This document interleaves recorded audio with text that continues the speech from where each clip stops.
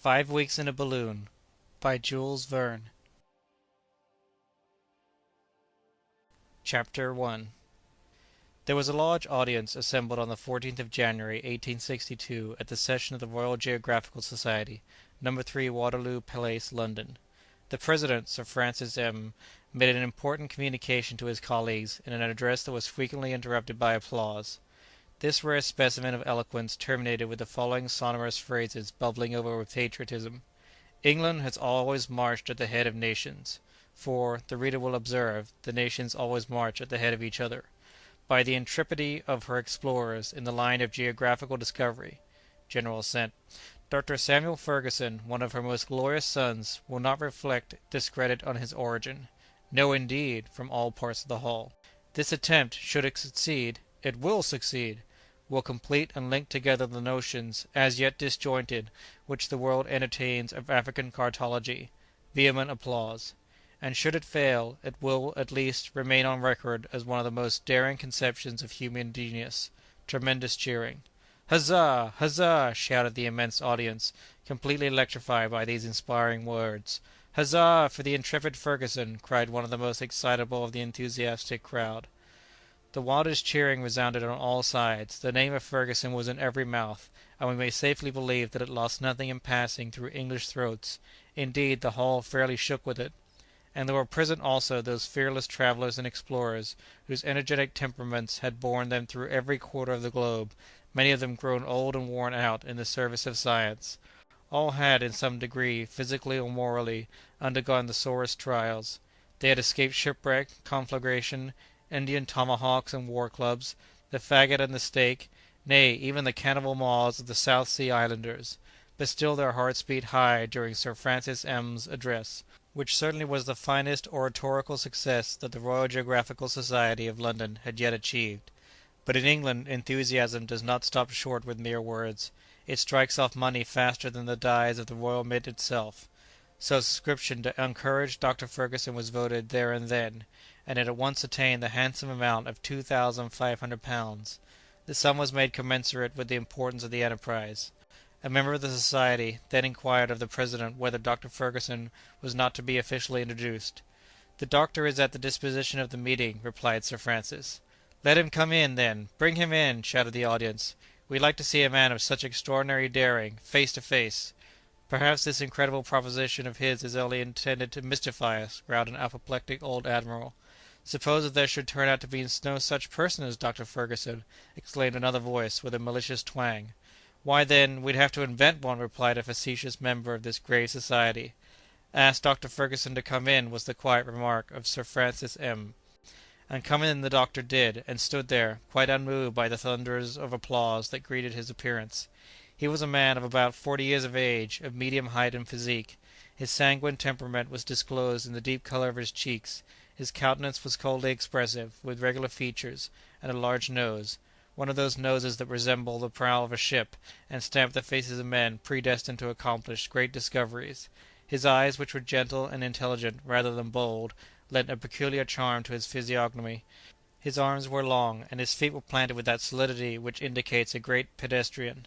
A calm gravity seemed to surround the doctor's entire person, and no one would dream that he would become the agent of any mystification, however harmless.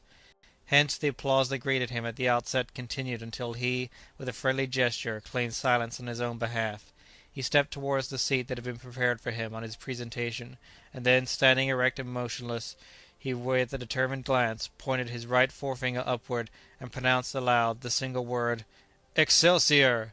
Never had one of Bright's or Cobden's sudden onslaughts, never had one of Palmerston's abrupt demands for funds to plate the rocks of the English coast with iron, made such a sensation. Sir Francis M.'s address was completely overshadowed. The doctor had shown himself moderate, sublime, and self-contained. In one he had uttered the word of the situation, "Excelsior!" The gouty old admiral who had been finding fault was completely won over by the singular man before him, and immediately moved the insertion of Dr. Fergusson's speech in "The Proceedings of the Royal Geographical Society of London." Who, then, was this person, and what was the enterprise that he proposed? Fergusson's father, a brave and worthy captain in the English navy, had associated his son with him, from the young man's earliest years, in the perils and adventures of his profession. The fine little fellow, who seemed to have never known the meaning of fear, early revealed a keen and active mind, an investigating intelligence, and a remarkable turn for scientific study. Moreover, he disclosed uncommon address in extricating himself from difficulty. He was never perplexed, not even in handling his fork for the first time, an exercise in which children generally have so little success. His fancy kindled early at the recitals he heard of daring enterprise and maritime adventure, and he followed with enthusiasm discoveries that signalized the first part of the 19th century. He mused over the glory of the Mungo Parks, the Bruces, the Cayleys, the Levaillants, and to some extent, I verily believe, of Selkirk, Robinson Crusoe, whom he considered in no wise inferior to the rest. How many a well-employed hour he passed with that hero on his isle of Juan Fernandez! Often he criticized the ideas of the shipwrecked sailor, and sometimes discussed his plans and projects. He would have done differently in such and such a case, or quite as well at least, of that he felt assured. But of one thing he was satisfied, that he never should have left that pleasant island, where he was as happy as a king without subjects. No, not if the inducement held out had been promotion to the first lordship in the Admiralty. It may readily be conjectured whether these tendencies were developed during a youth of adventure, spent in every nook and corner of the globe. Moreover, his father, who was a man of thorough instruction, omitted no opportunity to consolidate this keen intelligence by serious studies in hydrography, physics, and mechanics, along with a slight tincture of botany, medicine, and astronomy. Upon the death of the estimable captain, Samuel Fergusson, then 22 years of age, had already made his voyage around the world. He had enlisted in the Bengalese corps of engineers, and distinguished himself in several affairs, but this soldier's life had not exactly suited him. Caring but little for command, he had not been fond of obeying. He therefore sent in his resignation, and half botanizing, half playing the hunter, he made his way toward the north of the Indian peninsula, and crossed it from Calcutta to Surat, a mere amateur trip for him. From Surat we see him going over to Australia, and in 1845 participating in Captain Sturt's expedition, which had been sent out to explore the new Caspian Sea, supposed to exist in the centre of New Holland. Samuel Fergusson returned to England about 1850, and, more than ever possessed by the demon of discovery, he spent the intervening time until 1853 in accompanying Captain M'Clure on the expedition that went around the American continent from Behring Straits to Cape Farewell. Notwithstanding fatigues of every description and in all climates, Fergusson's constitution continued marvellously sound. He felt at ease in the midst of the most complete privations. In fine, he was the very type of the thoroughly accomplished explorer, whose stomach expands or contracts at will, whose limbs grow longer or shorter according to the resting place that each stage of a journey may bring, who can fall asleep at any hour of the day or awake at any hour of the night. Nothing then was less surprising after that than to find our traveller, in the period from 1855 to 1857, visiting the whole region west of the Thibet in company with the brothers Schlagentweit, and bringing back some curious ethnographic observations from that expedition. During these different journeys Fergusson had been the most active and interesting correspondent of the Daily Telegraph, the penny newspaper whose circulation amounts to 140,000 copies, and yet scarcely suffices for its many legions of readers. Thus the doctor had become well known to the public, although he could not claim membership in either of the Royal Geographical Societies of London, Paris, Berlin, Vienna, or St. Petersburg, or yet with the Travellers' Club, or even the Royal Polytechnic Institute, where his friend the statistician Cockburn ruled in state. The latter savant had, one day, gone so far as to propose to him the following problem. Given the number of miles travelled by the doctor in making the circuit of the globe, how many more had his head described than his feet, by reason of the different lengths of the radii, or, the number of miles traversed by the doctor's head and feet respectively being given, required the exact height of that gentleman. This was done with the idea of complimenting him, but the doctor had held himself aloof from all the learned bodies, belonging, as he did, to the church militant and not to the church polemical. He found his time better employed in seeking than in discussing, in discovering rather than discoursing. There is a story told of an Englishman who came one day to Geneva, intending to visit the lake. He was placed in one of those odd vehicles in which the passengers sit side by side, as they do in an omnibus. Well, it so happened that the Englishman got a seat that left him with his back turned toward the lake. The vehicle completed its circular trip without his thinking to turn around once, and he went back to London delighted with the Lake of Geneva. Dr. Fergusson, however, had turned around to look about him on his journeyings, and turned to such good purpose that he had seen a great deal. In doing so he had simply obeyed the laws of his nature, and we have good reason to believe that he was, to some extent, a fatalist, but of an orthodox school of fatalism withal, that led him to rely upon himself and even upon Providence. He claimed that he was impelled, rather than drawn by his own volition, to journey as he did, and that he traversed the world like the locomotive, which does not direct itself, but is guided and directed by the track it runs on. "I do not follow my route," he often said; "it is my route that follows me." The reader will not be surprised, then, at the calmness with which the doctor received the applause that welcomed him in the Royal Society. He was above all such trifles, having no pride and less vanity. He looked upon the proposition addressed to him by Sir Francis as the simplest thing in the world, and scarcely noticed the immense effect that it produced. When the session closed, the doctor was escorted to the rooms of the Travellers' Club in Pall Mall. A superb entertainment had been prepared there in his honour. The dimensions of the dishes served were made to correspond with the importance of the personage entertained, and the boiled sturgeon that figured at this magnificent repast was not an inch shorter than Dr. Fergusson himself. Numerous toasts were offered and quaffed, in the wines of France, to the celebrated travellers who had made their names illustrious by their explorations of African territory. The guests drank to their health, or to their memory, in alphabetical order, a good old English way of doing the thing.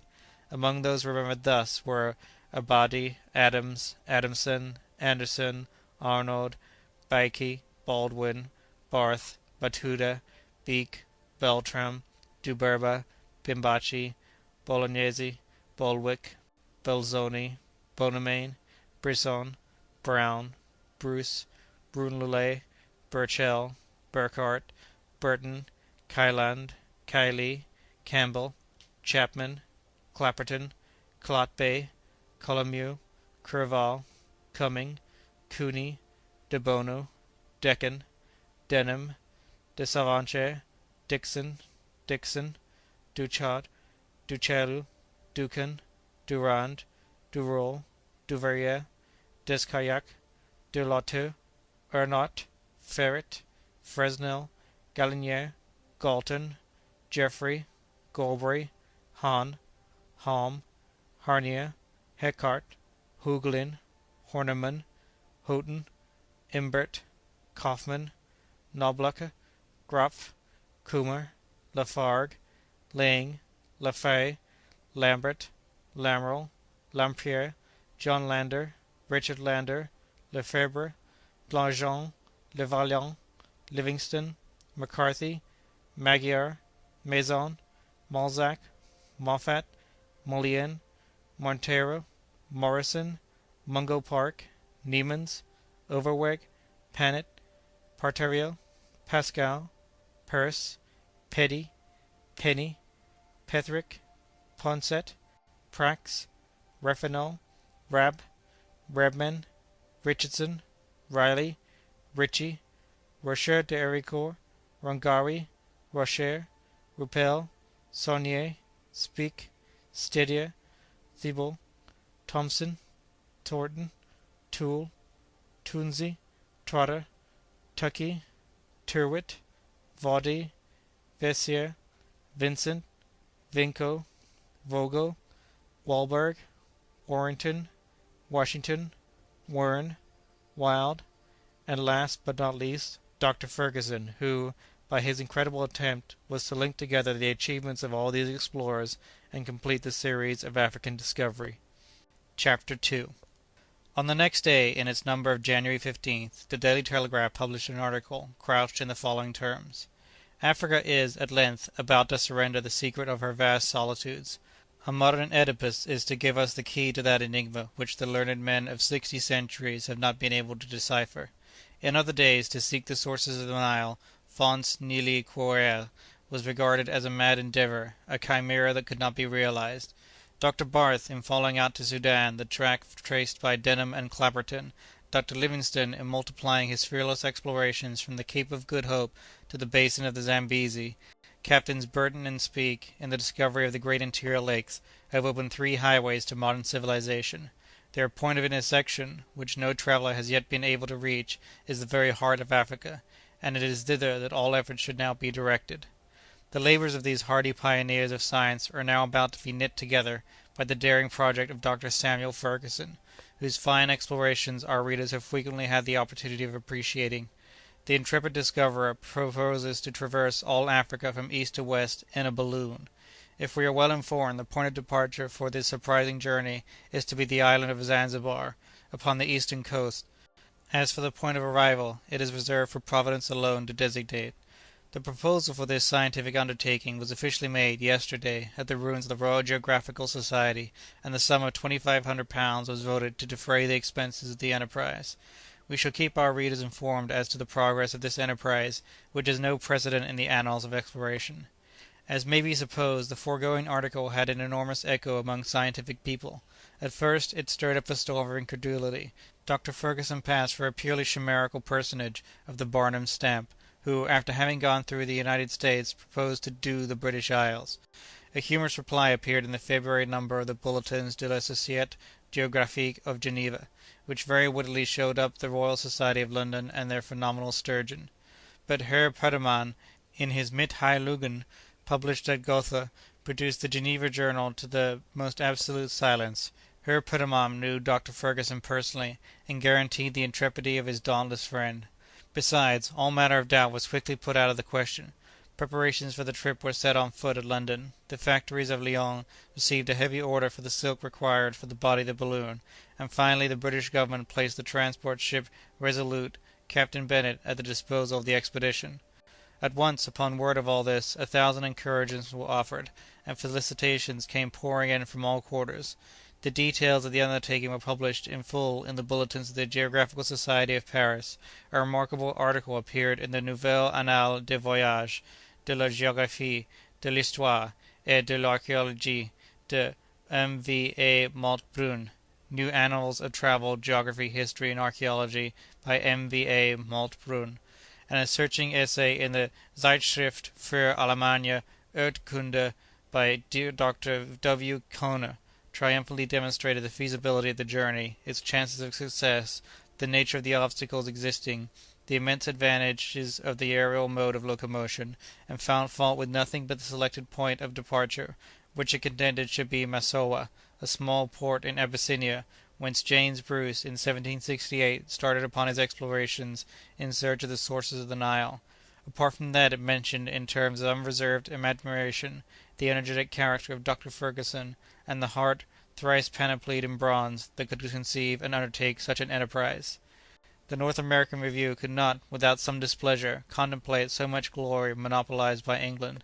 It therefore rather ridiculed the doctor's scheme, and urged him by all means to push his explorations as far as America while he was about it. In a word, without going over all the journals in the world, there was not a scientific publication, from the Journal of Evangelical Missions to the Revue Algérienne et Coloniale, from the Annales de la Propagation de la Foi to the Church Missionary Intelligencer, that had not something to say about the affair in all its phases. Many large bets were made at London, and throughout England generally, first, as to the real or supposititious existence of Dr. Fergusson; secondly, as to the trip itself, which, some contended, would not be undertaken at all, and which was really contemplated, according to others; thirdly, upon the success or failure of the enterprise; and fourthly, upon the probabilities of Dr. Fergusson's return. The betting books were covered with entries of immense sums, as though the Epsom races were at stake. Thus believers and unbelievers, the learned and the ignorant, alike had their eyes fixed on the doctor, and he became the lion of the day, without knowing that he carried such a mane. On his part, he willingly gave the most accurate information touching his project. He was very easily approached, being naturally the most affable man in the world. More than one bold adventurer presented himself, offering to share the dangers as well as the glory of the undertaking, but he refused them all, without giving his reasons for rejecting them.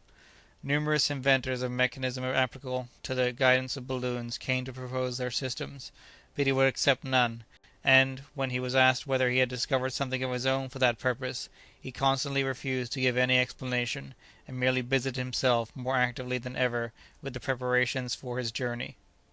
Chapter 3. Dr. Fergusson had a friend. Not another self, indeed, an alter ego, for friendship could not exist between two beings exactly alike.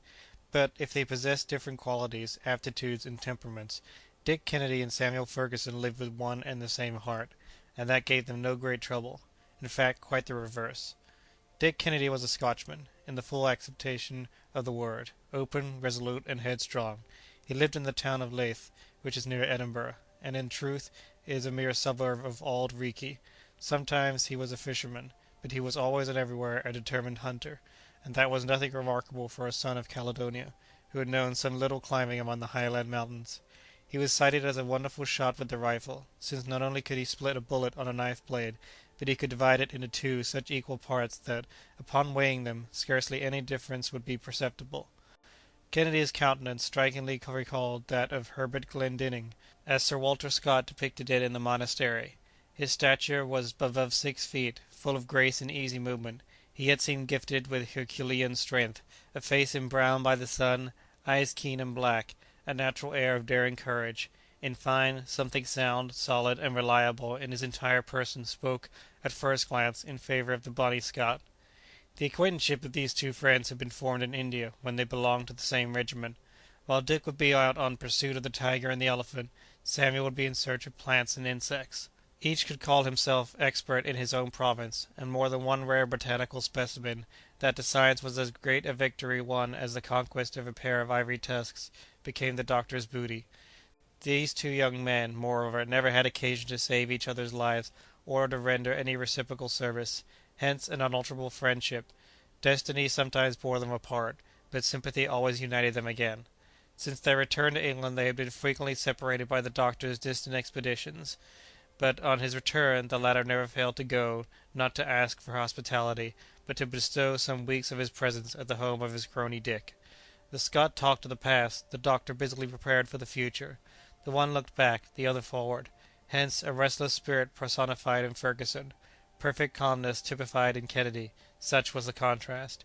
After his journey to the Thibet, the doctor had remained nearly 2 years without hinting at new explorations, and Dick, supposing that his friend's instinct for travel and thirst for adventure had at length died out, was perfectly enchanted.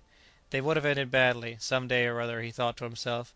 No matter what experience one has with men, one does not travel always with impunity among cannibals and wild beasts. So Kennedy besought the doctor to tie up his bark for life, having done enough for science, and too much for the gratitude of men. The doctor contented himself with making no reply to this. He remained absorbed in his own reflections, giving himself up to secret calculations, passing his nights among heaps of figures and making experiments with the strangest looking machinery, inexplicable to everybody but himself. It could readily be guessed, though, that some great thought was fermenting in his brain. What can he have been planning, wondered Kennedy, when in the month of January his friend quitted him to return to London. He found out one morning when he looked in the Daily Telegraph. "Merciful heaven!" he exclaimed. "The lunatic! The madman! Cross Africa in a balloon! Nothing but that was wanted to cap the climax. That's what he's been bothering his wits about these 2 years past." Now, reader, substitute for all these exclamation points as many ringing thumps with a brawny fist upon the table, and you have some idea of the manual exercise that Dick went through while he thus spoke.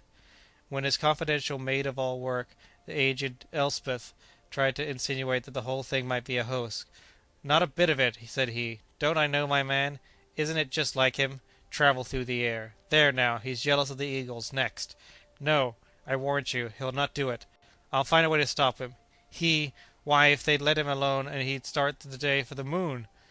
On that very evening Kennedy, half alarmed and half exasperated, took the train to London, where he arrived next morning. 3/4 of an hour later a cab deposited him at the door of the doctor's modest dwelling in Soho Square, Greek Street. Forthwith he bounded up the steps, and announced his arrival with 5 good hearty-sounding raps at the door. Fergusson opened in person. "Dick, you here?" he exclaimed, with no great expression of surprise, after all. "Dick himself," was the response. "What, my dear boy, you at London, and this the mid-season of the winter shooting?" "Yes, here I am, at London." "And what have you come to town for?" "To prevent the greatest piece of folly that ever was conceived." "Folly!" said the doctor. "It's what this paper says, the truth," rejoined Kennedy, holding out the copy of the Daily Telegraph mentioned above. "Ah, that's what you mean, is it? These newspapers are great tattlers. But sit down, my dear Dick." "No, I won't sit down. Then you really intend to attempt this journey?" "Most certainly. All my preparations are getting along finely, and Where are your traps? Let me have a chance at them. I'll make them fly. I'll put your preparations in fine order." And so saying, the gallant Scot gave way to a genuine explosion of wrath. "Come, be calm, my dear Dick," resumed the doctor. "You're angry at me because I do not acquaint you with my new project." "He calls this his new project!" "I have been very busy," the doctor went on, without heeding the interruption. I have had so much to look after, but rest assured that I should not have started without writing to you. Oh, indeed, I am highly honoured, because it is my intention to take you with me." Upon this the Scotchman gave a leap that a wild goat would not have been ashamed of among his native crags. "Ah, really, then, you want them to send us both to Bedlam? I have counted positively upon you, my dear Dick, and I have picked you out from all the rest." Kennedy stood speechless with amazement. "After listening to me for 10 minutes," said the doctor, "you will thank me." "Are you speaking seriously?" "Very seriously." "And suppose that I refuse to go with you?" "But you won't refuse." "But suppose that I were to refuse?" "Well, I'd go alone." "Let us sit down," said Kennedy, "and talk without excitement. The moment you gave up jesting about it, we can discuss the thing." "Let us discuss it, then, at breakfast, if you have no objections, my dear Dick." The two friends took their seats opposite to each other at a little table with a plate of toast and a huge tea before them. "My dear Samuel," said the sportsman, "your project is insane. It is impossible. It has no resemblance to anything reasonable or practicable." "That's for us to find out when we shall have tried it." "But trying it is exactly what you ought not to attempt." "Why so, if you please?" "Well, the risks, the difficulty of the thing." "As for difficulties," replied Fergusson, in a serious tone, "they were made to be overcome. As for risks and danger, who can flatter himself that he is to escape them? Everything in life involves danger. It may even be dangerous to sit down at one's own table, or to put one's hat on one's own head. Moreover, we must look upon what is to occur as having already occurred, and see nothing but the present and the future, for the future is but the present a little farther on." "There it is!" exclaimed Kennedy, with a shrug. "As great a fatalist as ever." "Yes, but in the good sense of the word. Let us not trouble ourselves, then, about what fate has in store for us, and let us not forget our good old English proverb, 'The man who was born to be hung will never be drowned.'" There was no reply to make, but that did not prevent Kennedy from resuming a series of arguments which may be readily conjectured, but which were too long for us to repeat. "Well, then," he said, after an hour's discussion, "if you are absolutely determined to make this trip across the African continent, if it is necessary for your happiness, why not pursue the ordinary routes?" "Why?" ejaculated the doctor, growing animated.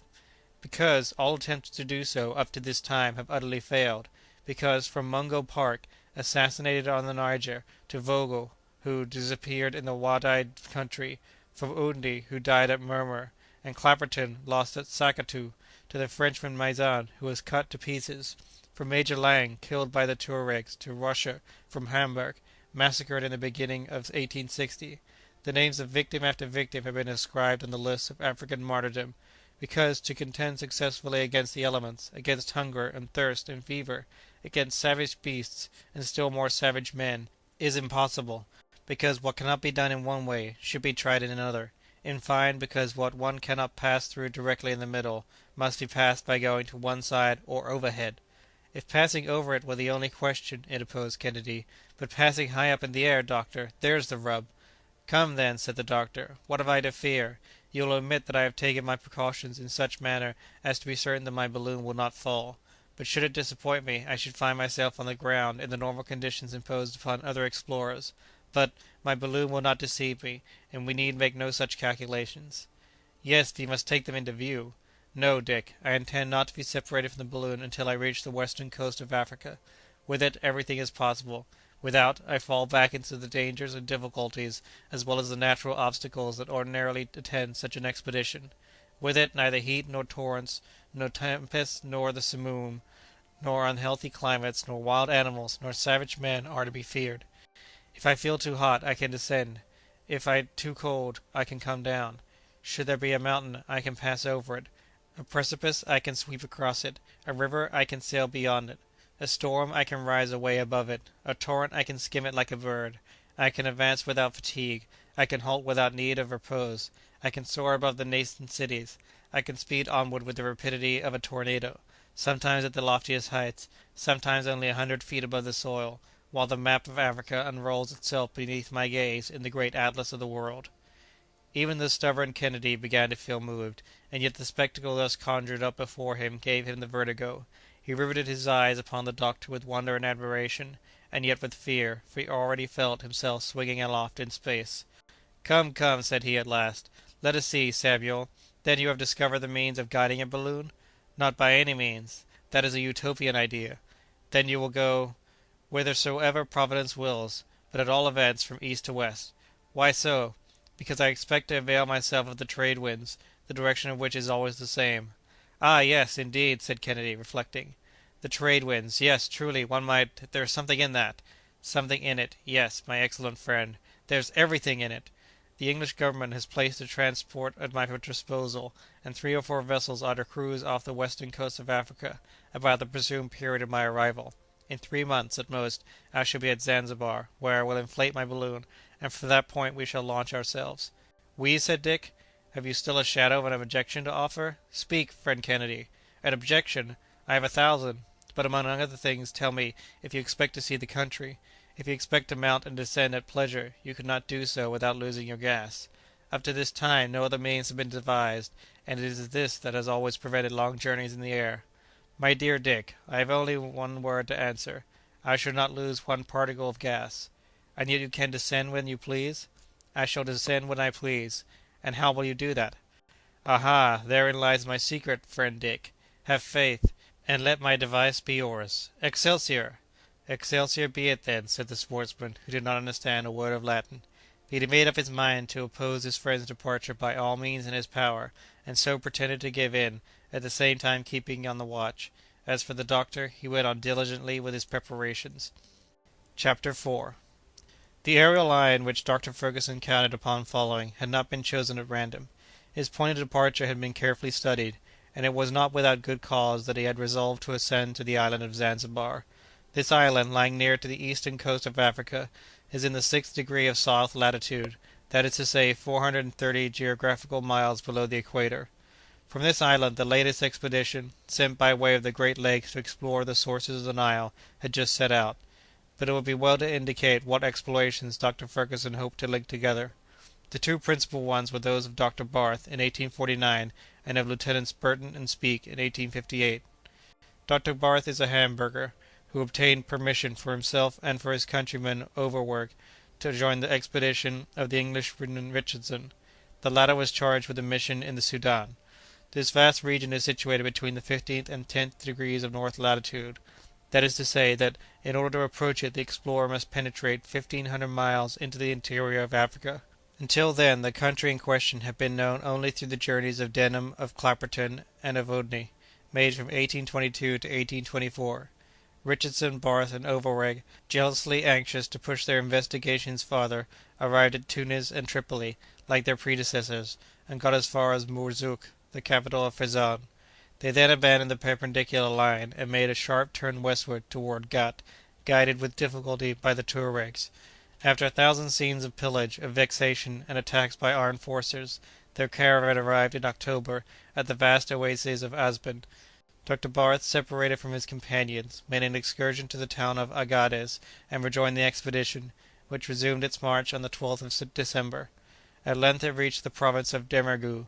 There the 3 travellers parted, and Barth took the road to Kano, where he arrived by dint of perseverance, and after paying considerable tribute. In spite of an intense fever, he quitted that place on the 7th of March, accompanied by a single servant. The principal aim of his journey was to reconnoitre Lake Tchad, from which he was still 350 miles distant. He therefore advanced toward the east, and reached the town of Zurikolo, in the Bornu county, which is the core of the great central empire of Africa. There he heard of the death of Richardson, who had succumbed to fatigue and privation. He next arrived at Kuka, the capital of Bornu, on the borders of the lake. Finally, at the end of 3 weeks, on the 14th of April, 12 months after having quitted Tripoli, he reached the town of Ngomo. We find him again setting forth on the 29th of March, 1851, with Overweg, to visit the kingdom of Adamaoua, to the south of the lake, and from there he pushed on as far as the town of Yola, a little below 9 degrees north latitude. This was the extreme southern limit reached by that daring traveller. He returned in the month of August to Kuka. From there he successfully traversed the Mandara, Bargimi, and Klanem countries, and reached his extreme limit in the east, the town of Masena, situated at 17 degrees 20 minutes west longitude.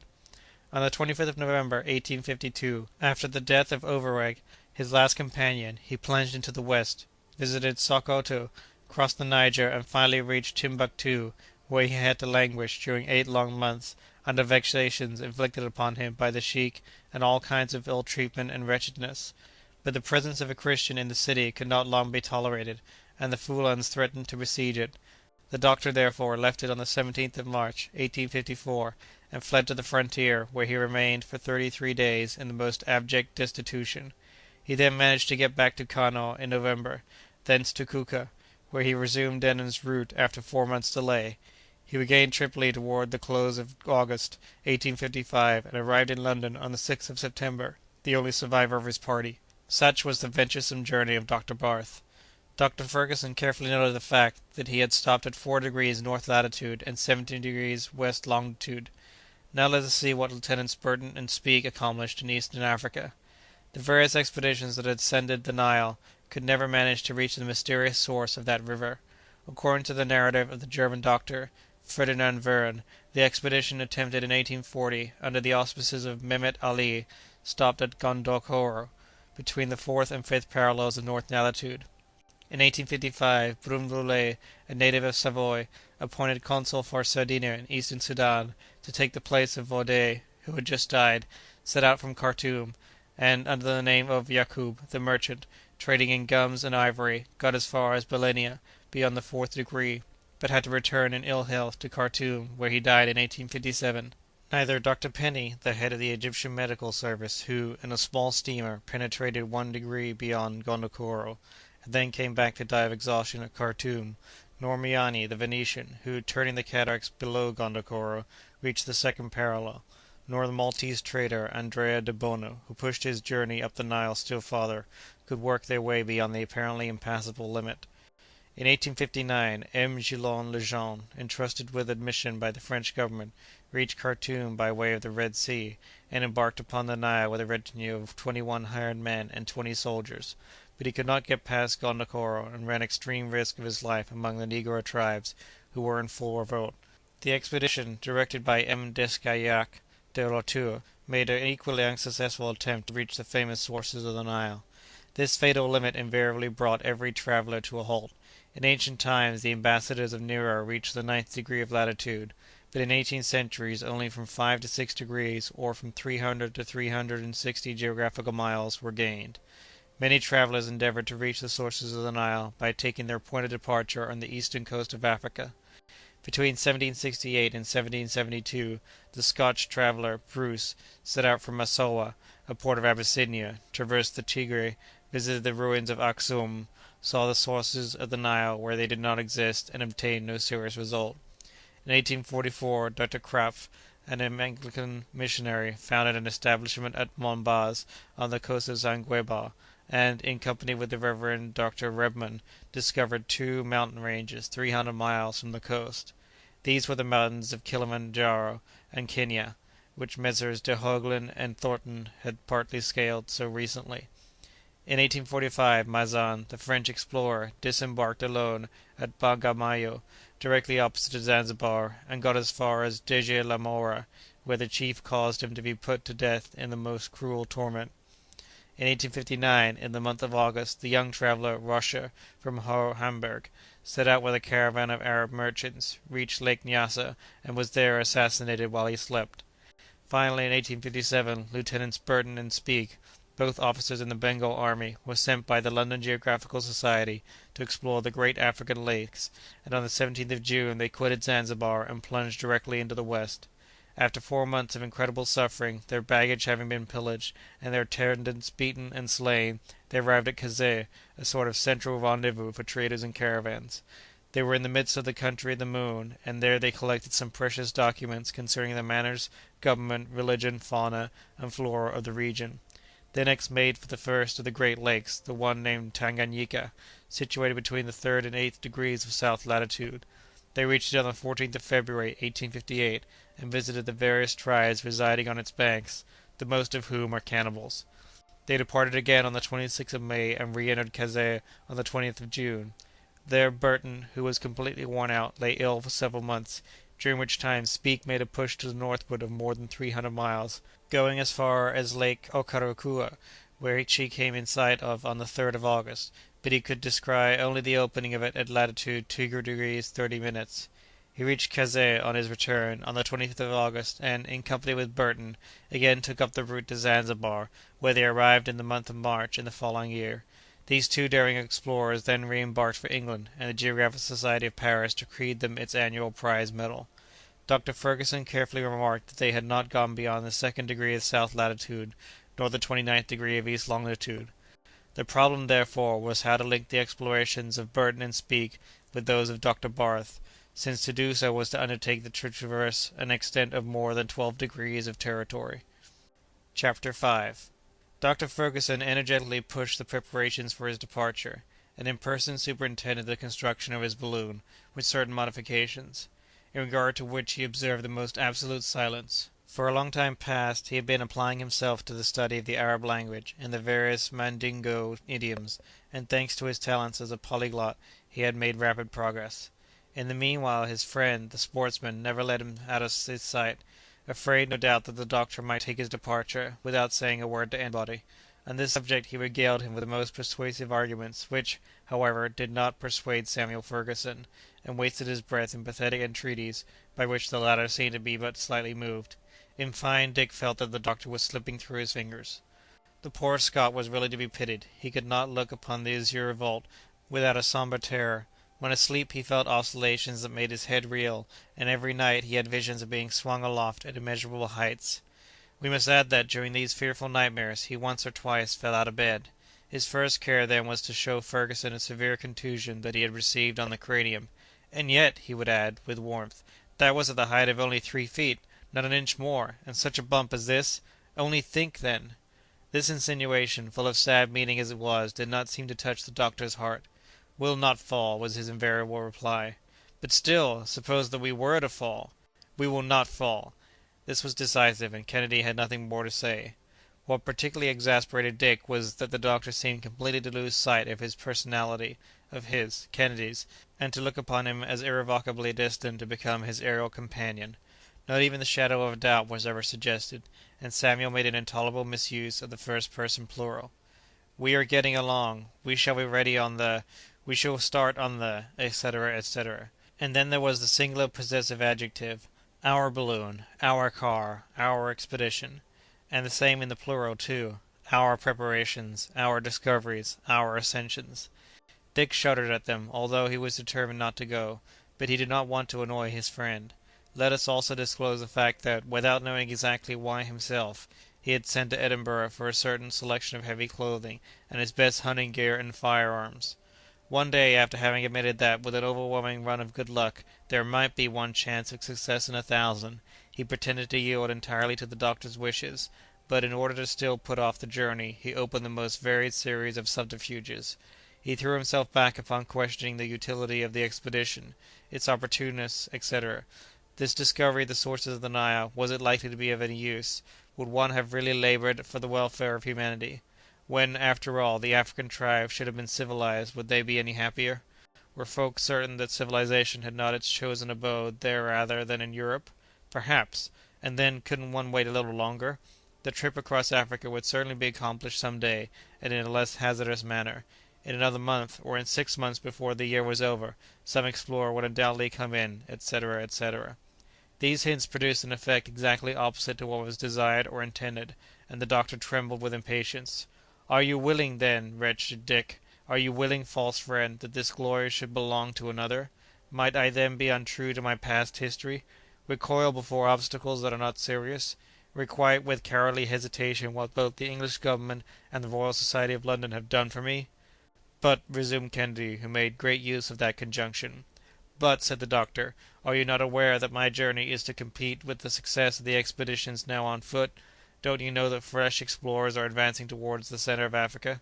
Still, listen to me, Dick, and cast your eyes over that map." Dick glanced over it with resignation. "Now, ascend the course of the Nile." "I have ascended it," replied the Scotchman, with docility. "Stop at Gondokoro." "I am there." And Kennedy thought to himself how easy such a trip was, on the map. "Now, take one of the points of these dividers, and let it rest upon that place beyond which the most daring explorers have scarcely gone." "I have done so." "And now look along the coast for the island of Zanzibar, in latitude 6 degrees south." "I have it." "Now, follow the same parallel and arrive at Kazeh." "I have done so." "Run up again along the 33rd degree of longitude, to the opening of Lake Ukéréoué, at the point where Lieutenant Speke had to halt." I am there, a little more, and I should have tumbled into the lake. Very good. Now, do you know what we have the right to suppose, according to the information given by the tribes that live along its shores? I haven't the least idea. Why, that this lake, the lower extremity of which is 2 degrees and 30 minutes, must extend also 2 degrees and a half above the equator. Really? Well, from this northern extremity there flows a stream which must necessarily join the Nile, if it be not the Nile itself. That is indeed curious. Then let the other point of your dividers rest upon that extremity of Lake Ekuroi. It is done, friend Fergusson. Now, how many degrees can you count between the 2 points? Scarcely two. And do you know what that means, Dick? Not the least in the world. Why, that makes scarcely 120 miles. In other words, a nothing. Almost nothing, Samuel. Well, do you know what is taking place at this moment? No, upon my horror, I do not. Very well, then I'll tell you. The Geographical Society regard as very important the exploration of this lake, of which Speke caught a glimpse. Under their auspices, Lieutenant, now Captain, Speke has associated with him Captain Grant, of the army in India. They have put themselves at the head of a numerous and well-equipped expedition. Their mission is to ascend the lake and return to Gondokoro. They have received a subsidy of more than £5,000, and the governor of the Cape of Good Hope has placed Hottentot soldiers at their disposal. They set out from Zanzibar at the close of October, 1860. In the meanwhile, John Petherick, the English consul at the city of Khartoum, has received about £700 from the Foreign Office. He is to equip a steamer at Khartoum, stock it with sufficient provisions, and make his way to Gondokoro. There he will await Captain Speke's caravan, and be able to replenish its supplies to some extent. Well planned, said Kennedy. You can easily see, then, that time presses if we are to take part in these exploring labours. And that is not all, since, while some are thus advancing with sure steps to the discovery of the sources of the Nile, others are penetrating to the very heart of Africa. On foot, said Kennedy. Yes, on foot, rejoined the doctor, without noticing the insinuation. Dr. Krapf proposes to push forward, in the west, by way of the Jub, a river lying under the equator. Baron de Decken has already set out from Mombaz, has reconnoitred the mountains of Kenaya and Kilimanjaro, and is now plunging in toward the centre. But all this time on foot? On foot or on mules? Exactly the same, so far as I am concerned, ejaculated Kennedy. Lastly, resumed the doctor, M. de Heuglin, the Austrian vice-consul at Khartoum, has just organized a very important expedition, the first aim of which is to search for the traveller Vogel, who in 1853 was sent into the Sudan to associate himself with the labours of Dr. Barth.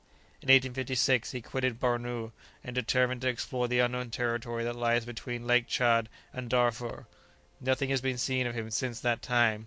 Letters that were received in Alexandria in 1860 said that he was killed at the order of King of Wadai, but other letters, addressed by Dr. Hartmann to the traveller's father, relate that, according to the recital of the Fedlata of Bornu, Vogel was merely held as a prisoner at Wava. All hope is not then lost.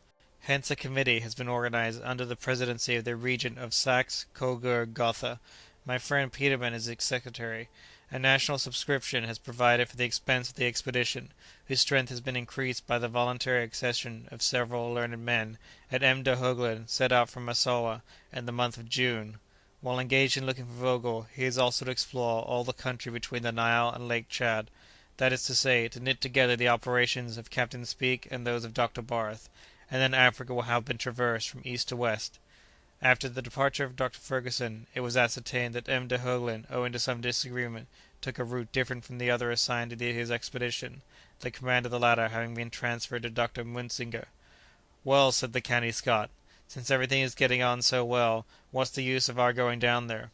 Chapter 6. Dr. Fergusson had a servant who answered with alacrity to the name of Joe. He was an excellent fellow who testified the most absolute confidence in his master, and the most unlimited devotion to his interests, even anticipating his wishes and orders, which were always intelligently executed. In fine, he was a Caleb without the growling, and a perfect pattern of constant good humour. Had he been made on purpose for the place, it could not have been better done.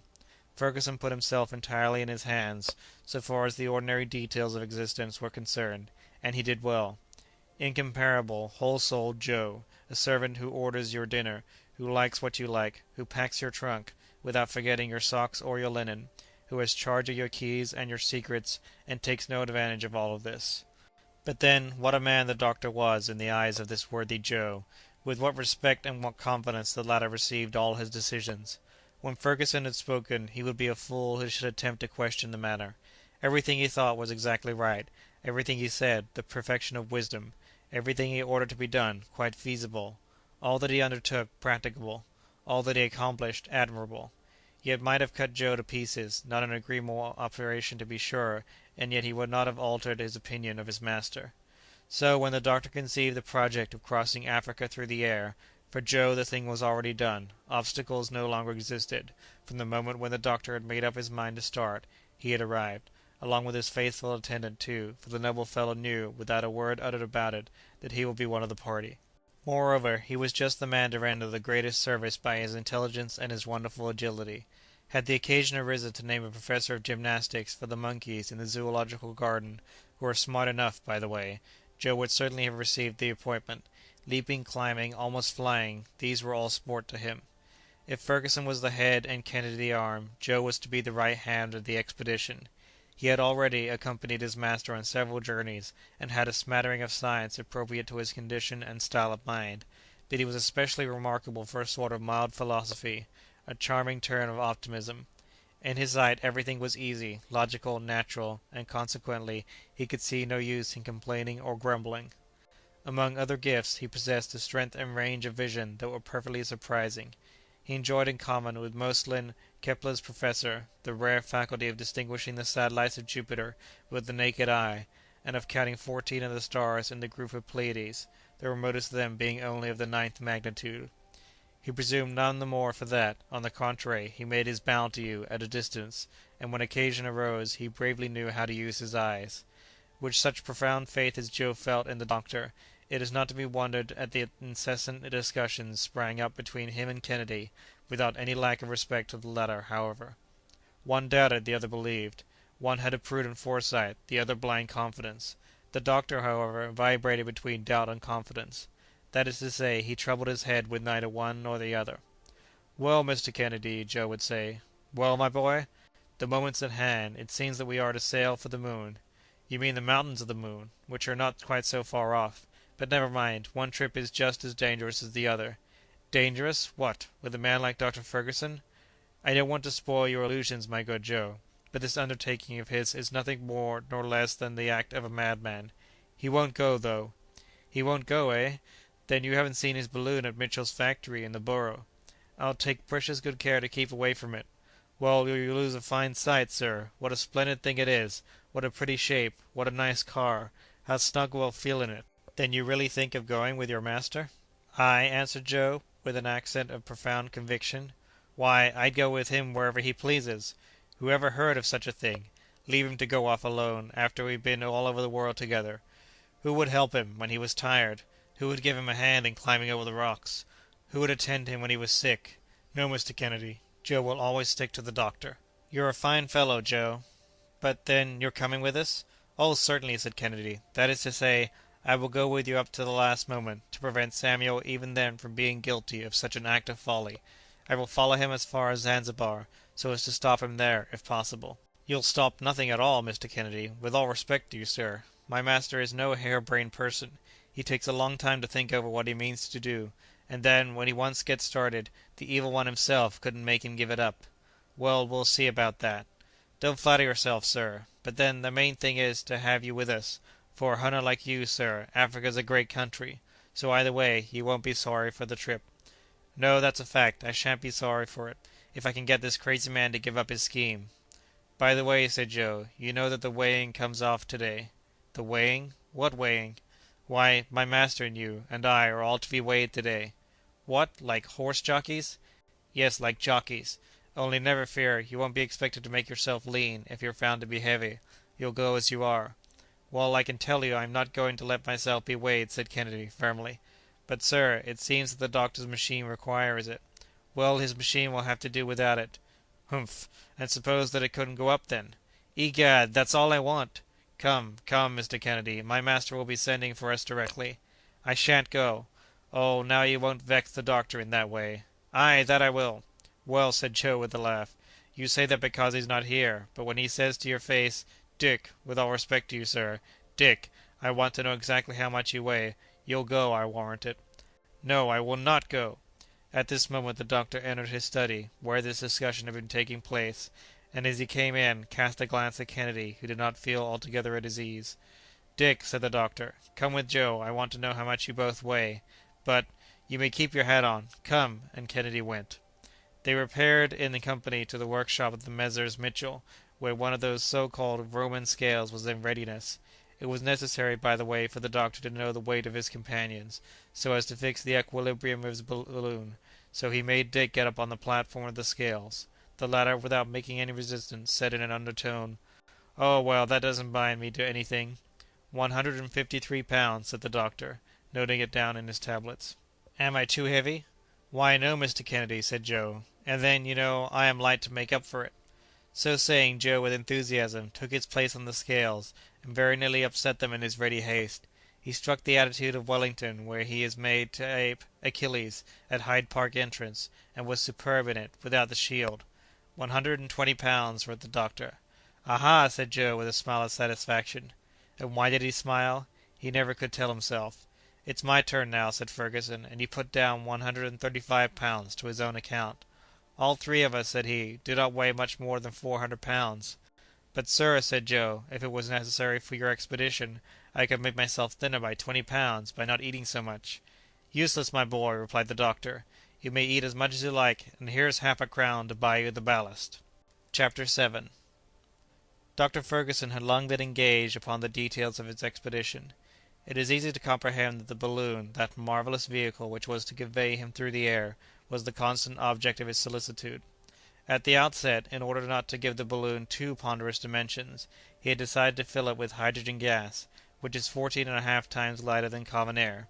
The production of this gas is easy, and it has given the greatest satisfaction hitherto in aerostatic experiments. The doctor, according to very accurate calculations, found that, including the articles indispensable to his journey and his apparatus, he should have to carry a weight of 4,000 pounds. Therefore he had to find out what would be the ascensional force of a balloon capable of raising such a weight, and consequently what would be its capacity. A weight of 4,000 pounds is represented by a displacement of the air amounting to 44,847 cubic feet, or, in other words, 44,847 cubic feet of air weigh about 4,000 pounds. By giving the balloon these cubic dimensions, and filling it with hydrogen gas instead of common air, the former being 14½ times lighter and weighing therefore only 276 pounds, a difference of 3,724 pounds in equilibrium is produced, and it is this difference between the weight of the gas contained in the balloon and the weight of the surrounding atmosphere that constitutes the ascensional force of the former. However, were the 44,847 cubic feet of gas of which we speak all introduced into the balloon, it would be entirely filled. But that would not do, because, as the balloon continued to mount into the more rarefied layers of the atmosphere, the gas within would dilate, and soon burst the cover containing it. Balloons, then, are usually only two-thirds filled. But the doctor, in carrying out a project known only to himself, resolved to fill his balloon only one-half, and since he had to carry 44,847 cubic feet of gas, to give his balloon nearly double capacity, he arranged it in that elongated oval shape which has come to be preferred. The horizontal diameter was 50 feet, and the vertical diameter 75 feet. He thus obtained a spheroid, the capacity of which amounted, in round numbers, to 90,000 cubic feet. Could Dr. Fergusson have used two balloons, his chances of success would have been increased, for should one burst in the air, he could, by throwing out ballast, keep himself up with the other. But the management of two balloons would, necessarily, be very difficult, in view of the problem to keep them both at an equal ascensional force. After having pondered the matter carefully, Dr. Fergusson, by an ingenious arrangement, combined the advantages of two balloons, without incurring their inconveniences. He constructed two of different sizes, and enclosed the smaller in the larger one. His external balloon, which had the dimensions given above, contained a less one of the same shape, which was only 45 feet in horizontal, and 68 feet in vertical diameter. The capacity of this interior balloon was only 67,000 cubic feet. It was to float in the fluid surrounding it. A valve opened from one balloon into the other, and thus enabled the aeronaut to communicate with both. This arrangement offered the advantage that if gas had to be let off, so as to descend, that which was in the outer balloon would go first, and were it completely emptied the smaller one would still remain intact. The outer envelope might then be cast off as a useless encumbrance, and the second balloon, left free to itself, would not offer the same hold to the currents of air as a half-inflated one must needs present. Moreover, in case of an accident happening to the outside balloon, such as getting torn for instance, the other would remain intact. The balloons were made of a strong but light Lyons silk, coated with gutta percha. This gummy, resinous substance is absolutely waterproof, and also resists acids and gas perfectly. The silk was doubled, at the upper extremity of the oval, where the most of the strain would come. Such an envelope as this would retain the inflating fluid for any length of time. It weighed half a pound per 9 square feet. Hence, the surface of the outside balloon being about 11,600 square feet, its envelope weighed 650 pounds. The envelope of the second, or inner balloon, having 9,200 square feet of surface, weighed only about 510 pounds, or say 1,160 pounds for both. The network that supported the car was made of very strong hempen cord, and the two valves were the object of the most minute and careful attention, as the rudder of a ship would be. The car, which was of a circular form and 15 feet in diameter, was made of wicker work, strengthened with a slight covering of iron, and protected below by a system of elastic springs, to deaden the shock of collision. Its weight, along with that of the network, did not exceed 250 pounds. In addition to the above, the doctor caused to be constructed 2 sheet iron chests 2 line in thickness. These were connected by means of pipes furnished with stop-cocks. He joined to these a spiral, 2 inches in diameter, which terminated in 2 branched pieces of unequal length, the longer of which, however, was 25 feet in height, and the shorter only 15 feet.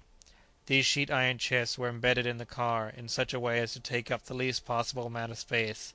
The spiral, which was not to be adjusted until some future moment, was packed up separately along with a very strong Bunsen electric battery. This apparatus had been so ingeniously combined that it did not weigh more than 700 pounds, even including 25 gallons of water in another receptacle. The instruments provided for the journey consisted of 2 barometers, 2 thermometers, 2 compasses, a sextant, 2 chronometers, an artificial horizon, and an altazimuth to throw out the height of distant and inaccessible objects. The Greenwich Observatory had placed itself at the doctor's disposal. The latter, however, did not intend to make experiments in physics. He merely wanted to be able to know in what direction he was passing, and to determine the position of the principal rivers, mountains, and towns. He also provided himself with 3 thoroughly tested iron anchors, and a light but strong silk ladder 50 feet in length. He at the same time carefully weighed his stores of provision, which consisted of tea, coffee, biscuit, salted meat, and pemmican, a preparation which comprises many nutritive elements in a small space.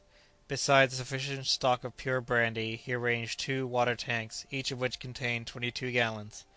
The consumption of these articles would necessarily, little by little, diminish the weight to be sustained, for it must be remembered that the equilibrium of a balloon floating in the atmosphere is extremely sensitive.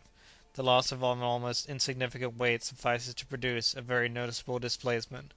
Nor did the doctor forget an awning to shelter the car, nor the coverings and blankets that were to be the bedding of the journey, nor some fowling pieces and rifles, with their requisite supply of powder and ball.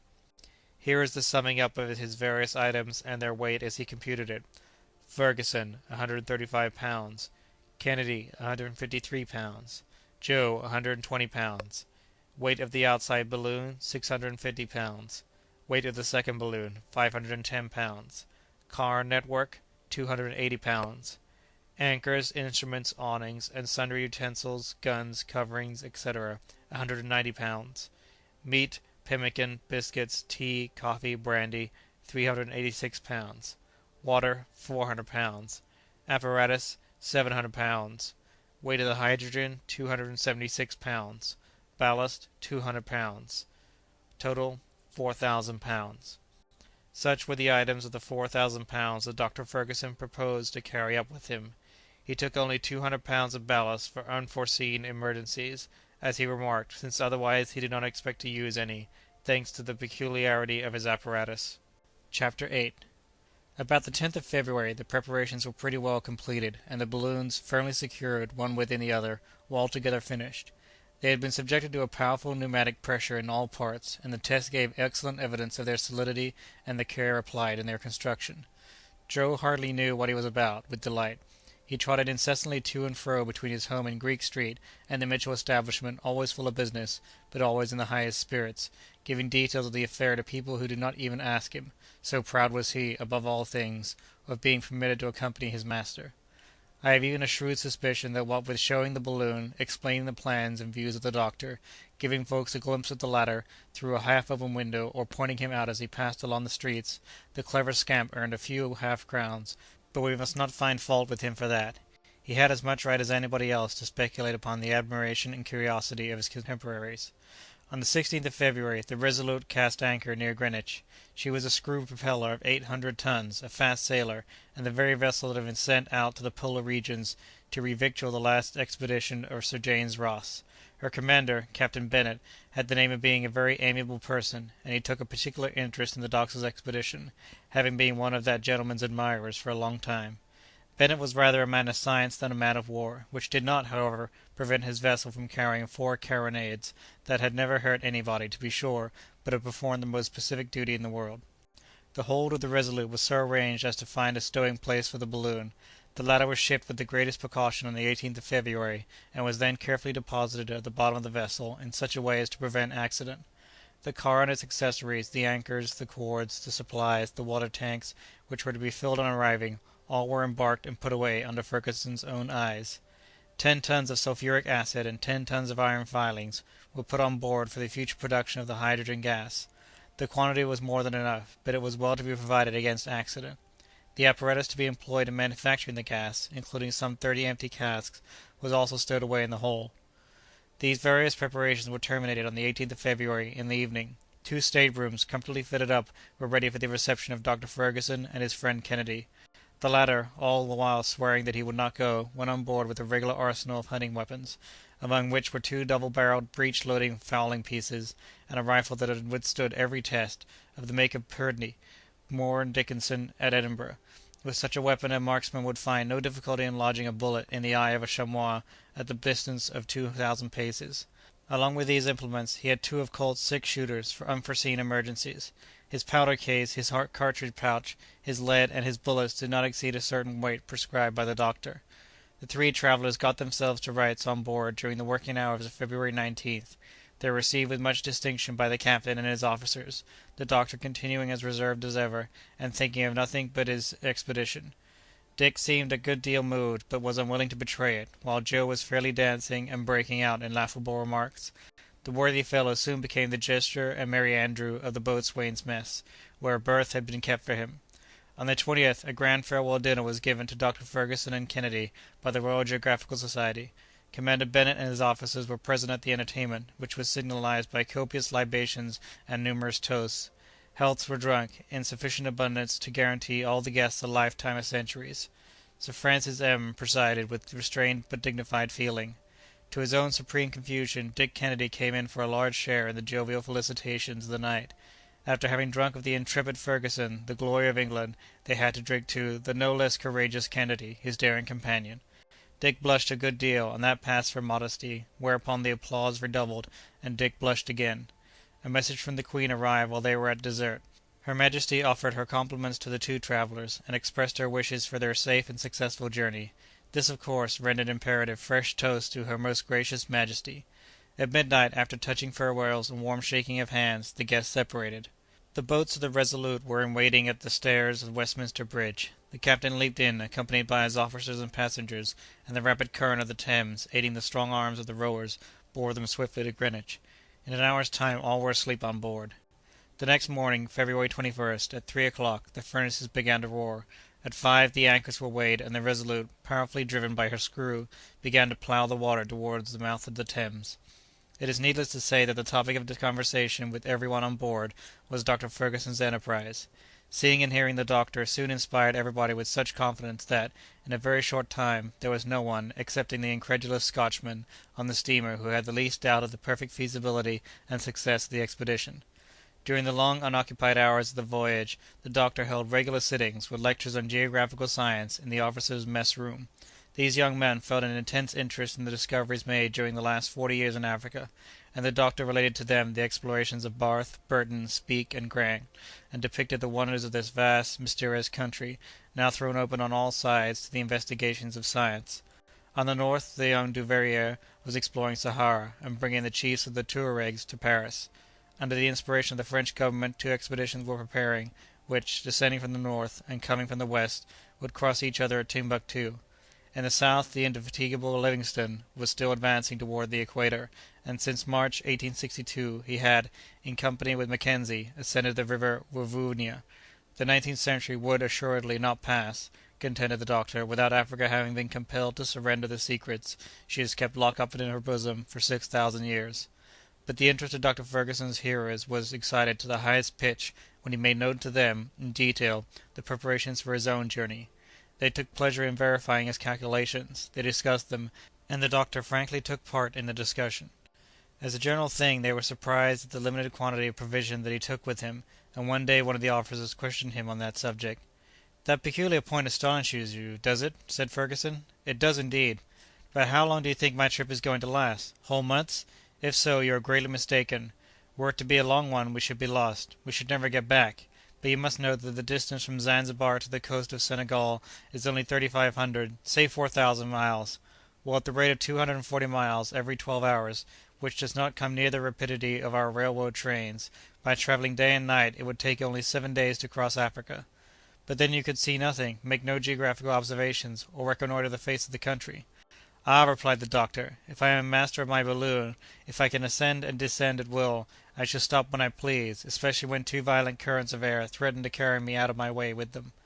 "And you will encounter such?" said Captain Bennet. "There are tornadoes that sweep at the rate of more than 240 miles per hour." "You see, then, that with such speed as that, we could cross Africa in 12 hours. One would rise at Zanzibar and go to bed at St. Louis." "But," rejoined the officer, "could any balloon withstand the wear and tear of such velocity?" "It has happened before," replied Fergusson.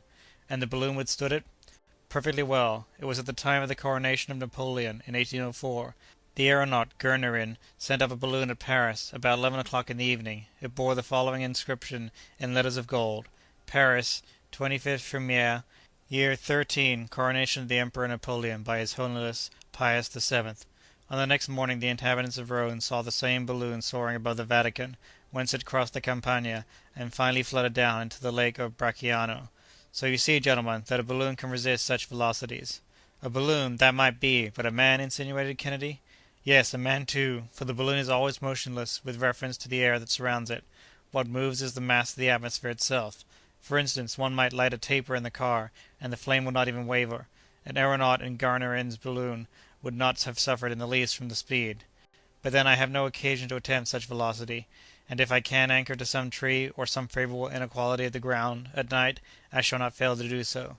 Besides, we take provision for 2 months with us, after all, and there is nothing to prevent our skilful huntsmen here from furnishing game in abundance when we come to our light." "Ah, Mr. Kennedy," said a young midshipman, with envious eyes, "what splendid shots you'll have!" "Without counting," said another, "that you'll have the glory as well as the sport." "Gentlemen," replied the hunter, stammering with confusion, "I greatly appreciate your compliments, but they don't belong to me." "You!" exclaimed everybody. "Don't you intend to go?" "I am not going." "You won't accompany Dr. Fergusson?" "Not only shall I not accompany him, but I am here so as to be present at the last moment to prevent his going." Every eye was now turned to the doctor. "Never mind him," said the latter, calmly. "This is a matter that we can't argue with him.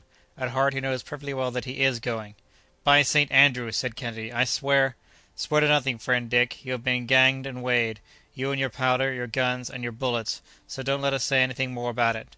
And, in fact, from that day until the arrival at Zanzibar, Dick never opened his mouth. He talked neither about that nor about anything else. He kept absolutely silent. Chapter 9. The Resolute plunged along rapidly toward the Cape of Good Hope, the weather continuing fine, although the sea ran heavier. On the 30th of March, 27 days after the departure from London, the Table Mountain loomed up on the horizon. Cape City, lying at the foot of an amphitheatre of hills, could be distinguished through the ship's glasses, and soon the Resolute cast anchor in the port. But the captain touched there only to replenish his coal bunkers, and that was but a day's job. On the morrow he steered away to the southward, so as to double the southernmost point of Africa and enter the Mozambique Channel. This was not Joe's first sea voyage, and so, for his part, he soon found himself at home on board. Everybody liked him for his frankness and good humour. A considerable share of his master's renown was reflected upon him. He was listened to as an oracle, and he made no more mistakes than the next one. So while the doctor was pursuing his descriptive course of lecturing in the officers' mess, Joe reigned supreme on the forecastle, holding forth in his own peculiar manner, and making history to suit himself, a style of procedure pursued, by the way, by the great historians of all ages and nations. The topic of discourse was, naturally, the aerial voyage. Joe had experienced some trouble in getting the rebellious spirits to believe in it, but, once accepted by them, nothing connected with it was any longer an impossibility to the imaginations of the seamen stimulated by Joe's harangues. Our dazzling narrator persuaded his hearers that, after this trip, many others still more wonderful would be undertaken. In fact, it was to be but the first of a long series of superhuman expeditions. "You see, my friends, when a man has had a taste of that kind of travelling, he can't get along afterward with any other. So, on our next expedition, instead of going off to one side, we'll go right ahead, going up, too, all the time." "Humph! Then you'll go to the moon," said one of the crowd, with a stare of amazement. "To the moon!" exclaimed Joe. "To the moon! Pooh! That's too common. Everybody might go to the moon, that way. Besides, there's no water there, and you have to carry such a lot of it along with you. Then you have to take air along in bottles, so as to breathe." "Ay, ay, that's all right. But can a man get a drop of the real stuff there?" said a sailor, who liked his toddy. "Not a drop," was Joe's answer. "No, old fellow, not in the moon. But we're going to skip around among those little twinklers up there, the stars, and the splendid planets that my old man so often talks about. For instance, we'll commence with Saturn." "That one with the ring?" asked the boatswain. "Yes, the wedding ring.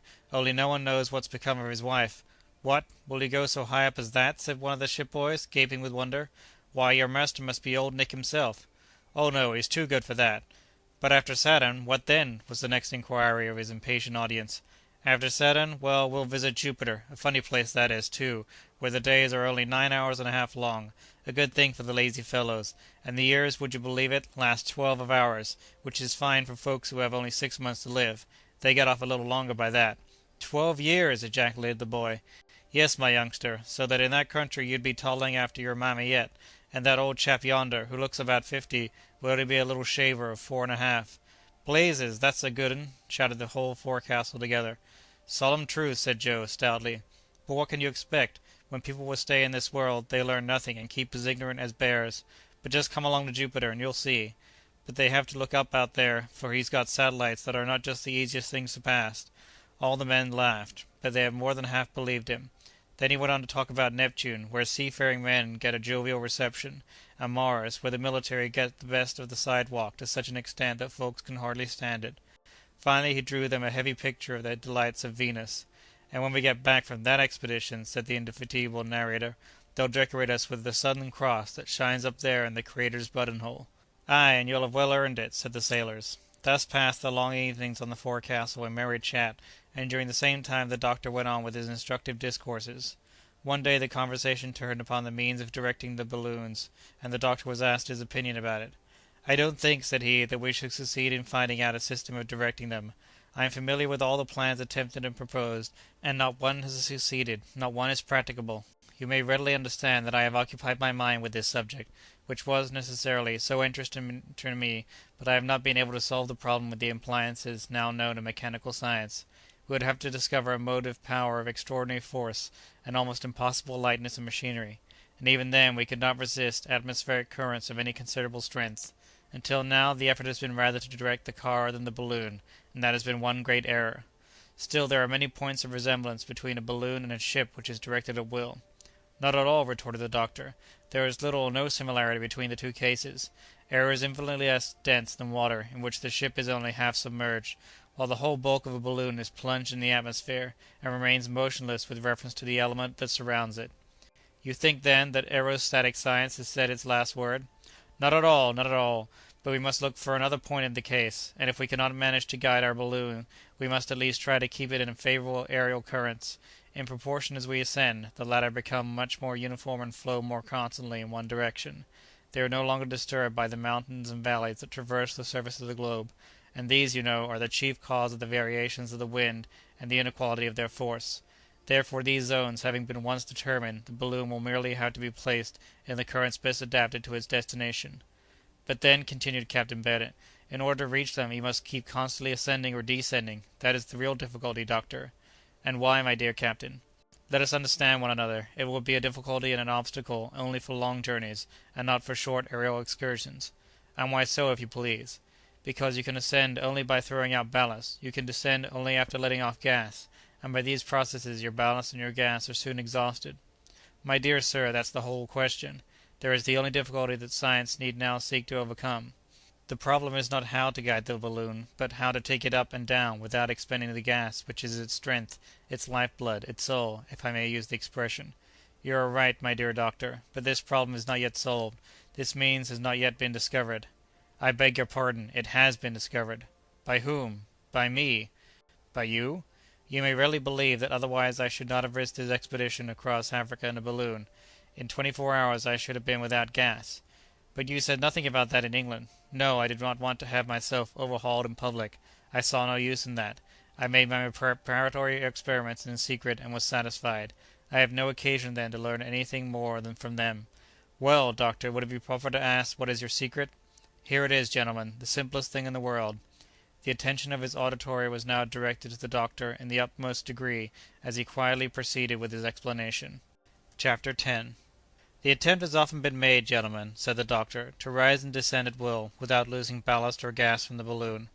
A French aeronaut, M. Meunier, tried to accomplish this by compressing air in a receptacle. A Belgian, Dr. Van Hecke, by means of wings and paddles, obtained a vertical power that would have sufficed in most cases, but the practical results secured from these experiments have been insignificant.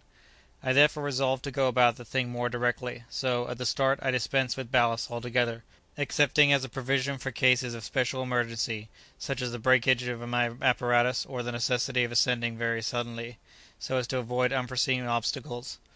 My means of ascent and descent consist simply in dilating or contracting the gas that is in the balloon by the application of different temperatures, and here is the method of obtaining the result. You saw me bring on board with the car several cases or receptacles, the use of which you may not have understood. They are 5 in number. The first contains about 25 gallons of water, to which I add a few drops of sulphuric acid, so as to augment its capacity as a conductor of electricity, and then I decompose it by means of a powerful Bunsen battery. Water, as you know, consists of 2 parts of hydrogen to 1 of oxygen gas. The latter, through the action of the battery, passes at its positive pole into the second receptacle. A third receptacle, placed above the second one, and of double its capacity, receives the hydrogen passing into it by the negative pole. Stopcocks, of which one has an orifice twice the size of the other, communicate between these receptacles, and a fourth one, which is called the mixture reservoir, since it is in these 2 gases obtained by the decomposition of the water do readily commingle. The capacity of this fourth tank is about 41 cubic feet. On the upper part of this tank is a platinum tube provided with a stopcock. You will now readily understand, gentlemen, the apparatus that I have described to you is really a gas cylinder and blowpipe for oxygen and hydrogen, the heat of which exceeds that of a forge fire. This much established, I proceed the second part of my apparatus. From the lowest part of my balloon, which is hermetically closed, issue 2 tubes a little distance apart. The one starts among the upper layers of the hydrogen gas, the other amid the lower layers. These 2 pipes are provided at intervals with strong jointings of india rubber, which enable them to move in harmony with the oscillations of the balloon.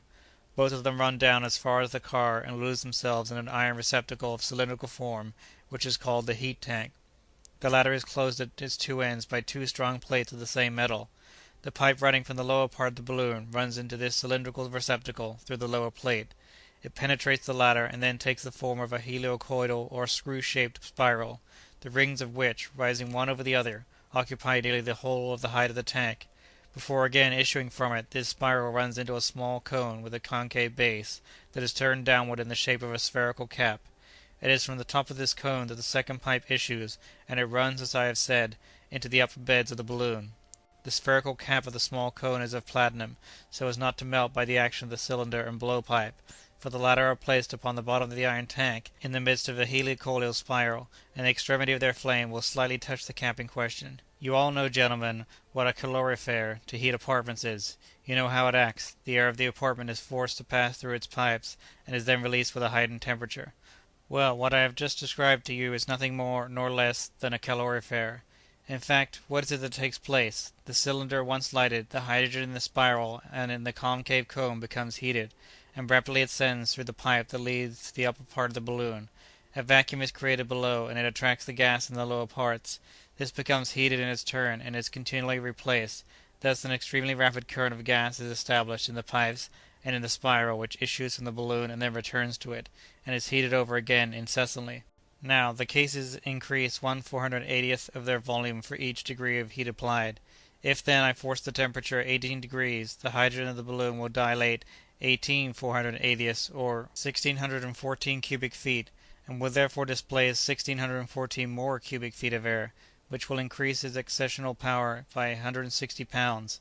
This is equivalent to throwing out that weight of ballast.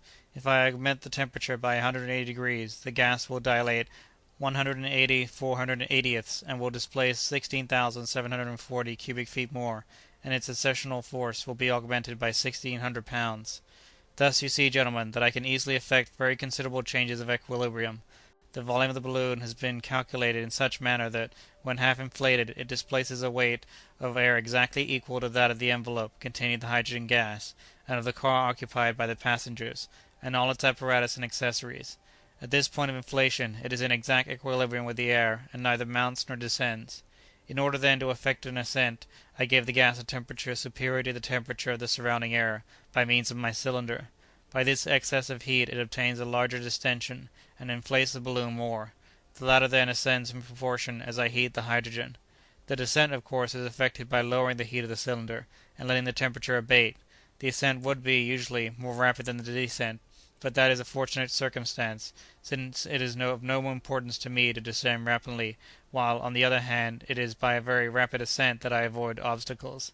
The real danger lurks below, and not above. Besides, as I have said, I have a certain quantity of ballast, which will enable me to ascend more rapidly still, when necessary. My valve at the top of the balloon is nothing more nor less than a safety valve. The balloon always retains the same quantity of hydrogen, and the variations of temperature that I produce in the midst of this shut-up gas are, of themselves, sufficient to provide for all these ascending and descending movements. Now, gentlemen, as a practical detail, let me add this. The combustion of the hydrogen and of the oxygen at the point of the cylinder produces solely the vapor or steam of water. I have, therefore, provided the lower part of the cylindrical iron box with escape pipe, with a valve operating by means of a pressure of 2 atmospheres. Consequently, so soon as this amount of pressure is attained, the steam escapes of itself. Here are the exact figures. 25 gallons of water, separated into its constituent elements, yield 200 pounds of oxygen and 25 pounds of hydrogen. This represents, at atmospheric tension, 1,800 cubic feet of the former and 3,780 cubic feet of the latter, or 5,670 cubic feet in all of the mixture. Hence the stopcock of my cylinder, when fully open, expends 27 cubic feet per hour, with a flame at least 6 times as strong as that of the large lamps used for lighting streets. On an average, then, and in order to keep myself at a very moderate elevation, I should not burn more than 9 cubic feet per hour, so that my 25 gallons of water represent 636 hours of aerial navigation, or a little more than 26 days. Well, as I can descend when I please, to replenish my stock of water on the way, my trip might be indefinitely prolonged. Such, gentlemen, is my secret. It is simple, and like most simple things, it cannot fail to succeed. The dilation and contraction of the gas in the balloon is my means of locomotion, which calls for neither cumbersome wings nor any other mechanical motor. A calorifere to produce the changes of temperature, and a cylinder to generate the heat, are neither inconvenient nor heavy. I think, therefore, that I have combined all the elements of success." Dr. Fergusson here terminated his discourse, and was most heartily applauded. There was not an objection to make to it. All had been foreseen and decided. "However," said the captain, "the thing may prove dangerous." "What matters that?" replied the doctor, "provided that it be practicable." Chapter 11. An invariably favorable wind had accelerated the progress of the Resolute toward the place of her destination. The navigation of the Mozambique Channel was especially calm and pleasant. The agreeable character of the trip by sea was regarded as a good omen of the probable issue of the trip through the air. Every one looked forward to the hour of arrival, and sought to give the last touch to the doctor's preparations. At length the vessel hove in sight of the town of Zanzibar, upon the island of the same name, and, on the 15th of April, at 11 o'clock in the morning, she anchored in the port. The island of Zanzibar belongs to the Imam of Muscat, an ally of France and England, and is undoubtedly his finest settlement. The port is frequented by a great many vessels from the neighboring countries.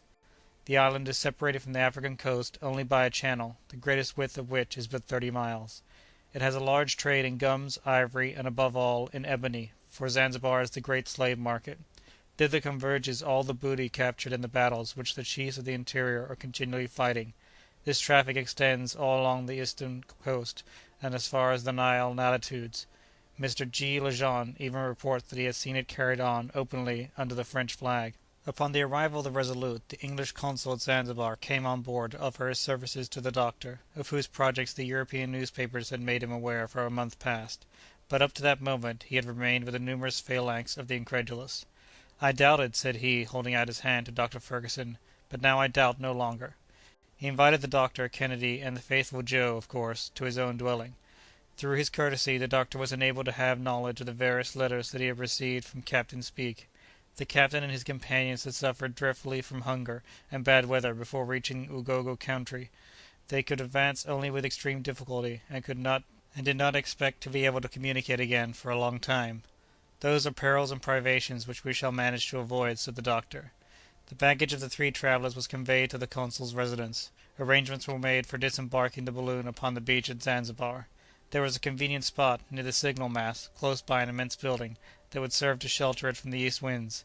This huge tower, resembling a tun standing on one end, besides which the famous Heidelberg tun would have seemed but a very ordinary barrel, served as a fortification, and on its platform were stationed Belootchees armed with lances. These Belootchees are a kind of brawling, good-for-nothing Janissaries. But, when about to land the balloon, the consul was informed that the population of the island would oppose their doing so by force. Nothing is so blind as fanatical passion. The news of the arrival of a Christian, who was to ascend into the air, was received with rage. The negroes, more exasperated than the Arabs, saw in this a project, an attack upon their religion. They took it into their heads that some mischief was meant to the sun and the moon. Now, these two luminaries are objects of veneration to the African tribes, and they determined to oppose so sacrilegious an enterprise.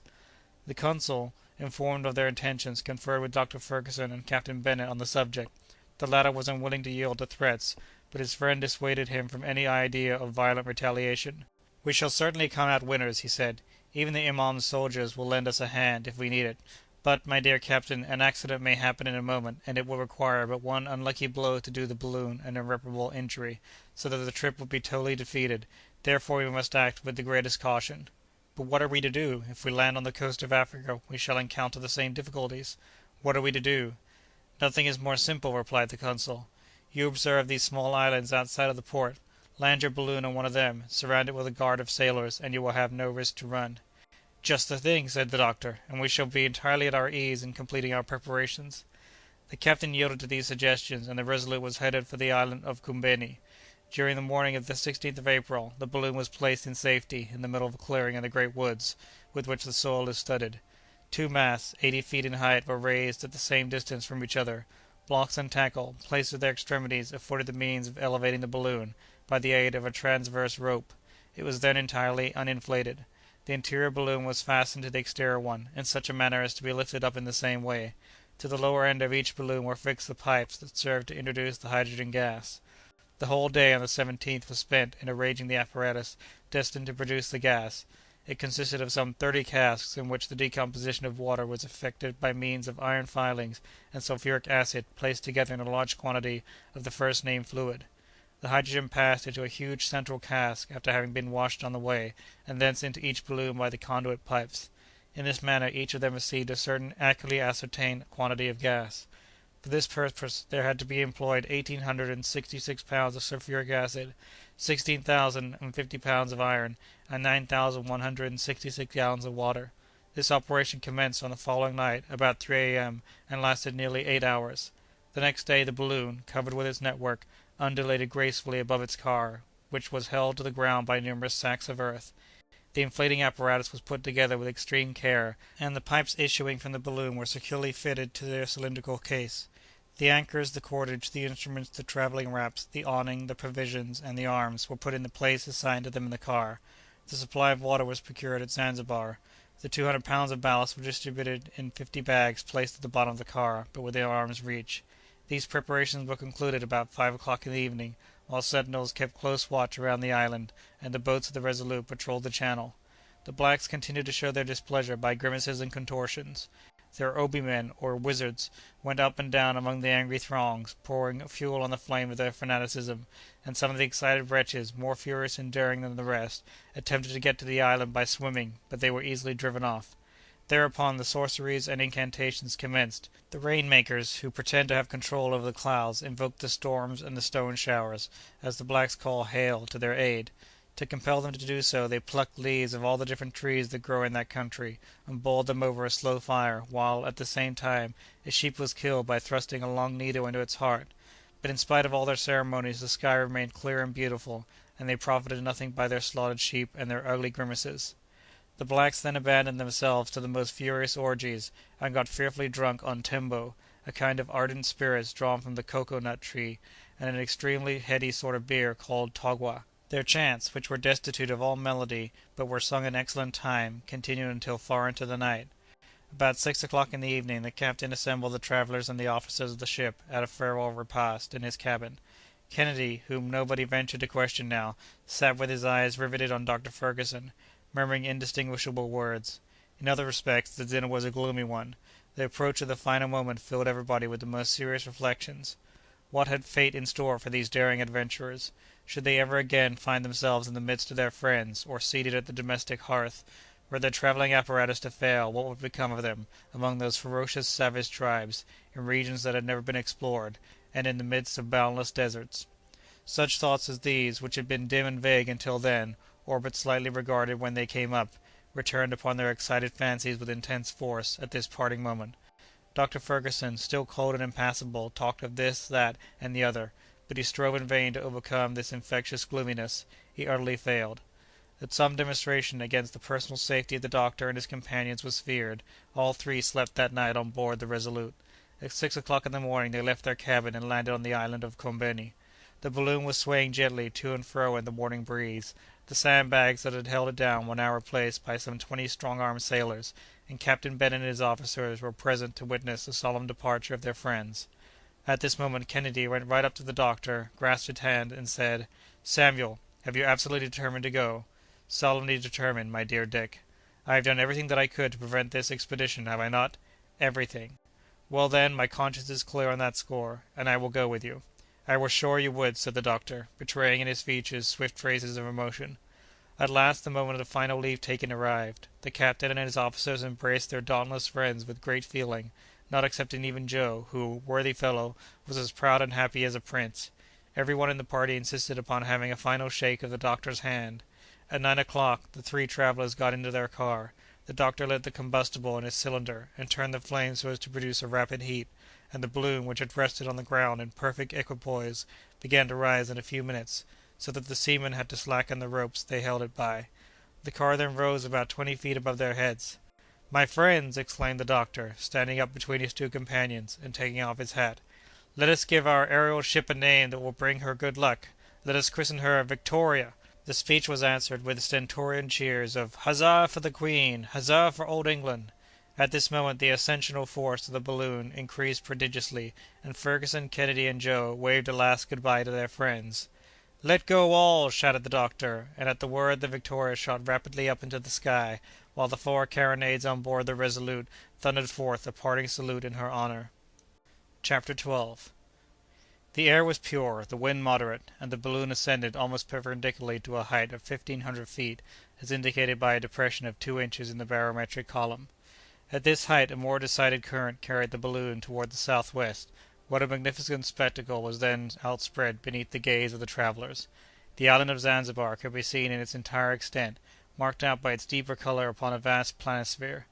The fields had the appearance of patterns of different colours, and thick clumps of green indicated the groves and thickets. The inhabitants of the island looked no larger than insects. The huzzaing and shouting were little by little lost in the distance, and only the discharge of the ship's guns could be heard in the concavity beneath the balloon as the latter sped on its flight. "How fine that is!" said Joe, breaking the silence for the first time. He got no reply. The doctor was busy observing the variations of the barometer and noting down the details of his ascent. Kennedy looked on, and had not eyes enough to take in all that he saw. The rays of the sun coming to the aid of the heating cylinder, the tension of the gas increased, and the Victoria attained the height of 2,500 feet. The Resolute looked like a mere cockle shell, and the African coast could be distinctly seen in the west, marked out by a fringe of foam. "You don't talk?" said Joe again. "We are looking," said the doctor, directing his spy-glass toward the mainland. "For my part, I must talk." "As much as you please, Joe. Talk as much as you like." And Joe went on alone with a tremendous volley of exclamations. The ohs and the ahs exploded one after the other incessantly from his lips. During his passage over the seas the doctor deemed it best to keep at his present elevation. He could thus reconnoitre a great stretch of the coast. The thermometer and the barometer, hanging up inside of the half-open awning, were always within sight, and a second barometer suspended outside was to serve during the night watches. At the end of about 2 hours the Victoria, driven along at a speed of a little more than 8 miles, very visibly neared the coast of the mainland. The doctor, thereupon, determined to descend a little nearer to the ground. So he moderated the flame of his cylinder, and the balloon, in a few moments, had descended to an altitude only 300 feet above the soil. It was then found to be passing just over the Marima country, the name of this part of the eastern coast of Africa. Dense borders of mango trees protected its margin, and the ebb tide disclosed to view their thick roots, chafed and gnawed by the teeth of the Indian Ocean.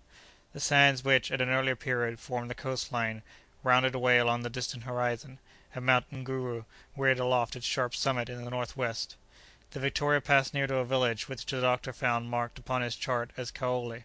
Its entire population had assembled in crowds, and were yelling with anger and fear, at the same time vainly directing their arrows against this monster of the air that swept along so majestically away above all their powerless fury. The wind was setting to the southward, but the doctor felt no concern on that score, since it enabled him the better to follow the route traced by Captains Burton and Speke. Kennedy had, at length, become as talkative as Joe, and the two kept up a continual interchange of admiring interjections and exclamations. "Out upon stage-coaches," said one. "Steamers, indeed," said the other. "Railroads, eh? Rubbish!" put in Kennedy, "that you travel on without seeing the country." "Balloons, they're the sort for me," Joe would add. "Why, you don't feel yourself going, and nature takes the trouble to spread herself out before one's eyes. What a splendid sight! What a spectacle! What a delight! A dream in a hammock!" "Suppose we take our breakfast," was Joe's unpoetical change of tune, at last, for the keen, open air had mightily sharpened his appetite. "Good idea, my boy!" "Oh, it won't take us long to do the cooking. Biscuit and potted meat." "And as much coffee as you like," said the doctor. "I give you leave to borrow a little heat from my cylinder. There's enough and to spare, for that matter, and so we shall avoid the risk of a conflagration." "That would be a dreadful misfortune!" ejaculated Kennedy. "It's the same as a powder magazine suspended over our heads." "Not precisely," said Fergusson; "but still if the gas were to take fire, it would burn up gradually, and we would settle down on the ground, which would be disagreeable. But never fear, our balloon is hermetically sealed." "Let us eat a bite, then," replied Kennedy. "Now, gentlemen," put in Joe, "while doing the same as you, I'm going to get you up a cup of coffee that I think you'll have something to say about." "The fact is," added the doctor, "that Joe, along with 1,000 other virtues, has a remarkable talent for the preparation of that delicious beverage. He compounds it of a mixture of various origin, but he never would reveal to me the ingredients. Well, master, since we are so far above ground, I can tell you the secret. It is just to mix equal quantities of Mocha, of Bourbon coffee, and of Rio Nunez." A few moments later 3 steaming cups of coffee were served, and topped off a substantial breakfast, which was additionally seasoned by the jokes and repartees of the guests. Each one then resumed his post of observation. The country over which they were passing was remarkable for its fertility. Narrow winding paths plunged in beneath the overarching verdure. They swept along above cultivated fields of tobacco, maize, and barley, at full maturity, and here and there immense rice fields, full of straight stalks and purple blossoms. They could distinguish sheep and goats, too, confined in large cages, set up on piles to keep them out of reach of the leopard's fangs. Luxuriant vegetation spread in wild profuseness over this prodigal soil. Village after village rang with yells of terror and astonishment at the sight of the Victoria, and Dr. Fergusson prudently kept her above the reach of the barbarian arrows. The savages below, thus baffled, ran together from their huddle of huts and followed the travellers with their vain imprecations while they remained in sight. At noon the doctor, upon consulting his map, calculated that they were passing over the Uzaramo. [Footnote: U and U signify country in the language of that region. Uzaramo country. The soil was thickly studded with cocoa-nut papaw and cottonwood trees, above which the balloon seemed to disport itself like a bird. Joe found this splendid vegetation a matter of course, seeing that they were in Africa. Kennedy descried some hares and quails that asked nothing better than to get a good shot from his fowling piece, but it would have been powder wasted, since there was no time to pick up the game. The aeronauts swept on with the speed of 12 miles per hour, and soon were passing in 38 degrees 20 minutes east longitude, over the village of Tounda. "It was there," said the doctor, "that Burton and Speke were seized with violent fevers, and for a moment thought their expedition ruined. And yet they were only a short distance from the coast, but fatigue and privation were beginning to tell upon them severely. In fact, there is a perpetual malaria reigning throughout the country in question. Even the doctor could hope to escape its effects only by rising above the range of the miasma that exhales from this damp region whence the blazing rays of the sun pump up its poisonous vapors. Once in a while they could descry a caravan resting in a kraal, awaiting for the freshness and cool of the evening to resume its route. These kraals are wide patches of cleared land, surrounded by hedges and jungles, where traders take shelter against not only the wild beasts but also the Rava tribes of the country. They could see the natives running and scattering in all directions at the side of the Victoria. Kennedy was keen to get a closer look at them, but the doctor invariably held out against the idea. "The chiefs are armed with muskets," he said, "and our balloon will be too conspicuous a mark for their bullets." "Would a bullet hole bring us down?" asked Joe. "Not immediately, but such a hole would soon become a large torn orifice through which our gas would escape." "Then let us keep a respectful distance from yon miscreants. What must they think as they see us sailing in the air? I'm sure they must feel like worshipping us." "Let them worship away, then," replied the doctor, "but at a distance. There is no harm done in getting as far away from them as possible. See, the country is already changing its aspect. The villages are fewer and farther between. The mango trees have disappeared, for their growth ceases at this altitude. The soil is becoming hilly and portends mountains not far off." "Yes," said Kennedy, "it seems to me that I can see some high land on this side." "In the west. Those are the nearest ranges of the Urizara, Mount Duthumi, no doubt, behind which I hope to find shelter for the night. I'll stir up the heat in the cylinder a little, for we must keep at an elevation of 500 or 600 feet." "That was a grand idea of yours, sir," said Joe. "It's mighty easy to manage. Just turn a cock, and the thing's done." "Aye, here we are more at our ease," said the sportsman, as the balloon ascended. The reflection of the sun on those red sands was getting to be insupportable. "What splendid trees!" cried Joe. "They're quite natural, but they are very fine. Why, a dozen of them would make a forest." "Those are baobabs," replied Dr. Fergusson. "See, there's one with a trunk fully 100 feet in circumference.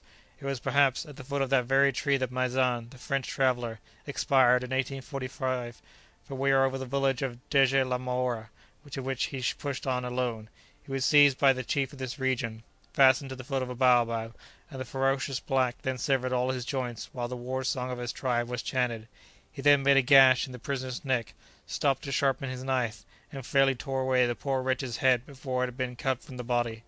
The unfortunate Frenchman was but 26 years of age."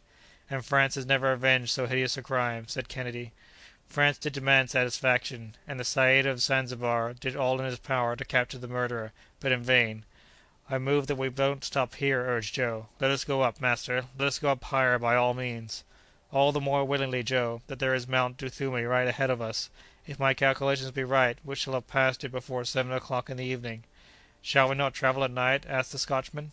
"No, as little as possible. With care and vigilance we might do so safely, but it is not enough to sweep across Africa. We want to see it. Up to this time we have nothing to complain of, master; the best cultivated and most fertile country in the world, instead of a desert. Believe the geographers after that." "Let us wait, Joe; we shall see by and by." About half-past 6 in the evening the Victoria was directly opposite Mount Duthumi. In order to pass, it had to ascend to a height of more than 3,000 feet, and to accomplish that the doctor had only to raise the temperature of his gas 18 degrees. It might have been correctly said that he held his balloon in his hand. Kennedy had only to indicate to him the obstacles to be surmounted, and the Victoria sped through the air, skimming the summits of the range. At 8 o'clock it had descended the farther slope, the acclivity of which was much less abrupt. The anchors were thrown out from the car, and one of them, coming in contact with the branches of an enormous nopal, caught on it firmly. Joe at once let himself slide down the rope and secured it. The silk ladder was then lowered to him, and he remounted to the car with agility. The balloon now remained perfectly at rest, sheltered from the eastern winds. The evening meal was got ready, and the aeronauts, excited by their day's journey, made a heavy onslaught upon the provisions. "What distance have we traversed to-day?" asked Kennedy, disposing of some alarming mouthfuls. The doctor took his bearings by means of lunar observations, and consulted the excellent map that he had with him for his guidance. It belonged to the atlas of Der Neuster and Du Kugen in Africa, the latest discoveries in Africa, published at Gotha by his learned friend Dr. Petermann, and by that savant sent to him. This atlas was to serve the doctor on his whole journey, for it contained the itinerary of Burton and Speke to the Great Lakes, the Soudan, according to Dr. Barth, the Lower Senegal, according to Guillaume Lejean, and the delta of the Niger, by Dr. Blaikie. Fergusson had also provided himself with a work which combined in one compilation all the notions already acquired concerning the Nile. It was entitled "The Sources of the Nile," being a general survey of the basin of that river and of its head stream, with the history of the Nilotic discovery, by Charles Beeke, D.D. He also had the excellent charts published in the Bulletins of the Geographical Society of London, and not a single point of the countries already discovered could therefore escape his notice. Upon tracing on his maps, he found that his latitudinal route had been 2°, or 120 miles, to the westward. Kennedy remarked that the route tended toward the south, but this direction was satisfactory to the doctor, who desired to reconnoitre the tracks of his predecessors as much as possible. It was agreed that the night should be divided into 3 watches, so that each of the party should take his turn in watching over the safety of the rest. The doctor took the watch commencing at 9 o'clock, Kennedy the one commencing at midnight, and Joe the 3 o'clock morning watch. So Kennedy and Joe, well wrapped in their blankets, stretched themselves at full length under the awning, and slept quietly, while Dr. Fergusson kept on the lookout. Chapter 13. The night was calm. However, on Saturday morning, Kennedy, as he awoke, complained of lassitude and feverish chills. The weather was changing. The sky, covered with clouds, seemed to be laying in supplies for a fresh deluge. A gloomy region in that Zungomoro country, where it rains continually, excepting perhaps for a couple of weeks in the month of January. A violent shower was not long in drenching our travellers. Below them, the roads, intersected by nullahs, a sort of instantaneous torrent, were soon rendered impracticable, entangled as they were, besides, with thorny thickets and gigantic lianas, or creeping vines. The sulphuretted hydrogen emanations, which Captain Burden mentions, could be distinctly smelt. "According to his statement, and I think he's right," said the doctor, "one could readily believe that there is a corpse hidden behind every thicket." "An ugly country this," sighed Joe, "and it seems to me that Mr. Kennedy is none the better for having passed the night in it." "To tell the truth, I have quite a high fever," said the sportsman. "There's nothing remarkable about that, my dear Dick, for you are in one of the most unhealthy regions in Africa. But we shall not remain here long, so let's be off." Thanks to a skilful manoeuvre achieved by Joe, the anchor was disengaged, and Joe reascended to the car by means of the ladder. The doctor vigorously dilated the gas, and the Victoria resumed her flight, driven along by a spanking breeze. Only a few scattered huts could be seen through this pestilential mist, but the appearance of the country soon changed, for it often happens in Africa that some of the unhealthiest districts lie close beside others that are perfectly salubrious. Kennedy was visibly suffering, and the fever was mastering his vigorous constitution. "It won't do to fall ill, though," he grumbled, and so saying, he wrapped himself in a blanket and lay down under the awning. "A little patience, Dick, and you'll soon get over this," said the doctor. "Get over it? Egad, Samuel, if you've any drug in your travelling chest that will set me on my feet again, bring it without delay. I'll swallow it with my eyes shut." "Oh, I can do better than that, friend Dick, for I can give you a febrifuge that won't cost anything." "And how will you do that?" "Very easily. I am simply going to take you up above these clouds that are now deluging us, and remove you from this pestilential atmosphere. I ask for only 10 minutes, in order to dilate the hydrogen." The 10 minutes had scarcely elapsed ere the travellers were beyond the rainy belt of country. "Wait a little now, Dick, and you will begin to feel the effect of pure air and sunshine." "There's a cure for you," said Joe. "Why, it's wonderful." "No, it's merely natural." "Oh, natural, yes, no doubt of that. I bring Dick into good air, as the doctors do, every day, in Europe, or I would send a patient at Martinique to the Pitons, a lofty mountain on that island, to get clear of the yellow fever." "Ah, by Jove, this balloon is paradise!" exclaimed Kennedy, feeling much better already. "It leads to it, anyhow," replied Joe, quite gravely. It was a curious spectacle, that mass of clouds piled up at the moment away below them. The vapors rolled over each other and mingled together in confused masses of superb brilliance, as they reflected the rays of the sun. The Victoria had attained an altitude of 4,000 feet, and the thermometer indicated a certain diminution of temperature. The land below could no longer be seen. 50 miles away to the westward, Mount Rubeho raised its sparkling crest, marking the limit of the Ugogo country in east longitude 36° 20'. The wind was blowing at the rate of 20 miles an hour, but the aeronauts felt nothing of this increased speed. They observed no jar, and had scarcely any sense of motion at all. 3 hours later the doctor's prediction was fully verified. Kennedy no longer felt a single shiver of the fever, but partook of some breakfast with an excellent appetite. "That beats sulphate of quinine," said the energetic Scot, with hearty emphasis and much satisfaction. "Positively," said Joe. "This is where I'll have to retire to when I get old." About 10 o'clock in the morning the atmosphere cleared up, the clouds parted, and the country beneath could again be seen, the Victoria meanwhile rapidly descending.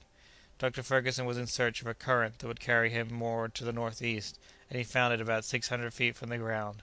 The country was becoming more broken and even mountainous.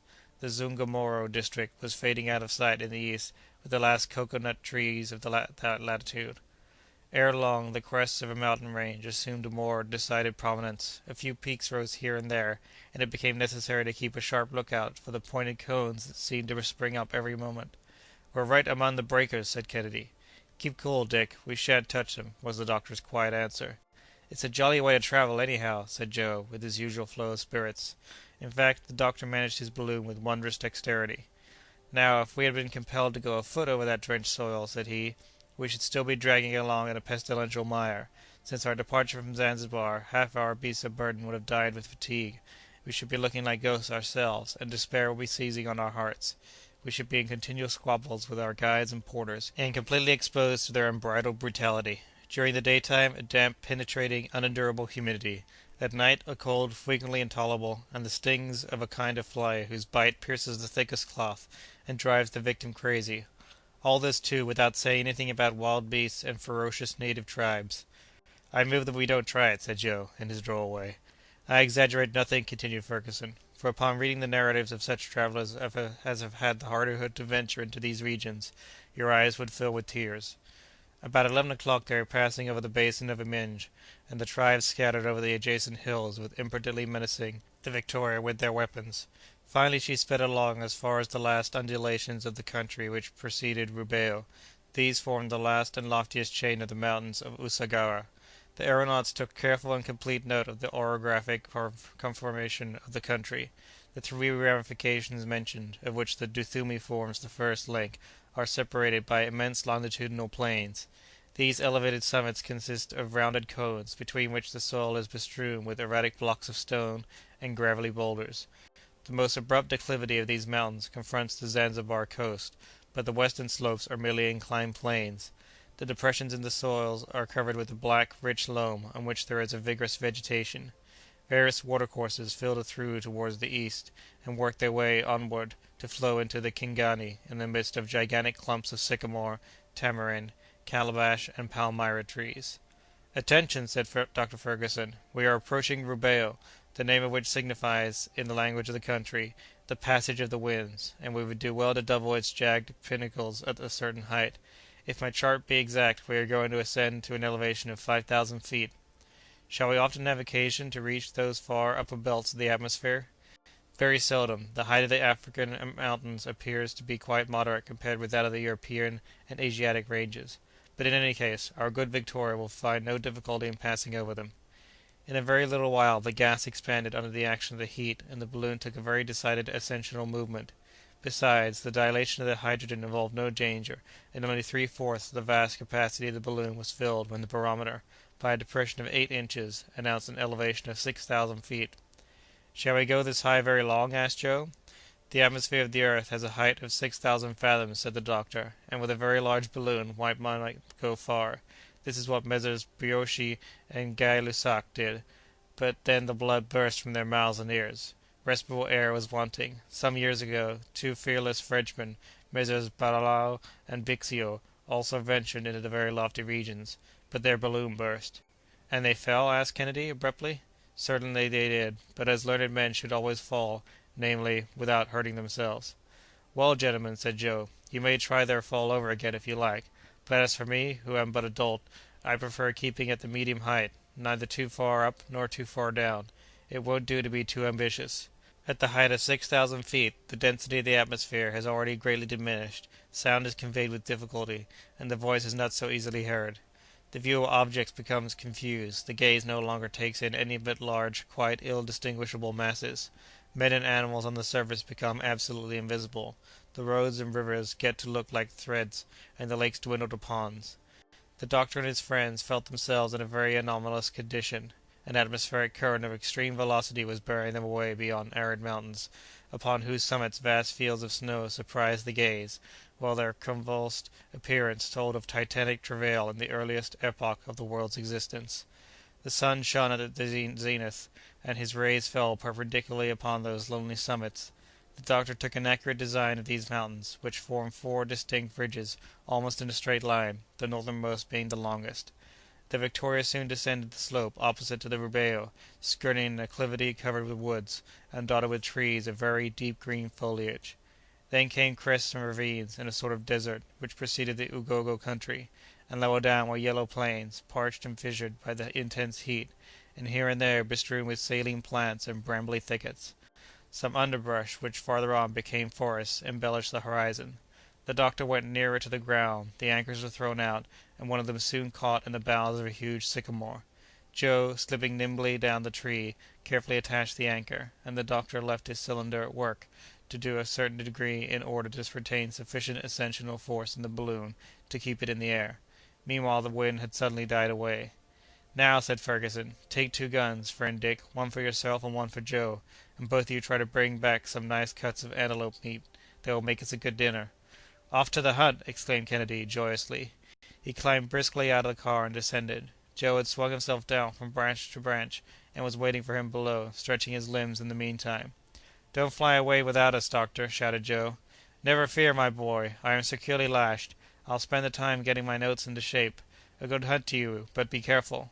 Besides, from my post here I can observe the face of the country, and, at the least suspicious thing I notice, I'll fire a signal shot, and with that you must rally home."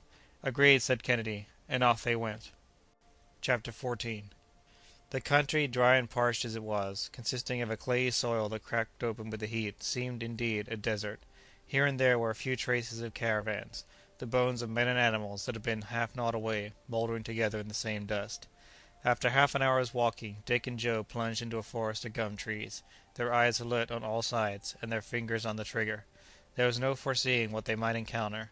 Without being a rifleman, Joe could handle firearms with no trifling dexterity. "A walk does one good, Mr. Kennedy, but this isn't the easiest ground in the world," he said, kicking aside some fragments of quartz with which the soil was bestrewn. Kennedy motioned to his companion to be silent and to halt. The present case compelled them to dispense with hunting dogs, and, no matter what Joe's agility might be, he could not be expected to have the scent of a setter or a greyhound. A herd of a dozen antelopes were quenching their thirst in the bed of a torrent where some pools of water had lodged. The graceful creatures, snuffing danger in the breeze, seemed to be disturbed and uneasy. Their beautiful heads could be seen between every draught, raised in the air with quick and sudden motion, as they sniffed the air in the direction of our two hunters, with their flexible nostrils. Kennedy stole around behind some clumps of shrubbery, while Joe remained motionless where he was.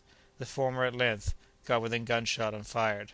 The herd disappeared in the twinkling of an eye. One male antelope only, that was hit just behind the shoulder joint, fell headlong to the ground, and Kennedy leaped towards his booty. It was a blobok, a superb animal of a pale bluish colour shading upon the grey, but with the belly and the inside of the legs as white as the driven snow. "A splendid shot!" exclaimed the hunter. "It's a very rare species of the antelope, and I hope to be able to prepare his skin in such a way as to keep it." "Indeed!" said Joe. "Do you think of doing that, Mr. Kennedy?" "Why, certainly I do. Just see what a fine hide it is." "But Dr. Fergusson will never allow us to take such an extra weight." "You're right, Joe. Still, it is a pity to have to leave such a noble animal." "The whole of it? Oh, we won't do that, sir. We'll take all the good eatable parts of it, and, if you'll let me, I'll cut it up just as well as the chairman of the Honourable Corporations of Butchers of the City of London can do." "As you please, my boy, but you know that in my hunter's way I can just as easily skin and cut up a piece of the game as kill it." "I'm sure of that, Mr. Kennedy. Well, then, you can build a fireplace with a few stones, there's plenty of dry deadwood, and I can make the hot coals tell in a few minutes." "Oh, that won't take long," said Kennedy, going to work on the fireplace, where he had a brisk flame crackling and sparkling in a minute or two. Joe had cut some of the nicest steaks and the best parts of the tenderloin from the carcass of the antelope, and these were quickly transformed to the most savoury of broils. "There, those will tickle the doctor," said Kennedy. "Do you know what I was thinking about?" said Joe. "Why, about the steaks you're broiling, to be sure," replied Dick. "Not the least in the world. I was thinking what a figure we'd cut if we couldn't find the balloon again." "By George, what an idea! Why, do you think the doctor would desert us?" "No, but suppose his anchor were to slip?" "Impossible; and besides, the doctor would find no difficulty in coming down again with his balloon. He handles it at his ease." But suppose the wind were to sweep it off, so that he couldn't come back towards us? Come, come, Joe, a truce to your suppositions. They are anything but pleasant. Ah, sir, everything that happens in this world is natural, of course, but then anything may happen, and we ought to look out beforehand." At this moment the report of a gun rang out upon the air. "What's that?" exclaimed Joe. "It's my rifle. I know the ring of her," said Kennedy. "A signal?" "Yes, danger for us." "For him too, perhaps. Let's be off." And the hunters, having gathered up the product of their expedition, rapidly made their way back along the path that they had marked by breaking boughs and bushes whence they came. The density of the underbrush prevented their seeing the balloon, although they could not be far from it. A second shot was heard. "We must hurry," said Joe. "There, a third report. Why, it sounds to me as if he was defending himself against something. Let us make haste." They now began to run at the top of their speed. When they reached the outskirts of the forest, they, at the first glance, saw the balloon in its place and the doctor in the car. "What's the matter?" shouted Kennedy. "Good God!" suddenly exclaimed Joe. "What do you see?" "Down there, look! A crowd of blacks surrounding the balloon." And in fact there, 2 miles from where they were, they saw some 30 wild natives close together, yelling, gesticulating, and cutting all kinds of antics at the foot of the sycamore. Some, climbing into the tree itself, were making their way to the topmost branches. The danger seemed pressing. "My master is lost!" cried Joe. "Come, a little more coolness, Joe, and let us see how we stand. We hold the lives of 4 of those villains in our hands. Forward, then!" They had made a mile with headlong speed when another report was heard from the car. The shot had evidently told upon a huge black demon who had been hoisting himself up by the anchor rope. A lifeless body fell from bough to bough, and hung about 20 feet from the ground, its arms and legs swaying to and fro in the air. "Ha!" said Joe, halting. "What does that fellow hold by?" "No matter what," said Kennedy. "Let us run! Let us run!" "Ah, Mr. Kennedy," said Joe, again in a roar of laughter. "By his tail! By his tail! It's an ape! They're all apes!" "Well, they're the worst of men," said Kennedy, as he dashed into the midst of the howling crowd. It was, indeed, a troop of very formidable baboons of the dog-faced species. These creatures are brutal, ferocious, and horrible to look upon, with their dog-like muzzles and savage expression. However, a few shots scattered them, and the chattering horde scampered off, leaving several of their number on the ground. In a moment Kennedy was on the ladder, and Joe, clambering up the branches, detached the anchor. The car then dipped to where he was, and he got into it without difficulty. A few minutes later the Victoria slowly ascended and soared away to the eastward, wafted by a moderate wind. "That was an attack for you!" said Joe. "We thought you were surrounded by natives." "Well, fortunately they were only apes," said the doctor. "At a distance there's no great difference," remarked Kennedy. "Nor close at hand either," added Joe. "Well, however that may be," resumed Fergusson, "this attack of apes might have had the most serious consequences. Had the anchor yielded to their repeated efforts, who knows whither the wind would have carried me?" "What did I tell you, Mr. Kennedy?" "You were right, Joe. But even right as you may have been, you were, at that moment, preparing some antelope steaks, the very sight of which gave you a monstrous appetite." "I believe you!" said the doctor. "The flesh of the antelope is exquisite. You may judge of that yourself now, sir, for supper's ready. Upon my word as a sportsman, those venison steaks have a gamey flavour that's not to be sneezed at, I tell you." "Good!" said Joe, with his mouth full. "I could live on antelope all the days of my life, and all the better with a glass of grog to wash it down." So saying, the good fellow went to work to prepare a jorum of that fragrant beverage, and all hands tasted it with satisfaction. "Everything has gone well thus far," said he. "Very well indeed," assented Kennedy. "Come now, Mr. Kennedy, are you sorry that you came with us?" "I'd like to see anybody prevent my coming." It was now 4 o'clock in the afternoon. The Victoria had struck a more rapid current. The face of the country was gradually rising, and ere long the barometer indicated a height of 1,500 feet above the level of the sea.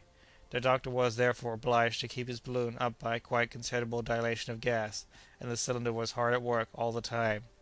Towards 7 o'clock the balloon was sailing over the basin of Cayame. The doctor immediately recognized that immense clearing, 10 miles in extent, with its villages buried in the midst of baobab and calabash trees. It is the residence of one of the sultans of the Ugogo country, where civilization is, perhaps, the least backward. The natives there are less addicted to selling members of their own families, but still, men and animals all live together in round huts, without frames, that look like haystacks. Beyond Kanyami the soil becomes arid and stony, but in an hour's journey, in a fertile dip of the soil, vegetation had resumed all its vigour at some distance from Mdaburu. The wind fell with the close of the day, and the atmosphere seemed to sleep. The doctor vainly sought for a current of air at different heights, and at last, seeing this calm of all nature, he resolved to pass the night afloat, and for greater safety rose to the height of 1,000 feet, where the balloon remained motionless. The night was magnificent, the heavens glittering with stars, and profoundly silent in the upper air. Dick and Joe stretched themselves on their peaceful couch, and were soon sound asleep, the doctor keeping the first watch. At 12 o'clock the latter was relieved by Kennedy. "Should the slightest accident happen, waken me," said Fergusson, "and above all things, don't lose sight of the barometer. To us it is the compass." The night was cold. There were 27 degrees of difference between its temperature and that of the daytime. With nightfall had begun the nocturnal concert of animals driven from their hiding places by hunger and thirst. The frogs struck in their guttural soprano, redoubled by the yelping of the jackals, while the improvising bass of the African lion sustained the accords of this living orchestra. Upon resuming his post in the morning, the doctor consulted his compass, and found that the wind had changed during the night. The balloon had been bearing about 30 miles to the northwest during the last 2 hours. It was then passing over Mambuguru, a stony country strewn with rocks of syenite of a fine polish, and knobbed with huge boulders and angular ridges of rock. Conic masses like the rocks of Karnak studded the soil like so many Druidic dolmens. The bones of buffaloes and elephants whitened it here and there, but few trees could be seen, excepting in the east, where there were dense woods, among which a few villages lay half concealed. Towards 7 o'clock they saw a huge round rock nearly 2 miles in extent, like an immense tortoise. "We're on the right track," said Dr. Fergusson. "There's Jihoue la Mkoa, where we must halt for a few minutes. I am going to renew the supply of water necessary for my cylinder, and so let us try to anchor somewhere."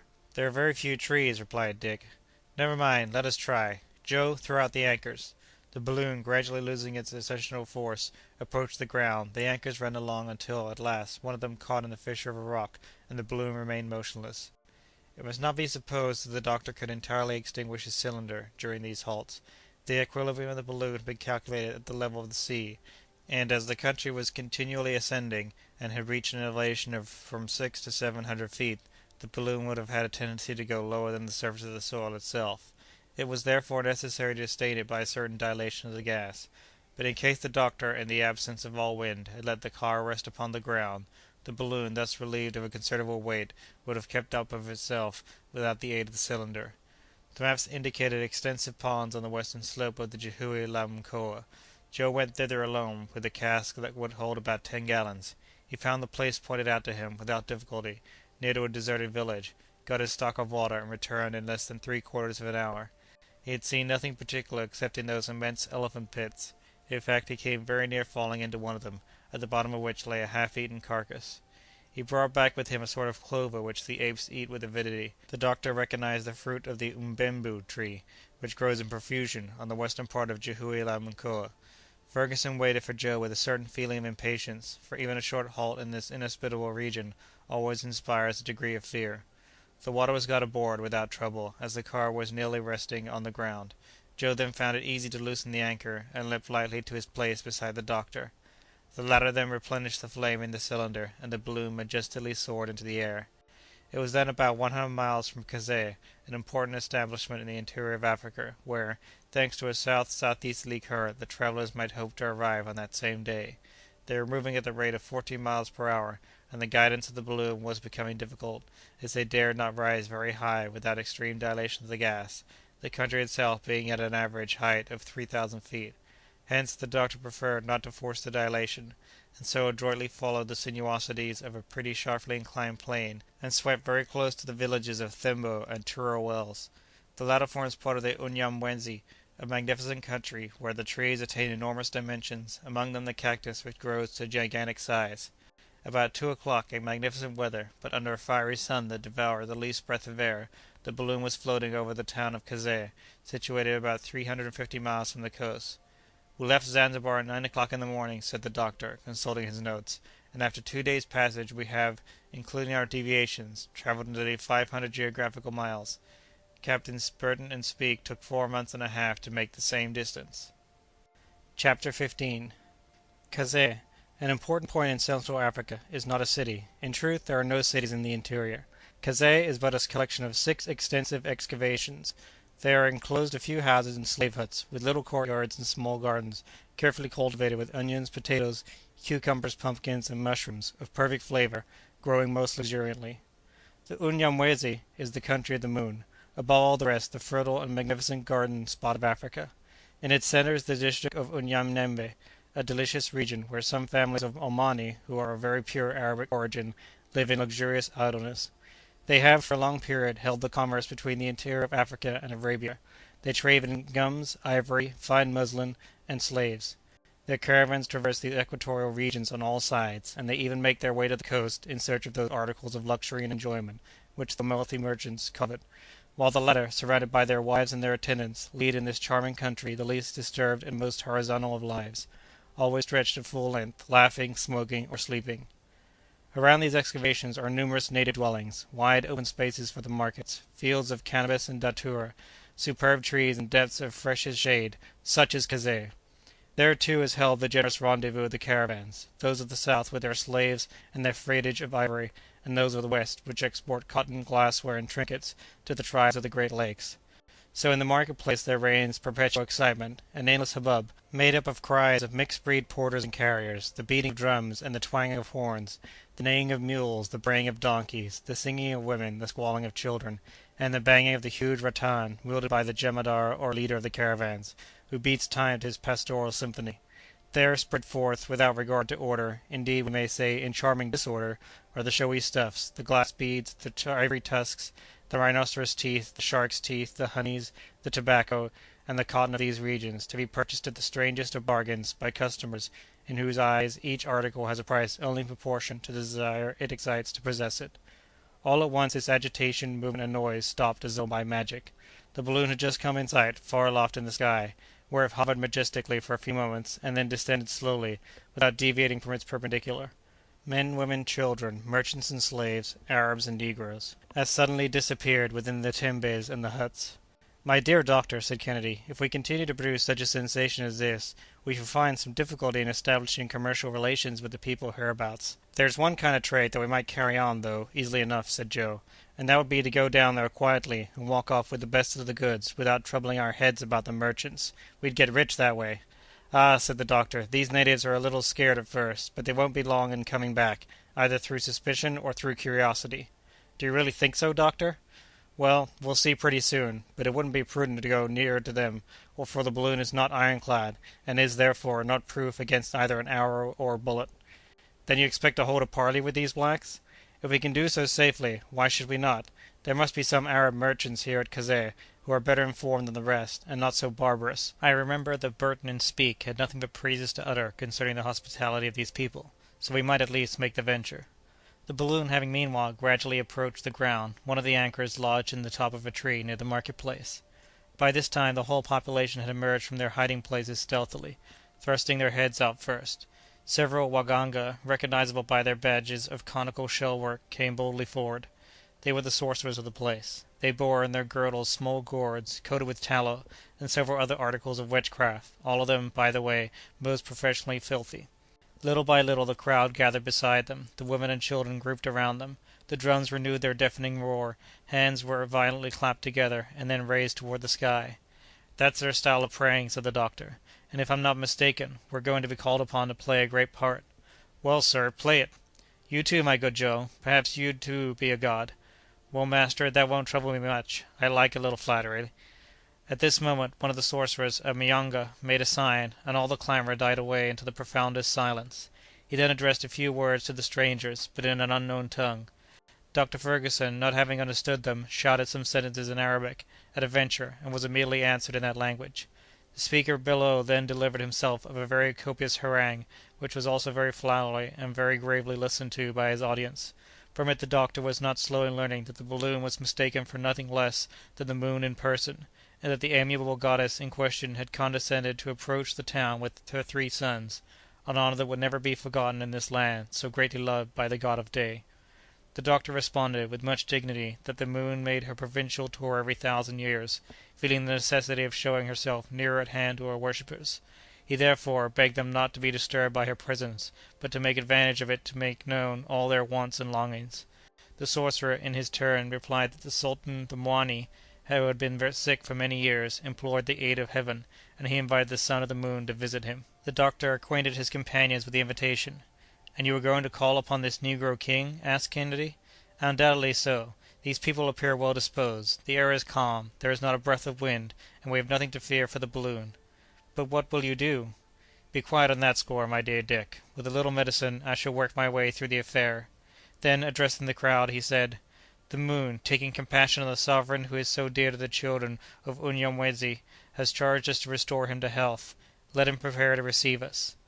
The clamor, the songs, and demonstrations of all kinds increased twofold, and the whole immense ants' nest of black heads was again in motion. "Now, my friends," said Dr. Fergusson, "we must look out for every thing beforehand. We may be forced to leave this at any moment, unexpectedly, and be off with extra speed. Dick had better remain, therefore, in the car, and keep the cylinder warm so as to secure a sufficient ascensional force for the balloon. The anchor is solidly fastened, and there is nothing to fear in that respect. I shall descend, and Joe will go with me, only that he must remain at the foot of the ladder." "What! Are you going alone in that blackamoor's den?" "How, doctor! Am I not to go with you?" "No, I shall go alone. These good folks imagine that the goddess of the moon has come to see them, and their superstition protects me, so have no fear, and each one remain at the post that I have assigned to him." "Well, since you wish it," sighed Kennedy. "Look closely to the dilation of the gas." "Agreed." By this time the shouts of the natives had swelled to double volume as they vehemently implored the aid of the heavenly powers. "There, there," said Joe, "they're rather rough in their orders to their good moon and her divine sons." The doctor, equipped with his travelling medicine chest, descended to the ground, preceded by Joe, who kept a straight countenance and looked as grave and knowing as the circumstances of the case required. He then seated himself at the foot of the ladder in the Arab fashion, with his legs crossed under him, and a portion of the crowd collected around him in a circle, at respectful distances. In the meanwhile the doctor, escorted to the sound of savage instruments and with wild religious dances, slowly proceeded towards the royal tembe, situated a considerable distance outside of the town. It was about 3 o'clock, and the sun was shining brilliantly. In fact, what less could it do upon so grand an occasion? The doctor stepped along with great dignity, the waganga surrounding him and keeping off the crowd. He was soon joined by the natural son of the sultan, a handsomely built young fellow, who, according to the custom of the country, was the sole heir of the paternal goods, to the exclusion of the old man's legitimate children. He prostrated himself before the son of the moon, but the latter graciously raised him to his feet. 3/4 of an hour later, through shady paths, surrounded by all the luxuriance of tropical vegetation, this enthusiastic procession arrived at the sultan's palace, a sort of square edifice called Ititenya, and situated on the slope of a hill. A kind of veranda, formed by the thatched roof, adorned the outside, supported upon wooden pillars, which had some pretensions to being carved. Long lines of dark red clay decorated the walls in characters that strove to reproduce the forms of men and serpents, the latter better imitated, of course, than the former. The roofing of this abode did not rest directly upon the walls, and the air could, therefore, circulate freely, but windows there were none, and the door hardly deserved the name. Dr. Fergusson was received with all the honors by the guards and favorites of the sultan. These were men of a fine race, the Wanyamwezi, so called, a pure type of the Central African populations, strong, robust, well-made, and in splendid condition. Their hair, divided into a great number of small tresses, fell over their shoulders, and by means of black and blue incisions they had tattooed their cheeks from the temples to the mouth. Their ears, frightfully distended, held dangling to them of discs of wood and plates of gum copal. They were clad in brilliantly painted cloths, and the soldiers were armed with the saw-toothed war-club, the bow and arrows barbed and poisoned with the juice of the euphorbium, the cutlass, the sima, a long saber, along with saw-like teeth, and some small battle-axes. The doctor advanced into the palace, and there, notwithstanding the sultan's illness, the din, which was terrific before, redoubled the instant that he arrived. He noticed, at the lintels of the door, some rabbits' tails and zebra manes, suspended as talismans. He was received by the whole troop of his Majesty's wives, to the harmonious accords of the upatu, a sort of cymbal made of the bottom of a copper kettle, and to the uproar of the kilindu, a drum 5 feet high, hollowed out from the trunk of a tree, and hammered by the ponderous, horny fist of two jet-black virtuosi. Most of the women were rather good-looking, and they laughed and chattered merrily as they smoked their tobacco and thang in huge black pipes. They seemed to be well made, too, under the long robes they wore gracefully flung about their persons, and carried a sort of kilt woven from the fibers of calabash fastened around their girdles. 6 of them were not the least merry of the party, although put aside from the rest, and reserved for a cruel fate. On the death of the sultan they were to be buried alive with him, so as to occupy and divert his mind during the period of eternal solitude. Dr. Fergusson, taking in the whole scene at a rapid glance, approached the wooden couch on which the sultan lay reclining. Then he saw a man of about 40, completely brutalized by orgies of every description, and in a condition that left little or nothing to be done. The sickness that had afflicted him for so many years was simply perpetual drunkenness. The royal sot had nearly lost all consciousness, and all the ammonia in the world would not have set him on his feet again. His favorites and the women kept on bended knees during this solemn visit. By means of a few drops of powerful cordial, the doctor for a moment reanimated the imbruted carcass that lay before him. The sultan stirred, and, for a dead body that had given no sign whatever of life for several hours previously, this symptom was received with a tremendous repetition of shouts and cries in the doctor's honor. The latter, who had seen enough of it by this time, by a rapid motion put aside his two demonstrative admirers and went out of the palace, directing his steps immediately toward the balloon, for it was now 6 o'clock in the evening. Joe, during his absence, had been quietly waiting at the foot of the ladder, where the crowd paid him their most humble respects. Like a genuine son of the moon, he let them keep on. For a divinity, he had the air of a very clever sort of fellow, by no means proud, nay, even pleasingly familiar with the young negresses, who seemed never to tire of looking at him. Besides, he went so far as to chat agreeably with them. "Worship me, ladies, worship me," he said to them. "I'm a clever sort of devil, if I am the son of a goddess." They brought him propitiatory gifts, such as are usually deposited in the fetich huts or mzimu. These gifts consisted of stalks of barley and of pombe. Joe considered himself in duty bound to taste the latter species of strong beer, but his palate, although accustomed to gin and whiskey, could not withstand the strength of the new beverage, and he had to make a horrible grimace, which his dusky friends took to be a benevolent smile. Thereupon the young damsels, conjoining their voices in a drawling chant, began to dance around him with the utmost gravity.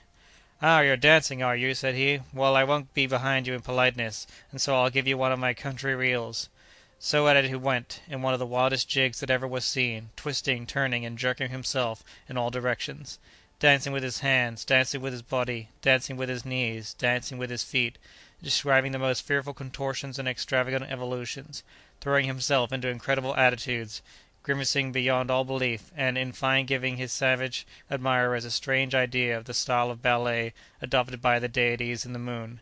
Then the whole collection of blacks, naturally as imitative as monkeys, at once reproduced all his airs and graces, his leaps and shakes and contortions. They did not lose a single gesticulation. They did not forget an attitude, and the result was such a pandemonium of movement, noise, and excitement, as it would be out of the question even feebly to describe. But in the very midst of the fun, Joe saw the doctor approaching. The latter was coming at full speed, surrounded by a yelling and disorderly throng. The chiefs and sorcerers seemed to be highly excited. They were close upon the doctor's heels, crowding and threatening him. Singular reaction! What had happened? Had the Sultan unluckily perished in the hands of his celestial physician? Kennedy, for his post of observation, saw the danger without knowing what had caused it, and the balloon, powerfully urged by the dilation of the gas, strained and tugged at the ropes that held it as though impatient to soar away. The doctor had got as far as the foot of the ladder. A superstitious fear still held the crowd aloof and hindered them from committing any violence on his person. He rapidly scaled the ladder, and Joe followed him with his usual agility. "Not a moment to lose," said the doctor. "Don't attempt to let go the anchor. We'll cut the cord. Follow me." "But what's the matter?" asked Joe, clambering into the car. "What's happened?" questioned Kennedy, rifle in hand. "Look," replied the doctor, pointing to the horizon. "Well?" ejaculated the Scot. "Well, the moon!" And, in fact, there was the moon rising red and magnificent, a globe of fire in a field of blue. It was she indeed, she and the balloon, both in one sky. Either there were two moons, then, or these strangers were impostors, designing scamps, false deities. Such were the very natural reflections of the crowd, and hence the reaction in their feelings. Joe could not, for the life of him, keep in a roar of laughter, and the population of Kazeh, comprehending that their prey was slipping through their clutches, set up prolonged howlings, aiming the while their bows and muskets at the balloon. But one of the sorcerers made a sign, and all the weapons were lowered. He then began to climb into the tree, intending to seize the rope and bring the machine to the ground. Joe leaned out with a hatchet ready. "Shall I cut away?" said he. "No, wait a moment," replied the doctor. "But this black—" "We may perhaps save our anchor, and I hold a great deal by that. There'll always be time enough to cut loose." The sorcerer, having climbed to the right place, worked so vigorously that he succeeded in detaching the anchor, and the latter, violently jerked, at that moment, by the start of the balloon, caught the rascal between the limbs and carried him off astride of it through the air. The stupefaction of the crowd was indescribable as they saw one of their waganga thus whirled away into space. "Huzza!" roared Joe as the balloon, thanks to its ascensional force, shot up higher into the sky with increased rapidity. "He holds on well," said Kennedy. "A little trip will do him good." "Shall we let this darky drop all at once?" inquired Joe.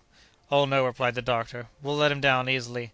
and are warned me that, after such an adventure, the power of the wizard will be enormously enhanced in the sight of his comrades. Why, I wouldn't put it past them to make a god of him," said Joe, with a laugh.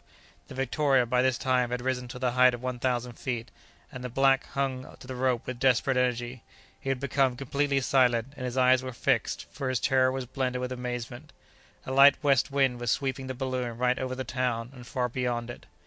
Half an hour later the doctor, seeing the country deserted, moderated the flame of his cylinder, and descended toward the ground. At 20 feet above the turf, the affrighted sorcerer made up his mind in a twinkling. He let himself drop, fell on his feet, and scampered off at a furious pace toward Kazeh, while the balloon, suddenly relieved of his weight, again shot up on her course. Chapter 16. "See," said Joe, "what comes of playing the sons of the moon without her leave. She came near serving us an ugly trick. But say, master, did you damage your credit as a physician?" "Yes, indeed," chimed in the sportsman. "What kind of dignitary was this Sultan of Kazeh?" "An old half-dead sot," replied the doctor, "whose loss will not be very severely felt. But the moral of all this is that honors are fleeting, and we must not take too great a fancy to them." "So much the worse," rejoined Joe. "I like the thing to be worshipped. Play the gods as you like. Why, what would any one ask more of that? By the way, the moon did come up too, and all red, as if she was in a rage." While the three friends went on chatting of this and other things, and Joe examined the luminary of night from an entirely novel point of view, the heavens became covered with heavy clouds to the northward, and the lowering masses assumed a most sinister and threatening look. Quite a smart breeze, found about 300 feet from the earth, drove the balloon toward the north-northeast, and above it the blue vault was clear, but the atmosphere felt close and dull. The aeronauts found themselves, at about 8 in the evening, in 32 degrees 40 minutes east longitude, and 4 degrees 17 minutes latitude. The atmospheric currents, under the influence of a tempest not far off, were driving them at the rate of from 30 to 35 miles an hour. The undulating and fertile plains of Mfuto were passing swiftly beneath them. The spectacle was one worthy of admiration, and admire it they did. "We are now right in the country of the moon," said Dr. Fergusson, "for it has retained the name that antiquity gave it, undoubtedly because the moon has been worshipped there in all ages. It is, really, a superb country. It would be hard to find more splendid vegetation." "If we found the like of it around London it would not be natural, but it would be very pleasant," put in Joe. "Why is it that such savage countries get all these fine things? And who knows," said the doctor, "that this country may not one day become the centre of civilization? The races of the future may repair hither, when Europe shall have become exhausted in the effort to feed her inhabitants." "Do you think so, really?" asked Kennedy. "Undoubtedly, my dear Dick. Just note the progress of events, consider the migrations of races, and you will arrive at the same conclusion assuredly. Asia was the first nurse of the world, was she not?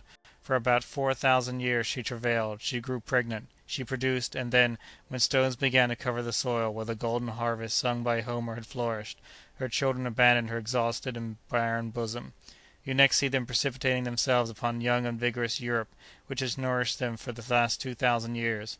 But already her fertility is beginning to die out, her productive powers are diminishing every day. Those new diseases that annually attack the products of the soils, those defective crops, those insufficient resources, are all signs of a vitality that is rapidly wearing out and of an approaching exhaustion. Thus we already see the millions of rushing to the luxuriant bosom of America as a source of help, not inexhaustible indeed, but not yet exhausted. In its turn that new continent will grow old, its virgin forests will fall before the axe of industry, and its soil will become weak through having too fully produced what has been demanded of it.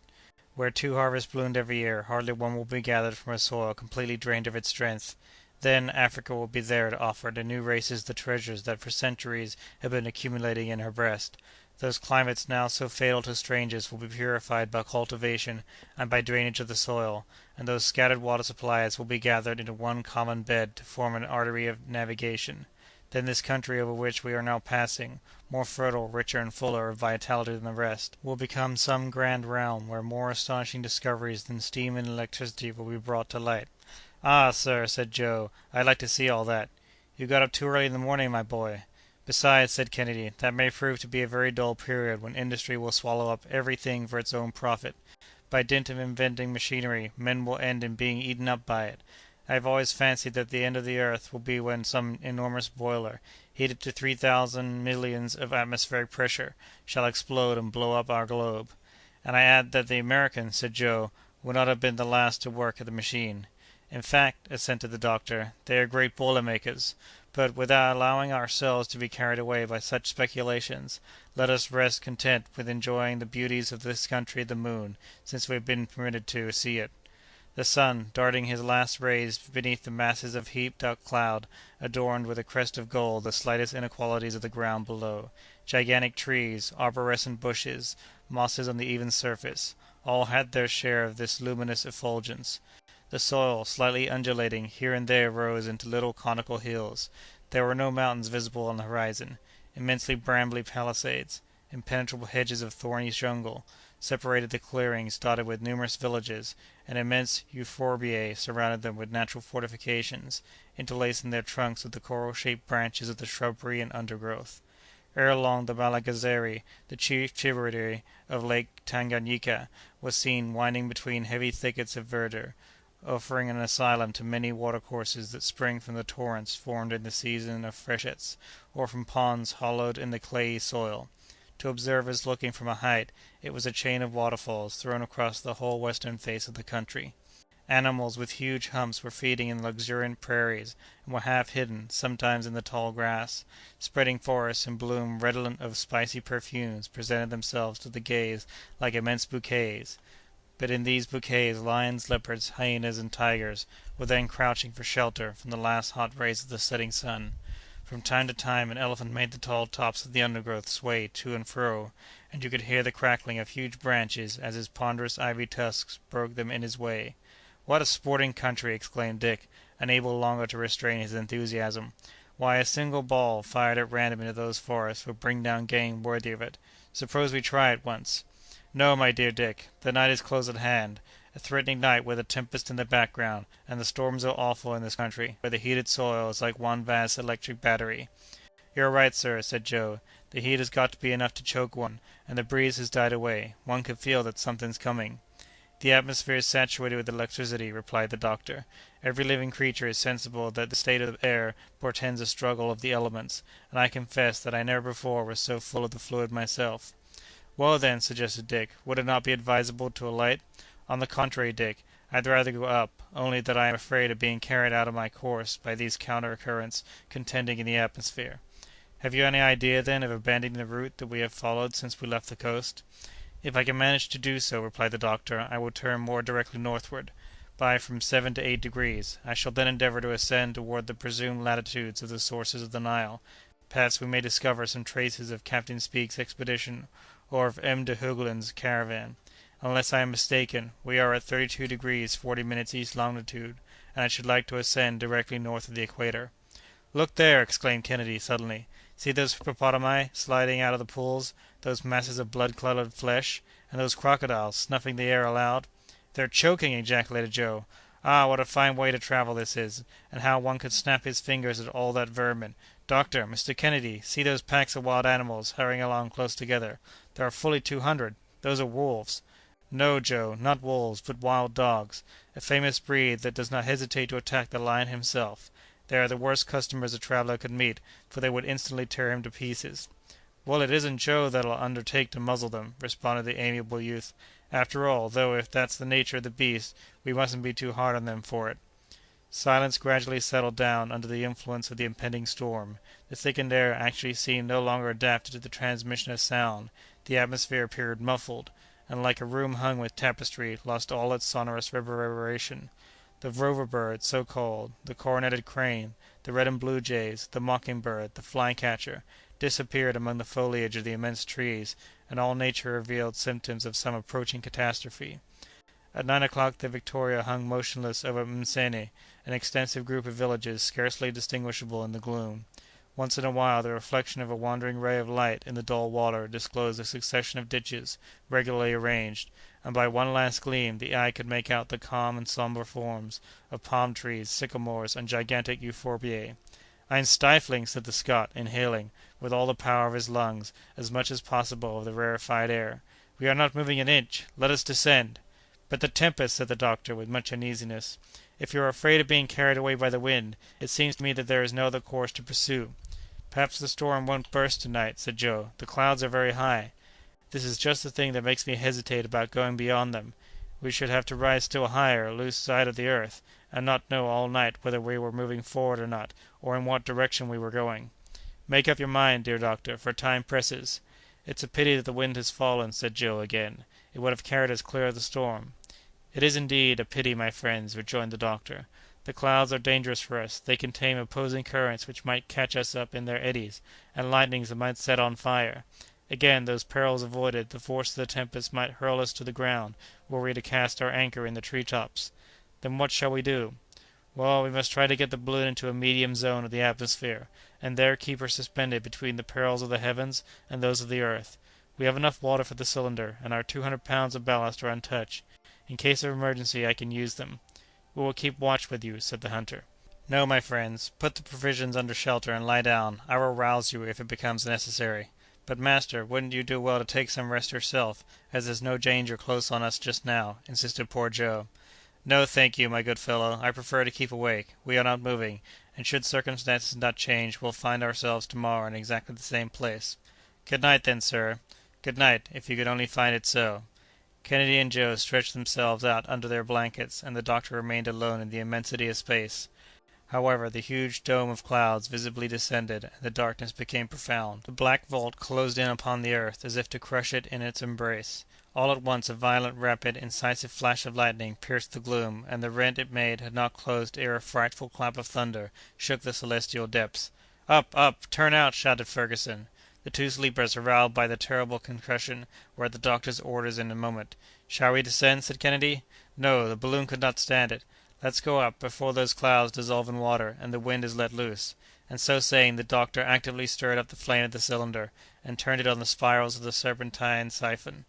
The tempests of the tropics developed with a rapidity equalled only by their violence.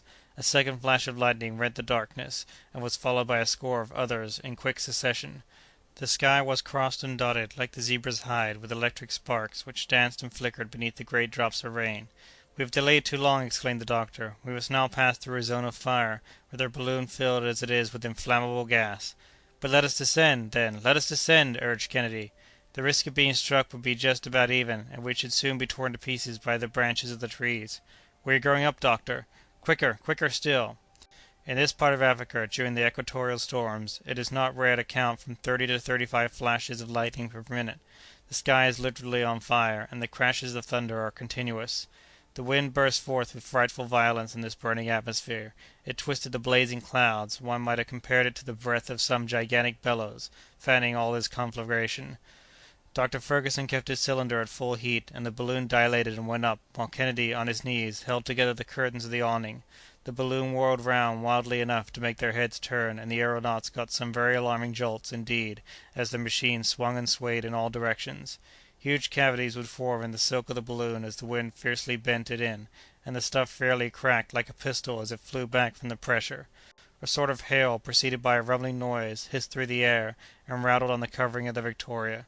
The latter, however, continued to ascend, while the lightning described tangents to the convexity of her circumference, but she bore on, right through the midst of the fire. "God protect us!" said Fergusson, solemnly. "We are in His hands. He alone can save us. But let us be ready for every event, even for fire. Our fall could not be very rapid."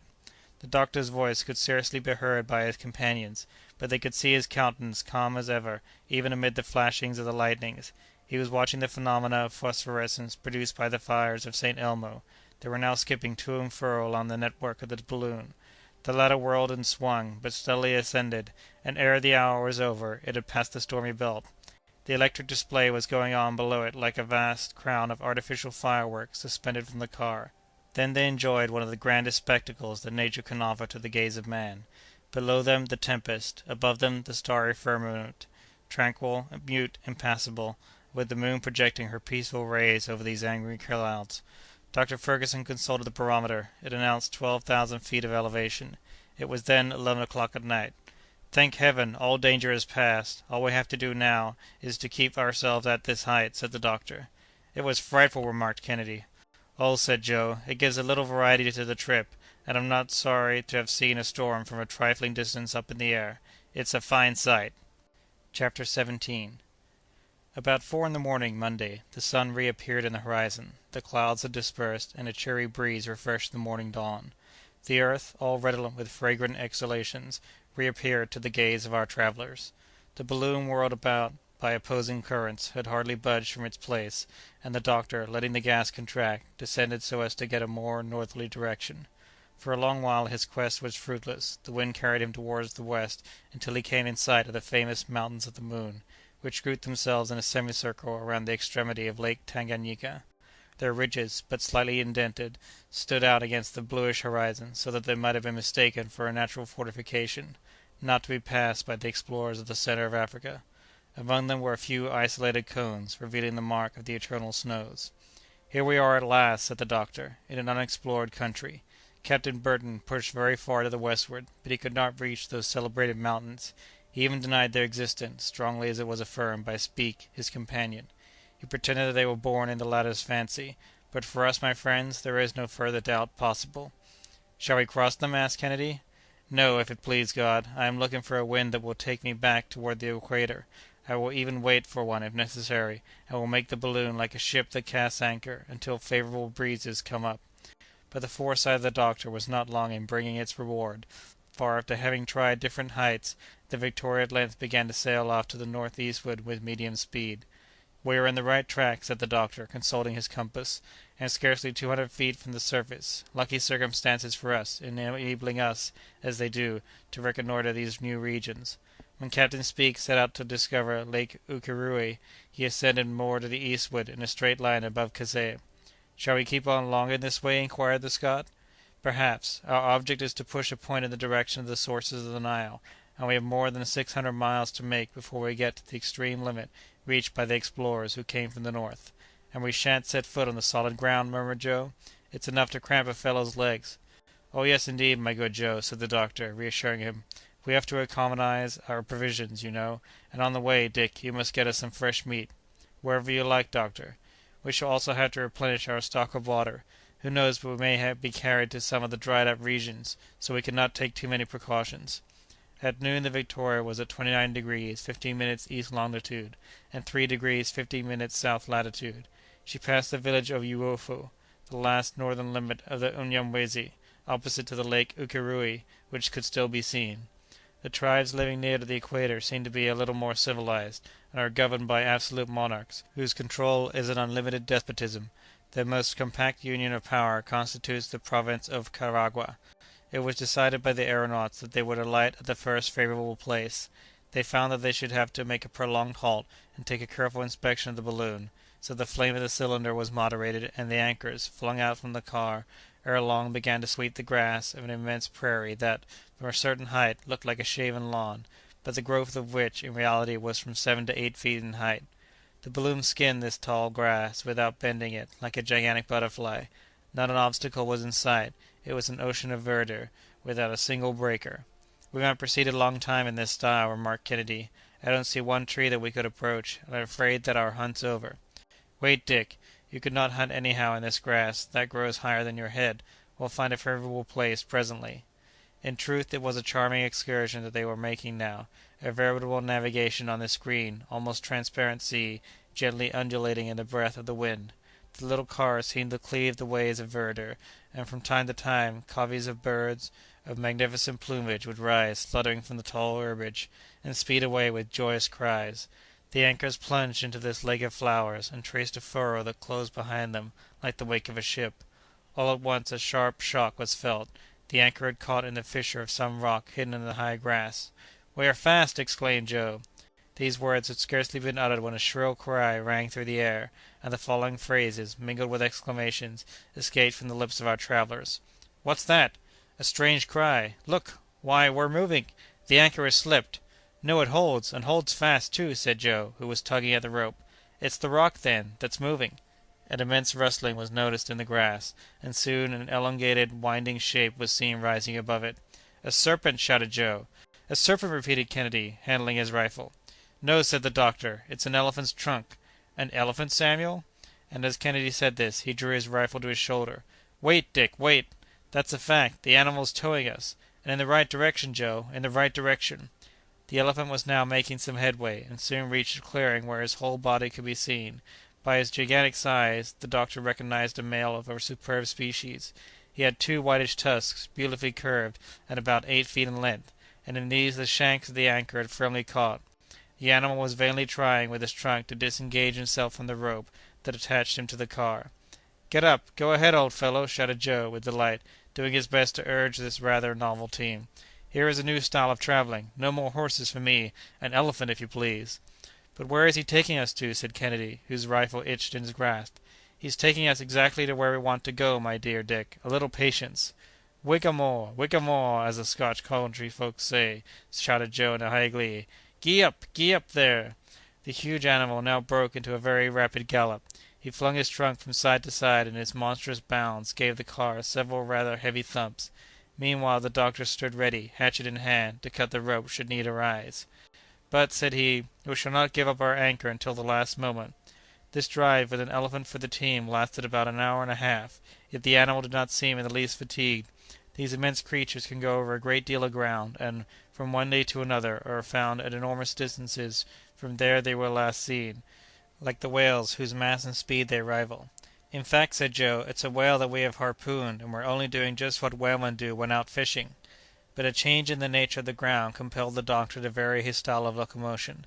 A dense grove of calmadores was descried on the horizon, about 3 miles away, on the north of the prairie. So it became necessary to detach the balloon from its draft animal at last. Kennedy was entrusted with the job of bringing the elephant to a halt. He drew his rifle to his shoulder, but his position was not favorable to a successful shot, so that the first ball fired flattened itself on the animal's skull, as it would have done against an iron plate. The creature did not seem in the least troubled by it, but at the sound of the discharge he had increased his speed, and now was going as fast as a horse at full gallop. "The deuce!" ejaculated Kennedy. "What a solid heat!" commented Joe. "We'll try some conical balls behind the shoulder joint," said Kennedy, reloading his rifle with care. In another moment he fired. The animal gave a terrible cry, but went on faster than ever. "Come," said Joe, taking aim with another gun. "I must help you, or we'll never end it," and now two balls penetrated the creature's hide. The elephant halted, lifted his trunk, and resumed his run towards the woods with all his speed. He shook his huge head, and the blood began to gush from his wounds. "Let us keep up our fire, Mr. Kennedy, and a continuous fire, too," urged the doctor, "for we are close to the woods." 10 shots more were discharged. The elephant made a fearful bound. The car and balloon cracked as though everything were going to pieces, and the shock made the doctor drop his hatchet on the ground. The situation was thus rendered really very alarming. The anchor rope, which had securely caught, could not be disengaged, nor could it yet be cut by the knives of our aeronauts, and the balloon was rushing headlong toward the wood, when the animal received a ball in the eye just as he lifted his head. On this he halted, faltered. His knees bent under him, and he uncovered his whole flank to the assaults of his enemies in the balloon. "A bullet in his heart!" said Kennedy, discharging one last rifle shot. The elephant uttered a long bellow of terror and agony, then raised himself up for a moment, twirling his trunk in the air, and finally fell with all his weight upon one of his tusks, which he broke off short. He was dead. "His tusks broken!" exclaimed Kennedy. "Ivory, too, that in England would bring 35 guineas per 100 pounds." "As much as that?" said Joe, scrambling down to the ground by the anchor rope. "What's the use of sighing over it, Dick?" said the doctor. "Are we ivory merchants? Did we come hither to make money?" Joe examined the anchor, and found it solidly attached to the unbroken tusk. The doctor and Dick leapt out on the ground, while the balloon, now half emptied, hovered over the body of the huge animal. "What a splendid beast!" said Kennedy. "What a mass of flesh! I never saw an elephant of that size in India." "There's nothing surprising about that, my dear Dick. The elephants of Central Africa are the finest in the world. The Andersons and the Cummings have hunted so incessantly in the neighborhood of the Cape that these animals have migrated to the equator, where they are often met with in large herds. In the meanwhile, I hope," added Joe, "that we'll taste a morsel of this fellow. I'll undertake to get you a good dinner at his expense. Mr. Kennedy will go off and hunt for an hour or two. The doctor will make an inspection of the balloon, and while they're busy in that way, I'll do the cooking." "A good arrangement," said the doctor. "So do as you like, Joe." "As for me," said the hunter, "I shall avail myself of the 2 hours' recess that Joe has condescended to let me have. Go, my friend, but no imprudence. Don't wander too far away." "Never fear, doctor," and so saying, Dick, shouldering his gun, plunged into the woods. Forthwith Joe went to work at his vocation. At first he made a hole in the ground 2 feet deep. This he filled with the dry wood that was so abundantly scattered about, where it had been strewn by the elephants, whose tracks could be seen where they had made their way through the forest. This hole filled, he heaped a pile of faggots on it, a foot in height, and set fire to it. Then he went back to the carcass of the elephant, which had fallen only about 100 feet from the edge of the forest. He next proceeded adroitly to cut off the trunk, which might have been 2 feet in diameter at the base. Of this he selected the most delicate portion, and then took with it one of the animal's spongy feet. In fact, these are the finest morsels, like the hump of the bison, the paws of the bear, and the head of the wild boar. When the pile of fagots had been thoroughly consumed inside and outside, the whole, cleared of the cinders and hot coals, retained a very high temperature. The pieces of elephant meat, surrounded with aromatic leaves, were placed in the extempore of the oven, and covered with hot coals. Then Joe piled up a second heap of sticks over all, and when it had burned out the meat was cooked to a turn. Then Joe took the viands from the oven, spread the savory mess upon green leaves, and arranged his dinner upon a magnificent patch of greensward. He finally brought out some biscuit, some coffee, and some cognac, and got a can of pure, fresh water from a neighboring streamlet. The repast thus prepared was a pleasant sight to behold, and Joe, without being too proud, thought that it would also be pleasant to eat. "A journey without danger or fatigue," he soliloquized. "Your meals when you please, a swinging hammock all the time. What more could a man ask? And there was Kennedy, who didn't want to come!" On his part, Dr. Fergusson was engrossed in a serious and thorough examination of the balloon. The latter did not appear to have suffered from the storm. The silk and the gutta percha had resisted wonderfully, and upon estimating the exact height of the ground and the ascensional force of the balloon, our aeronaut saw with satisfaction that the hydrogen was in exactly the same quantity as before. The covering had remained completely waterproof. It was now only 5 days since our travellers had quitted Zanzibar. Their pemmican had not yet been touched. Their stock of biscuit and potted meat was enough for a long trip, and there was nothing to be replenished but the water. The pipes and spiral seemed to be in perfect condition, since, thanks to their india-rubber jointings, they had yielded to all the oscillations of the balloon.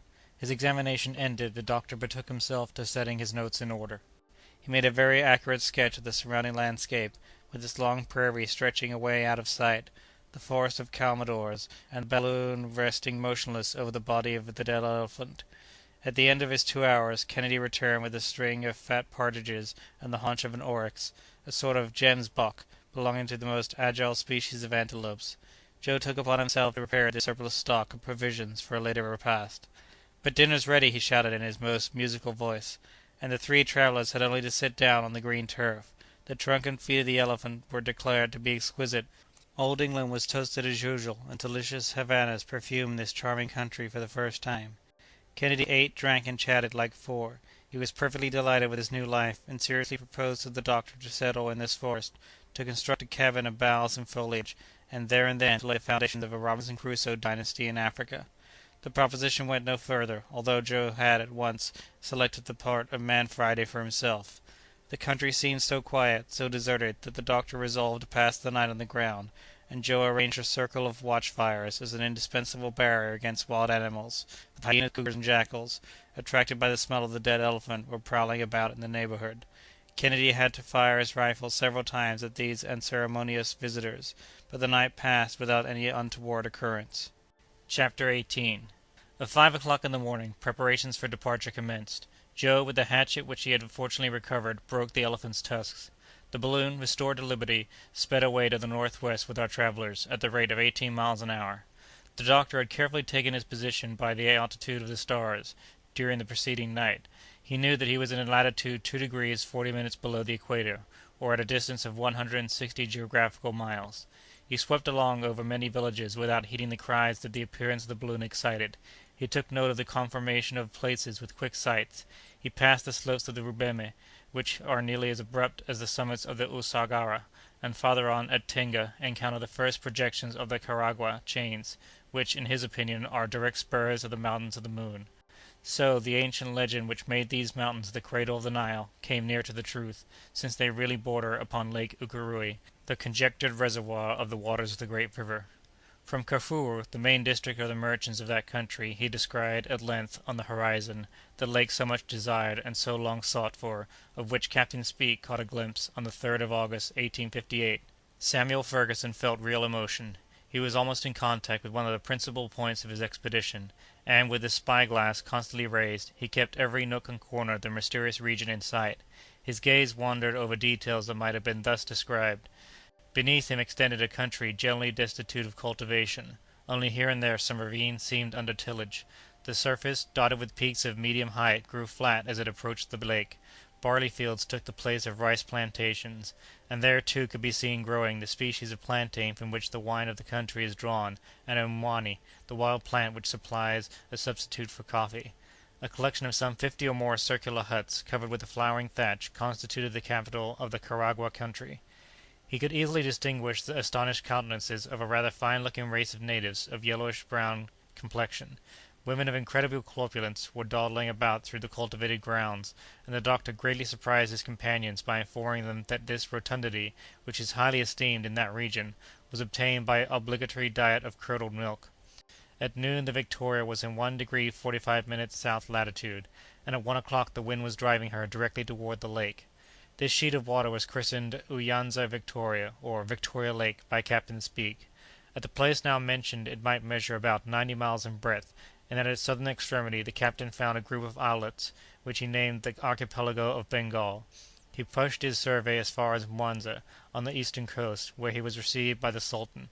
He made a triangulation of this part of the lake, but he could not procure a boat, either to cross it or to visit the great island of Ukurui, which is very populous, is governed by 3 sultans, and appeared to be only a promontory at low tide.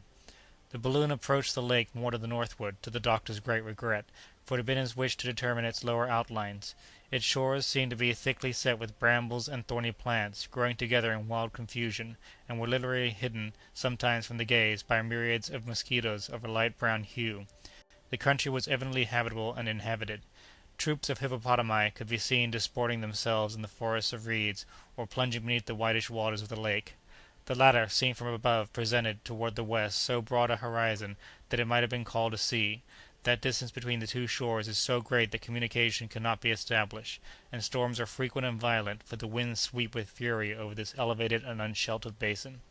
The doctor experienced some difficulty in guiding his course. He was afraid of being carried toward the west, but fortunately a current bore him directly toward the north, and at 6 o'clock in the evening the balloon alighted on a small desert island in 30 miles south latitude, and 30° 52' east longitude, about 20 miles from the shore. The travellers succeeded in making fast to a tree, and, the wind having fallen calm toward evening, they remained quietly at anchor. They dared not dream of taking the ground, since here, as on the shores of the Uyanza, legions of mosquitoes cover the soil in dense clouds. Joe even came back, from securing the anchor in the tree, speckled with bites, but he kept his temper, because he found it quite the natural thing for mosquitoes to treat him as they had done. Nevertheless, the doctor, who was less of an optimist, let out as much rope as he could, so as to escape these pitiless insects that began to rise toward him with a threatening hum. The doctor ascertained the height of the lake above the level of the sea, as it had been determined by Captain Speke, say 3,750 feet. "Here we are, then, on an island," said Joe, scratching as though he'd tear his nails out. "We could make the tour of it in a jiffy," added Kennedy, "and, excepting these confounded mosquitoes, there's not a living being to be seen on it." "The islands with which the lake is dotted," replied the doctor, "are nothing, after all, but the tops of submerged hills, but we are lucky to have found a retreat among them, for the shores of the lake are inhabited by ferocious tribes. Take your sleep, then, since Providence has granted us a tranquil night. Won't you do the same, doctor?" "No, I could not close my eyes. My thoughts would banish sleep. To-morrow, my friends, should the wind prove favorable, we shall go due north, and we shall, perhaps, discover the sources of the Nile, that grand secret which has so long remained impenetrable. Near as we are to the sources of the renowned river, I could not sleep." Kennedy and Joe, whom scientific speculations failed to disturb to that extent, were not long in falling into sound slumber, while the doctor held his post. On Wednesday, April 23rd, the balloon started at 4 o'clock in the morning, with a grayish sky overhead. Night was slow in quitting the surface of the lake, which was enveloped in a dense fog, but presently a violent breeze scattered all the mists, and after the balloon had been swung to and fro for a moment, in opposite directions, it at length veered in a straight line toward the north. Dr. Fergusson fairly clapped his hands for joy. "We are on the right track!" he exclaimed. "To-day or never we shall see the Nile. Look, my friends, we are crossing the equator. We are entering our own hemisphere." "Ah!" said Joe. "Do you think, doctor, that the equator passes here?" "Just here, my boy." "Well, then, with all due respect to you, sir, it seems to me that this is the very time to moisten it." "Good!" said the doctor, laughing. "Let us have a glass of punch. You have a way of comprehending cosmography that is anything but dull." And thus was the passage of the Victoria over the equator duly celebrated. The balloon made rapid headway. In the west could be seen a low but slightly diversified coast, and farther away in the background the elevated plains of the Uganda and the Usoga. At length the rapidity of the wind became excessive, approaching 30 miles per hour. The waters of the Nyanza, violently agitated, were foaming like the billows of a sea. By the appearance of certain long swells that followed the sinking of the waves, the doctor was enabled to conclude that the lake must have great depth of water.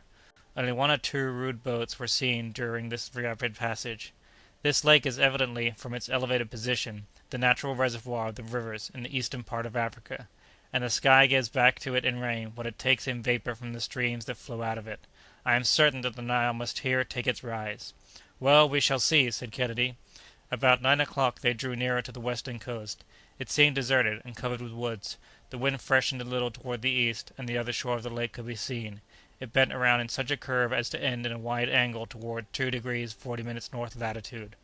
Lofty mountains uplifted their arid peaks at this extremity of Nyanza, but between them a deep and winding gorge gave exit to a turbulent and foaming river. While busy managing the balloon, Dr. Fergusson never ceased reconnoitering the country with eager eyes. "Look!" he exclaimed. "Look, my friends! The statements of the Arabs were correct. They spoke of a river by which Lake Ukéréoué discharged its waters toward the north, and this river exists, and we are descending it, and it flows with a speed analogous to our own, and this drop of water now gliding away beneath our feet is, beyond all question, rushing on to mingle with the Mediterranean. It is the Nile!"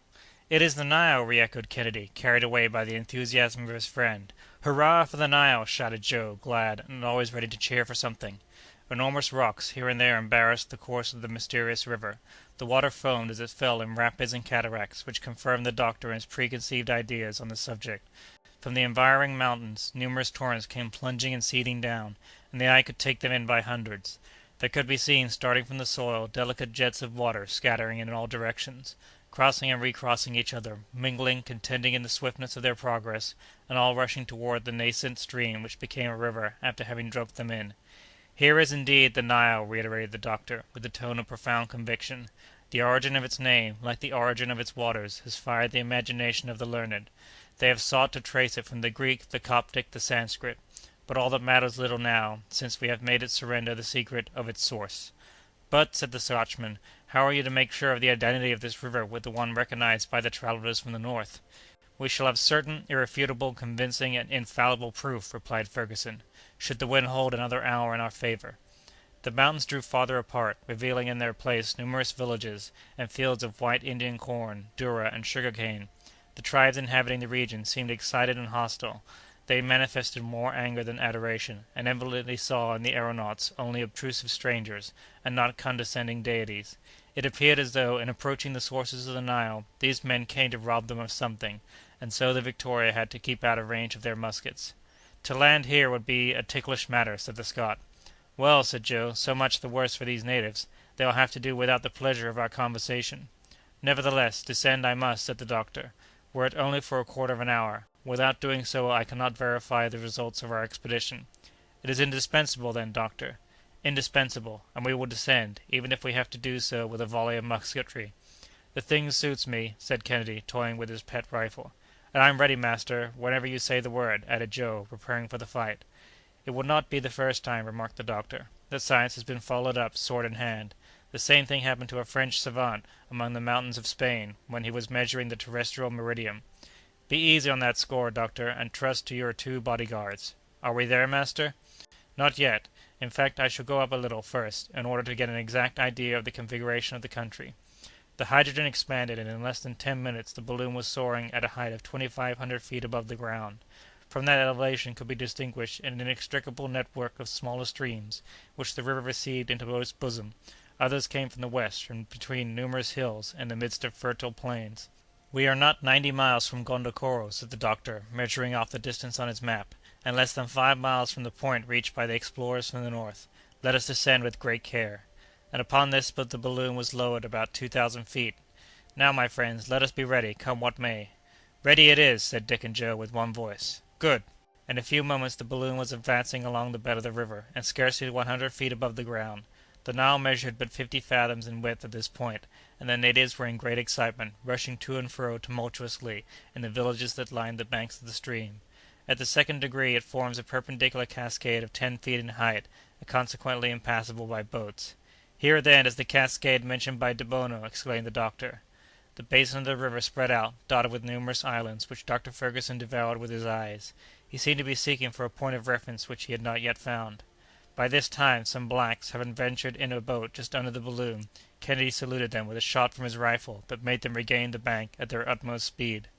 "A good journey to you!" bawled Joe, "and if I were in your place, I wouldn't try coming back again. I should be mightily afraid of a monster that can hurl thunderbolts when he pleases." But all at once the doctor snatched up his spy-glass and directed it toward an island reposing in the middle of the river. "Four trees!" he exclaimed. "Look down there!" Sure enough, there were four trees standing alone at one end of it. "It is Bengal Island! It is the very same!" repeated the doctor, exultingly. "And what of that?" asked Dick. "It is there that we shall alight, if God permits." "But it seems to be inhabited, doctor." "Joe is right, and unless I'm mistaken, there is a group of about a score of natives on it now." "We'll make them scatter. There'll be no great trouble in that," responded Fergusson. "So be it," chimed in the hunter. The sun was at the zenith as the balloon approached the island. The blacks, who were members of the Makado tribe, were howling lustily, and one of them waved his bark hat in the air. Kennedy took aim at him, fired, and his hat flew about him in pieces. Thereupon there was a general scamper. The natives plunged headlong into the river and swam to the opposite bank. Immediately there came a shower of balls from both banks, along with a perfect cloud of arrows, but without doing the balloon any damage, where it rested with its anchor snugly secured in the fissure of a rock. Joe lost no time in sliding to the ground. "The ladder!" cried the doctor. "Follow me, Kennedy." "What do you wish, sir?" "Let us alight. I want a witness." "Here I am." "Mind your post, Joe, and keep a good lookout." "Never fear, doctor. I'll answer for all that." "Come, Dick," said the doctor, as he touched the ground. So saying, he drew his companion along toward a group of rocks that rose upon one point of the island. There, after searching for some time, he began to rummage among the brambles, and in so doing scratched his hands until they bled. Suddenly he grasped Kennedy's arm, exclaiming, "Look! Look! Letters!" Yes, there indeed could be descried, with perfect precision of outline, some letters carved on the rock. It was quite easy to make them out. A.D. "A.D.!" repeated Dr. Fergusson. "Andrea Debono, the very signature of the traveller who farthest ascended the current of the Nile." "No doubt of that, friend Samuel," assented Kennedy. "Are you now convinced?" "It is the Nile. We cannot entertain a doubt on that score now," was the reply. The doctor for the last time examined those precious initials, the exact form and size of which he carefully noted. "And now," said he, "now for the balloon. Quickly, then, for I see some of the natives getting ready to recross the river. That matters little to us now. Let the wind but send us northward for a few hours, and we shall reach Gondokoro, and press the hands of some of our countrymen." 10 minutes more, and the balloon was majestically ascending, while Dr. Fergusson, in token of success, waved the English flag triumphantly from his car. Chapter 19. "Which way do we head?" asked Kennedy, as he saw his friend consulting the compass. "North-northeast." "The deuce! But that's not the north." "No, Dick, and I'm afraid that we shall have some trouble in getting to Gondokoro. I am sorry for it, but at last we have succeeded in connecting the explorations from the east with those from the north, and we must not complain." The balloon was now receding gradually from the Nile. "One last look," said the doctor, "at this impassable latitude, beyond which the most intrepid travellers could not make their way.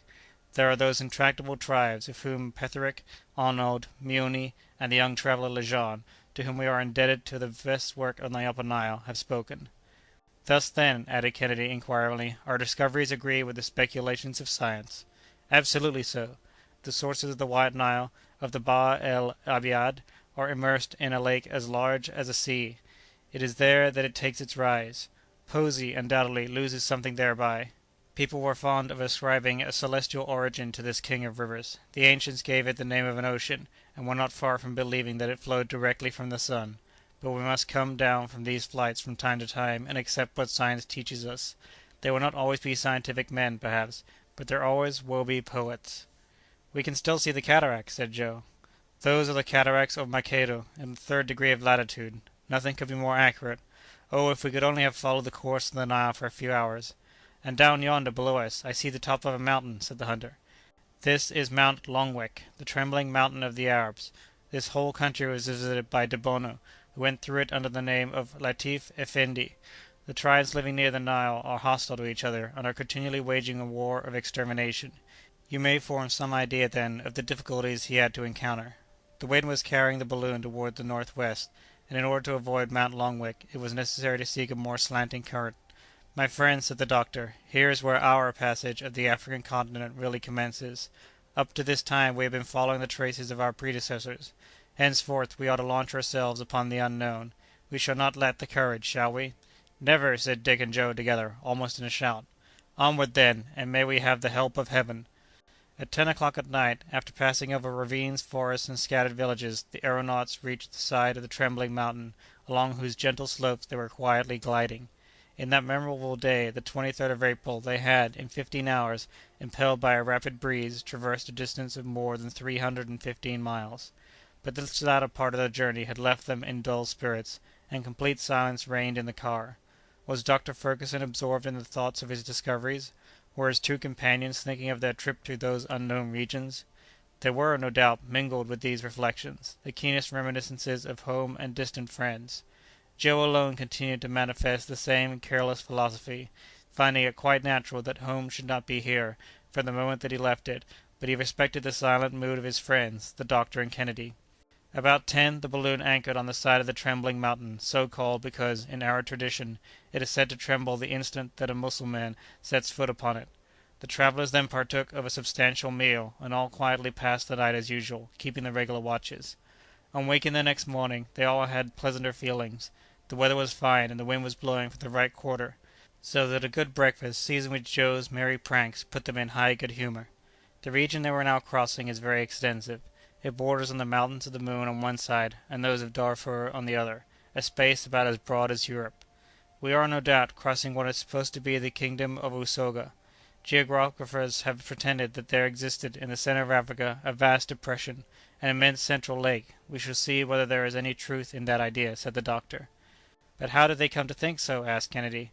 "From the recitals of the Arabs. Those fellows are great narrators, too much so, probably. Some travellers who had got as far as Kazeh, or the Great Lake, saw slaves that had been brought from this region, interrogated them concerning it, and from their different narratives made up a jumble of notions and deduced systems from them. Down at the bottom of it all there is some appearance of truth, and you see that they were right about the sources of the Nile." "Nothing could be more correct," said Kennedy. "It was by the aid of these documents that some attempts at maps were made, and so I am going to try to follow our route by one of them, rectifying it when need be." "Is all this region inhabited?" asked Joe. "Undoubtedly, and disagreeably inhabited, too." "I thought so. These scattered tribes come, one and all, under the title of Nyam-Nyams, and this compound word is only a sort of nickname. It imitates the sound of chewing." "That's it! Excellent!" said Joe, champing his teeth as though he were eating. "Nyam, nyam."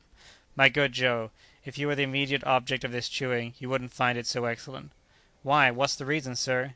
"These tribes are considered man-eaters." "Is that really the case?" "Not a doubt of it. It has also been asserted that these natives had tails, like mere quadrupeds, but it was soon discovered that these appendages belonged to the skins of animals that they wore for clothing." "More's the pity! A tail's a nice thing to chase away mosquitoes."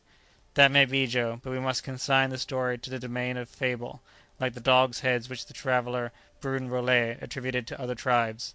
"Dogs' heads, eh? Quite convenient for barking, and even for man-eating." "But one thing that has been, unfortunately, proven true, is the ferocity of these tribes, who are very really fond of human flesh, and devour it with avidity." "I only hope that they won't take such a particular fancy to mine," said Joe, with comic solemnity. "See that?" said Kennedy. "Yes, indeed, sir. If I have to be eaten in a moment of famine, I want it to be for your benefit and my master's. But the idea of feeding those black fellows! Gracious! I'd die of shame." "Well, then, Joe," said Kennedy, "that's understood. We count upon you in case of need." "At your service, gentlemen." "Joe talks in this way so as to make us take good care of him and fatten him up." "Maybe so," said Joe. "Every man for himself." In the afternoon the sky became covered with a warm mist that oozed from the soil. The brownish vapor scarcely allowed the beholder to distinguish objects, and so, fearing collision with some unexpected mountain peak, the doctor, about 5 o'clock, gave the signal to halt. The night passed without accident, but in such profound obscurity that it was necessary to use redoubled vigilance. The monsoon blew with extreme violence during all the next morning.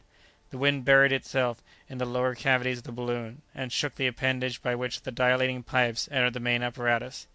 They had at last to be tied up with cords, Joe acquitting himself very skilfully in performing that operation.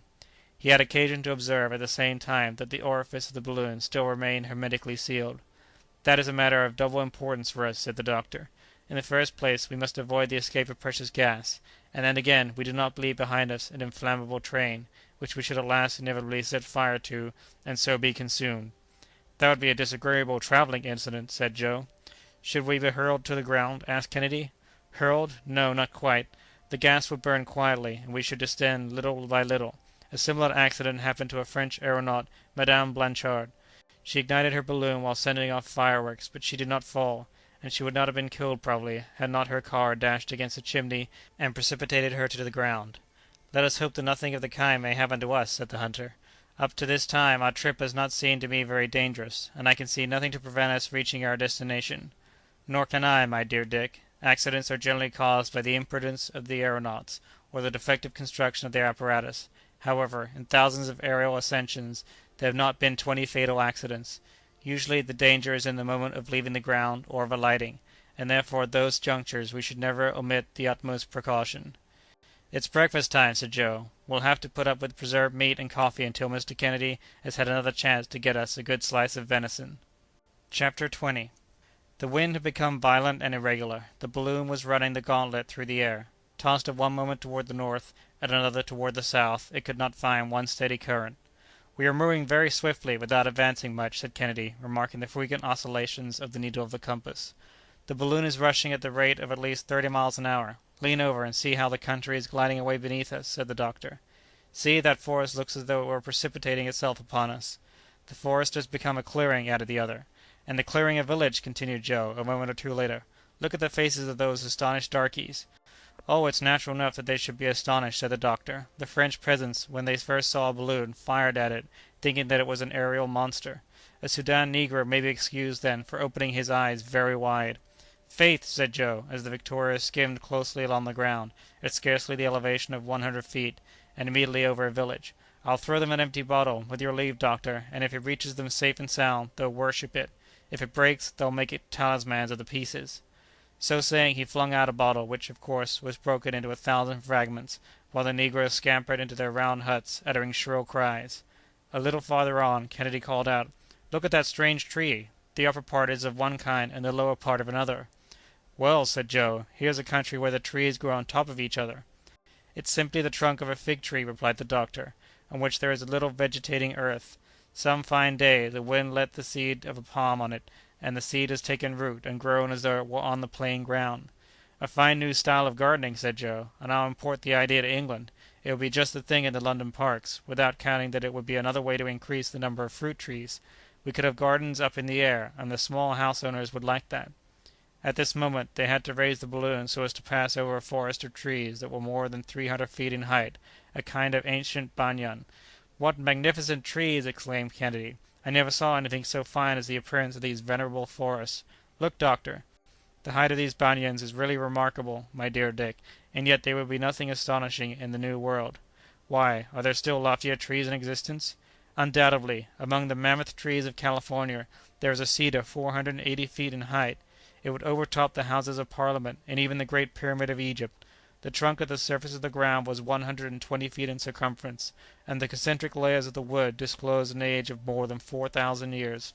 "But then, sir, there was nothing wonderful in it. When one has lived 4,000 years, one ought to be pretty tall," was Joe's remark. Meanwhile, during the doctor's recital and Joe's response, the forest had given place to a large collection of huts surrounding an open space. In the middle of this grew a solitary tree, and Joe exclaimed as he caught sight of it, "Well, if that tree has produced such flowers as those for the last 4,000 years, I have to offer it my compliments, anyhow," and he pointed to a gigantic sycamore, whose whole trunk was covered with human bones. The flowers of which Joe spoke were heads freshly severed from the bodies, and suspended by daggers thrust into the bark of the tree. "The war tree of these cannibals," said the doctor. "The Indians merely carry off the scalp, but these negroes take the whole head." "A mere matter of fashion," said Joe, but already the village and the bleeding heads were disappearing on the horizon. Another place offered a still more revolting spectacle: half-devoured corpses, skeletons mouldering to dust, human limbs scattered here and there, and left to feed the jackals and hyenas. "No doubt these are the bodies of criminals. According to the custom in Abyssinia, these people have left them a prey to the wild beasts, who kill them with their terrible teeth and claws, and then devour them at their leisure." "Not a whit more cruel than hanging," said the Scot. "Filthier, that's all." "In the southern regions of Africa they content themselves," resumed the doctor, "with shutting up the criminal in his own hut with his cattle, and sometimes with his family. They then set fire to the hut, and the whole party are burned together. I call that cruel, but like friend Kennedy, I think that the gallows is quite as cruel, quite as barbarous." Joe, by the aid of his keen sight, which he did not fail to use continually, noticed some flocks of birds of prey flitting about the horizon. "They are eagles!" exclaimed Kennedy, after reconnoitring them through the glass. "Magnificent birds, whose flight is as rapid as ours." "Heaven preserve us from their attacks!" said the doctor. "They are more to be feared by us than wild beasts or savage tribes." "Bah!" said the hunter, "we can drive them off with a few rifle shots." "Nevertheless, I would prefer, dear Dick, not having to rely upon your skill this time, for the silk of our balloon could not resist their sharp beaks. Fortunately, the huge birds will, I believe, be more frightened than attracted by our machine." "Yes, but a new idea, and I have dozens of them," said Joe. "If we could only manage to capture a team of live eagles, we could hitch them to the balloon, and they'd haul us through the air." "The thing has been seriously proposed," replied the doctor, "but I think it hardly practicable with creatures naturally so restive." "Oh, we'd tame them," said Joe. "Instead of driving them with bits, we'd do it with eye blinkers that would cover their eyes. Half blinded in that way, they'd go to the right or to the left as we desired. When blinded completely, they would stop." "Allow me, Joe, to prefer a favorable wind to your team of eagles. It costs less for fodder, and is more reliable." "Well, you may have your choice, master, but I stick to my idea." It now was noon. The Victoria had been going at a moderate speed for some time; the country merely passed below it; it no longer flew. Suddenly shouts and whistlings were heard by aeronauts, and leaning over the edge of the car, they saw on the open plain below them an exciting spectacle. Two hostile tribes were fighting furiously, and the air was dotted with volleys of arrows. The combatants were so intent upon their murderous work that they did not notice the arrival of the balloon. There were about 300 mingled confusedly in the deadly struggle. Most of them, red with the blood of the wounded, in which they fairly wallowed, were horrible to behold. As they at last caught sight of the balloon, there was a momentary pause, but their yells were doubled, and some arrows were shot at the Victoria, one of them coming close enough for Joe to catch it with his hand. "Let us rise out of range!" exclaimed the doctor. "There must be no rashness. We are forbidden any risk." Meanwhile, the massacre continued on both sides, with battle-axes and war-clubs. As quickly as one of the combatants fell, a hostile warrior ran up to cut off his head, while the women, mingling in the fray, gathered up these bloody trophies, and piled them together at either extremity of the battle-field. Often, too, they even fought for these hideous spoils. "What a frightful scene!" said Kennedy, with profound disgust. "They're ugly acquaintances," added Joe; "but then, if they had uniforms, they'd be just like the fighters of all the rest of the world." "I've a keen hankering to take a hand in at that fight," said the hunter, brandishing his rifle. "No, no!" objected the doctor, vehemently. "No, let us not meddle with what don't concern us. Do you know which is right or which is wrong, that you would assume the part of the Almighty? Let us rather hurry away from this revolting spectacle. Could the great captains of the world float thus above the scenes of their exploits, they would at last perhaps conceive a disgust for blood and conquest." The chieftain of one of the contending parties was remarkable for his athletic proportions, his great height and herculean strength. With one hand he plunged his spear into the compact ranks of his enemies, and with the other mowed large spaces in them with his battle-axe. Suddenly he flung away his war-club, red with blood, rushed upon a wounded warrior, and chopping off his arm at a single stroke, carried the dissevered member to his mouth and bit it again and again. "Ah!" ejaculated Kennedy, "the horrible brute! I can hold back no longer!" And as he spoke, the huge savage, struck full in the forehead with a rifle ball, fell headlong to the ground. Upon this sudden mishap of their leader, his warriors seemed struck dumb with amazement. His supernatural death awed them, while it reanimated the courage and ardor of their adversaries, and in a twinkling the field was abandoned by half the combatants. "Come, let us look higher up for a current to bear us away. I am sick of this spectacle," said the doctor. But they could not get away so rapidly as to avoid the sight of the victorious tribe rushing upon the dead and the wounded, scrambling and disputing for the still warm and reeking flesh, and eagerly devouring it. "Faugh!" uttered Joe, "it's sickening!" The balloon rose as it expanded. The howlings of the brutal horde, in the delirium of their orgy, pursued them for a few minutes, but at length, borne away toward the south, they were carried out of sight and hearing of this horrible spectacle of cannibalism. The surface of the country was now greatly varied, with numerous streams of water bearing toward the east. The latter undoubtedly ran into those affluents of Lake Nu, or of the River of the Gazelles, concerning which M. Guillaume Lejean had given such curious details. At nightfall the balloon cast anchor in 27 degrees east longitude and 4 degrees 20 minutes north latitude, after a day's trip of 150 miles. Chapter 21. The night came on very dark. The doctor had not been able to reconnoitre the country. He had made fast to a very tall tree from which he could distinguish only a confused mass through the gloom. As usual, he took the 9 o'clock watch, and at midnight Dick relieved him. "Keep a sharp lookout, Dick," was the doctor's good-night injunction. "Is there anything new on the carpet?" "No, but I thought that I heard vague sounds below us, and, as I don't know exactly where the wind has carried us to, even an excess of caution would do no harm." "You've probably heard the cries of wild beasts." "No, the sounds seem to me something altogether different from that. At all events, on the least alarm, don't fail to waken us." "I'll do so, doctor. Rest easy." After listening attentively for a moment or two longer, the doctor, hearing nothing more, threw himself on his blankets and went to sleep. The sky was covered with dense clouds, but not a breath of air was stirring, and the balloon, kept in its place by only a single anchor, experienced not the slightest oscillation. Kennedy, leaning his elbow on the edge of the car, so as to keep an eye of the cylinder, which was actively at work, gazed out upon the calm obscurity. He eagerly scanned the horizon, and, as often happens to minds that are uneasy or possessed with preconceived notions, he fancied that he sometimes detected vague gleams of light in the distance. At one moment he even thought he saw them only 200 paces away, quite distinctly, but it was a mere flash that was gone as quickly as it came, and he had noticed nothing more. It was, no doubt, one of those luminous illusions that sometimes impress the eye in the midst of very profound darkness. Kennedy was getting over his nervousness and falling into his wandering meditations again, when a sharp whistle pierced his ear. Was that the cry of an animal, or of a night bird, or did it come from human lips? Kennedy, perfectly comprehending the gravity of the situation, was on the point of waking his companions, but he reflected that, in any case, men or animals, the creatures that he heard must be out of reach. So he merely saw that his weapons were all right, and then, with his night-glass, again plunged his gaze into space. It was not long before he thought he could perceive below him vague forms that seemed to be gliding toward the tree, and then, by the aid of a ray of moonlight that shot like an electric flash between two masses of cloud, he distinctly made out a group of human figures moving in the shadow. The adventure with the dog-faced baboons returned to his memory, and he placed his hand on the doctor's shoulder. The latter was awake in a moment. "Silence," said Dick. "Let us speak below our breath. Has anything happened?" "Yes, let us awaken Joe." The instant that Joe was aroused, Kennedy told him what he had seen. "Those confused monkeys again," said Joe. "Possibly, but we must be on our guard." "Joe and I," said Kennedy, "will climb down the tree by the ladder. And in the meanwhile," added the doctor, "I will take my measures so that we can ascend rapidly at a moment's warning." "Agreed." "Let us go down, then," said Joe. "Don't use your weapons, excepting at the last extremity. It would be a useless risk to make the natives aware of our presence in such a place as this."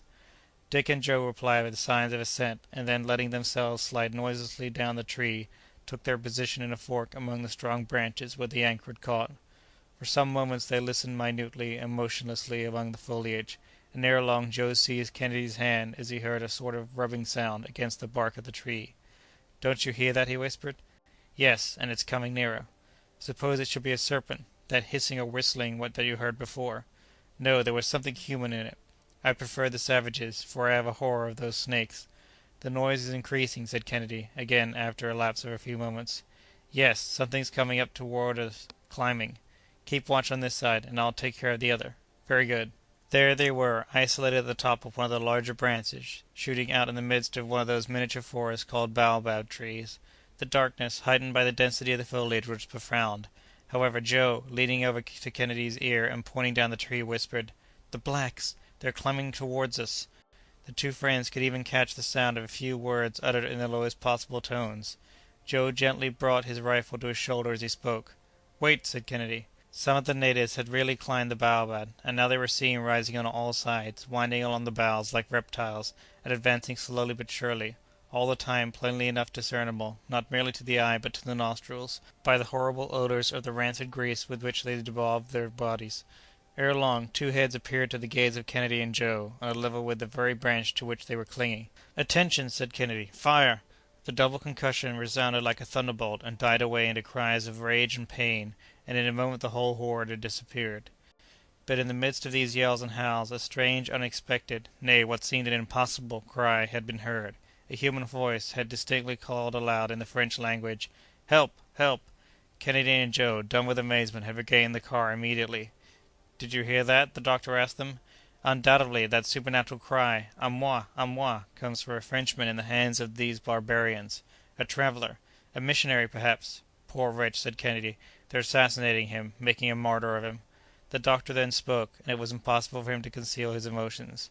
"There can be no doubt of it," he said. "Some unfortunate Frenchman has fallen into the hands of these savages. We must not leave this place without doing all in our power to save him. When he heard the sound of our guns, he recognized an unhoped-for assistance, a providential interposition. We shall not disappoint in his last hope. Are such your views?" "They are, doctor, and we are ready to obey you."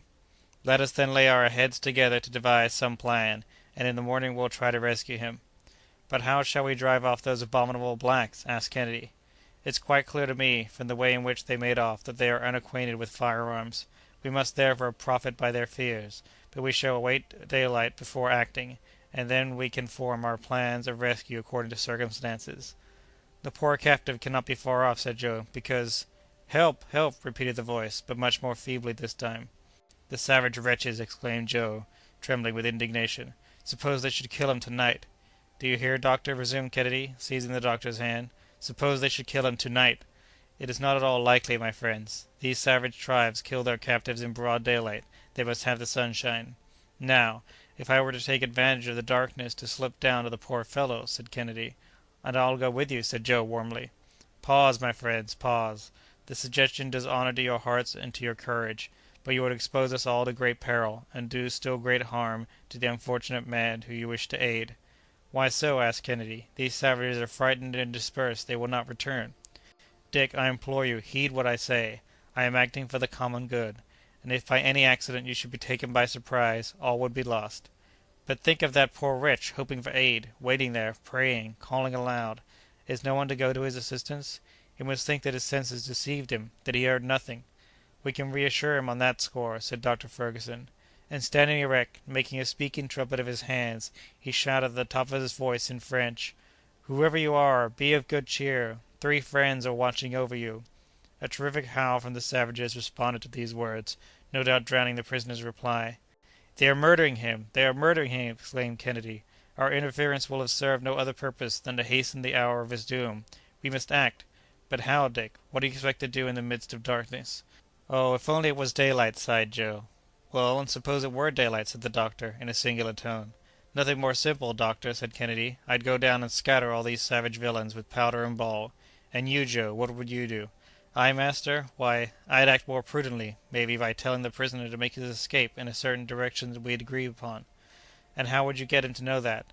"By means of this arrow that I caught flying the other day. I'd tie a note to it, or I'd just call out to him in a loud voice what you want him to do, because these black fellows don't understand the language that you'd speak in." "Your plans are impracticable, my dear friends. The greatest difficulty would be for this poor fellow to escape at all, even admitting that he should manage to elude the vigilance of his captors. As for you, my dear Dick, with determined daring, and profiting by their alarm at our firearms, your project might possibly succeed, but were it to fail, you would be lost, and we should have 2 persons to save instead of 1. No, we must put all the chances on our side, and go to work differently." "But let us act at once," said the hunter. "Perhaps we may," said the doctor, throwing considerable stress upon the words. "Why, doctor, can you light up such darkness as this?" "Who knows, Joe?" "Ah, if you can do that, you're the greatest learned man in the world." The doctor kept silent for a few moments. He was thinking. His 2 companions looked at him with much emotion, for they were greatly excited by the strangeness of the situation. Fergusson at last resumed: "Here is my plan. We have 200 pounds of ballast left, since the bags we brought with us are still untouched. I'll suppose that this prisoner, who is evidently exhausted by suffering, weighs as much as one of us. There will still remain 60 pounds of ballast to throw out in case we should want to ascend suddenly." "How do you expect to manage the balloon?" asked Kennedy.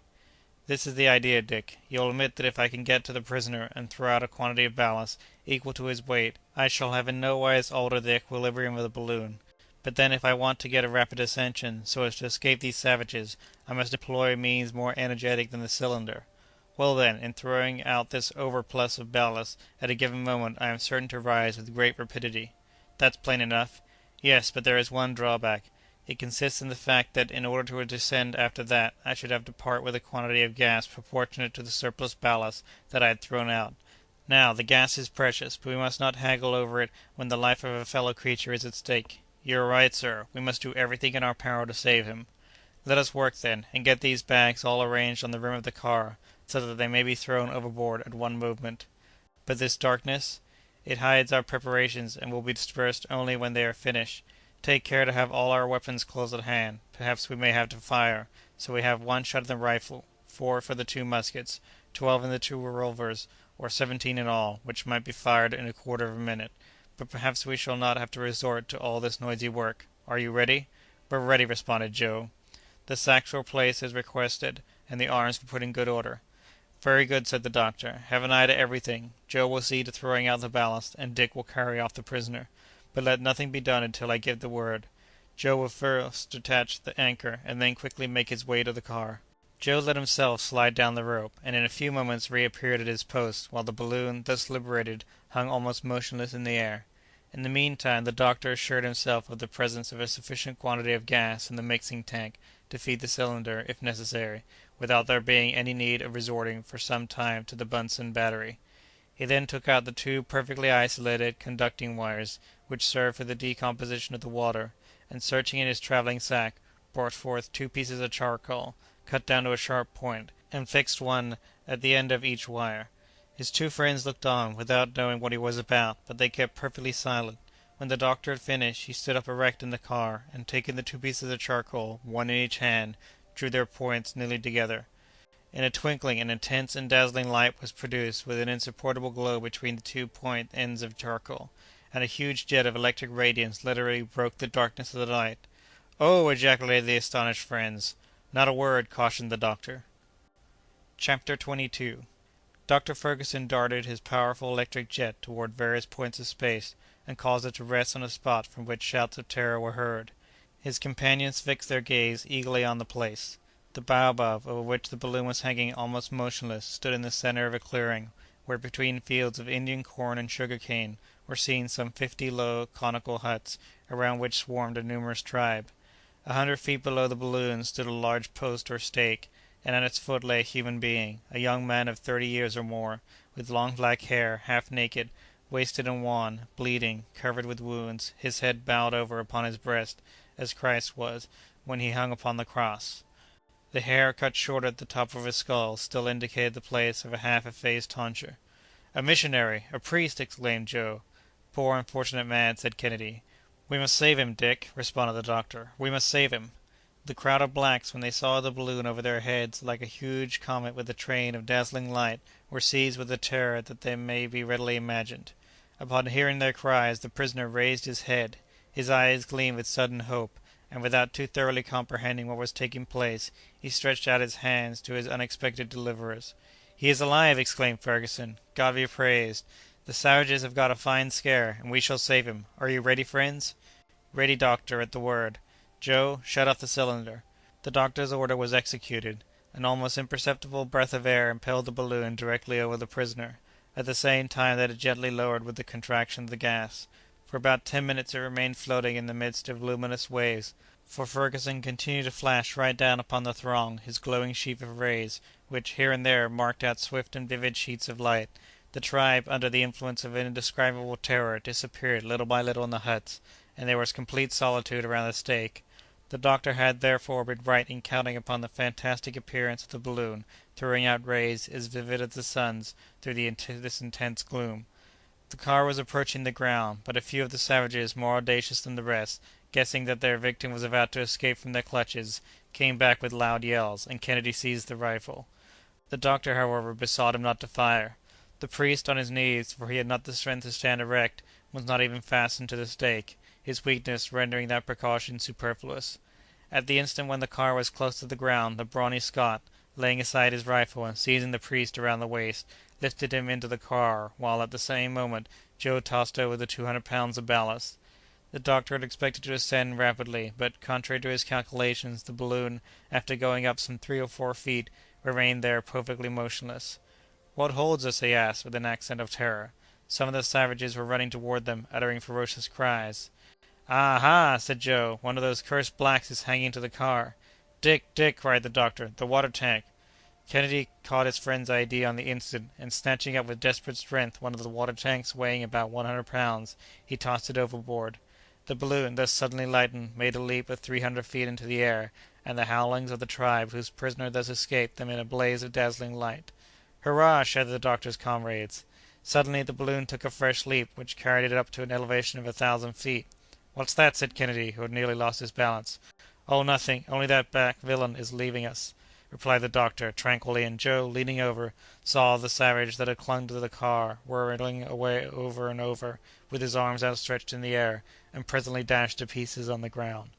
The doctor then separated his electric wires, and everything was again buried in profound obscurity. It was now 1 o'clock in the morning. The Frenchman, who had swooned away, at length opened his eyes. "You are saved," were the doctor's first words. "Saved?" he said, with a sad smile, replied in English.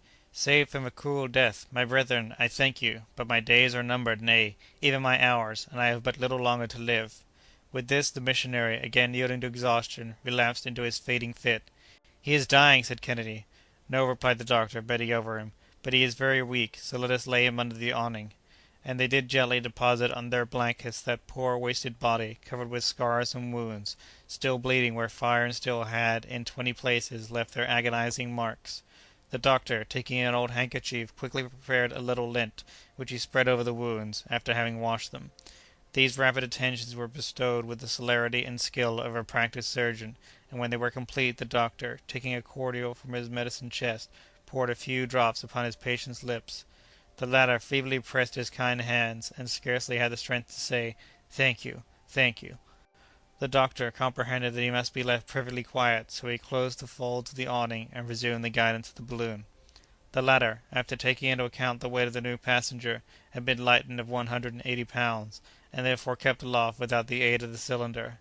At the first dawn of day a current drove it gently toward the west-northwest.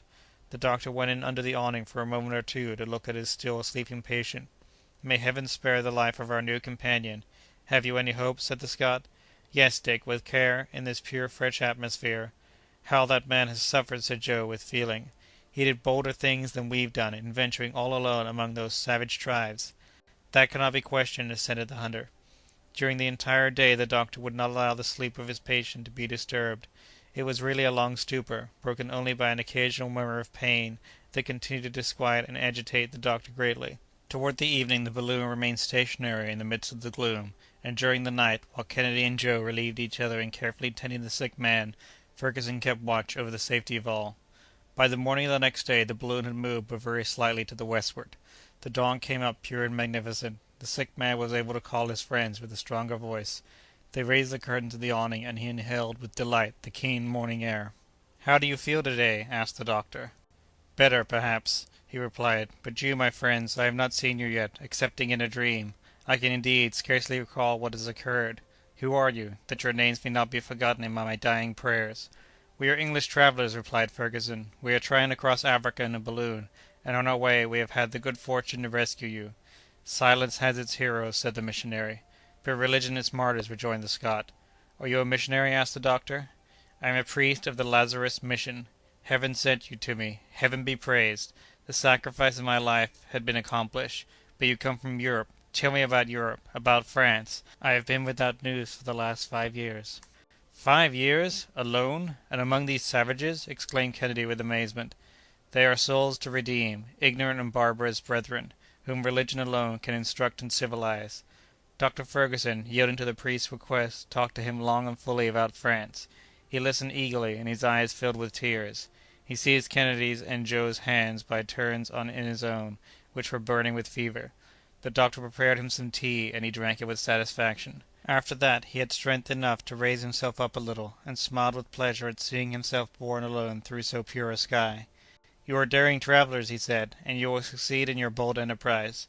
You will again behold your relatives, your friends, your country. You—" At this moment the weakness of the young missionary became so extreme that they had to lay him again on the bed, where prostration, lasting for several hours, held him like a dead man under the eye of Dr. Fergusson.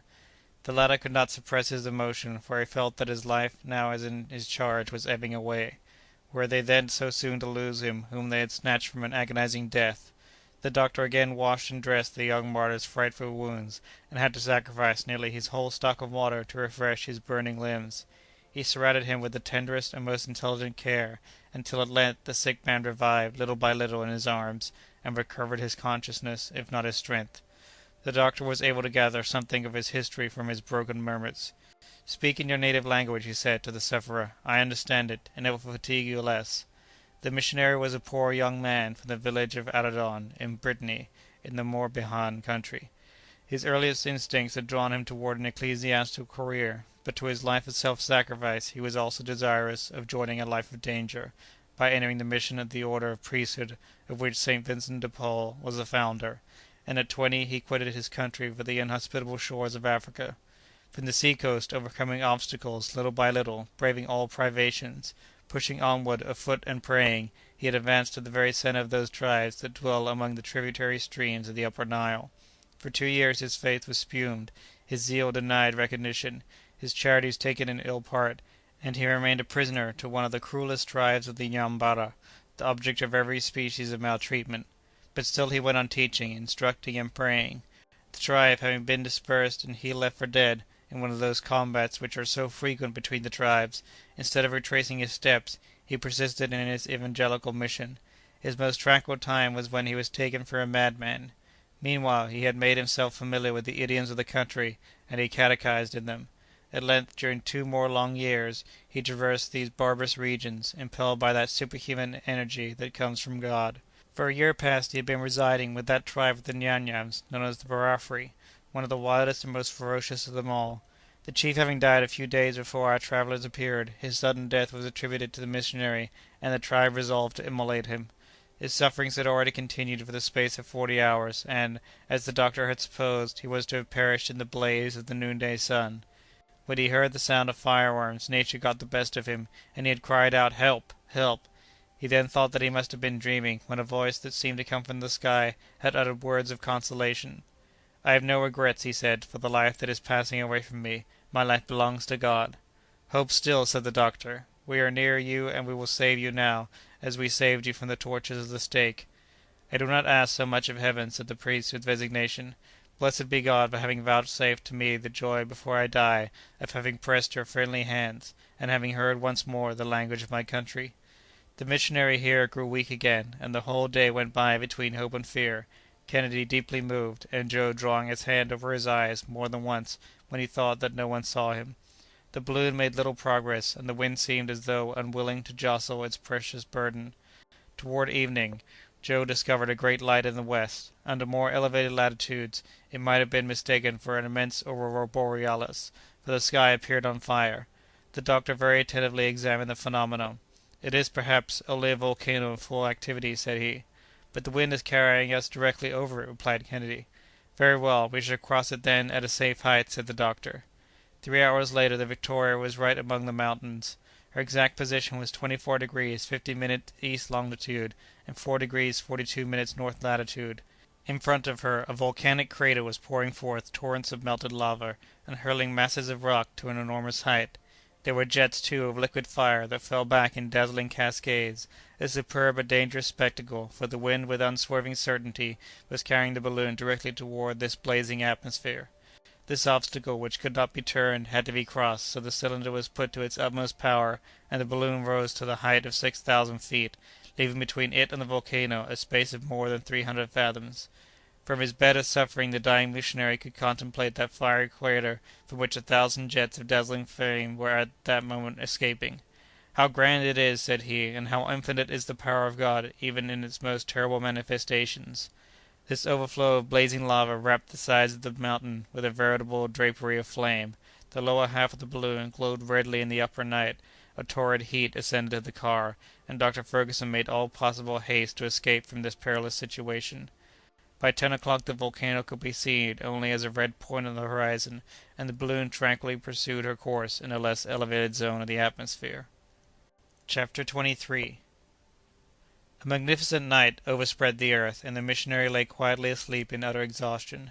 "He'll not get over it," sighed Joe. "Poor young fellow, scarcely 30 years of age.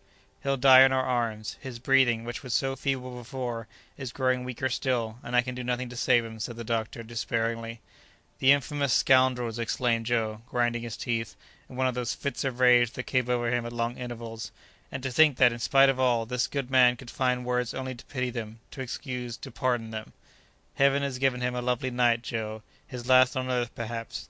He will suffer but little more after this, and his dying will be only a peaceful falling asleep." The dying man uttered some broken words, and the doctor at once went to him. His breathing became difficult, and he asked for air. The curtains were drawn entirely back, and he inhaled with rapture the light breezes of that clear, beautiful night. The stars sent him their trembling rays, and the moon wrapped him in the white, winding sheet of its effulgence. "My friend," said he, in an enfeebled voice, "I am going. May God requite you, and bring you to your safe harbor. May He pay for me the debt of gratitude that I owe to you." "You must still hope," replied Kennedy. "This is but a passing fit of weakness. You will not die. How could any one die on this beautiful summer night?" "Death is at hand," replied the missionary. "I know it. Let me look it in the face. Death, the commencement of things eternal, is but the end of earthly cares. Place me upon my knees, my brethren, I beseech you." Kennedy lifted him up, and it was distressing to see his weakened limbs bend under him. "My God! My God!" exclaimed the dying apostle, "have pity on me!" His countenance shone, for about that earth on which he had known no joys, in the midst of that night which sent to him its softest radiance, on the way to that heaven toward which he uplifted his spirit, as though in a miraculous assumption, he seemed already to live and breathe in the new existence. His last gesture was a supreme blessing on his new friends of only one day. Then he fell back into the arms of Kennedy, whose countenance was bathed in hot tears. "Dead!" said the doctor, bending over him. "Dead!" And with one common accord the three friends knelt together in silent prayer. "To-morrow," resumed the doctor, "we shall bury him in the African soil which he has besprinkled with his blood." During the rest of the night the body was watched, turn by turn, by the three travellers, and not a word disturbed the solemn silence. Each of them was weeping. The next day the wind came from the south, and the balloon moved slowly over a vast plateau of mountains. There were extinct craters; here, barren ravines; not a drop of water on those parched crests; piles of broken rocks; huge stony masses scattered hither and thither, and interspersed with whitish marl, all indicated the most complete sterility. Toward noon the doctor, for the purpose of burying the body, decided to descend into a ravine in the midst of some plutonic rocks of primitive formation.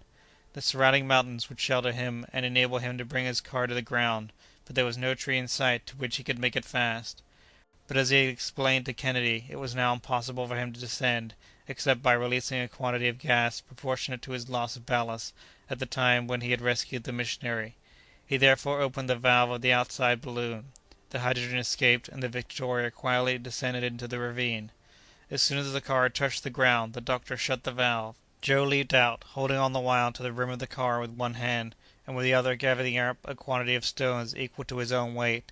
He could then use both hands, and had soon heaped into the car more than 500 pounds of stones, which enabled both the doctor and Kennedy, in their turn, to get out. Thus the Victoria found herself balanced in her ascensional force insufficient to raise her. Moreover, it was not necessary to gather many of these stones, for the blocks were extremely heavy, so much so indeed that the doctor's attention was attracted by the circumstance. The soil, in fact, was bestrewn with quartz and porphyritic rocks. "This is a singular discovery," said the doctor, mentally.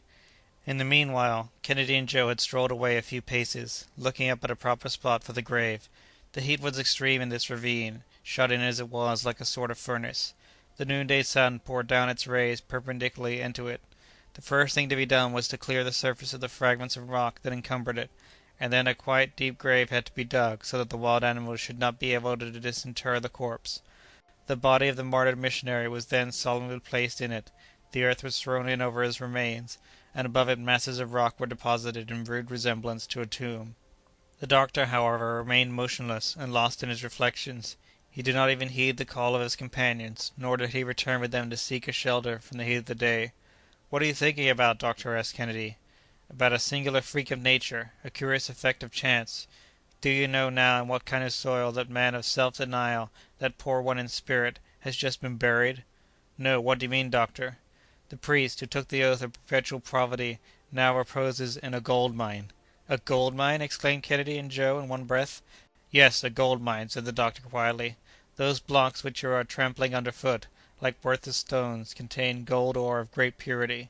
"Impossible! Impossible!" repeated Joe. "You would not have to look along among those fissures of slaty schist without finding peptites of considerable value."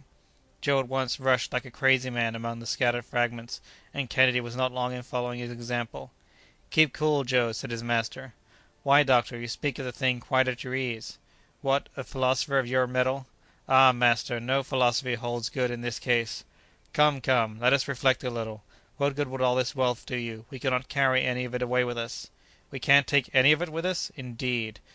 "It's rather too heavy for our car. I even hesitated to tell you anything about it, for fear of exciting your regret."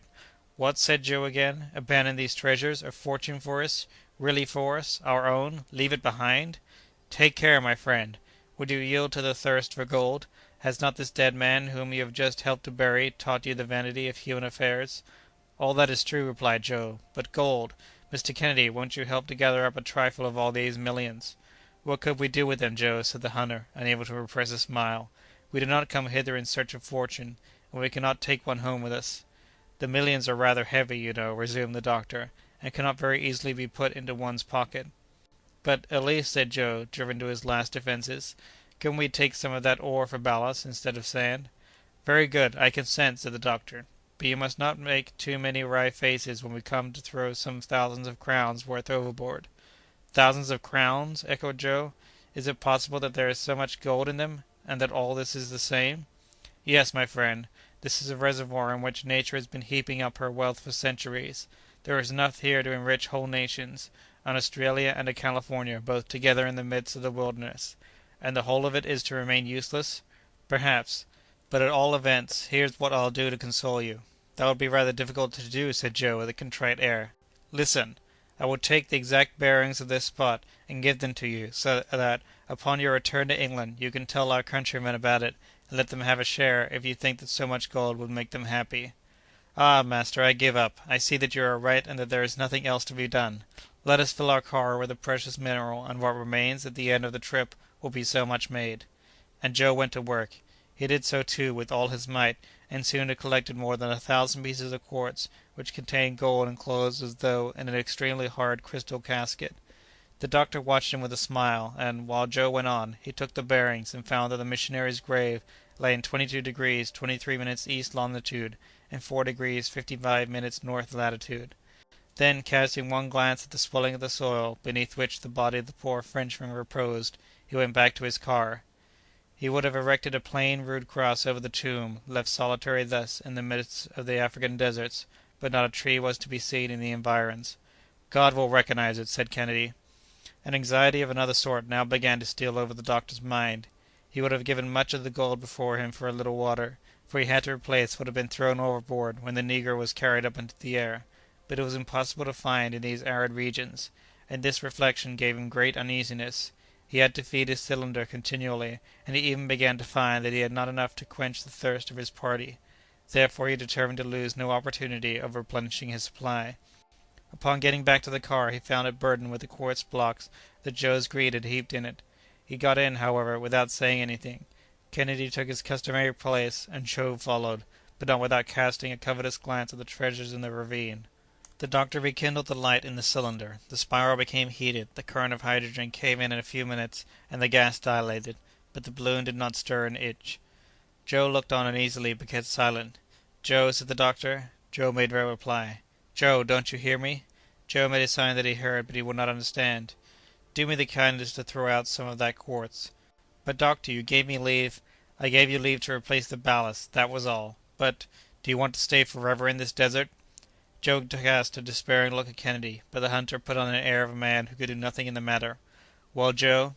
"Then your cylinder don't work?" said the obstinate fellow. "My cylinder? Is it lit, as you perceive? But the balloon will not rise until you have thrown off a little ballast."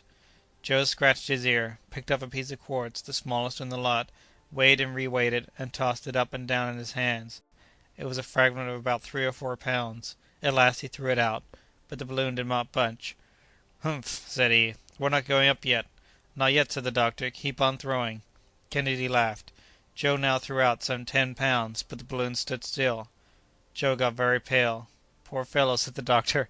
"Mr. Kennedy, you and I weigh, unless I am mistaken, about 400 pounds, so that you'll have to get rid of at least that weight, since it was put in here to make up for us."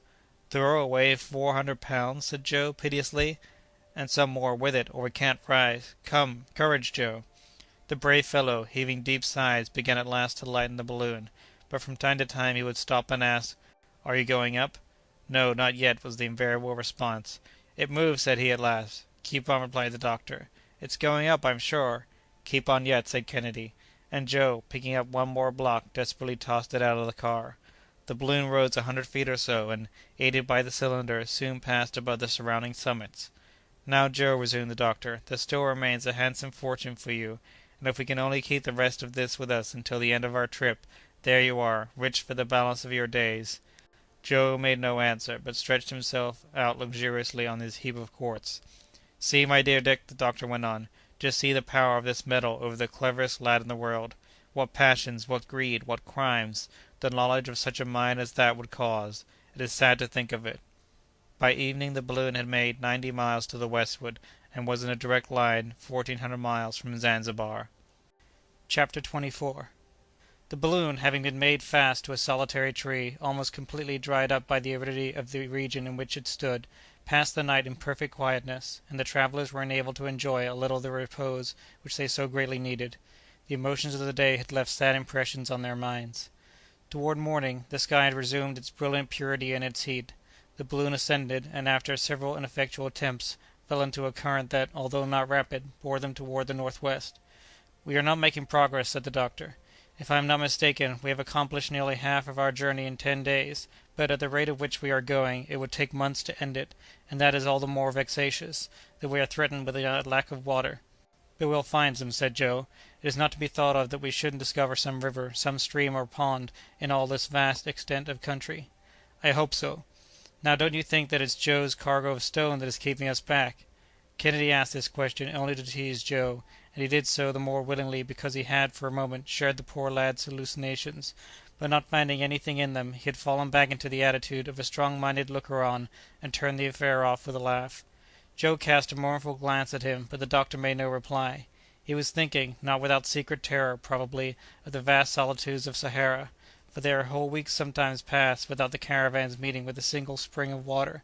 Occupied with these thoughts, he scrutinized every depression of the soil with the closest attention. These anxieties, and the incidents recently occurring, had not been without their effect upon the spirits of our three travellers. They conversed less, and were more wrapped in their own thoughts. Joe, clever lad as he was, seemed no longer the same person since his gaze had plunged into that ocean of gold. He kept entirely silent, and gazed incessantly upon the stony fragments heaped up in the car, worthless to-day, but of inestimable value to-morrow. The appearance of this part of Africa was, moreover, quite calculated to inspire alarm.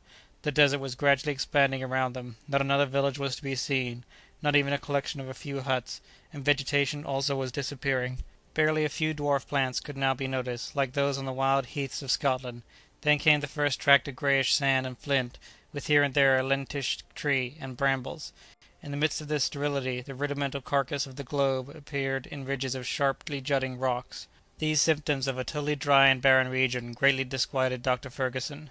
It seemed as though no caravan had ever braved this desert expanse, or it would have left visible traces of its encampments, or the whitened bones of men and animals. But nothing of the kind was to be seen, and the aeronauts felt that ere long an immensity of sand would cover the whole of this desolate region. However, there was no going back. They must go forward, and indeed the doctor asked for nothing better. He would even have welcomed a tempest to carry him beyond this country. But there was not a cloud in the sky. At the close of the day the balloon had not made 30 miles. If there had been no lack of water! But there remained only 3 gallons in all. The doctor put aside 1 gallon, destined to quench the burning thirst that a heat of 90° rendered intolerable. 2 gallons only then remained to supply the cylinder. Hence they could produce no more than 480 cubic feet of gas, yet the cylinder consumed about 9 cubic feet per hour. Consequently, they could not keep on longer than 54 hours, and all this was a mathematical calculation. 54 hours! Said the doctor to his companions. Therefore, as I am determined not to travel by night, for fear of passing some stream or pool, we have but 3 days and a half of journeying, during which we must find water at all hazards. I have thought it my duty to make you aware of the real state of the case, as I have retained only 1 gallon for drinking, and we shall have to put ourselves on the shortest allowance." "Put us on short allowance, then, doctor," responded Kennedy, "for we must not despair. We have 3 days left, you say?" "Yes, my dear Dick." "Well, as grieving over the matter won't help us, in 3 days there will be time enough to decide upon what is to be done. In the meanwhile, let us redouble our vigilance." At their evening meal the water was strictly measured out, and the brandy was increased in quantity in the punch they drank. But they had to be careful with the spirits, the latter being more likely to produce than to quench thirst. The car rested, during the night, upon an immense plateau, in which there was a deep hollow, Its height was scarcely 800 feet above the level of the sea. This circumstance gave the doctor some hope, since it recalled to his mind the conjectures of geographers concerning the existence of a vast stretch of water in the centre of Africa. But if such a lake really existed, the point was to reach it, and not a sign of change was visible in the motionless sky. To the tranquil night and its starry magnificence succeeded the unchanging daylight and the blazing rays of the sun, and from the earliest dawn the temperature became scorching. At 5 o'clock in the morning the doctor gave the signal for departure, and for a considerable time the balloon remained immovable in the leaden atmosphere. The doctor might have escaped this intense heat by rising into a higher range, but in order to do so he would have had to consume a large quantity of water, a thing that had now become impossible. He contented himself, therefore, with keeping the balloon at 100 feet from the ground, and at that elevation a feeble current drove it toward the western horizon. The breakfast consisted of a little dried meat and pemmican. By noon the Victoria had advanced only a few miles. "We cannot go any faster," said the doctor. "We no longer command. We have to obey." "Ah, doctor, here is one of those occasions when a propeller would not be a thing to be despised." "Undoubtedly so, Dick, provided it would not require an expenditure of water to put it in motion, for in that case the situation would be precisely the same. Moreover, up to this time nothing practical of the sort has been invented. Balloons are still at that point where ships were before the invention of steam. It took 6,000 years to invent propellers and screws, so we have time enough yet." "Confounded heat!" said Joe, wiping away the perspiration that was streaming from his forehead. "If we had water, this heat would be of service to us, for it dilates the hydrogen in the balloon and diminishes the amount required in the spiral, although it is true that, if we were not short of the useful liquid, we should not have to economize it. Ah, that rascally savage who cost us the tank." The water tank had been thrown overboard when the native clung to the car. "You don't regret, though, what you did, doctor?" "No, Dick, since it was in our power to save the unfortunate missionary from a horrible death. But the 100 pounds of water that we threw overboard would be very useful to us now. It will be 13 or 14 days more of progress secured, or quite enough to carry us over this desert." "We've made at last half the journey, haven't we?" asked Joe. "In distance, yes, but in duration, no, should the wind leave us, and it, even now, has a tendency to die away altogether." "Come, sir," said Joe again, "we must not complain. We must go along pretty well, thus far, and whatever happens to me, I can't get desperate. We'll find water, mind, I'll tell you so." The soil, however, ran lower from mile to mile. The undulations of the gold-bearing mountains they had left died away into the plain, like the last throes of exhausted nature. Scanty grass took the place of the fine trees of the east. Only a few belts of half-scorched herbage still contended against the invasion of the sand, and the huge rocks that had rolled down from the distant summits, crushed in their fall, had scattered in sharp-edged pebbles which soon again became coarse sand and finally impalpable dust. "Here at last is Africa, such as you pictured it to yourself, Joe. Was I not right in saying, 'Wait a little,' eh?" "Well, master, it's all natural at least, heat and dust. It would be foolish to look for anything else in such a country. Do you see," he added, laughing, "I had no confidence for my part in your forests and your prairies. They were out of reason. What was the use of coming so far to find scenery just like England? Here's the first time I believe in Africa, and I'm not sorry to get a taste of it." Toward evening the doctor calculated that the balloon had not made 20 miles during that whole burning day, and a heated gloom closed in upon it as soon as the sun had disappeared behind the horizon, which was traced against the sky with all the precision of a straight line. The next day was Thursday, the 1st of May, but the days followed each other with desperate monotony. Each morning was like the one that had preceded it. Noon poured down the same exhaustless rays, and night condensed in its shadow the scattered heat which the ensuing day would again bequeath to the succeeding night. The wind, now scarcely observable, was rather a gasp than a breath, and the morning could almost be foreseen when even that gasp would cease. The doctor reacted against the gloominess of the situation and retained all the coolness and self-possession of a disciplined heart. With his glass he scrutinized every quarter of the horizon. He saw the last rising ground gradually melt into the dead level, and the last vegetation disappearing, while before him stretched the immensity of the desert. The responsibility resting upon him pressed sorely, but he did not allow his disquiet to appear. Those two men, Dick and Joe, friends of his, both of them, he had induced to come with him almost by the force alone of friendship and of duty. Had he done well in that? Was it not like attempting to tread forbidden paths? Was he not, in this trip, trying to pass the borders of the impossible? Had not the Almighty reserved for later ages the knowledge of this inhospitable continent? All these thoughts, the kind that arise in hours of discouragement, succeeded each other and multiplied in his mind, and by an irresistible association of ideas, the doctor allowed himself to be carried beyond the bounds of logic and of reason. After having established in his own mind what he should not have done, the next question was what he should do then. Would it be impossible to retrace his steps? Were there not currents higher up that would waft him to less arid regions? Well informed with regard to the countries over which he had passed, he was utterly ignorant of those to come, and thus his conscience speaking aloud to him, he resolved, in his turn, to speak frankly to his two companions. He thereupon laid the whole state of the case plainly before them. He showed them what had been done, and what there was yet to do. At the worst they could return, or attempt it, at least. What did they think about it? "I have no other opinion than that of my excellent master," said Joe. "What he may have to suffer, I can suffer, and that better than he can, perhaps. Where he goes, there I'll go. And you, Kennedy?" "I, doctor, I am not the man to despair. No one was less ignorant than I of the perils of the enterprise, but I did not want to see them, from the moment that you determined to brave them. Under present circumstances my opinion is that we should persevere, go clear to the end.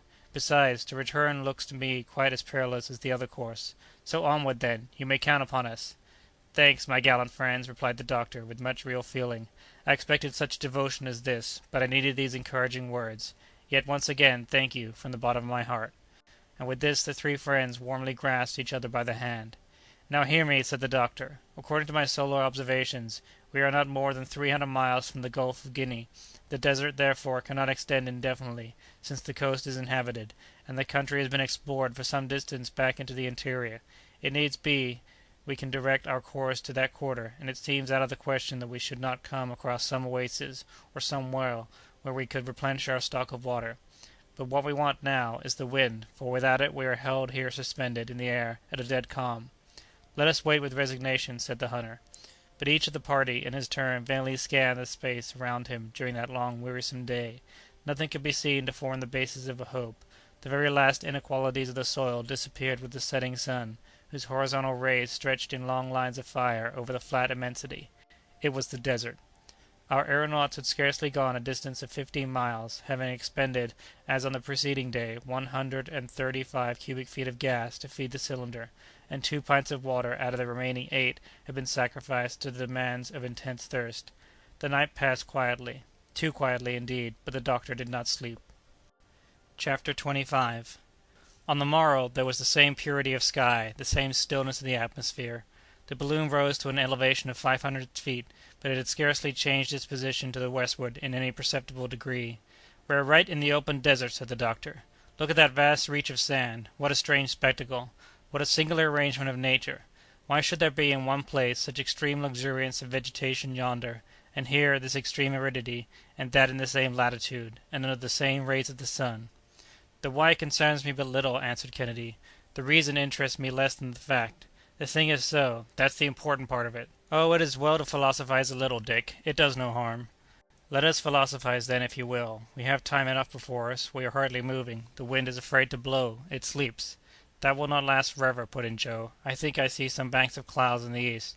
"Joe's right," said the doctor, after he had taken a look. "Good," said Kennedy. "Now for our clouds, with a fine rain and a fresh wind to dash it into our faces." "Well, we'll see, Dick, we'll see. But this is Friday, master, and I'm afraid of Fridays. Well, I hope that this very day you'll get over those notions." "I hope so, master, too. Whew!" he added, mopping his face. "Heat's a good thing, especially in winter, but in summer it don't do to take too much of it." "Don't you fear the effect of the sun's heat on our balloon?" asked Kennedy, addressing the doctor. "No, the gutta percha coating resists much higher temperatures than even this. With my spiral I have subjected it inside to as much as 158 degrees sometimes, and the covering does not appear to have suffered." "A cloud! A real cloud!" shouted Joe at this moment, for that piercing eyesight of his beat all the glasses. And in fact, a thick bank of vapor, now quite distinct, could be seen slowly emerging above the horizon. It appeared to be very deep, and as it were puffed out. It was in reality a conglomeration of smaller clouds. The latter invariably retained their original formation, and from this circumstance the doctor concluded that there was no current of air in their collected mass. This compact body of vapor had appeared about 8 o'clock in the morning, and by 11 it had already reached the height of the sun's disk. The latter then disappeared entirely behind the murky veil, and the lower belt of cloud at the same moment lifted above the line of the horizon, which was again disclosed in a full blaze of daylight. "It's only an isolated cloud," remarked the doctor. "It won't do to count much upon that. Look, Dick, its shape is just the same as when we saw it this morning. Then, doctor, there's to be neither rain nor wind, at least for us." "I fear so. The cloud keeps at a great height." "Well, doctor, suppose we were to go in pursuit of this cloud, since it refuses to burst upon us?" "I fancy that to do so wouldn't help us much. It would be a consumption of gas, and consequently of water, to little purpose. But in our situation we must not leave anything untried. Therefore let us ascend." And with this the doctor put on a full head of flame from the cylinder, and the dilation of the hydrogen, occasioned by such sudden and intense heat, sent the balloon rapidly aloft. About 1,500 feet from the ground it had encountered an opaque mass of cloud, and entered a dense fog, suspended at that elevation. But it did not meet with the least breath of wind. This fog seemed even destitute of humidity, and the articles brought in contact with it were scarcely dampened in the slightest degree. The balloon, completely enveloped in the vapor, gained a little increase of speed perhaps, and that was all. The doctor gloomily recognized what trifling success he had obtained from this maneuver, and was relapsing into deep meditation, when he heard Joe exclaim, in tones of most intense astonishment, "Ah, by all that's beautiful!" "What's the matter, Joe?" "Doctor, Mr. Kennedy, here's something curious." "What is it, then?" "We are not alone up here. There are rogues about. They've stolen our invention." "Has he gone crazy?" asked Kennedy. Joe stood there, perfectly motionless, the very picture of amazement. "Can the hot sun have really affected the poor fellow's brain?" said the doctor, turning toward him. "Will you tell me—" "Look!" said Joe, pointing to a certain quarter of the sky. "By St. James!" exclaimed Kennedy in turn. "Why, who would have believed it? Look, look, doctor!" "I see," said the doctor, very quietly. "Another balloon, and other passengers, like ourselves." And sure enough there was another balloon about 200 paces from them, floating in the air, with its car and its aeronauts. It was following exactly the same route as the Victoria. "Well," said the doctor, "nothing remains for us but to make signals. Take the flag, Kennedy, and show them our colors." It seems that the travelers by the other balloon had just the same idea at the same moment, but the same kind of flag repeated precisely the same salute, with a hand that moved in just the same manner. "What does that mean?" said Kennedy. "They are apes," said Joe, "imitating us." "It means," said the doctor, laughing, "that it is you, Dick, yourself, making that signal to yourself; or, in other words, that we see ourselves in the second balloon, which is no other than the Victoria." "As to that, master, with all respect to you," said Joe, "you'll never make me believe it." "Climb up on the edge of the car, Joe, wave your arms, and then you'll see." Joe obeyed, and all his gestures were instantaneously and exactly repeated. "It is merely the effect of the mirage," said the doctor, "and nothing else; a simple optical phenomenon due to the unequal refraction of light by different layers of the atmosphere, and that is all." "It's wonderful," said Joe, who could not make up his mind to surrender, but went on repeating his gesticulations. "What a curious sight! Do you know," said Kennedy, "that it's a real pleasure to have our view of our noble balloon in that style? She's a beauty, isn't she? And how stately her movements as she sweeps along!" "You may explain the matter as you like," continued Joe. "It's a strange thing, anyhow." But ere long this picture began to fade. The clouds rose higher, leaving the balloon, which made no further attempt to follow them, and in about an hour they disappeared in the open sky. The wind, which had been scarcely perceptible, seemed still to diminish, and the doctor, in perfect desperation, descended toward the ground, and all three of the travelers, whom the incident just recorded had, for a few moments, diverted from their anxieties, relapsed into gloomy meditation, sweltering the while beneath the scorching heat. About 4 o'clock Joe descried some object standing out against the vast background of sand, and soon was able to declare positively that there were 2 palm-trees at no great distance. "Palm-trees!" exclaimed Fergusson. "Why, then there's a spring, a well!" He took up his glass, and satisfied himself that Joe's eyes had not been mistaken. At length he said, over and over again, "Water! Water! and we are saved! For if we do move slowly, still we move, and we shall arrive at last." "Good master! But suppose we were to drink a mouthful in the meantime, for this air is stifling." "Let us drink, then, my boy." No one waited to be coaxed. A whole pint was swallowed then and there, reducing the total remaining supply to 3 pints and a half. "Ah, that does one good!" said Joe. "Wasn't it fine? Barclay and Perkins never turned out ale equal to that." "See the advantage of being put out on short allowance," moralized the doctor. "It is not great, after all," retorted Kennedy, "and if I were never again to have the pleasure of drinking water, I should agree on condition that I should never be deprived of it." At 6 o'clock the balloon was floating over the palm-trees. There were 2 shriveled, stunted, dried-up specimens of trees, 2 ghosts of palms, without foliage and more dead than alive. Fergusson examined them with terror. At their feet could be seen the half-worn stones of a spring, but these stones, pulverized by the baking heat of the sun, seemed to be nothing now but impalpable dust. There was not the slightest sign of moisture. The doctor's heart shrank within him, and he was about to communicate his thoughts to his companions, when their exclamations attracted his attention. As far as the eye could reach to the eastward extended a long line of whitened bones.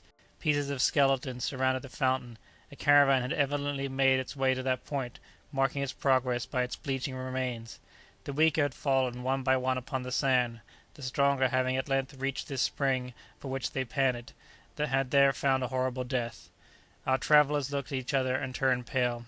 "Let us not alight," said Kennedy. "Let us fly from this hideous spectacle. There's not a drop of water here." "No, Dick. As well pass the night here as elsewhere. Let us have a clear conscience in the matter. We'll dig down to the very bottom of the well. There has to have been a spring here, and perhaps there's something left in it." The Victoria touched the ground. Joe and Kennedy put into the car a quantity of sand equal to their weight and leapt out. They then hastened to the well and penetrated to the interior by a flight of steps that was now nothing but dust. The spring appeared to have been dry for years. They dug down into a parched and powdery sand, the very driest of all sand indeed. There was not one trace of moisture. The doctor saw them come up to the surface of the desert, saturated with perspiration, worn out, covered with fine dust, exhausted, discouraged, and despairing. He then comprehended that their search had been fruitless. He had expected as much, and he kept silent, for he felt that, from this moment forth, he must have courage and energy enough for three. Joe brought up with him some pieces of a leathern bottle that had grown hard and horn-like with age, and angrily flung them away among the bleaching bones of the caravan. At supper not a word was spoken by our travellers, and they even ate without appetite.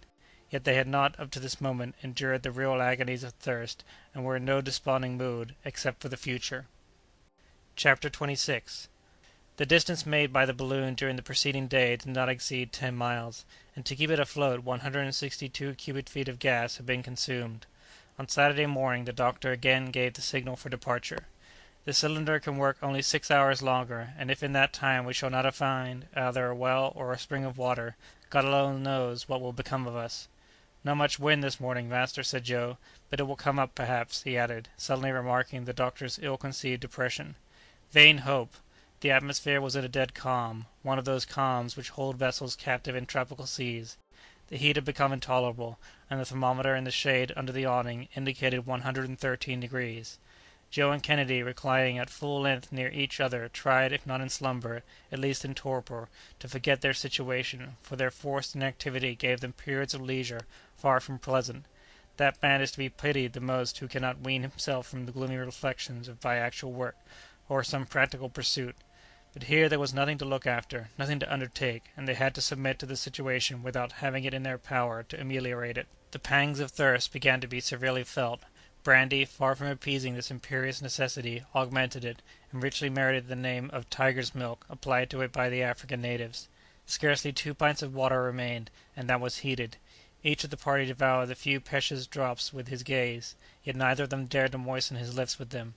2 pints of water in the midst of the desert! Then it was that Dr. Fergusson, buried in meditation, asked himself whether he had acted with prudence. Would he not have done better to have kept the water that he had decomposed in pure loss, in order to sustain him in the air? He had gained a little distance, to be sure, but was he any nearer to his journey's end?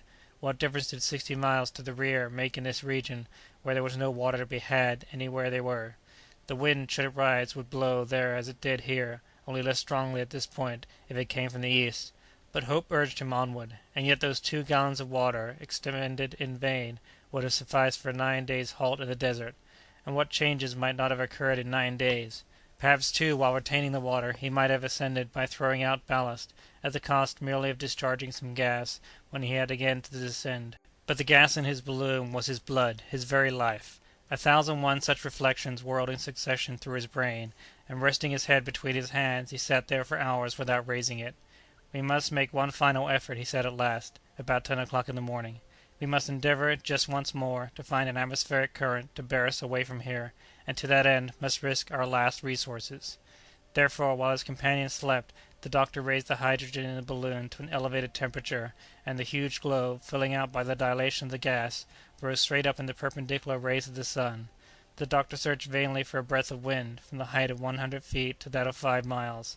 His starting point remained fatally right below him, and absolute calm seemed to reign, up to the extreme limits of the breathing atmosphere. At length the feeding supply of water gave out, the cylinder was extinguished for lack of gas, the Bunsen battery ceased to work, and the balloon, shrinking together, gently descended to the sand, in the very place that the car had hollowed out there. It was noon, and solar observations gave 19 degrees 35 minutes east longitude, and 6 degrees 51 minutes north latitude, or nearly 500 miles from Lake Chad. and more than 400 miles from the western coast of Africa.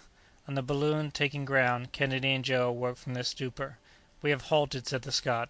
"We had to do so," replied the doctor, gravely. His companions understood him. The level of the soil at that point corresponded with the level of the sea, and consequently the balloon remained in perfect equilibrium and absolute motionless. The weight of the three travellers was replaced with an equivalent quantity of sand, and they got out of the car. Each was absorbed with his own thoughts, and for many hours neither of them spoke. Joe prepared their evening meal, which consisted of biscuit and pemmican, and was hardly tasted by either of the party. A mouthful of scalding water from their little store completed this gloomy repast. During the night none of them kept awake, yet none could be precisely said to have slept. On the morrow there remained only half a pint of water, and this the doctor put away, all three having resolved not to touch it until the last extremity. It was not long, however, before Joe exclaimed, "I'm choking, and the heat is getting worse. I'm not surprised at that, though," he added, consulting the thermometer. 140 degrees. "The sand scorches me," said the hunter, "as though it had just come out of a furnace, and not a cloud in this sky of fire. It's enough to drive one mad." "Let us not despair," responded the doctor. "In this latitude these intense heats are invariably followed by storms, and the latter come with the suddenness of lightning. Notwithstanding this disheartening clearness of the sky, great atmospheric changes may take place in less than an hour." "But," asked Kennedy, "is there any sign whatever of that?" "Well," replied the doctor, "I think that there is some slight symptom of a fall in the barometer." "May Heaven hearken to you, Samuel, for here we are pinned to the ground like a bird with broken wings." "With this difference, however, my dear Dick, that our wings are unhurt, and I hope that we shall be able to use them again." "Ah, wind, wind!" exclaimed Joe. "Enough to carry us to a stream or a well, and we'll be all right. We have provisions enough, and with water we could wait a month without suffering. But thirst is a cruel thing." It was not thirst alone, but the unchanging sight of the desert that fatigued the mind. There was not a variation in the surface of the soil, nor a hillock of sand, not a pebble to relieve the gaze. This unbroken level discouraged the beholder, and gave him that kind of malady called the desert sickness. The impassable monotony of the arid blue sky, and the vast yellow expanse of the desert sand, at length produced a sensation of horror. In this inflamed atmosphere the heat appeared to vibrate as it does above a blazing hearth, while the mind grew desperate in contemplating the limitless calm, and could see no reason why the thing should ever end, since immensity is a species of eternity. Thus at last our hapless travellers, deprived of water in this torrid heat, began to feel symptoms of mental disorder. Their eyes swelled in their sockets, and their gaze became confused.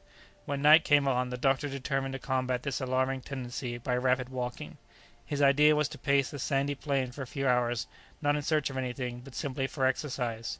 "Come along," he said to his companions. "Believe me, it will do you good." "Out of the question," said Kennedy. "I could not walk a step." "And I," said Joe, "would rather sleep." "But sleep or even rest will be dangerous to you, my friends. You must react against this tendency to stupor. Come with me." But the doctor could do nothing with them, and therefore set off alone amid the starry clearness of the night. The first few steps he took were painful, for they were the steps of an enfeebled man quite out of practice in walking. However, he quickly saw that the exercise would be beneficial to him, and pushed on several miles to the westward. Once in rapid motion he felt his spirits greatly cheered, when suddenly a vertigo came over him. He seemed to be poised on the edge of an abyss. His knees bent under him. The vast solitude struck terror to his heart. He found himself the minute mathematical point, the centre of an infinite circumference, that is to say, a nothing. The balloon had disappeared entirely in the deepening gloom. The doctor, cool, impassible, reckless explorer that he was, felt himself at last seized with a nameless dread. He strove to retrace his steps, but in vain. He called aloud. Not even an echo replied, and his voice died out in the empty vastness of surrounding space, like a pebble cast into a bottomless gulf. Then down he sank, fainting, on the sand, alone, amid the eternal silence of the desert. At midnight he came to, in the arms of his faithful follower Joe. The latter, uneasy at his master's prolonged absence, had set out after him, easily tracing him by the clear imprint of his feet in the sand, and had found him lying in a swoon. "What has been the matter, sir?" was the first inquiry. "Nothing, Joe, nothing. Only a touch of weakness, that's all. It's over now." "Oh, it won't amount to anything, sir, I'm sure of that. But get up on your feet if you can. There, lean upon me, and let us get back to the balloon." And the doctor, leaning on Joe's arm, returned along the track by which he had come. "You were too bold, sir. It won't do to run such risks. You might have been robbed," he added, laughing. "But, sir, come now, let us talk seriously." "Speak, I am listening to you." "We must positively make up our minds to do something. Our present situation cannot last more than a few days longer, and if we get no wind, we are lost." The doctor made no reply. "Well, then, one of us must sacrifice himself for the good of all, and it is most natural that it should fall to me to do so. What have you to propose? What is your plan?" "A very simple one. It is to take provisions enough, and to walk right on until I come to some place, as I must do sooner or later. In the meantime, if Heaven sends you a good wind, you need not wait, but can start again. For my part, if I come to a village, I'll work my way through with a few Arabic words that you can write for me on a slip of paper, and I'll bring you help or lose my hide. What do you think of my plan?" "It is absolute folly, Joe, but worthy of your noble heart. The thing is impossible. You will not leave us." "But, sir, we must do something, and this plan can't do you any harm, for, I say again, you need not wait, and then after all I may succeed." "No, Joe, no, we will not separate. That would only be adding sorrow to trouble. It was written that matters should be as they were, and it is very probably written that it shall be quite otherwise by and by. Let us wait then with resignation." "So be it, master, but take notice of one thing. I give you a day longer, and I'll not wait after that. To-day is Sunday, we might say Monday, as it is 1 o'clock in the morning, and if we don't get off by Tuesday, I'll run the risk. I've made up my mind to that." The doctor made no answer, and in a few minutes they got back to the car, where he took his place beside Kennedy, who lay there plunged in silence so complete that it could not be considered sleep. Chapter 27. The doctor's first care on the morrow was to consult the barometer. He found that the mercury had scarcely undergone any perceptible depression. "Nothing," he murmured, "nothing." He got out of the car and scrutinized the weather. There was only the same heat, the same cloudless sky, the same merciless drought. "Must we then give up to despair?" he exclaimed, in agony. Joe did not open his lips. He was buried in his own thoughts and planning the expedition he had proposed. Kennedy got up, feeling very ill, and a prey to nervous agitation. He was suffering horribly with thirst, and his swollen tongue and lips could hardly articulate a syllable. There still remained a few drops of water. Each of them knew this, and each was thinking of it, and felt himself drawn toward them, but neither of the three dared to take a step. Those three men, friends and companions as they were, fixed their haggard eyes upon each other with an instinct of ferocious longing, which was the most plainly revealed in the hardy Scot, whose vigorous constitution yielded the soonest to those unnatural privations. Throughout the day he was delirious, pacing up and down, uttering hoarse cries, gnawing his clenched fists, and ready to open his veins and drink his own hot blood. "Ah!" he cried, "land of thirst! Well might you be called the land of despair!" At length he sank down in utter prostration, and his friends heard no other sound from him than the hissing of his breath between his parched and swollen lips. Toward evening, Joe had his turn of delirium. The vast expanse of sand appeared to him an immense pond, full of clear and limpid water, and more than once he dashed himself upon the scorching waste to drink long draughts, and rose again with his mouth clogged with hot dust. "Curse on it!" he yelled, in his madness. "It's nothing but salt water!" Then, while Fergusson and Kennedy lay there motionless, the resistless longing came over him to drain the last few drops of water that had been kept in reserve. The natural instinct proved too strong. He dragged himself toward the car on his knees. He glared at the bottle containing the precious fluid. He gave one wild, eager glance, seized the treasure store, and bore it to his lips. At that instant he heard a heart-rending cry close beside him. "Water! Water!" It was Kennedy, who had crawled up close to him and was begging there upon his knees and weeping piteously. Joe himself, in tears, gave the poor wretch the bottle, and Kennedy drained the last drop with savage haste. "Thanks," he murmured hoarsely, but Joe did not hear him, for both alike had dropped fading on the sand. What took place during the fearful night neither of them knew, but on Tuesday morning, under those showers of heat which the sun poured down upon them, the unfortunate men felt their limbs gradually drying up, and when Joe attempted to rise he found it impossible. He looked around him. In the car the doctor, completely overwhelmed, sat with his arms folded on his breast, gazing with idiotic fixedness upon some imaginary point in space. Kennedy was frightful to behold. He was rolling his head from right to left like a wild beast in a cage. All at once his eyes rested on the butt of his rifle, which jutted above the rim of the car. "Ah!" he screamed, raising himself with a superhuman effort. Desperate and mad, he snatched at the weapon and turned the barrel toward his mouth. "Kennedy!" shouted Joe, throwing himself upon his friend. "Let go! Hands off!" moaned the Scot, in a hoarse, grating voice, and then the two struggled desperately for the rifle. "Let go, or I'll kill you!" repeated Kennedy, but Joe clung to him only the more fiercely, and they had been contending thus, without the doctor seeing them for many seconds, when suddenly the rifle went off. At the sound of its discharge the doctor rose up erect, like a spectre, and glared around him. But all at once his glance grew more animated. He extended his hand toward the horizon, and in a voice no longer human, shrieked, "There! There! Off there!" There was such fearful force in the cry that Kennedy and Joe released each other and both looked where the doctor pointed. The plain was agitated like the sea, shaken by the fury of a tempest. Billows of sand went tossing over each other amid blinding clouds of dust. An immense pillar was seen whirling toward them through the air from the southeast, with terrific velocity. The sun was disappearing behind an opaque veil of cloud whose enormous barrier extended clear to the horizon, while the grains of fine sand went gliding together with all the supple ease of liquid particles, and the rising dust tide gained more and more with every second. Fergusson's eyes gleamed with a ray of energetic hope. "The simoom!" he exclaimed. "The simoom!" repeated Joe, without exactly knowing what it meant. "So much the better," said Kennedy, with the bitterness of despair. "So much the better. We shall die." "So much the better," echoed the doctor, "for we shall live." And so saying, he began rapidly to throw out the sand that encumbered the car. At length his companions understood him, and took their places at his side. "And now, Joe," said the doctor, "throw out some 50 pounds of your ore there." Joe no longer hesitated, although he still felt a fleeting pang of regret. The balloon at once began to ascend. "It was high time," said the doctor.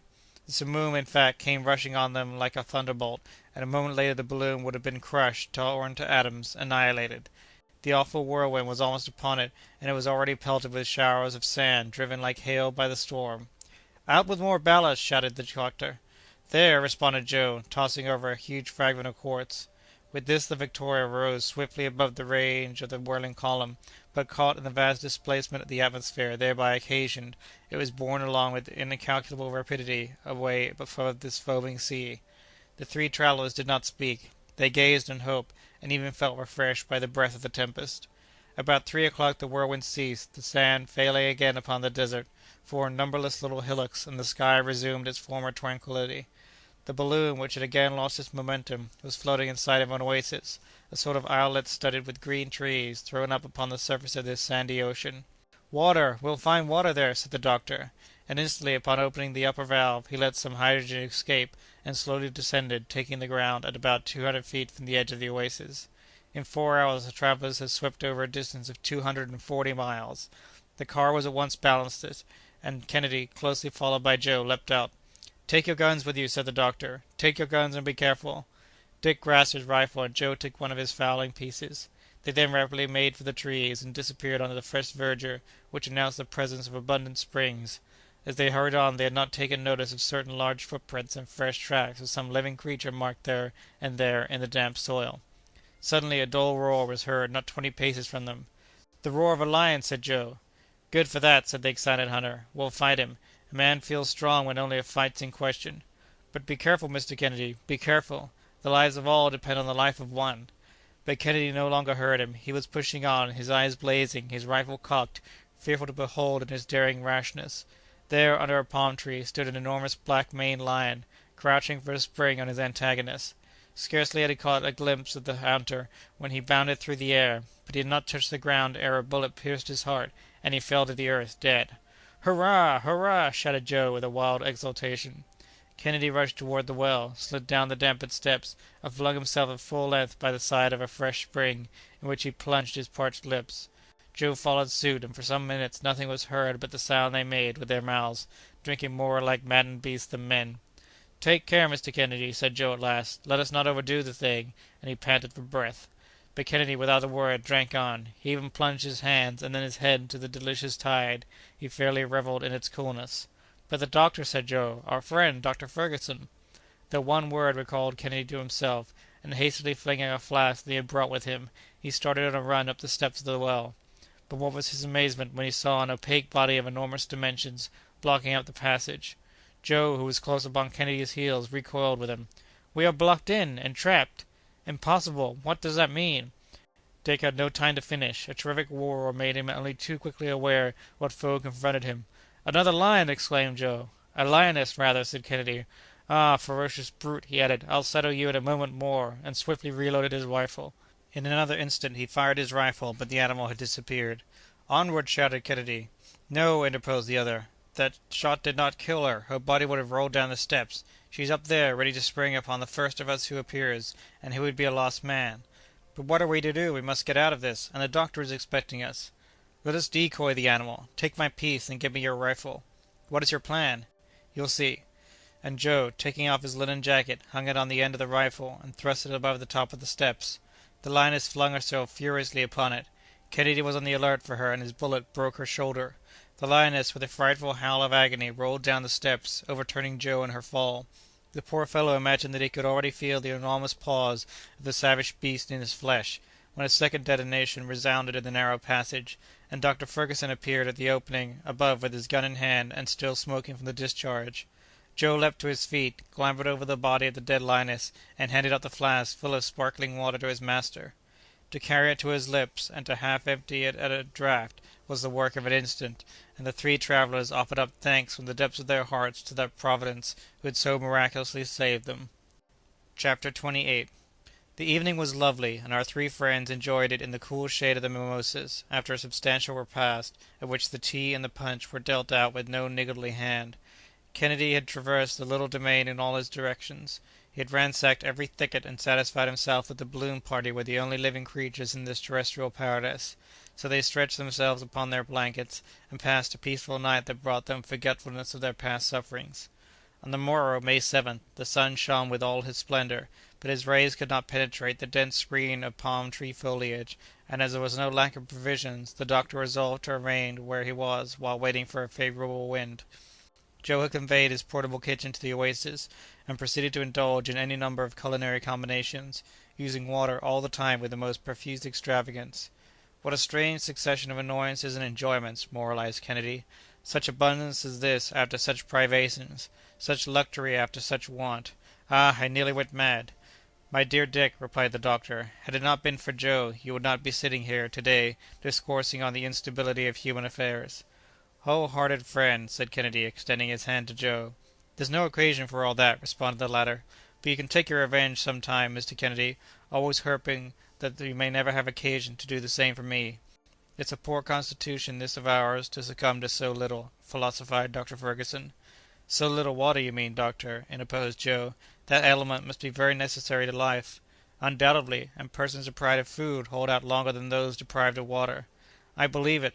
Besides, when needs must, one can eat anything he comes across, even his fellow creatures, although that must be a kind of food that's pretty hard to digest." "The savages don't boggle much about it," said Kennedy. "Yes, but then they are savages, and accustomed to devouring raw meat. It's something that I'd find very disgusting for my part." "It is disgusting enough," said the doctor, "that's a fact, and so much so indeed that nobody believed the narratives of the earliest travellers in Africa, who brought back word that many tribes on that continent subsisted upon raw meat, and people generally refused to credit the statement. It was under such circumstances that a very singular adventure befell James Bruce." "Tell it to us, doctor; we've time enough to hear it," said Joe, stretching himself voluptuously on the cool greensward. "By all means. James Bruce was a Scotchman of Stirlingshire, who, between 1768 and 1772, traversed all Abyssinia, as far as Lake Chiana, in search of the sources of the Nile. He afterward returned to England, but did not publish an account of his journey until 1790. His statements were received with extreme incredulity, and such may be the reception accorded to our own. The manners and customs of the Abyssinians seemed so different from those of the English, that no one would credit the description of them. Among other details, Bruce had put forward the assertion that the tribes of Eastern Africa fed upon raw flesh, and this set everybody against him. He might say so as much as he pleased, there was no one likely to go and see. One day, in a parlour at Edinburgh, a Scotch gentleman took up the subject in his presence, as it had become the topic of daily pleasantry, and in reference to eating the raw flesh, said that the thing was neither possible nor true. Bruce made no reply, but went out and returned a few minutes later with a raw steak, seasoned with pepper and salt, in the African style. "Sir," said he to the Scotchman, "in doubting my statements you have grossly affronted me. In believing the thing to be impossible you have been egregiously mistaken, and in proof thereof you will now eat this beef-steak raw, or you will give me instant satisfaction." The Scotchman had a wholesome dread of the brawny traveller, and did eat the steak, although not without a good many wry faces. Thereupon, with the utmost coolness, James Bruce added, "Even admitting, sir, that the thing were untrue, you will at least no longer maintain that it is impossible." "Well put in," said Joe; "and if the Scotchman found it lie heavy on his stomach, he got no more than he deserved. If on our return to England they dare to doubt what we say about our travels—" "Well, Joe, what would you do?" "Well, I'll make the doubters swallow the pieces of the balloon, without either salt or pepper." All burst out laughing at Joe's queer notions, and thus the day slipped by in pleasant chat. With returning strength, hope had revived, and with hope came the courage to do and to dare. The past was obliterated in the presence of the future with providential rapidity. Joe would have been willing to remain forever in his enchanting asylum. It was the realm he had pictured in his dreams. He felt himself at home. His master had to give him exact location, and it was with the gravest air imaginable that he wrote down on his tablets 15 degrees 43 minutes east longitude and 8 degrees 32 minutes north latitude. Kennedy had but one regret, to wit, that he could not hunt in that miniature forest, because, according to his ideas, there was a slight deficiency of ferocious wild beasts in it. "But, my dear Dick," said the doctor, "haven't you rather a short memory? How about the lion and the lioness?" "Oh, that!" he ejaculated, with the contempt of a thoroughbred sportsman for game already killed. "But the fact is, that fighting them here would lead one to suppose that we can't be far from a more fertile country." "It don't prove much, Dick, for those animals, when goaded by hunger or thirst, will travel long distances, and I think that to-night we had better keep a more vigilant lookout and light fires besides." "What, in such heat as this?" said Joe. "Well, if it's necessary, we'll have to do it, but I do think it a real pity to burn this pretty grove that has been such a comfort to us." "Oh, above all things, we must take the utmost care not to set it on fire," replied the doctor, "so that others in the same strait as ourselves may some day find shelter here in the middle of the desert." "I'll be very careful indeed, doctor; but do you think that this oasis is known?" "Undoubtedly. It is a halting place of the caravans that frequent the centre of Africa, and a visit from one of them might be anything but pleasant to you, Joe." "Why, are there any more of those rascally Nyam-Nyams around here?" "Certainly; that is the general name of all the neighboring tribes. Under the same climates, the same races are likely to have similar manners and customs." "Pah!" said Joe; "but after all, it's natural enough. If savages had the ways of gentlemen, where would be the difference? By George, these fine fellows wouldn't have to be coaxed long to eat the Scotchman's raw steak, nor the Scotchman either, into the bargain." With this very sensible observation, Joe began to get ready his firewood for the night, making just as little of it as possible. Fortunately, these precautions were superfluous, and each of the party, in his turn, dropped off into the soundest slumber. On the next day the weather still showed no sign of change, but kept provokingly and obstinately fair. The balloon remained motionless, without any oscillation to betray a breath of wind. The doctor began to get uneasy again. If their stay in the desert were to be prolonged like this, their provisions would give out. After nearly perishing for want of water, they would, at last, have to starve to death. But he took fresh courage as he saw the mercury fall considerably in the barometer, and noticed evident signs of an early change in the atmosphere. He therefore resolved to make all his preparations for a start, so as to avail himself of the first opportunity. The feeding tank and the water tank were both completely filled. Then he had to re-establish the equilibrium of the balloon, and Joe was obliged to part with another considerable portion of his precious quartz. With restored health, his ambitious notions had come back to him, and he made more than one wry face before obeying his master. But the latter convinced him that he could not carry so considerable a weight with him through the air, and gave him his choice between the water and the gold. Joe hesitated no longer, but flung out the requisite quantity of his much prized ore upon the sand. "The next people who come this way," he remarked, "will be rather surprised to find a fortune in such a place." "And suppose some learned travellers should come across the specimens, eh?" suggested Kennedy. "You may be certain, Dick, that they would take him by surprise, and that he would publish his astonishment in several folios, so that some day we shall hear of a wonderful deposit of gold-bearing quartz in the midst of the African sands. And Joe there will be the cause of it all." The idea of mystifying some learned sage tickled Joe hugely and made him laugh. During the rest of the day the doctor vainly kept on the watch for a change of weather. The temperature rose, and had it not been for the shade of the oasis, would have been insupportable. The thermometer marked 149 degrees in the sun, and a veritable rain of fire filled the air. This was the most intense heat that they had yet noted. Joe arranged their bivouac for that evening, as he had done for the previous night, and during the watches kept by the doctor and Kennedy there was no fresh incident. Toward 3 o'clock in the morning, while Joe was on guard, the temperature suddenly fell. The sky became overcast with clouds, and the darkness increased. "Turn out!" cried Joe, rousing his companions. "Turn out! Here's the wind!" "At last!" exclaimed the doctor, eyeing the heavens. "But it is a storm! The balloon! Let's hasten to the balloon!" It was high time for them to reach it. The Victoria was bending to the force of the hurricane, and dragging along the car, the latter grazing the sand. Had any portion of the ballast been accidentally thrown out, the balloon would have been swept away, and all hope of recovering it had been forever lost. But fleet-footed Joe put forth his utmost speed, and checked the car, while the balloon beat upon the sand, at the risk of being torn to pieces. The doctor, followed by Kennedy, leapt in and lit his cylinder, while his companions threw out the superfluous ballast. The travellers took one last look at the trees of the oasis, bowing to the force of the hurricane, and soon, catching the wind at 200 feet above the ground, disappeared in the gloom. Chapter 29. From the moment of their departures the travellers moved with great velocity. They longed to leave behind them the desert which had so nearly been fatal to them.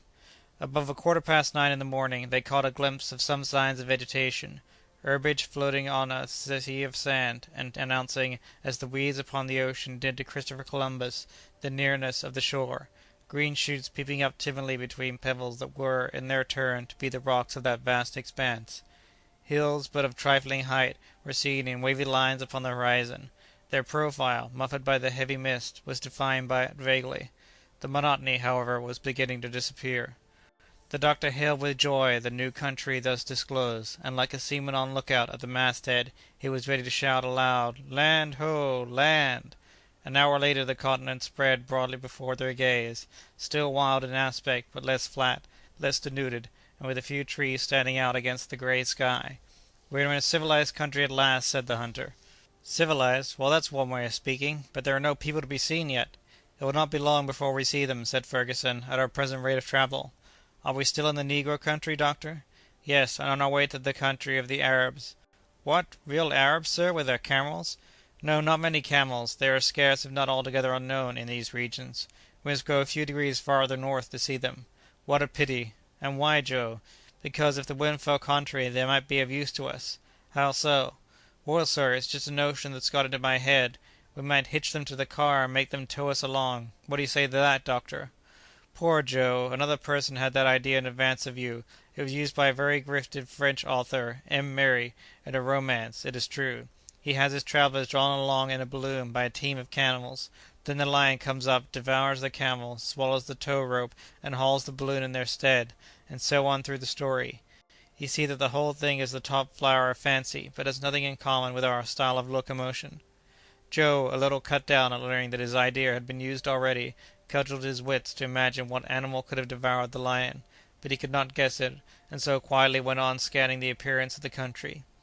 A lake of medium extent stretched away before him, surrounded by an amphitheatre of hills, which yet could not be dignified with the name of the mountains. There were winding valleys, numerous and fertile, with their tangled thickets of the most various trees. The African oil tree rose above the mass, with leaves 15 feet in length upon its stalk, the latter studded with sharp thorns. The bombax, or silk-cotton tree, filled the wind as if swept by, with the fine down of its seeds. The pungent odors of the pandanus, the kenda of the Arabs, perfumed the air up to the height where the Victoria was sailing. The papaw tree with its palm-shaped leaves, the sterculia, which produces the Sudan nut, the baobab, and the banana tree, completed the luxuriant flora of these intertropical regions. "The country is superb!" said the doctor. "Here are some animals," added Joe. "Men are not far away." "Oh, what magnificent elephants!" exclaimed Kennedy. "Is there no way to get a little shooting?"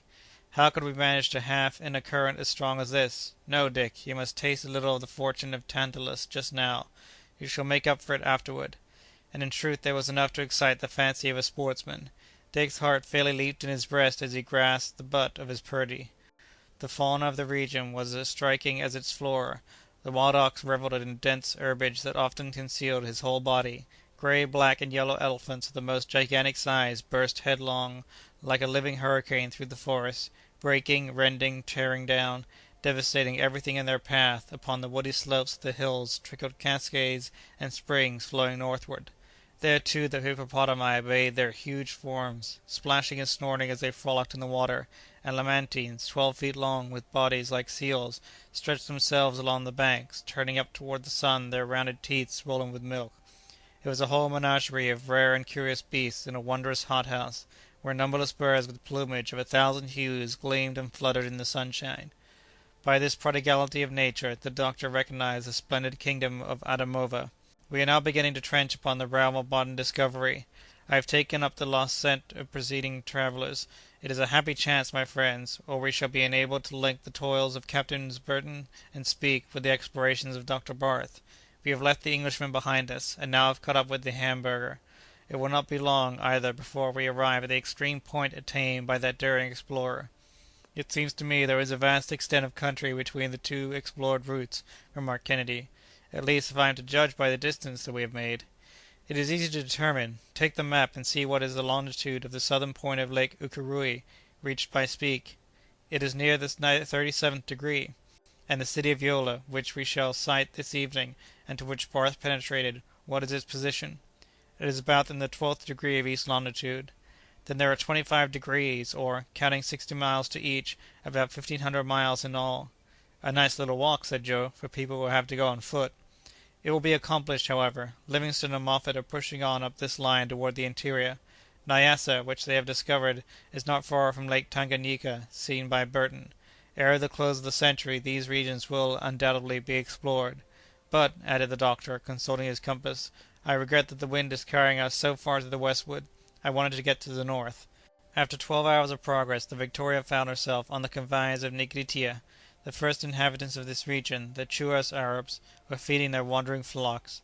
The immense summits of the Atlantika Mountains, seen above the horizon, mountains that no European foot had yet scaled, and whose height is computed to be 10,000 feet. Their western slope determines the flow of all the waters in this region of Africa toward the ocean. They are the mountains of the moon to this part of the continent. At length a real river greeted the gaze of our travellers, and by the enormous ant hills seen in its vicinity, the doctor recognized the Benoué, one of the greatest tributaries of the Niger, the one which the natives have called the Fountain of the Waters. "This river," said the doctor to his companions, "will one day be the natural channel of communication with the interior of Nigritia. Under the command of one of our brave captains, the steamer Pleiad has already ascended as far as the town of Yola.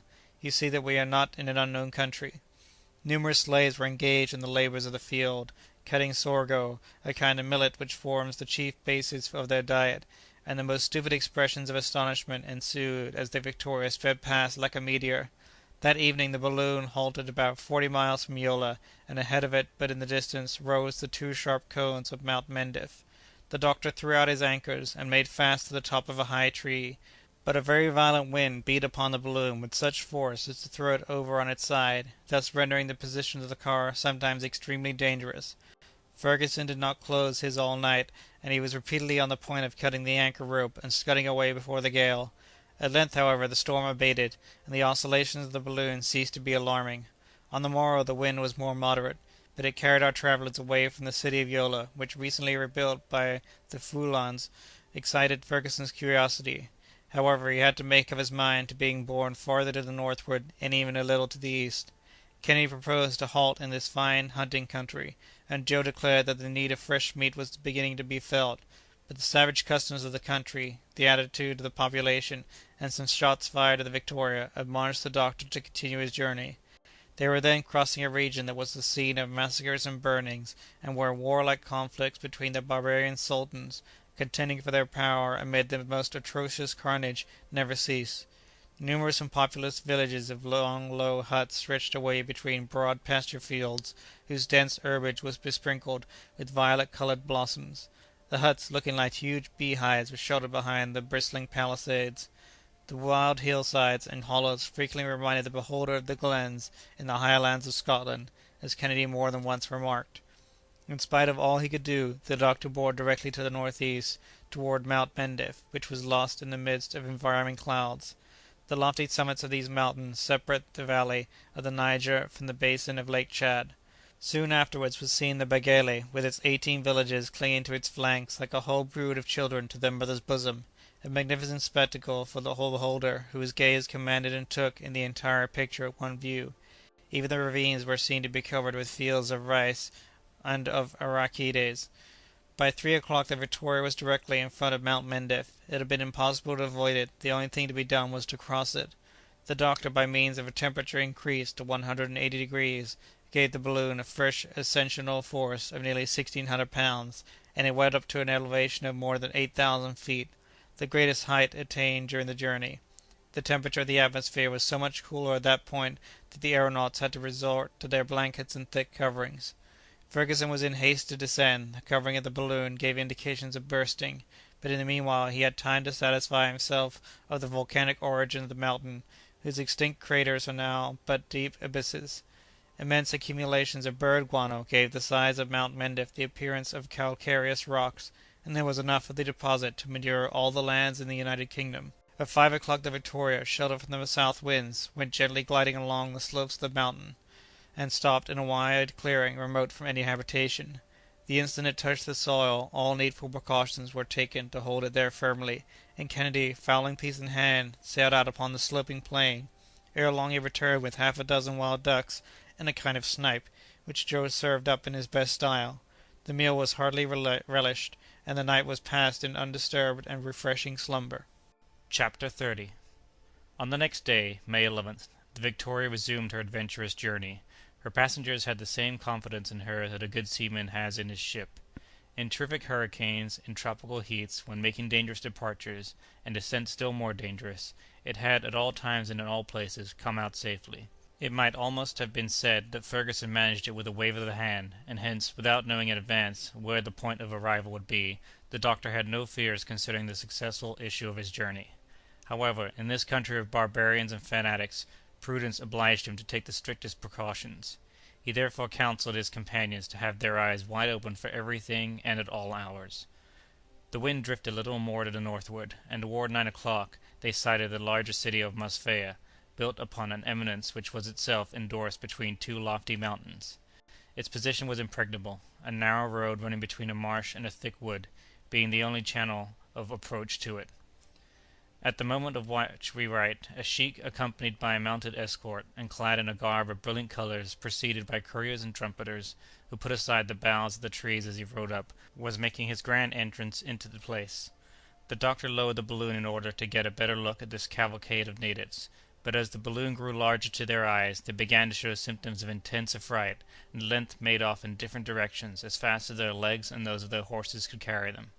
The sheik alone did not budge an inch. He merely grasped his long musket, cocked it, and proudly waited in silence.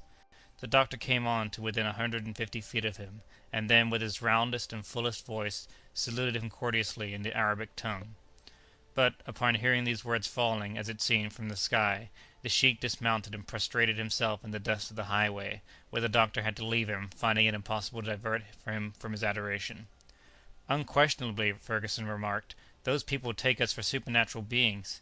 When Europeans came among them for the first time, they were mistaken for creatures of a higher race. When this sheik comes to speak of today's meetings, he will not fail to embellish the circumstance with all the resources of an Arab imagination. You may therefore judge what an account their legends will give us of some day." "Not such a desirable thing at all, after all," said the Scot. "In the point of view that affects civilization, it would be better to pass for mere men. That would give these negro races a superior idea of European power." "Very good, my dear Dick, but what can we do about it? You might sit all day explaining the mechanism of a balloon to the savants of this country, and yet they would not comprehend you, but would persist in ascribing it to supernatural aid. Doctor, you spoke of the first time Europeans visited these regions. Who were the visitors?" inquired Joe. "My dear fellow, we are now upon the very track of Major Denham. It was at this very city of Mosfeia that he was received by the Sultan of Mandara. He had quitted the Bornu country. He accompanied the sheik in an expedition against the Fellatahs.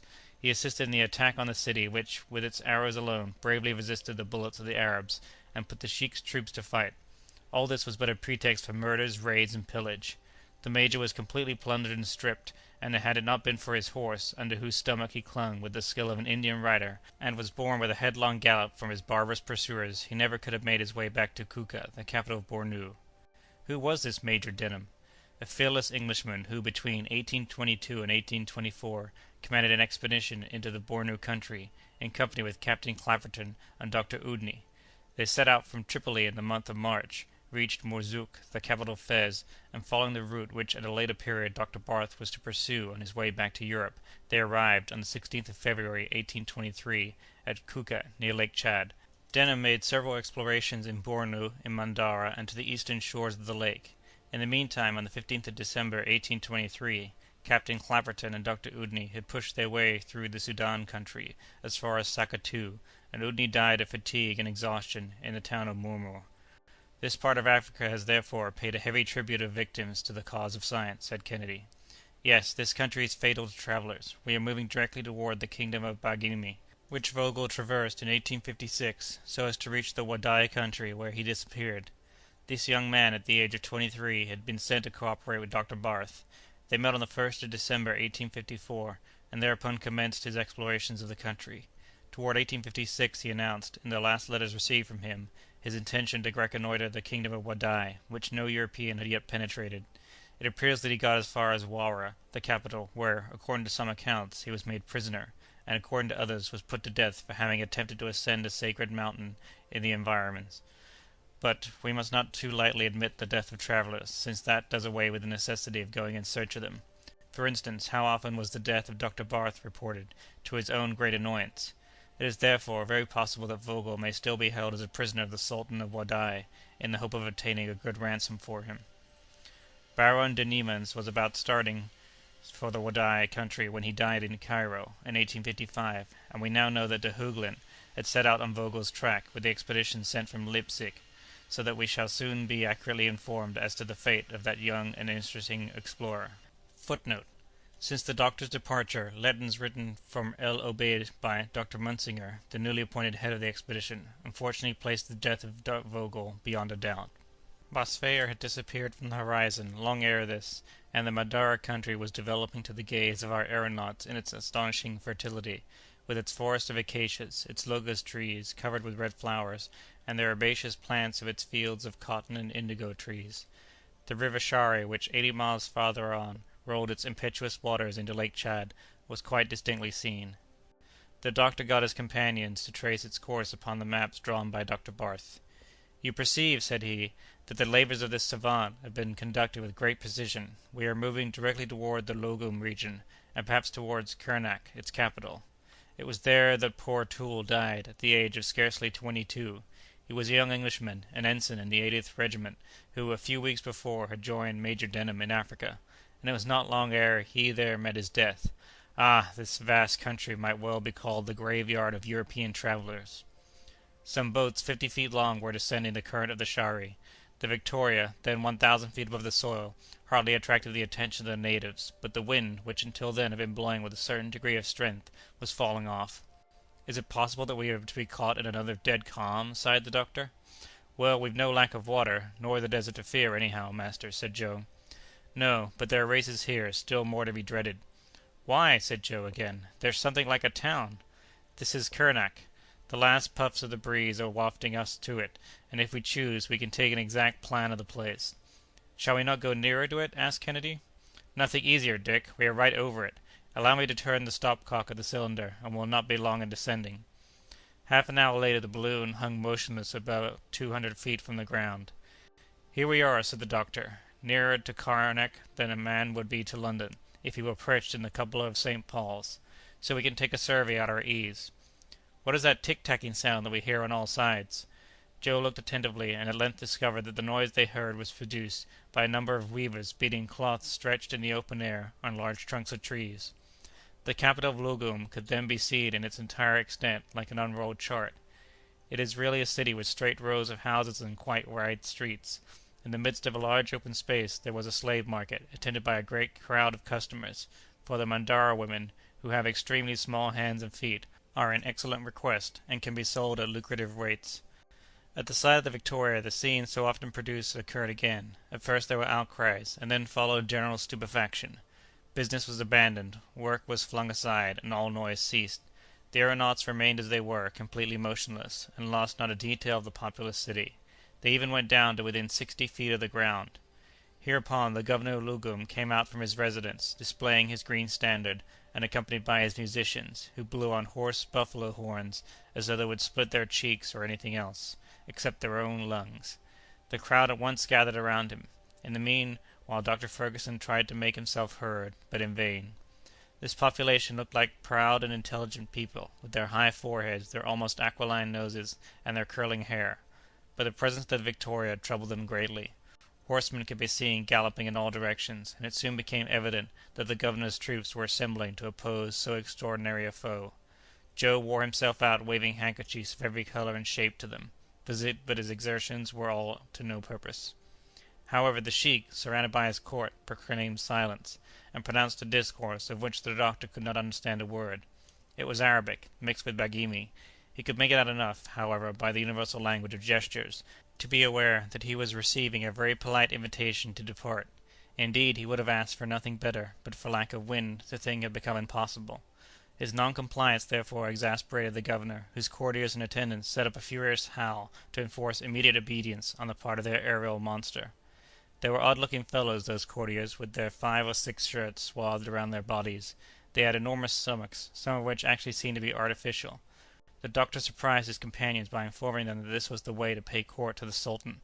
The rotundity of the stomach indicated the ambition of its possessor. These corpulent gentry gesticulated and bawled at the top of their voices, one of them particularly distinguishing himself above the rest, to such an extent indeed that he must have been a prime minister, at least, if the disturbance he made was any criterion of his rank. The common rabble of dusky denizens united their howlings with the uproar of the court, repeating their gesticulations like so many monkeys, and thereby producing a single and instantaneous movement of 10,000 arms at one time. To these means of intimidation, which were presently deemed insufficient, were added others still more formidable. Soldiers, armed with bows and arrows, were drawn up in line of battle, but by this time the balloon was expanding and rising quietly beyond their reach. Upon this the governor seized a musket and aimed it at the balloon, but Kennedy, who was watching him, shattered the uplifted weapon in the sheik's grasp. At this unexpected blow there was a general rout. Every mother's son of them scampered for his dwelling with the utmost celerity, and stayed there, so that the streets of the town were absolutely deserted for the remainder of that day. Night came, and not a breath of wind was stirring. The aeronauts had to make up their minds to remain motionless at the distance of but 300 feet above the ground. Not a fire or light shone in the deep gloom, and around reigned the silence of death, but the doctor only redoubled his vigilance, as this apparent quiet might conceal some snare. And he had reason to be watchful. About midnight the whole city seemed to be in a blaze. Hundreds of streaks of flames crossed each other and shot to and fro in the air like rockets, forming a regular network of fire. "That's really curious," said the doctor, somewhat puzzled to make out what it meant. "By all that's glorious," shouted Kennedy, "it looks as if the fire were ascending and coming up toward us." And sure enough, with an accompaniment of musket shots, yelling and din of every description, the mass of fire was indeed mounting toward the Victoria.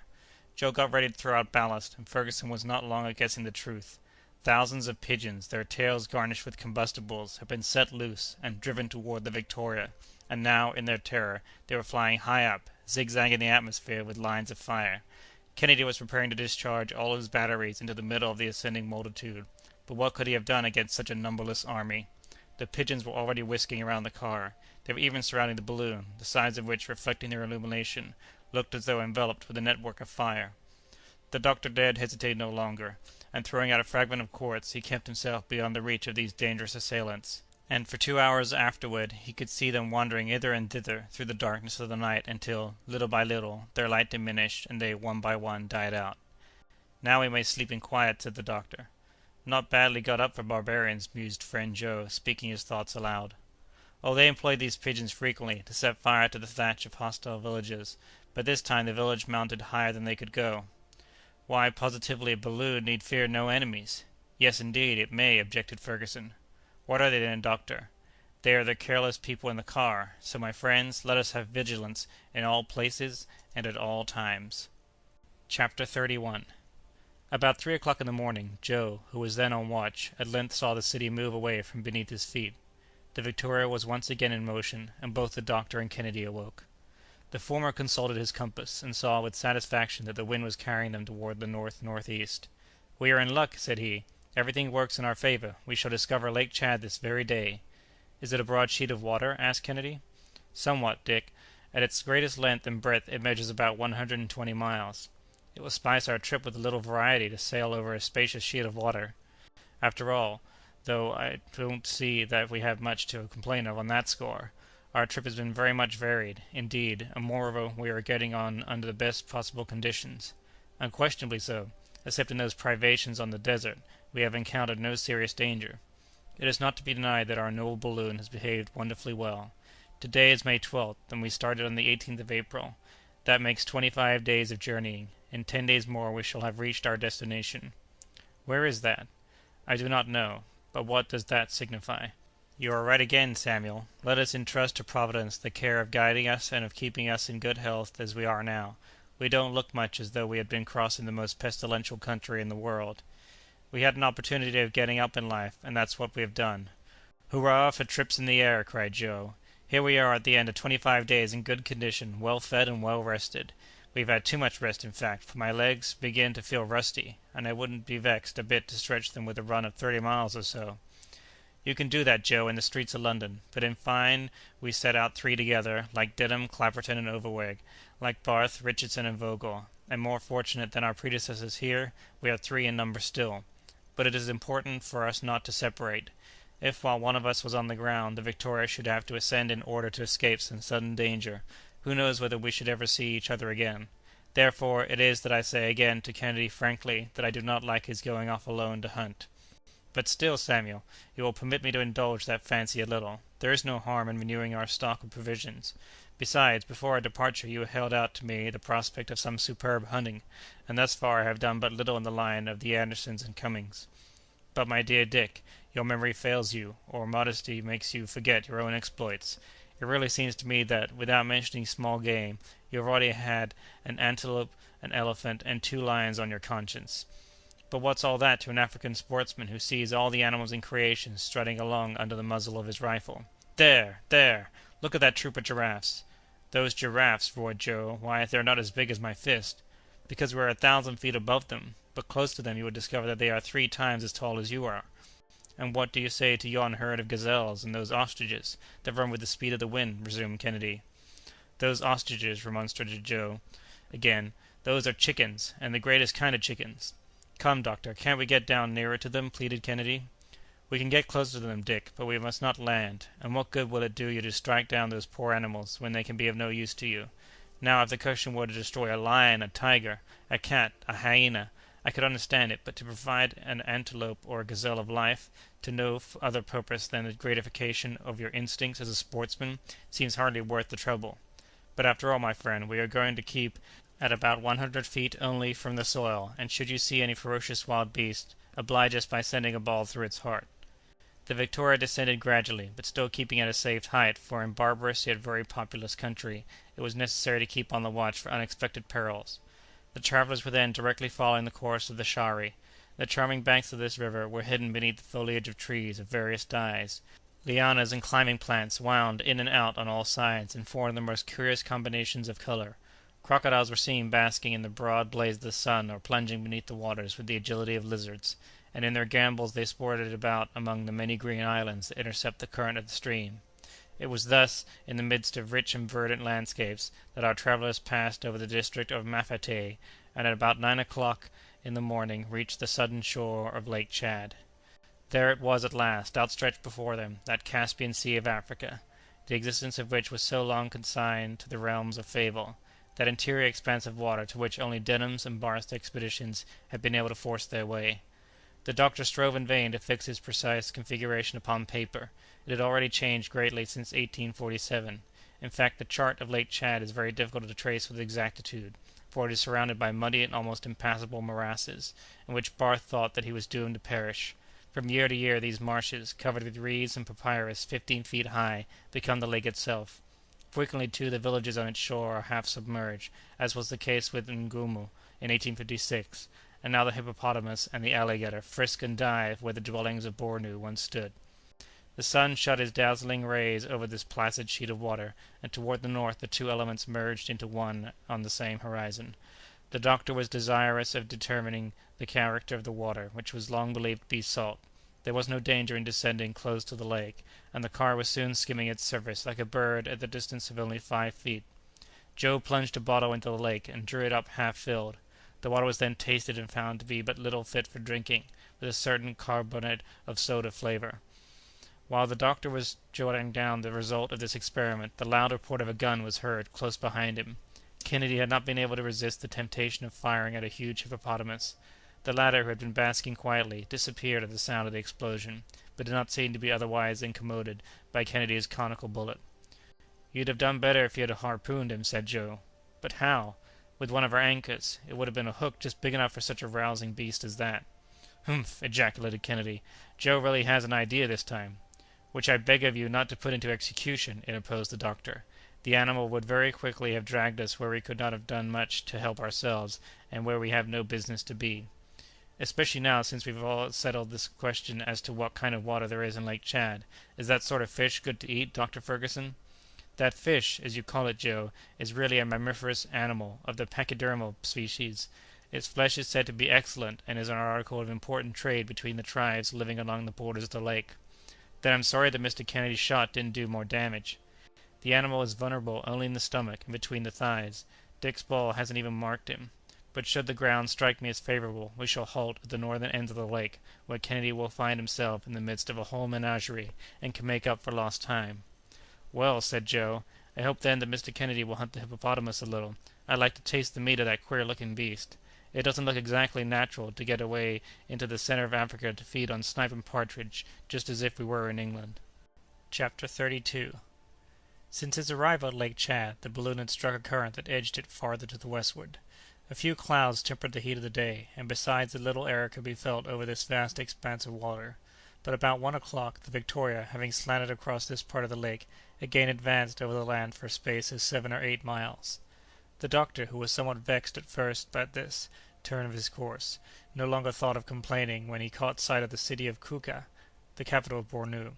He saw it for a moment, encircled by its walls of white clay, and a few rudely constructed mosques rising clumsily above the conglomeration of houses that looked like playing dice which form most Arab towns.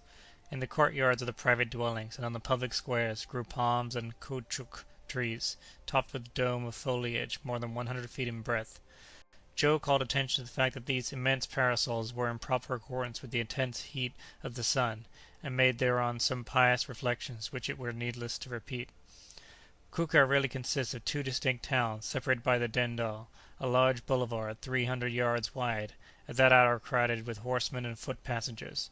On one side the rich quarters stand squarely, with its airy and lofty houses laid out in regular order; on the other is huddled together the poor quarter, a miserable collection of low hovels of conical shape, in which a poverty-stricken multitude vegetate rather than live, since Kuka is neither a trading nor a commercial city. Kennedy thought it looked something like Edinburgh, were that city extended on a plain, with its two distinct boroughs. But our travellers had scarcely the time to catch even this glimpse of it, for, with the fickleness that characterizes the air currents of this region, a contrary wind suddenly swept them some 40 miles over the surface of Lake Chad. Then they were regaled with a new spectacle. They could count the numerous islets of the lake, inhabited by the Bidulmas, a race of bloodthirsty and formidable pirates, who are as greatly feared when neighbours as are the Tuaregs of Sahara. These estimable people were in readiness to receive the Victoria bravely with stones and arrows, but the balloon quickly passed their islands, fluttering over them from one to the other with butterfly motion, like a gigantic beetle. At this moment Joe, who was scanning the horizon, said to Kennedy, "There, sir, as you are always thinking of good sport, yonder is just the thing for you." "What is it, Joe?" "This time the doctor will not disapprove of your shooting." "But what is it?" "Don't you see that flock of big birds making for us?" "Birds?" exclaimed the doctor, snatching his spy-glass. "I see them," replied Kennedy. "There are at least a dozen of them." "14 exactly," said Joe. "Heaven grant that they may be of a kind sufficiently noxious for the doctor to let me peg away at them." "I should not object, but I would much rather see those birds at a distance from us." "Why, are you afraid of those fowls?" "They are condors, and of the largest size. Should they attack us—" "Well, if they do, we'll defend ourselves. We have a whole arsenal at our disposal. I don't think those birds are so very formidable." "Who can tell?" was the doctor's only remark. 10 minutes later the flock had come within gunshot, and were making the air ring with their hoarse cries. They came right toward the Victoria, more irritated than frightened by her presence. "How they scream! What a noise!" said Joe. "Perhaps they don't like to see anybody poaching in their country up in the air, or daring to fly like themselves." "Well, now, to tell the truth, when I take a good look at them, they are an ugly, ferocious set, and I should think them dangerous enough if they were armed with Purdy Moore rifles," admitted Kennedy. "They have no need of such weapons," said Fergusson, looking very grave. The condors flew around them in wide circles, their flight growing gradually closer and closer to the balloon. They swept through the air in rapid, fantastic curves, occasionally precipitating themselves headlong with the speed of a bullet, and then breaking their line of projection by an abrupt and daring angle. The doctor, much disquieted, resolved to ascend so as to escape this dangerous proximity. He therefore dilated the hydrogen in his balloon, and it rapidly rose. But the condors mounted with him, apparently determined not to part company. "They seem to mean mischief," said the hunter, cocking his rifle. And in fact they were swooping nearer, and more than one came within 50 feet of them, as if firing the firearms. "By George, I'm itching to let them have it!" exclaimed Kennedy. "No, Dick, not now. Don't exasperate them needlessly. That would only be exciting them to attack us." "But I could soon settle those fellows." "You may think so, Dick, but you are wrong." "Why, we have a bullet for each of them." "And suppose that they were to attack the upper part of the balloon, what would you do? How would you get at them? Just imagine yourself in the presence of a troop of lions on the plain, or a school of sharks in the open ocean. For travellers in the air this situation is just as dangerous." "Are you speaking seriously, doctor?" "Very seriously, Dick." "Let us wait, then." "Wait. Hold yourself in readiness in case of an attack, but do not fire without my orders." The birds then collected at a short distance, yet too near that their naked necks, entirely bare of feathers, could be plainly seen as they stretched them out with the effort of their cries, while their gristly crests, garnished with a comb and gills of deep violet, stood erect with rage. They were of the very largest size, their bodies being more than 3 feet in length, and the lower surface of their white wings glittering in the sunlight. They might well have been considered winged sharks, so striking was their resemblance to those ferocious rangers of the deep. "They are following us," said the doctor, as he saw them ascending with him, "and mount as we may, they can fly still higher." "Well, what are we to do?" asked Kennedy. The doctor made no answer. "Listen, Samuel," said the sportsman. "There are 14 of those birds. We have 17 shots at our disposal if we discharge all our weapons. Have we not the means then to destroy them, or disperse them? I will give a good account of some of them." "I have no doubt of your skill, Dick. I look upon all as dead that may come within range of your rifle. But I repeat that if they attack the upper part of the balloon, you could not get a sight at them. They would tear the silk covering that sustains us, and we are 3,000 feet up in the air." At this moment one of the ferocious birds darted right at the balloon, with outstretched beaks and claws, ready to rend it with either or both. "Fire! Fire at once!" cried the doctor. He had scarcely ceased ere the huge creature, stricken dead, dropped headlong, turning over and over in space as he fell. Kennedy had already grasped one of the two-barreled fowling pieces, and Joe was taking aim with another. Frightened by the report, the condors drew back for a moment, but they almost instantly returned to the charge with extreme fury. Kennedy severed the head of one from its body with his first shot, and Joe broke the wing of another. "Only 11 left," he said. Thereupon the birds changed their tactics, and by common consent soared above the balloon. Kennedy glanced at Fergusson. The latter, in spite of his imperturbability, grew pale. Then ensued a moment of a terrifying silence. In the next they heard a harsh tearing noise, as of something rending the silk, and the car seemed to sink from beneath the feet of our 3 aeronauts. "We are lost!" exclaimed Fergusson, glancing at the barometer, which was now swiftly rising. "Over with the ballast!" he shouted. "Over with it!" And in a few seconds the last lumps of quartz had disappeared. "We are still falling! Empty the water tanks! Do you hear me, Joe? We are pitching into the lake!" Joe obeyed. The doctor leaned over and looked out. The lake seemed to come up toward him like a rising tide. Every object around grew rapidly in size while they were looking at it. The car was not 200 feet from the surface of Lake Chad. "The provisions! The provisions!" cried the doctor. And the box containing them was launched into space. Their descent became less rapid, but the luckless aeronauts were still falling, and into the lake. "Throw out something! Something more!" cried the doctor. "There is nothing more to throw," was Kennedy's despairing response. "Yes, there is!" called Joe, and with a wave of the hand he disappeared like a flash over the edge of the car. "Joe! Joe!" exclaimed the doctor, horror-stricken. The Victoria, thus relieved, resumed her ascending motion, mounted 1,000 feet into the air, and the wind, burying itself into the disinflated covering, bore them away toward the northern part of the lake. "Lost!" exclaimed the sportsman with a gesture of despair. "Lost to save us!" responded Fergusson. And these men, intrepid as they were, felt the large tears streaming down their cheeks. They leaned over with the vain hope of seeing some trace of their heroic companion, but they were already too far away from him. "What course shall we pursue?" asked Kennedy. "Alight as soon as possible, Dick, and then wait." After a sweep of some 60 miles, the Victoria halted on a desert shore on the north of the lake. The anchors caught in a low tree, and the sportsman fastened it securely. Night came, but neither Fergusson nor Kennedy could find one moment's sleep. Chapter 33. On the morrow, the 13th of May, our travellers, for the first time, reconnoitred the part of the coast on which they had landed. It was a sort of island of solid ground in the midst of an immense marsh. Around this fragment of terra firma grew reeds as lofty as trees are in Europe, and stretching away out of sight. These impenetrable swamps gave security to the position of the balloon. It was necessary to watch only the borders of the lake. The vast stretch of water broadened away from the spot, especially toward the east, and nothing could be seen on the horizon, neither mainland nor islands. The two friends had not yet ventured to speak of their recent companion. Kennedy first imparted his conjectures to the doctor. "Perhaps Joe is not lost after all," he said. He was a skilful lad, and had few equals as a swimmer. He would find no difficulty in swimming across the Firth of Forth at Edinburgh. We shall see him again, but how and where I know not. Let us omit nothing on our part to give him the chance of rejoining us." "May God grant it as you say, Dick," replied the doctor with much emotion. "We shall do everything in the world to find our lost friend again.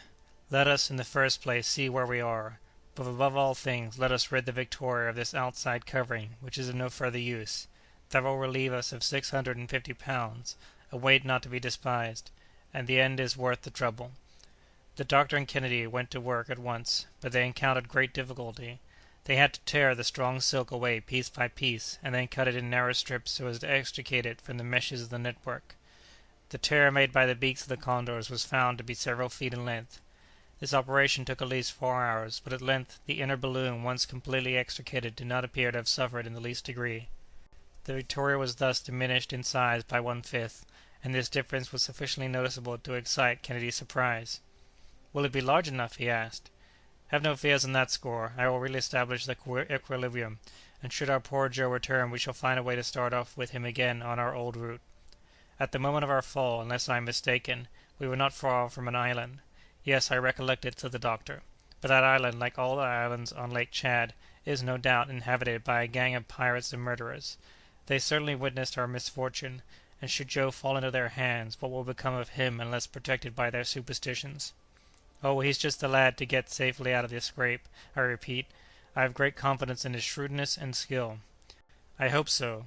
Now, Dick, you may go and hunt in the neighborhood, but don't get far away whatever you do. It has become a pressing necessity for us to renew our stock of provisions, since we had to sacrifice nearly all the old lot." "Very good, doctor. I shall not be long absent." Hereupon Kennedy took a double-barreled fowling-piece and strode through the long grass toward a thicket not far off, where the frequent sound of shooting soon let the doctor know that the sportsman was making a good use of his time. Meanwhile Fergusson was engaged in calculating the relative weight of the articles still left in the car, and in establishing the equipoise of the second balloon. He found that there were still left some 30 pounds of pemmican, a supply of tea and coffee, about 1.5 gallons of brandy, and one empty water-tank. All the dried meat had disappeared. The doctor was aware that, by the loss of the hydrogen in the first balloon, the ascensional force at his disposal was now reduced to about 900 pounds. He therefore had to count upon this difference in order to rearrange his equilibrium. The new balloon measured 67,000 cubic feet, and contained 33,480 feet of gas. The dilating apparatus appeared to be in good condition, and neither the battery nor the spiral had been injured. The ascensional force of the balloon was then about 3,000 pounds, and in adding together the weight of the apparatus, of the passengers, of the stock of water, of the car and its accessories, and putting aboard 50 gallons of water and 100 pounds of fresh meat, the doctor got a total weight of 2,830 pounds. He could then take with him 170 pounds of ballast for unforeseen emergencies, and the balloon would be in exact balance with the surrounding atmosphere. His arrangements were completed accordingly, and he made up for Joe's weight with a surplus of ballast. He spent the whole day in these preparations, and the latter were finished when Kennedy returned. The hunter had been successful and brought back a regular cargo of geese, wild duck, snipe, teal, and plover. He went to work at once to draw and smoke the game. Each piece, suspended on a small thin skewer, was hung over a fire of green wood. When they seemed in good order, Kennedy, who was perfectly at home in the business, packed them away in the car. On the morrow the hunter was to complete his supplies. Evening surprised our travellers in the midst of this work. Their supper consisted of pemmican, biscuit, and tea, and fatigue, after having given them appetite, brought them sleep. Each of them strained eyes and ears into the gloom during his watch, sometimes fancying that they heard the voice of poor Joe, but alas, the voice that they so longed to hear was far away. At the first streak of day the doctor aroused Kennedy. "I have been long and carefully considering what should be done," said he, "to find our companion. Whatever your plan be, doctor, it will suit me. Speak." "Above all things, it is important that Joe should hear from us in some way." "Undoubtedly. Suppose the brave fellow should take it into his head that we have abandoned him?" He knows us too well for that. Such a thought would never come into his mind. But he must be informed as to where we are." "How can that be managed?" "We shall get into our car and be off again, through the air." "But should the wind bear us away?" "Happily it will not. See, Dick, it is carrying us back to the lake, and this circumstance, which would have been vexatious yesterday, is fortunate now. Our efforts then will be limited to keeping ourselves above this vast sheet of water throughout the day. Joe cannot fail to see us, and his eyes will be constantly on the lookout in that direction. Perhaps he will even manage to let us know the place of his retreat. If he be alone and at liberty, he certainly will. And if a prisoner, resumed the doctor, it not being the practice of the natives to confine their captives, he will see us, and comprehend the object of our researches. But at last, put in Kennedy, for we must anticipate everything, should we find no trace, if we should have left no mark to follow him by, what are we to do? We shall endeavor to regain the northern part of the lake, keeping ourselves as much in sight as possible. There we'll wait, we'll explore the banks, we'll search the water's edge, for Joe will assuredly try to reach the shore, and we will not leave the country without having done everything to find him. "Let us set out, then," said the hunter. The doctor hereupon took the exact bearings of the patch of solid land they were about to leave, and arrived at the conclusion that it lay on the north shore of Lake Chad, between the village of Lari and the village of Ingemini, both visited by Major Denham. During this time Kennedy was completing his stock of fresh meat. Although the neighboring marshes showed traces of rhinoceros, the lamantine or manatee, and the hippopotamus, he had no opportunity to see a single specimen of those animals. At 7 in the morning, but not without great difficulty, which to Joe would have been nothing, the balloon's anchor was detached from its hold, the gas dilated, and the new Victoria rose 200 feet into the air. It seemed to hesitate at first, and went spinning around like a top, but at last a brisk current caught it, and it advanced over the lake and was soon borne away at a speed of 20 miles per hour. The doctor continued to keep at a height of from 200 to 500 feet. Kennedy frequently discharged his rifle, or when passing over islands the aeronauts approached them even imprudently, scrutinizing the thickets, the bushes, the underbrush, in fine, every spot where a mass of shade or jutting rock could have afforded a retreat to their companion.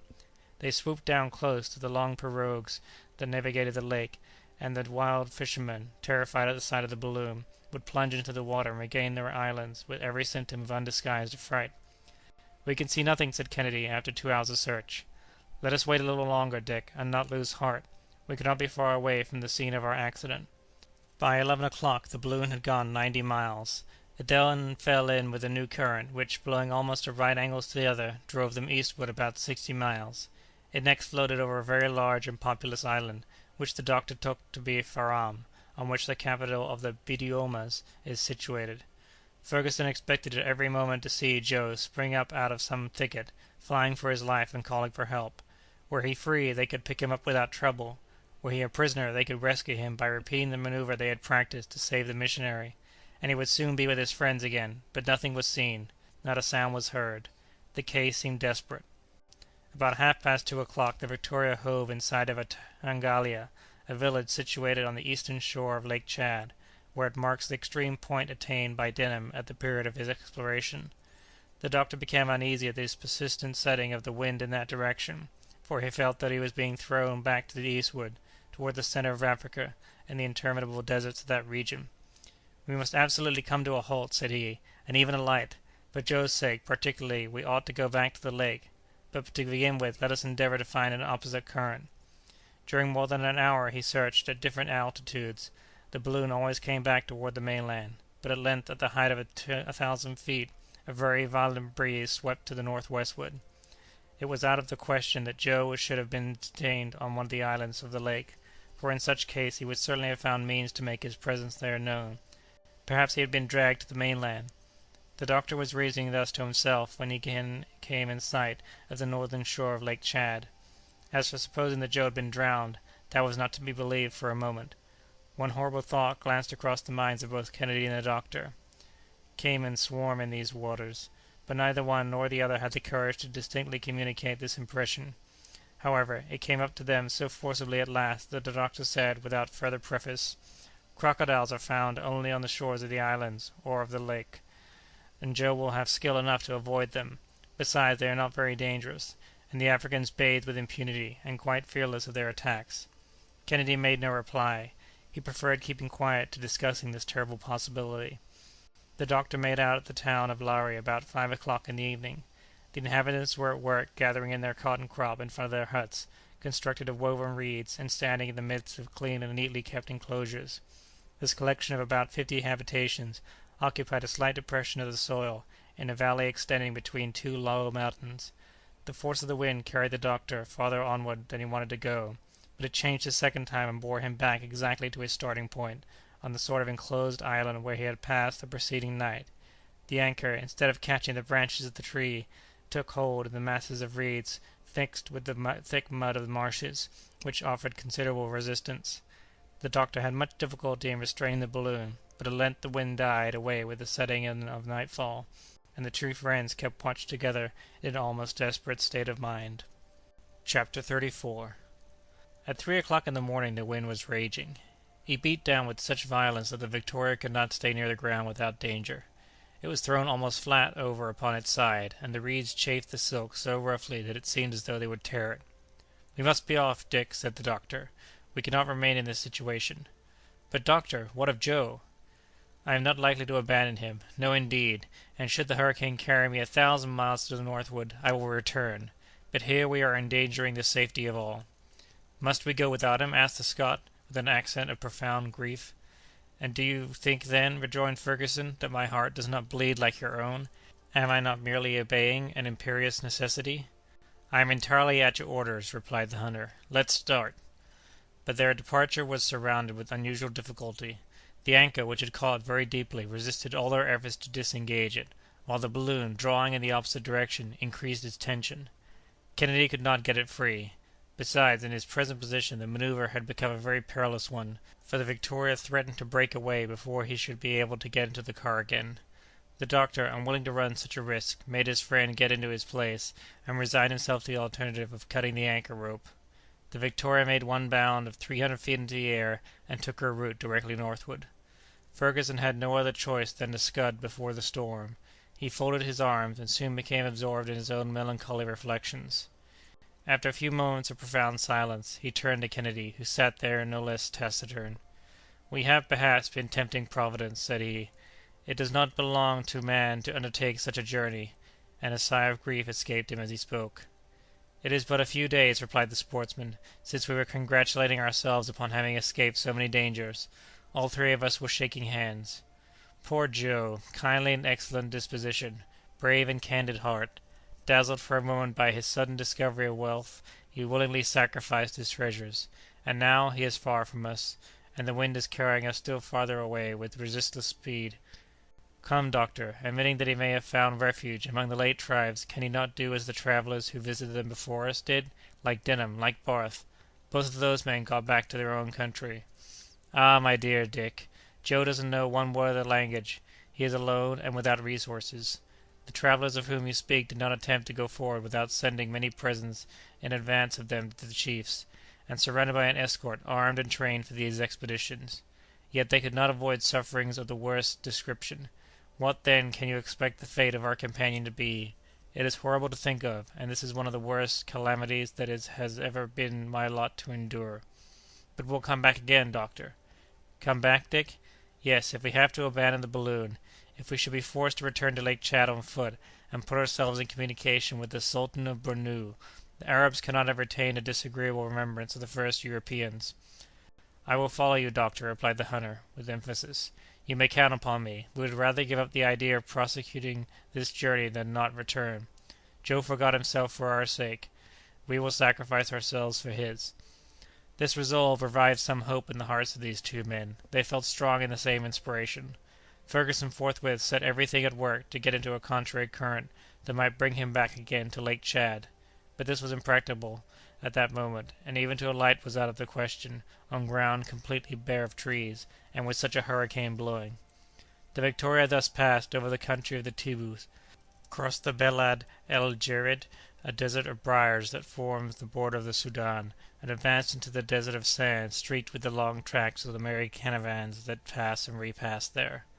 The last line of vegetation was speedily lost in the dim southern horizon, not far from the principal oasis in this part of Africa, whose 50 wells are shaded by magnificent trees. But it was impossible to stop. An Arab encampment, tents of striped stuff, some camels, stretching out their viper-like heads and necks along the sand, gave life to this solitude, but the Victoria sped by like a shooting star, and in this way traversed a distance of 60 miles in 3 hours, without Fergusson being able to check or guide her course. "We cannot halt, we cannot alight," said the doctor. "Not a tree, not an inequality of the ground. Are we then to be driven clear across Sahara? Surely, heaven is indeed against us!" He was uttering these words with a sort of despairing rage, when suddenly he saw the desert sands rising aloft in the midst of a dense cloud of dust, and go whirling through the air, impelled by opposing currents. Amid this tornado an entire caravan, disorganized, broken, and overthrown, was disappearing beneath an avalanche of sand. The camels, flung pell-mell together, were uttering dull and pitiful groans. Cries and howls of despair were heard issuing from that dusty and stifling cloud, and from time to time a party-colored garment cut the chaos of the scene with its vivid hues, and the moaning and shrieking sounded over all, a terrible accompaniment to the spectacle of destruction. Ere long the sand had accumulated in compact masses, and there, where so recently stretched a level plain as far as the eye could see, rose now a ridgy line of hillocks, still moving from beneath, the vast tomb of an entire caravan. The doctor and Kennedy, pallid with emotion, sat transfixed by this fearful spectacle. They could no longer manage their balloon, which went whirling round and round in contending currents, and refused to obey the different dilations of the gas. Caught in these eddies of the atmosphere, it spun about with a rapidity that made their heels reel, while the car oscillated and swung to and fro violently at the same time. The instruments suspended under the awning clattered together as though they would be dashed to pieces. The pipes of the spiral bent to and fro, threatening to break at every instant, and the water tanks jostled and jarred with tremendous din. Although but 2 feet apart, our aeronauts could not hear each other speak, but with firmly clinched hands they clung convulsively to the cordage, and endeavored to steady themselves against the fury of the tempest. Kennedy, with his hair blown wildly about his face, looked on without speaking, but the doctor had regained all his daring in the midst of this deadly peril, and not a sign of his emotion was betrayed in his countenance, even when, after a last violent twirl, the Victoria stopped suddenly in the midst of a most unlooked-for calm. The north wind had abruptly got the upper hand, and now drove her back with equal rapidity over the route she had traversed in the morning. "Whither are we going now?" cried Kennedy. "Let us leave that to Providence, my dear Dick. I was wrong in doubting it. It knows better than we, and here we are, returning to places that we had expected never to see again." The surface of the country, which had looked so flat and level when they were coming, now seemed tossed and uneven, like the ocean billows after a storm. A long succession of hillocks, that had scarcely settled to their places yet, indented the desert. The wind blew furiously, and the balloon fairly flew through the atmosphere. The direction taken by our aeronauts differed somewhat from that of the morning, and thus about 9 o'clock, instead of finding themselves again near the borders of Lake Chad, they saw the desert still stretching away before them. Kennedy remarked the circumstance. "It matters little," replied the doctor. "The important point is to return southward. We shall come across the towns of Bornu, Wudi, or Kuka, and I should not hesitate to halt there." "If you are satisfied, I am content," replied the Scot. "But heaven grant that we may not be reduced to cross the desert, as those unfortunate Arabs had to do. What we saw was frightful." "It often happens, Dick. These trips across the desert are far more perilous than those across the ocean. The desert has all the dangers of the sea, including the risk of being swallowed up, and added thereto are unendurable fatigues and privations. I think the wind shows some symptoms of moderating. The sand dust is less dense, the undulations of the surface are diminishing, and the sky is growing clearer. So much the better. We must now reconnoitre attentively with our glasses, and take care not to omit a single point. I will look out for that, doctor, and not a tree shall be seen without my informing you of it." And suiting the action to the word, Kennedy took his station, spy-glass in hand, at the forward part of the car. Chapter 35. What had become of Joe while his master was thus vainly seeking for him? When he had dashed headlong into the lake, his first movement on coming to the surface was to raise his eyes and look upward. He saw the Victoria already risen far above the water, still rapidly ascending, and growing smaller and smaller. It was soon caught in a rapid current, and disappeared to the northward. His master, both his friends, were saved. "How lucky it was," thought he, "that I had that idea to throw myself out into the lake! Mr. Kennedy would soon have jumped at it, and he would not have hesitated to do as he did, for nothing's more natural than for one man to give himself up to save 2 others. That's mathematics." Satisfied on this point, Joe began to think of himself. He was in the middle of a vast lake, surrounded by tribes unknown to him, and probably ferocious. All the greater reason why he should get out of the scrape by depending on only himself, and so he gave himself no farther concern about it. Before the attack by the birds of prey, which, according to him, had behaved like real condors, he had noticed an island on the horizon, and determining to reach it, if possible, he put forth all his knowledge and skill in the art of swimming, after having relieved himself of the most troublesome part of his clothing.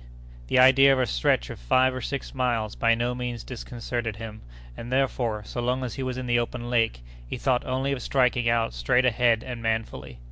In about an hour and a half the distance between him and the island had greatly diminished. But as he approached the land, a thought, at first fleeting and then tenacious, arose in his mind. He knew that the shores of the lake were frequented by huge alligators, and was well aware of the voracity of those monsters. Now, no matter how much he was inclined to find everything in this world quite natural, the worthy fellow was no little disturbed by this reflection. He feared greatly lest white flesh like his might be particularly acceptable to the dreaded brutes, and advanced only with extreme precaution, his eyes on the alert on both sides and all around him. At length he was not more than 100 yards from a bank covered with green trees, when a puff of air strongly impregnated with a musky odor reached him. "There," said he to himself, "just what I expected. The crocodile isn't far off." With this he dived swiftly, but not sufficiently so to avoid coming into contact with an enormous body, the scaly surface of which scratched him as he passed. He thought himself lost, and swam with desperate energy. Then he rose again to the top of the water, took breath, and dived once more. Thus passed a few minutes of unspeakable anguish, which all his philosophy could not overcome, for he thought, all the while, that he heard behind him the sound of those huge jaws ready to snap him up for ever. In this state of mind he was striking out under the water as noiselessly as possible, when he felt himself seized by the arm and then by the waist. Poor Joe! He gave one last thought to his master, and began to struggle with all the energy of despair, feeling himself the while drawn along, but not toward the bottom of the lake, as is the habit of the crocodile when about to devour its prey, but toward the surface. So soon as he could get breath and look around him, he saw that he was between two natives as black as ebony, who held him with a firm gripe and uttered strange cries. "Ha!" said Joe, "blacks instead of crocodiles. Well, I prefer it as it is, but how in the mischief dare these fellows go in bathing in such places?" Joe was not aware that the inhabitants of the island of Lake Chad, like many other negro tribes, plunge with impunity into sheets of water infested with crocodiles and caimans, and without troubling their heads about them. The amphibious denizens of this lake enjoy the well-deserved reputation of being quite inoffensive. But had not Joe escaped one peril only to fall into another? That was a question which he left events to decide, and since he could not do otherwise, he allowed himself to be conducted to the shore without manifesting any alarm. Evidently, thought he, these chaps saw the Victoria skimming the waters of the lake, like a monster of the air. They were the distant witnesses of my tumble, and they can't fail to have some respect for a man that fell from the sky. Let them have their own way, then. Joe was at this stage of his meditations, when he was landed amid a yelling crowd of both sexes, and all ages and sizes, but not of all colors. In fine, he was surrounded by a tribe of Bidiomas, as black as jet. Nor had he to blush for the scantiness of his costume, for he saw that he was in undress, in the highest style of that country. But before he had time to form an exact idea of the situation, there was no mistaking the agitation of which he instantly became the object, and this soon enabled him to pluck up courage, although the adventure of Kazah did come back rather vividly to his memory. "I foresee that they are going to make a god of me again," thought he. "Some son of the moon, most likely. Well, one's trade's as good as another when a man has no choice. The main thing is to gain time.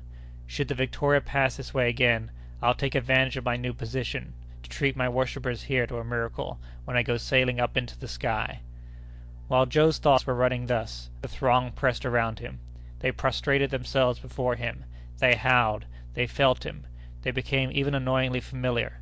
But at the same time they had the consideration to offer him a superb banquet consisting of sour milk and rice pounded into honey.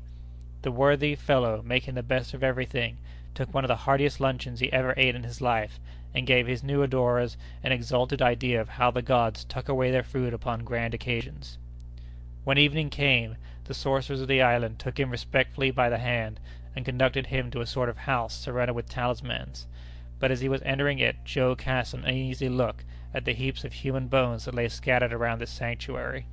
But he had still more time to think about them when he found himself at last shut up in the cabin.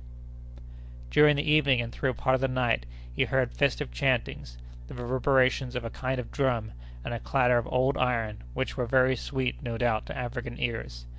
Then there were howling choruses, accompanied by endless dances by gangs of natives who circled round and round the sacred hut with contortions and grimaces. Joe could catch the sound of this deafening orchestra through the mud and reeds of which his cabin was built, and perhaps under other circumstances he might have been amused by these strange ceremonies. But his mind was soon disturbed by quite different and less agreeable reflections. Even looking at the bright side of things, he found it both stupid and sad to be left alone in the midst of this savage country and among those wild tribes. Few travellers who had penetrated these regions had ever again seen their native land. Moreover, could he trust to the worship of which he saw himself the object?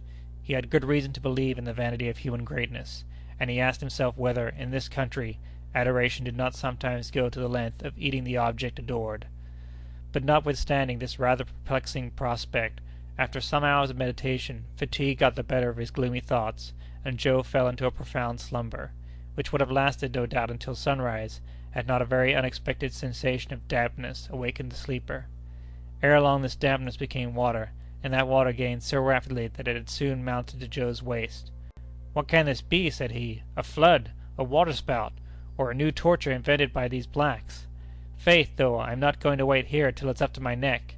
And so saying, he burst through the frail wall with a jog of his powerful shoulder, and found himself where? In the open lake? Island there was none. It had sunk during the night. In its place the watery immensity of Lake Chad. "A poor country for the landowners," said Joe, once more vigorously resorting to his skill in the art of natation. One of those phenomena which are by no means unusual on Lake Chad had liberated our brave Joe. More than one island that previously seemed to have the solidity of rock had been submerged in this way, and the people living along the shores of the mainland have had to pick up the unfortunate survivors of these terrible catastrophes.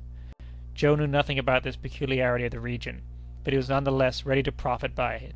He caught sight of a boat drifting about without occupants, and was soon aboard of it.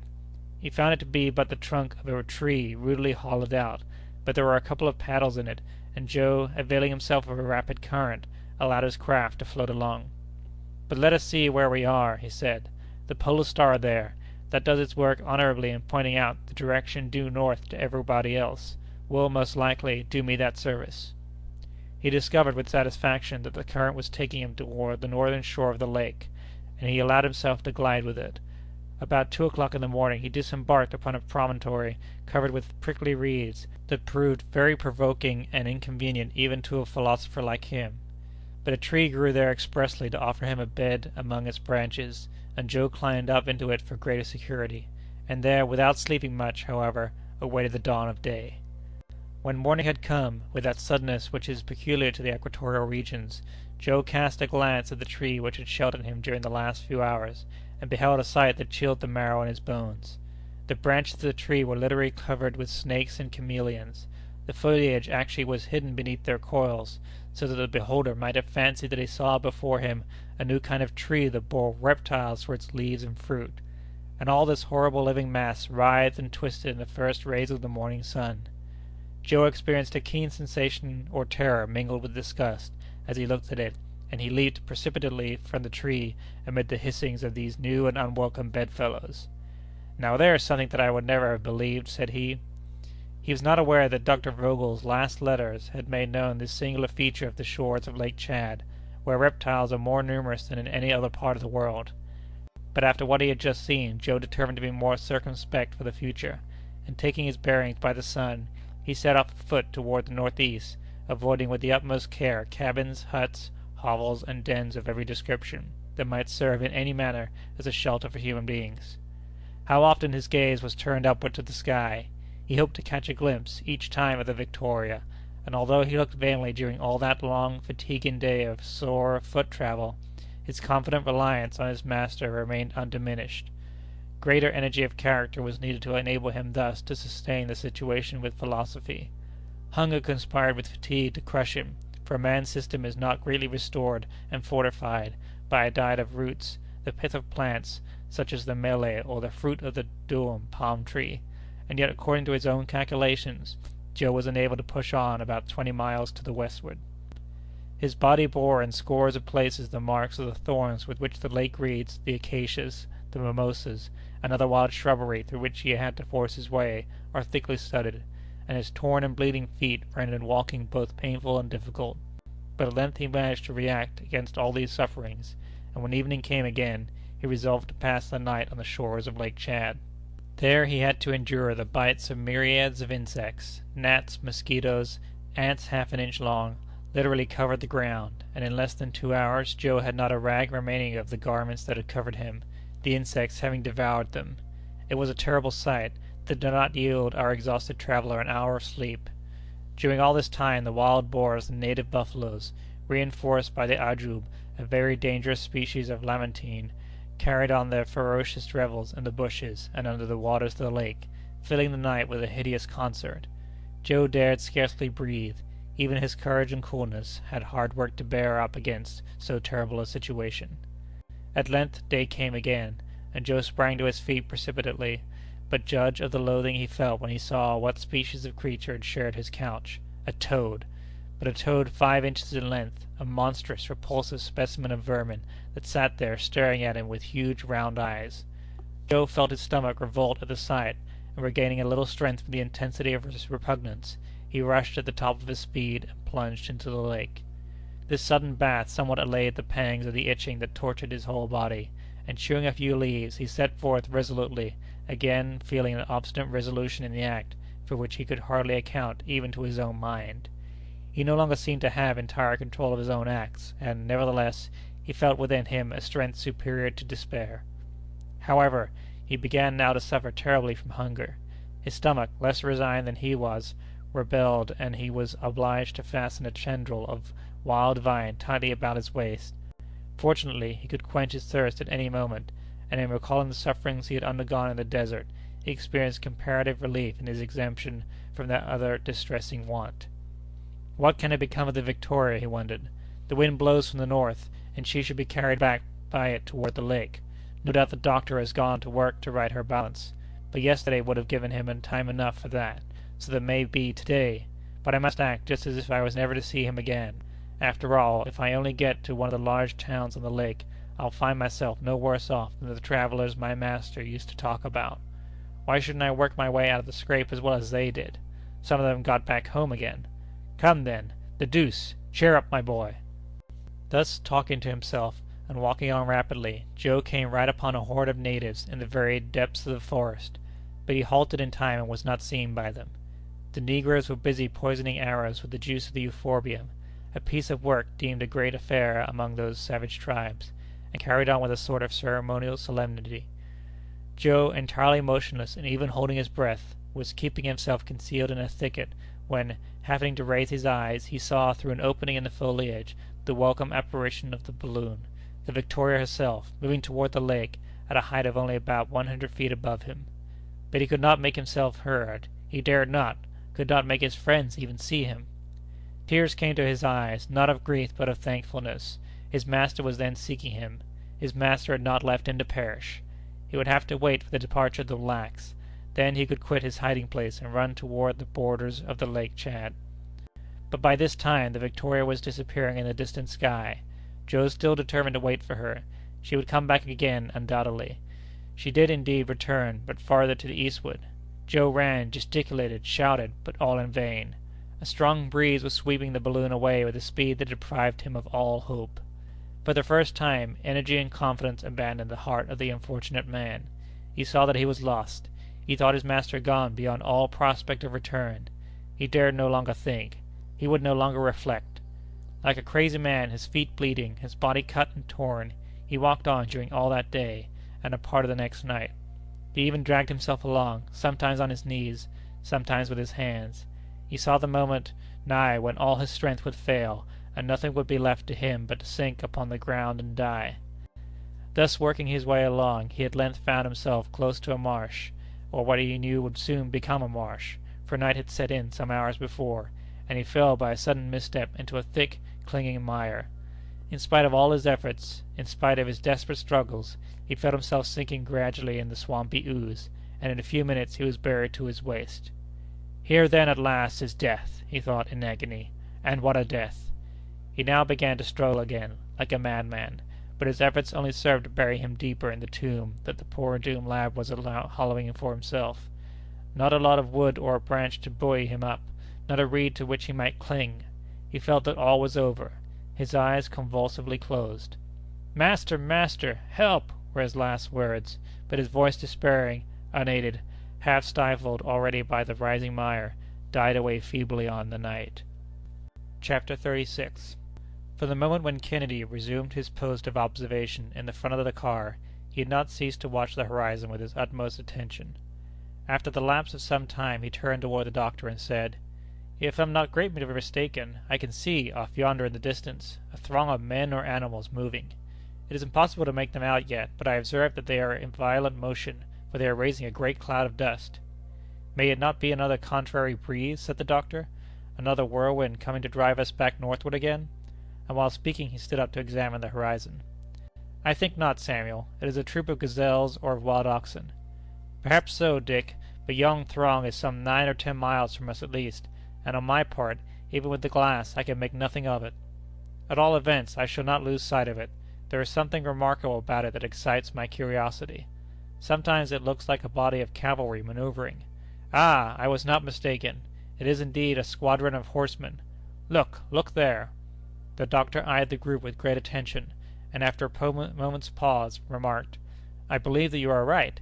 It is a detachment of Arabs or Tibus, and they are galloping in the same direction with us, as though in flight, but we are going faster than they, and we are rapidly gaining on them. In half an hour we shall be near enough to see them and know what they are." Kennedy had again lifted his glass and was attentively scrutinizing them.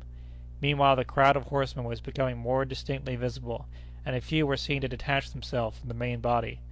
"It is some hunting maneuver, evidently," said Kennedy. "Those fellows seem to be in pursuit of something.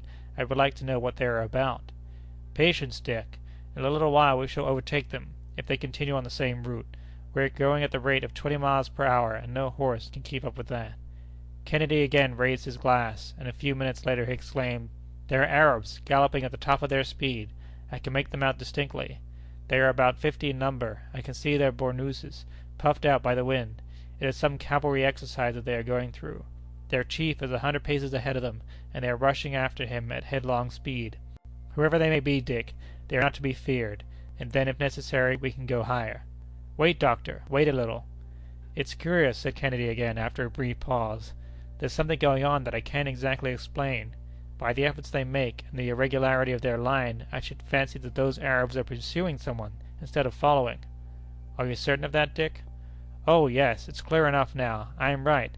It is a pursuit, a hunt, but a man-hunt. That is not their chief riding ahead of them, but a fugitive." "A fugitive!" exclaimed the doctor, growing more and more interested. "Yes. Don't lose sight of him, and let us wait."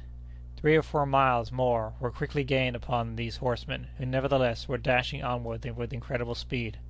"Doctor! Doctor!" shouted Kennedy in an agitated voice. "What is the matter, Dick? Is it an illusion? Can it be possible?" "What do you mean?" "Wait!" And so saying, the Scot wiped the sights of his spy-glass carefully and looked through it again intently. "Well?" questioned the doctor. "It is he, doctor!" "He!" exclaimed Fergusson, with emotion. "It is he, no other!" and it was needless to pronounce the name. "Yes, it is he, on horseback, at only 100 paces in advance of his enemies. He is pursued." "It is Joe! Joe himself!" cried the doctor, turning pale. "He cannot see us in his flight." "He will see us, though," said the doctor, lowering the flame of his blow-pipe. "But how?" "In 5 minutes we shall be within 50 feet of the ground, and in 15 we shall be right over him." "You must let him know it by firing a gun." "No, he can't turn back to come this way. He's headed off." "What shall we do, then?" "We must wait." "Wait? And these Arabs?" "We shall overtake them. We'll pass them. We are not more than 2 miles from them, and provided that Joe's horse holds out—" "Great God!" exclaimed Kennedy, suddenly. "What is the matter?" Kennedy uttered a cry of despair as he saw Joe fling himself to the ground. His horse, evidently exhausted, had just fallen headlong. "He sees us!" cried the doctor, "and he motions to us as he gets up upon his feet. The Arabs will overtake him. What is he waiting for?" "Ah, the brave lad! Huzza!" shouted the sportsman, who could no longer restrain his feelings. Joe, who had immediately sprung up after his fall, just as one of the swiftest horsemen rushed upon him, bounded like a panther, avoided his assailant by leaping to one side, jumped up behind him on the crupper, seized the Arab by the throat, and strangling him with his sinewy hands and fingers of steel, flung him on the sand, and continued his headlong flight. A tremendous howl was heard from the Arabs, but completely engrossed by the pursuit, they had not taken notice of the balloon, which was now but 500 paces behind them, and only about 30 feet from the ground. On their part, they were not 20 lengths of their horses from the fugitive. One of them was very perceptibly gaining on Joe, and was about to pierce him with his lance, when Kennedy, with fixed eye and steady hand, stopped him short with a ball that hurled him to the earth. Joe did not even turn his head at the report. Some of the horsemen reined in their barbs and fell on their faces in the dust as they caught sight of the Victoria. The rest continued their pursuit. "But what is Joe about?" said Kennedy. "He don't stop." "He's doing better than that, Dick. I understand him. He's keeping on in the same direction as the balloon. He relies upon our intelligence. Ah, the noble fellow! We'll carry him off in the very teeth of those Arab rascals. We are not more than 200 paces from him." "What are we to do?" asked Kennedy. "Lay aside your rifle, Dick," and the Scot obeyed the request at once. "Do you think that you can hold 150 pounds of ballast in your arms?" "Aye, more than that." "No, that will be enough." And the doctor proceeded to pile up bags of sand in Kennedy's arms. "Hold yourselves in readiness in the back part of the car, and be prepared to throw out that ballast at a single effort. But, for your life, don't do so until I give the word. Be easy on that point. Otherwise we should miss Joe, and he would be lost. Count upon me." The Victoria at that moment almost commanded the troop of horsemen who were still desperately urging their steeds at Joe's heels. The doctor, standing in the front of the car, held the ladder clear, ready to throw it at any moment. Meanwhile, Joe had still maintained the distance between himself and his pursuers, say about 50 feet. The Victoria was now ahead of the party. "Attention!" exclaimed the doctor to Kennedy. "I am ready."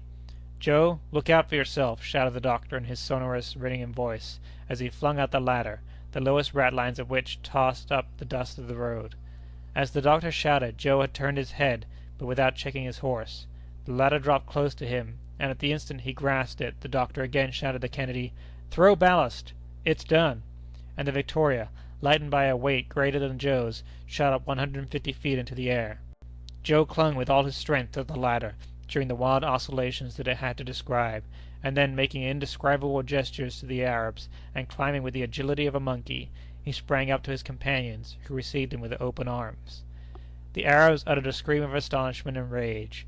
The fugitive had been snatched from them on the wing, and the Victoria was rapidly speeding far beyond their reach. "Master! Kennedy!" ejaculated Joe, and, overwhelmed at last with fatigue and emotion, the poor fellow fainted away, while Kennedy, almost beside himself, kept exclaiming, "Saved! Saved!" "Saved, indeed!" murmured the doctor, who had recovered all his phlegmatic coolness. Joe was almost naked. His bleeding arms, his body covered with cuts and bruises, told what his sufferings had been. The doctor quietly dressed his wounds and laid him comfortably under the awning. Joe soon returned to consciousness, and asked for a glass of brandy, which the doctor did not see fit to refuse, as the faithful fellow had to be indulged. After he had swallowed the stimulant, Joe grasped the hands of his two friends, and announced that he was ready to relate what had happened to him. But they would not allow him to talk at that time, and he sank back into a profound sleep, of which he seemed to have the greatest possible need. The Victoria was then taking an oblique line to the westward. Driven by a tempestuous wind, it again approached the borders of the thorny desert, which the travellers descried over the tops of palm trees, bent and broken by the storm, and after having made a run of 200 miles since rescuing Joe, it passed the 10th degree of east longitude about nightfall. Chapter 37. During the night the wind lulled as though reposing after the boisterousness of the day, and the Victoria remained quietly at the top of the tall sycamore. The doctor and Kennedy kept watch by turns, and Joe availed himself of the chance to sleep most sturdily for 24 hours at a stretch. "That's the serenity he needs," said Dr. Fergusson. "Nature will take charge of his care." With the dawn of the wind sprang up again in quite strong, and more capricious gusts. It shifted abruptly from south to north, but finally the Victoria was carried away by it toward the west. The doctor, map in hand, recognized the kingdom of Damerghou, an undulating region of great fertility, in which the huts that compose the villages are constructed of long reeds interwoven with branches of the asclepia. The grain mills were seen raised in the cultivated fields upon small scaffoldings or platforms, to keep them out of the reach of the mice and the huge ants of that country. They soon passed the town of Zinder, recognized by its spacious place of execution, in the center of which stands the tree of death. At its foot the executioner stands waiting, and whoever passes beneath its shadow is immediately hung. Upon consulting his compass, Kennedy could not refrain from saying, "Look, we are again moving northward. No matter. If it only takes us to Timbuctoo, we shall not complain. Never was a finer voyage accomplished under better circumstances. "Nor in better health," said Joe, at that instant thrusting his jolly countenance from between the curtains of the awning. "There he is! There's our gallant friend, our preserver!" exclaimed Kennedy, cordially. "How goes it, Joe?" "Oh, why, naturally enough, Mr. Kennedy, very naturally. I never felt better in my life. Nothing sets a man up like a little pleasure trip with a bath in Lake Chad to start on, eh, doctor?" "Brave fellow!" said Fergusson, pressing Joe's hand. "What terrible anxiety you caused us!" "Humph! And you, sir? Do you think that I felt easy in my mind about you gentlemen? You gave me a fine fright, let me tell you." "We shall never agree in that world, Joe, if you take things in that style." "I see that his tumble hasn't changed him a bit," added Kennedy. "Your devotion and self-forgetfulness were sublime, my brave lad, and they saved us; but the Victoria was falling into the lake, and once there, nobody could have extricated her." "But if my devotion, as you are pleased to call my Somerset, saved you, did it not save me too? For here we are, all three of us, in first-rate health. Consequently, we have nothing to squabble about in the whole affair." "Oh, we can never come to a settlement with that youth," said the sportsman. "The best way to settle it," replied Joe, "is to say nothing more about the matter. What's done is done. Good or bad, we can't take it back." "You obstinate fellow!" said the doctor, laughing. "You can't refuse, though, to tell us of your adventures, at all events." "Not if you think it worth while. But in the first place, I'm going to cook this fat goose to a turn, for I see that Mr. Kennedy has not wasted his time." "All right, Joe." "Well, let us see, then, how this African game will sit on a European stomach." The goose was soon roasted by the flame of the blow-pipe, and not long afterwards was comfortably stowed away. Joe took his own good share, like a man who had eaten nothing for several days. After the tea and the punch, he acquainted his friends with his recent adventures. He spoke with some emotion, even while looking at things with his usual philosophy. The doctor could not refrain from frequently pressing his hand when he saw his worthy servant more considerate of his master's safety than of his own, and in relation to the sinking of the island of the Bidomas, he explained to him the frequency of this phenomenon upon Lake Chad.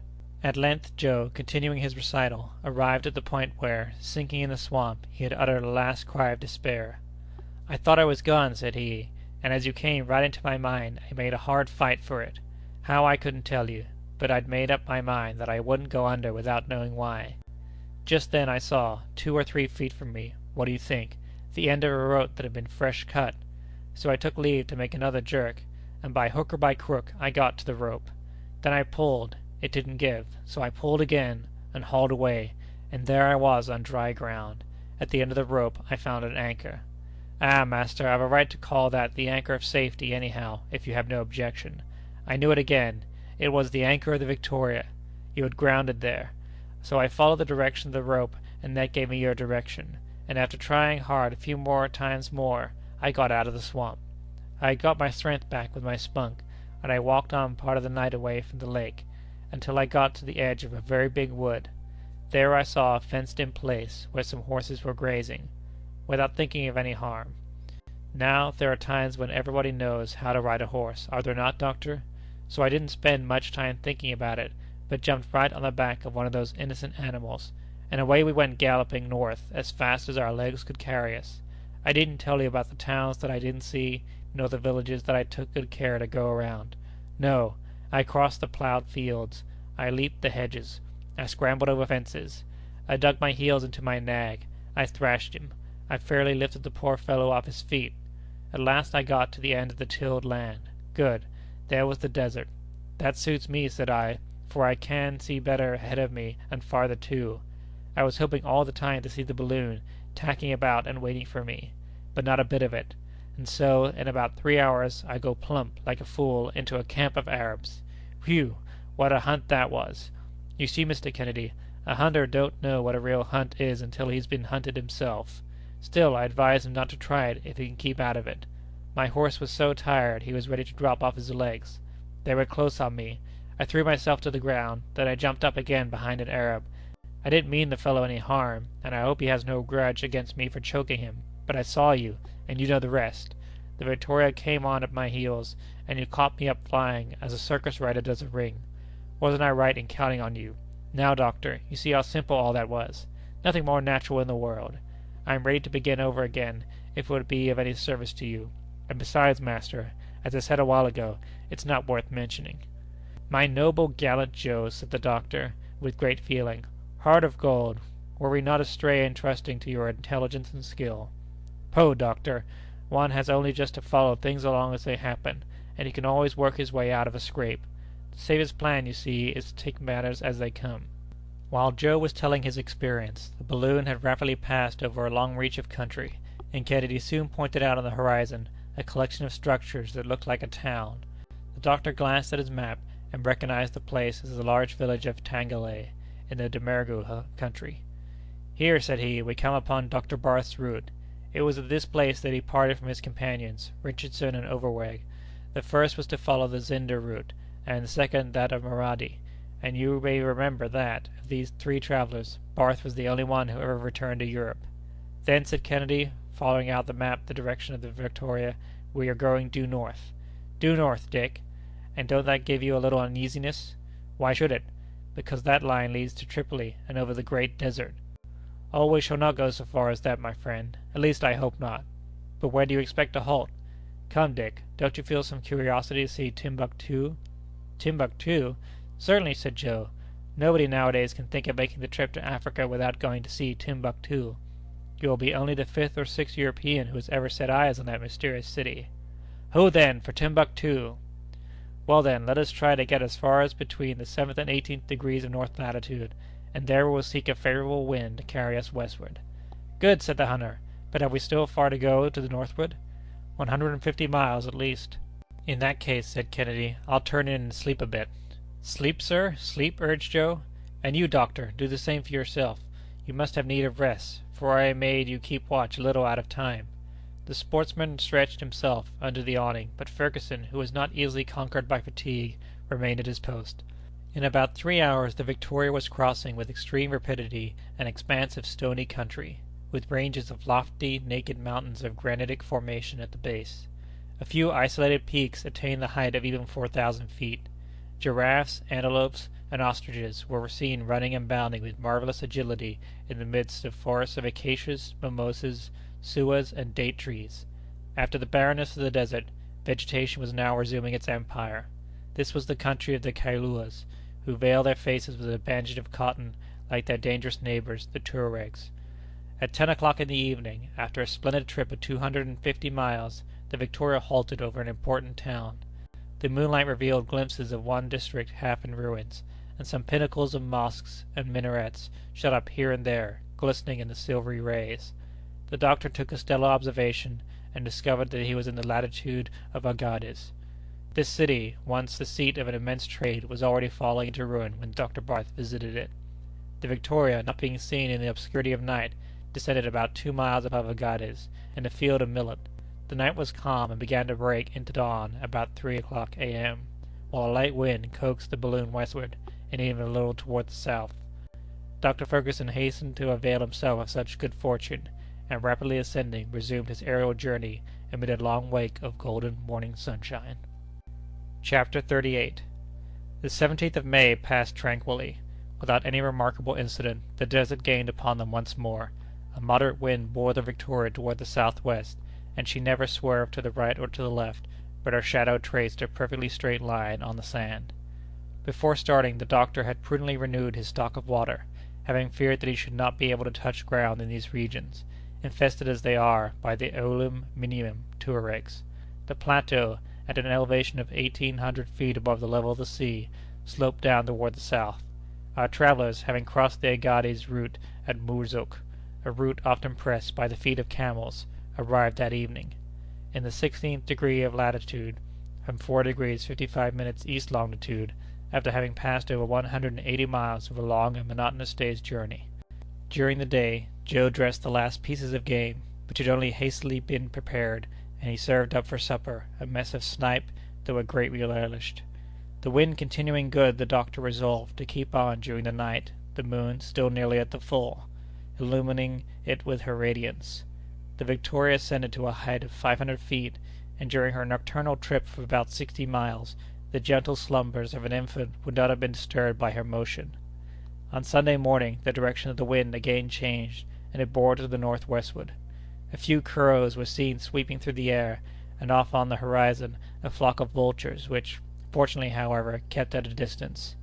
The sight of these birds led Joe to compliment his master on the idea of having two balloons. "Where would we be," said he, "with only one balloon? The second balloon is like the lifeboat to a ship. In case of wreck we could always take to it and escape." "You are right, friend Joe," said the doctor, "only that my lifeboat gives me some uneasiness. It is not so good as the main craft." "What do you mean by that, doctor?" asked Kennedy. "I mean to say that the new Victoria is not so good as the old one. Whether it be that the stuff it is made of is too much worn, or that the heat of the spiral has melted the gutta percha, I can observe a certain loss of gas. It don't amount to much thus far, but still isn't noticeable. We have a tendency to sink, and in order to keep our elevation, I am compelled to give greater dilation to the hydrogen."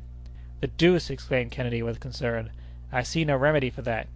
"There is none, Dick, and that is why we must hasten our progress, and even avoid night halts."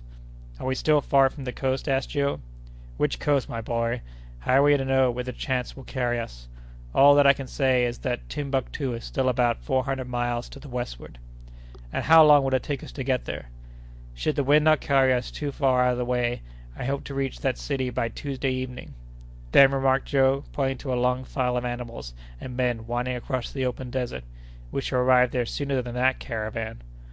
Fergusson and Kennedy leaned over and saw an immense cavalcade. There were at least 150 camels of that kind that, for 12 mutkals of gold, or about $25, go from Timbuctoo to Tafile, with a load of 500 pounds upon their backs. Each animal had dangling to its tail a bag to receive its excrement, the only fuel on which the caravans can depend when crossing the desert. These Touareg camels are of the very best rate. They can go from 3 to 7 days without drinking, and for 2 without eating. Their speed surpasses that of the horse, and they obey with intelligence the voice of the Kabir, or guide of the caravan. They are known in the country under the name of Mahari. Such were the details given by the doctor while his companions continued to gaze upon that multitude of men, women, and children, advancing on foot and with difficulty over a waste of sand half in motion, and scarcely kept in its place by scanty nettles, withered grass, and stunted bushes that grew upon it. The wind obliterated the marks of their feet almost instantly. Joe inquired how the Arabs managed to guide themselves across the desert, and come to the few wells scattered far between throughout this vast solitude. "The Arabs," replied Dr. Fergusson, "are endowed by nature with a wonderful instinct in finding their way. Where a European would be at a loss, they never hesitate for a moment. An insignificant fragment of rock, a pebble, a tuft of grass, a different shade of color in the sand, suffice to guide them with accuracy. During the night they go by the polar star. They never travel more than 2 miles per hour, and always rest during the noonday heat. You may judge from that how long it takes them to cross Sahara, a desert more than 900 miles in breadth." But the Victoria had already disappeared from the astonished gaze of the Arabs, who must have envied her rapidity. That evening she passed 2 degrees 20 minutes east longitude, and during the night left another degree behind her. On Monday the weather changed completely. Rain began to fall with extreme violence, and not only had the balloon to resist the power of this deluge, but also the increase of weight which it caused by wetting the whole machine, car, and all. This continuous shower accounted for the swamps and marshes that formed the sole surface of the country. Vegetation reappeared, however, along with the mimosas, the baobabs, and the tamarind trees. Such was the Sonray country, with its villages topped with roofs turned over like Armenian caps. There were few mountains, and only such hills as were enough to form the ravines and pools where the pintados and snipes went sailing and diving through. Here and there an impetuous torrent cut the roads, and had to be crossed by the natives on long vines stretched from tree to tree. The forests gave place to jungles, with alligators, hippopotami, and the rhinoceros made their haunts. "It will not be long before we see the Niger," said the doctor. "The face of the country always changes in the vicinity of large rivers. These moving highways, as they are sometimes correctly called, have first brought vegetation with them, as they will at last bring civilization. Thus, in its course of 2,500 miles, the Niger has scattered along its banks the most important cities of Africa." "By the way," Joe put in, "that reminds me of what was said by an admirer of the goodness of Providence, who praised the foresight with which it had generally caused rivers to flow close to large cities. At noon the Victoria was passed over a petty town, a mere assemblage of miserable huts, which once was Goa, a great capital. It was there, said the doctor, that Barth crossed the Niger, on his return from Timbuctoo. This is the river so famous in antiquity, the rival of the Nile, to which pagan superstition ascribed a celestial origin. Like the Nile, it has engaged the attention of geographers in all ages, and like it also, its exploration has cost the lives of many victims. Yes, even more of them than perished on account of the other. The Niger flowed broadly between its banks, and its waters rolled southward with some violence of current, but our travellers, borne swiftly by as they were, could scarcely catch a glimpse of its curious outline. "I wanted to talk to you about this river," said Dr. Fergusson, "and it is already far from us. Under the names of Diuleba, Mayo, Egeru, Kora, and other titles besides, it traverses an immense extent of country, and almost competes in length with the Nile. These appellations signify simply the river, according to the dialects of the countries through which it passes." "Did Dr. Barth follow this route?" asked Kennedy.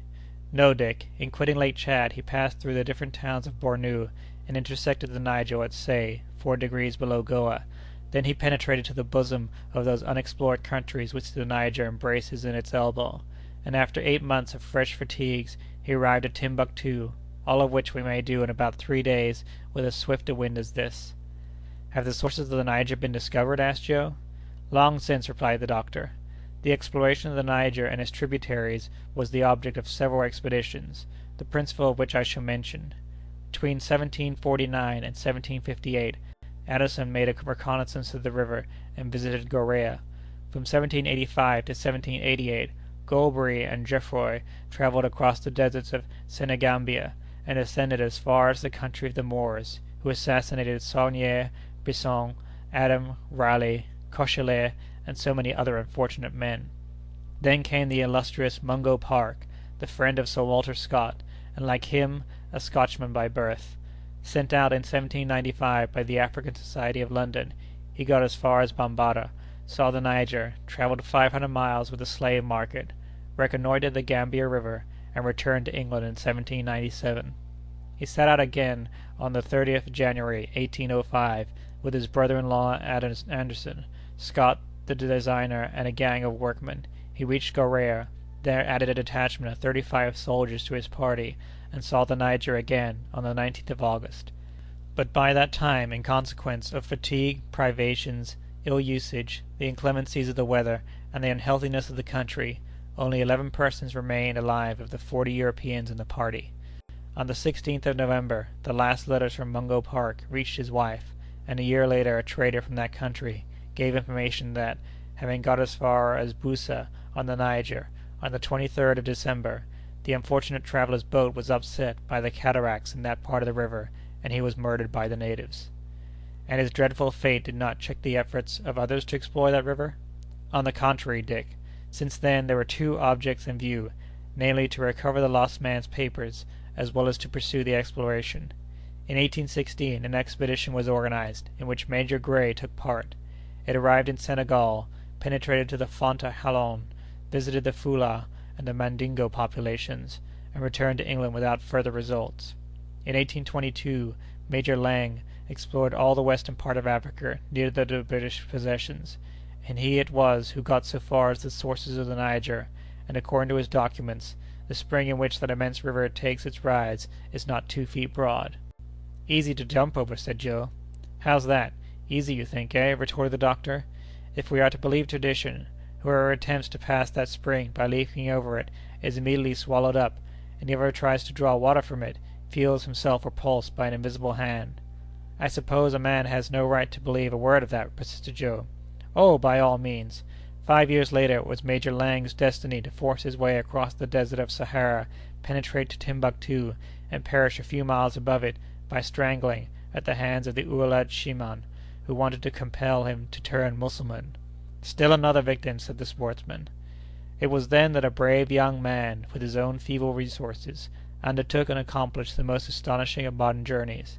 I mean the Frenchman René Caillié, who, after sundry attempts in 1819 and 1824, set out again on the 19th of April, 1827, from Rio Nunez. On the 3rd of August he arrived at Time, so thoroughly exhausted and ill that he could not resume his journey until 6 months later, in January, 1828. He then joined a caravan, and, protected by his Oriental dress, reached the Niger on the 10th of March, penetrated to the city of Djenné, embarked on the river, and descended it as far as Timbuctoo, where he arrived on the 30th of April. In 1760, another Frenchman, Imbert by name, and in 1810 an Englishman, Robert Adams, had seen this curious place, but René Caillié was to be the first European who could bring back any authentic data concerning it. On the 4th of May he quitted this queen of the desert. On the 9th he surveyed the very spot where Major Lang had been murdered. On the 19th he arrived at El Arouan, and left that commercial town to brave 1,000 dangers in crossing the vast solitudes comprised between the Soudan and the northern regions of Africa. At length he entered Tangiers, and on the 28th of September sailed for Toulon. In 19 months, notwithstanding 180 days' sickness, he had traversed Africa from west to north. Ah! had Caillié been born in England, he would have been honored as the most intrepid traveller of modern times, as was the case with Mungo Park. But in France he was not appreciated according to his worth. "He was a sturdy fellow," said Kennedy, "but what became of him?" "He died at the age of 39, from the consequences of his long fatigue. They thought he had done enough in decreeing him the prize of the Geographical Society in 1828. The highest honors would have been paid to him in England. While he was accomplishing this remarkable journey, an Englishman had conceived a similar enterprise, and was trying to push it through with equal courage, if not with equal good fortune. This was Captain Clapperton, the companion of Denham. In 1829 he re-entered Africa by the western coast of the Gulf of Benin. He then followed in the track of Mungo Park and of Lang, recovered at Bussa the documents relative to the death of the former, and arrived on the 20th of August at Sakatou, where he was seized and held as a prisoner until he expired in the arms of his faithful attendant, Richard Lander. "And what became of this Lander?" asked Joe, deeply interested. "He succeeded in regaining the coast and returned to London, bringing with him the captain's papers, and an exact narrative of his own journey. He then offered his services to the government to complete the reconnaissance of the Niger. He took with him his brother John, the second child of a poor couple in Cornwall, and together these men, between 1829 and 1831, redescended the river from Bussa to its mouth, describing it village by village, mile by mile." "So both the brothers escaped the common fate?" queried Kennedy. "Yes, on this expedition at least, but in 1833 Richard undertook a third trip to the Niger, and perished by a bullet near the mouth of the river. You see, then, my friends, that the country over which we are now passing has witnessed some noble instances of self-sacrifice which, unfortunately, have only too often had death for their reward." Chapter 39. During this dull Monday, Dr. Fergusson diverted his thoughts by giving his companions 1,000 details concerning the country they were crossing. The surface, which was quite flat, offered no impediment to their progress. The doctor's sole anxiety arose from the obstinate northeast wind, which continued to blow furiously, and bore them away from the latitude of Timbuktu. The Niger, after running northwards as far as that city, sweeps around like an immense water-jet from some fountain, and falls into the Atlantic in a broad sheaf. In the elbow thus formed the country is of varied character, sometimes luxuriantly fertile, and sometimes extremely bare. Fields of maize succeeded by wide spaces covered with broom corn and uncultivated plains. All kinds of aquatic birds, pelicans, wild duck, kingfishers, and the rest, were seen in numerous flocks hovering about the borders of the pools and torrents.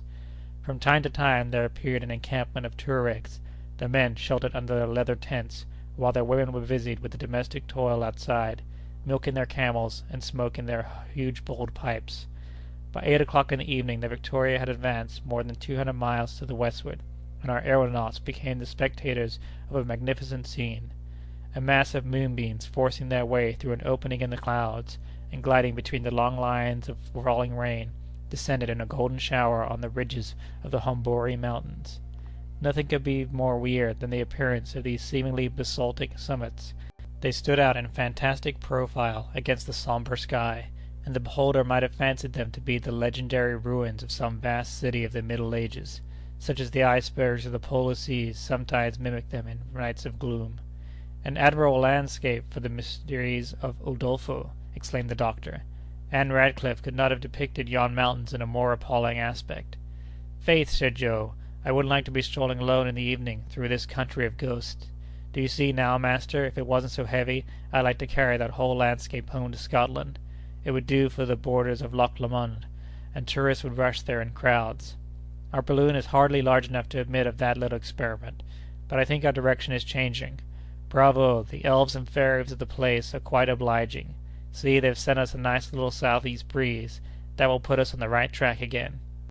In fact, the Victoria was resuming a more northerly route, and on the morning of the 20th she was passing over an inextricable network of channels, torrents, and streams, in fine, the whole complicated tangle of the Niger's tributaries. Many of these channels, covered with a thick growth of herbage, resembled luxuriant meadowlands. There the doctor recognized the route followed by the explorer Barth when he launched upon the river to descend to Timbuktu. 800 fathoms broad at this point, the Niger flowed between banks richly grown with cruciferous plants and tamarind trees. Herds of agile gazelles were seen skipping about, their curling horns mingling with the tall herbage, within which the alligator, half concealed, lay silently in wait for them with watchful eyes. Long files of camels and asses laden with merchandise from Jenné were winding in under the noble trees. Ere long an amphitheatre of low-built houses was discovered at a turn of the river, their roofs and terraces heaped up with hay and straw gathered from the neighboring districts. "There's Kabra," explained the doctor joyously. "There is the harbor of Timbuktu, and the city is not 5 miles from here." "Then, sir, you are satisfied?" half queried Joe. "Delighted, my boy." "Very good. Then everything's for the best." In fact, about 2 o'clock, the queen of the desert, mysterious Timbuktu, which once, like Athens and Rome, had her schools of learned men and her professorships of philosophy, stretched away before the gaze of our travellers. Fergusson followed the most minute details upon the chart traced by Barth himself, and was enabled to recognize its perfect accuracy.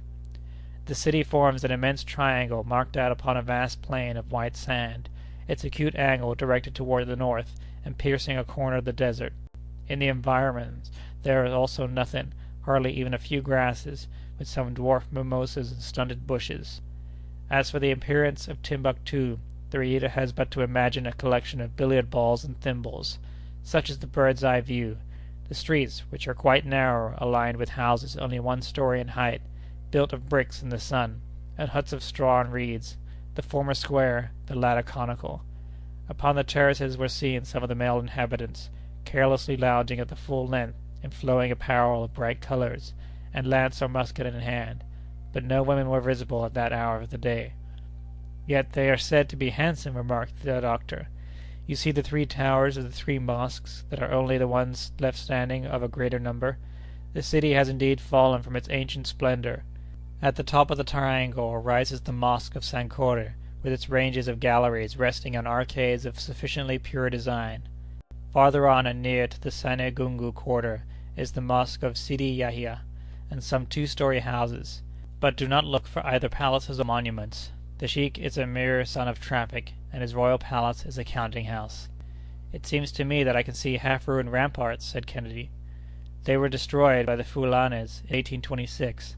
The city was 1/3 larger then, for Timbuktu, an object generally coveted by all the tribes, since the 11th century, has belonged in succession to the Tuaregs, the Sonrayans, the Morocco men, and the Fulanes, and is great centre of civilization, where a sage like Ahmed Baba owned, in the 16th century, a library of 1,600 manuscripts, is now nothing but a mere half-way house for the trade of Central Africa."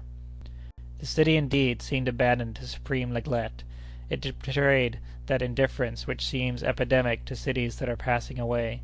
Huge heaps of rubbish encumbered the suburbs, and with the hill on which the market-place stood, formed the only inequalities of the ground. When the Victoria passed, there was some slight show of movement.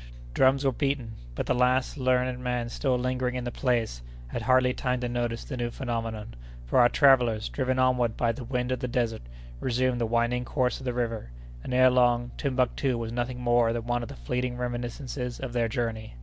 "And now," said the doctor, "Heaven may waft us whither it pleases." "Provided only that we go westward," added Kennedy. "Bah!" said Joe, "I wouldn't be afraid if it was to go back to Zanzibar by the same road, or to cross the ocean to America." "We would first have to be able to do that, Joe." "And what's wanting, doctor?" "Gas, my boy. The ascending force of the balloon is evidently growing weaker, and we shall need all our management to make it carry us to the sea coast. I shall even have to throw over some ballast. We are too heavy." "That's what comes of doing nothing, doctor. When a man lies stretched out all day long in his hammock, he gets fat and heavy, It's a lazy-bones trip, this of ours, master, and when we get back, everybody will find us big and stout." "Just like Joe," said Kennedy. "Just the ideas for him. But wait a bit. Can you tell what we may have to go through yet? We are still far from the end of our trip. When do you expect to strike the African coast, doctor?" "I should find it hard to answer you, Kennedy. We are at the mercy of very variable winds, but I should think myself fortunate were we to strike it between Sierra Leone and Portendick. There is a stretch of country in that quarter where we should meet with friends." "And it would be a pleasure to press their hands. But are we going in the desirable direction?" "Not any too well, Dick, not any too well. Look at the needle of the compass. We are bearing southward, and ascending the Niger toward its sources." "A fine chance to discover them," said Joe, "if they were not known already. Now couldn't we just find others for it, on a pinch?" "Not exactly, Joe. But don't be alarmed. I hardly expect to go so far as that." At nightfall the doctor threw out the last bags of sand. The Victoria rose higher, and the blowpipe, although working at full blast, could scarcely keep her up. At that time she was 60 miles to the southward of Timbuktu, and in the morning the aeronauts awoke over the banks of the Niger, not far from Lake Debo. Chapter 40. The flow of the river was, at that point, divided by large islands into narrow branches, with a very rapid current. Upon one among them stood some shepherds' huts, but it had become impossible to take an exact observation of them, because the speed of the balloon was constantly increasing.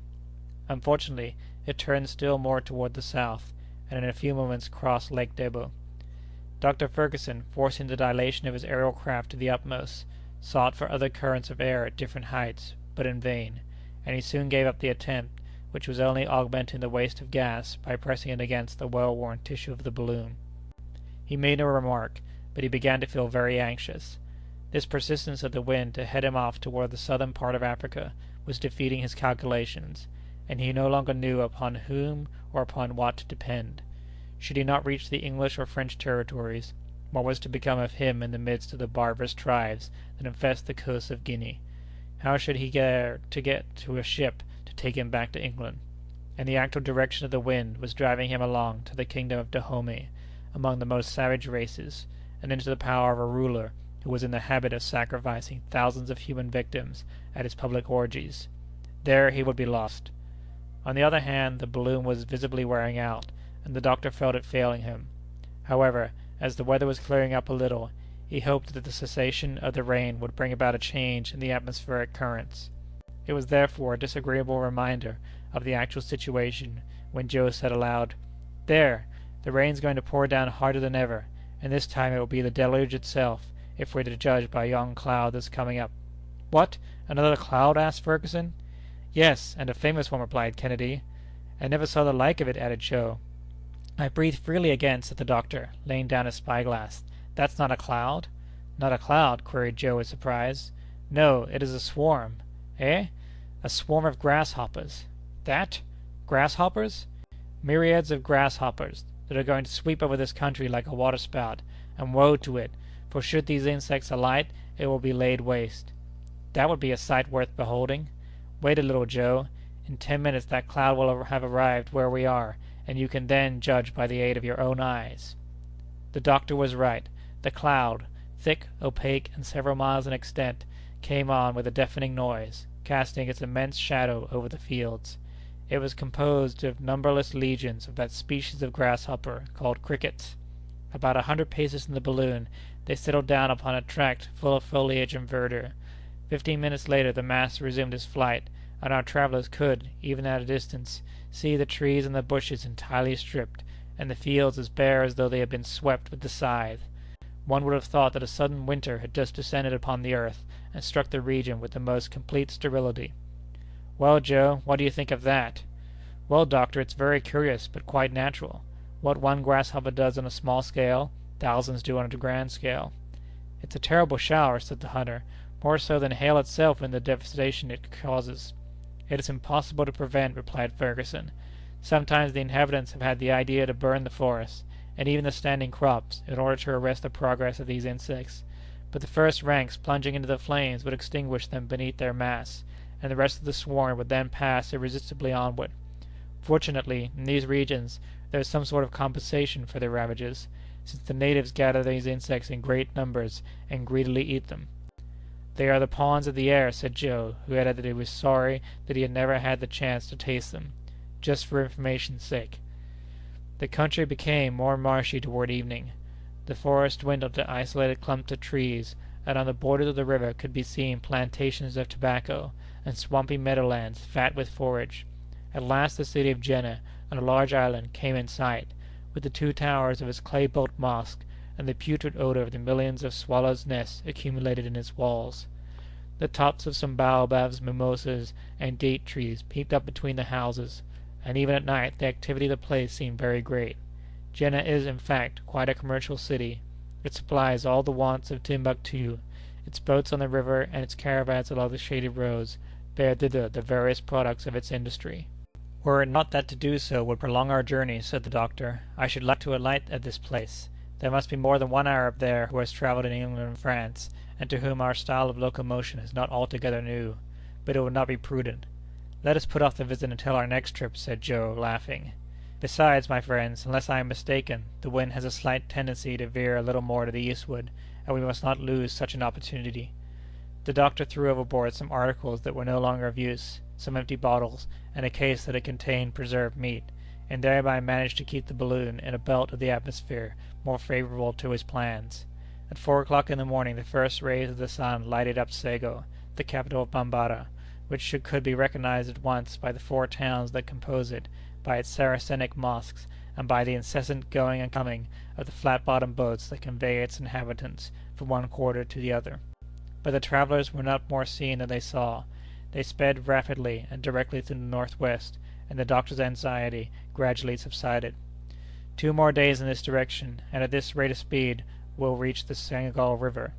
"And we'll be in friendly country?" asked the hunter. "Not altogether; but if the worst came to the worst, and the balloon were to fail us, we might make our way to the French settlements. But let it hold out only for a few hundred miles, and we shall arrive without fatigue, alarm, or danger, at the western coast." "And the thing will be over," added Joe.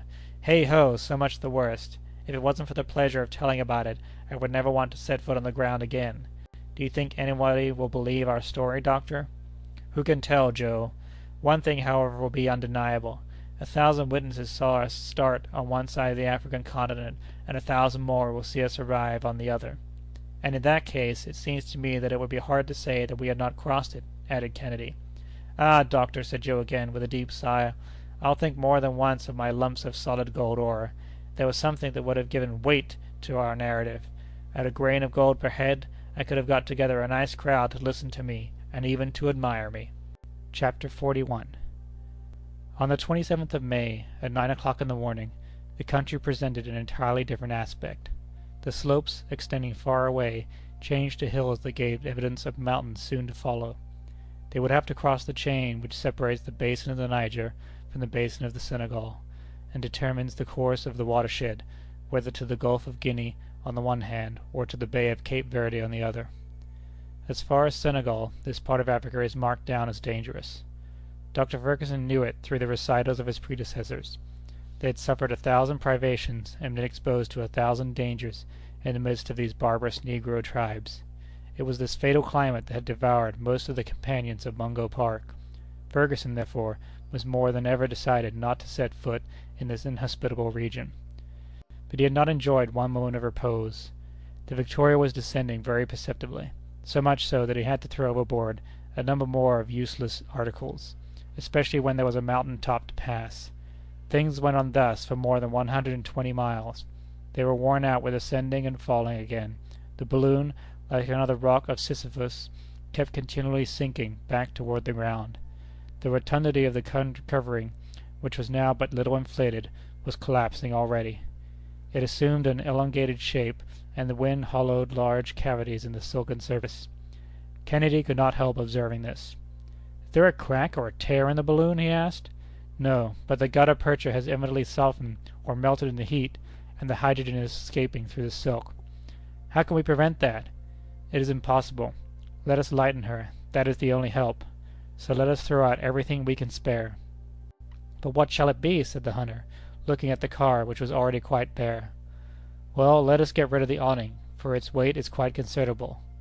Joe, who was interested in this order, climbed up on the circle which kept together the cordage of the network, and from that place easily managed to detach the heavy curtains of the awning and throw them overboard. "There's something that will gladden the hearts of a whole tribe of blacks," said he. "There's enough to dress 1,000 of them, for they're not very extravagant with cloth." The balloon had risen a little, but it soon became evident that it was again approaching the ground. "Let us alight," suggested Kennedy, "and see what can be done with the covering of the balloon." "I tell you again, Dick, that we have no means of repairing it." "Then what shall we do?" "We'll have to sacrifice everything not absolutely indispensable. I am anxious, at all hazards, to avoid a detention in these regions. The forests over the tops of which we are skimming are anything but safe." "What! Are there lions in them, or hyenas?" asked Joe, with an expression of sovereign contempt. "Worse than that, my boy. There are men, and some of the most cruel, too, in all Africa." "How is that known?" "By the statements of travelers who have been here before us. Then the French settlers who occupy the colony of Senegal necessarily have relations with the surrounding tribes. Under the administration of Colonel Faidherbe, reconnaissance have been pushed far up into the country. Officers such as Messrs. Pascal, Vincent, and Lambert have brought back precious documents from their expeditions. They have explored these countries formed by the elbow of the Senegal in places where war and pillage have nothing left but ruins." "What then took place?" "I will tell you. In 1854, a marabout of the Senegalese Fouta, Al-Hadji by name, declaring himself to be inspired like Mohammed, stirred up all the tribes to war against the infidels, that is to say, against the Europeans. He carried destruction and desolation over the regions between the Senegal River and its tributary, the Fateme. 3 hordes of fanatics led on by him scoured the country, sparing neither a village nor a hut in their pillaging, massacring career. He advanced in person on the town of Sego, which was a long time threatened. In 1857 he worked up farther to the northward, and invested the fortification of Medina, built by the French on the bank of the river. This stronghold was defended by Paul Hole, who, for several months, without provision or ammunition, held out until Colonel Faidherbe came to his relief. Al-Hadji and his bands then repassed the Senegal and reappeared in the Carta, continuing their rapine and murder. Well, here below us is the very country in which he has found refuge with his hordes of banditti, and I assure you that it would not be a good thing to fall into his hands." "We shall not," said Joe, "even if we have to throw overboard our clothes to save the Victoria." "We are not far from the river," said the doctor, "but I foresee that our balloon will not be able to carry us beyond it." "Let us reach its banks, at all events," said the Scot, "and that will be so much gained." "That is what we are trying to do," rejoined Fergusson. "Only that one thing makes me feel anxious." "What is that?" "We shall have mountains to pass, and that will be difficult to do, since I cannot augment the ascensional force of the balloon, even with the greatest possible heat that I can produce." "Well, wait a bit," said Kennedy, "and we shall see." "The poor Victoria!" sighed Joe. "I had got fond of her as a sailor does of his ship, and I'll not give her up so easily. She may not be what she was at the start, granted, but we shouldn't say a word against her. She has done us good service, and it would break my heart to desert her." "Be at your ease, Joe. If we leave her, it will be in spite of ourselves. She'll serve us until she's completely worn out, and I ask of her only 24 hours more." "Ah, she's getting used up. She grows thinner and thinner," said Joe dolefully while he eyed her. "Poor balloon!" "Unless I am deceived," said Kennedy, "there on the horizon are the mountains of which you were speaking, doctor." "Yes, there they are indeed!" exclaimed the doctor, after having examined them through his spy-glass, "and they look very high. We shall have some trouble in crossing them." "Can we not avoid them?" "I am afraid not, Dick. See what an immense space they occupy, nearly 1/2 of the horizon." "They even seem to shut us in," added Joe. "They are gaining on both our right and our left. We must then pass over them." These obstacles, which threatened such imminent peril, seemed to approach with extreme rapidity, or, to speak more accurately, the wind, which was very fresh, was hurrying the balloon toward the sharp peaks. So rise it must, or be dashed to pieces. "Let us empty our tank of water," said the doctor, "and keep only enough for one day." "There it goes!" shouted Joe. "Does the balloon rise at all?" asked Kennedy. "A little, some 50 feet," replied the doctor, who kept his eyes fixed on the barometer, "but that is not enough." In truth, the lofty peaks were starting up so swiftly before the travellers that they seemed to be rushing down upon them. The balloon was far from rising above them. She lacked an elevation of more than 500 feet more. The stock of water for the cylinder was also thrown overboard, and only a few pints were retained, but still all that was not enough. "We must pass them, though," urged the doctor. "Let us throw out the tanks. We've emptied them," said Kennedy. "Over with them!" "There they go," panted Joe, "but it's hard to see ourselves dropping off this way by piecemeal." Now, for your part, Joe, make no attempts to sacrifice yourself as you did the other day. Whatever happens, swear to me that you will not leave us." "Have no fears, my master, we shall not be separated." The Victoria had ascended some 120 feet, but the crest of the mountain still towered above her. It was an almost perpendicular ridge that ended in a regular wall rising abruptly in a straight line. It still rose more than 200 feet over the aeronauts. "In 10 minutes," said the doctor to himself, "our car will be dashed against those rocks unless we succeed in passing them." "Well, doctor?" queried Joe. "Keep nothing but our pemmican, and throw out all the heavy meat." Thereupon the balloon was again lightened by some 50 pounds, and it rose very perceptibly. But that was of little consequence, unless it got above the line of the mountain tops. The situation was terrifying. The Victoria was rushing on with great rapidity. They could feel that she would be dashed to pieces, that the shock would be fearful. The doctor glanced around him in the car. It was nearly empty. "It needs be, Dick. Hold yourself in readiness to throw over your firearms." "Sacrifice my firearms?" repeated the sportsman, with intense feeling. "My friend, I ask it. It will be absolutely necessary." "Samuel! Doctor!" "Your guns and your stock of powder and ball might cost us our lives." "We are close to it!" cried Joe. 60 feet! The mountain still overtopped the balloon by 60 feet. Joe took the blankets and other coverings, and tossed them out. Then, without a word to Kennedy, he threw over several bags of bullets and lead. The balloon went up still higher. It surmounted the dangerous ridge, and the rays of the sun shone upon its uppermost extremity. But the car was still below the level of certain broken masses of rock, against which it would inevitably be dashed. "Kennedy! Kennedy! Throw out your firearms, or we are lost!" shouted the doctor. "Wait, sir! Wait one moment!" they heard Joe exclaim. On looking around, they saw Joe disappear over the edge of the balloon. "Joe! Joe!" cried Kennedy. "Wretched man!" was the doctor's agonized expression. The flat top of the mountain may have had about 20 feet in breadth at this point, and on the other side the slope presented a less declivity. The car just touched the level of this plain, which happened to be quite even, and it glided over a soil composed of sharp pebbles that grated as it passed. "We're over it! We're over it! We're clear!" cried an exulting voice that made Fergusson's heart leap to his throat. The daring fellow was there, grasping the lower rim of the car, and running afoot over the top of the mountain, thus lightening the balloon of his whole weight. He had to hold on with all his strength, too, for it was likely to escape his grasp at any moment. When he had reached the opposite declivity, and the abyss was before him, Joe, by a vigorous effort, hoisted himself from the ground, and, clambering up by the cordage, rejoined his friends. "That was all!" he coolly ejaculated. "My brave Joe! My friend!" said the doctor, with deep emotion. "Oh, what I did," laughed the other, "was not for you. It was to save Mr. Kennedy's rifle. I owed him that good turn for the affair with the Arab. I like to pay my debts, and now we are even," added he, handing to the sportsman his favorite weapon. "I'd feel very badly to see you deprived of it." Kennedy heartily shook the brave fellow's hand, without being able to utter a word. The Victoria had nothing to do now but to descend. That was easy enough, so that she was soon at a height of only 200 feet from the ground, and was then in equilibrium. The surface seemed very much broken, as though by a convulsion of nature. It presented numerous inequalities, which would have been very difficult to avoid during the night with a balloon that could no longer be controlled. Evening was coming on rapidly, and, notwithstanding his repugnance, the doctor had to make up his mind to halt until morning. "We now look for a favorable stopping place," said he. "Ah," replied Kennedy, "you have made up your mind, then, at last?" "Yes, I have for a long time been thinking over a plan which we'll try to put into execution. It is only 6 o'clock in the evening, and we shall have time enough. Throw out your anchors, Joe." Joe immediately obeyed, and the two anchors dangled below the balloon. "I see large forests ahead of us," said the doctor. "We are going to sweep along their tops, and we shall grapple to some tree, for nothing would make me think of passing the night below on the ground." "But can we not descend?" asked Kennedy. "To what purpose? I repeat that it would be dangerous for us to separate, and besides, I claim your help for a difficult piece of work." The Victoria, which was skimming along the tops of immense forests, soon came to a sharp halt.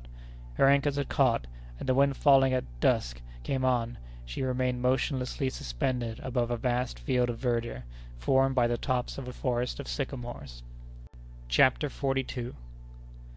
Dr. Fergusson's first care was to take his bearings by stellar observation, and he discovered that he was scarcely 25 miles from Senegal. "All that we can manage to do, my friends," said he, after having pointed his map, "is to cross the river; but as there is neither bridge nor boat, we must, at all hazards, cross it with the balloon, and in order to do that we must still lighten up." "But I don't exactly see how we can do that," replied Kennedy, anxious about his firearms, "unless one of us makes up his mind to sacrifice himself for the rest, that is, to stay behind, and in my turn I claim that honor." "You indeed!" remonstrated Joe. "Ain't I used to?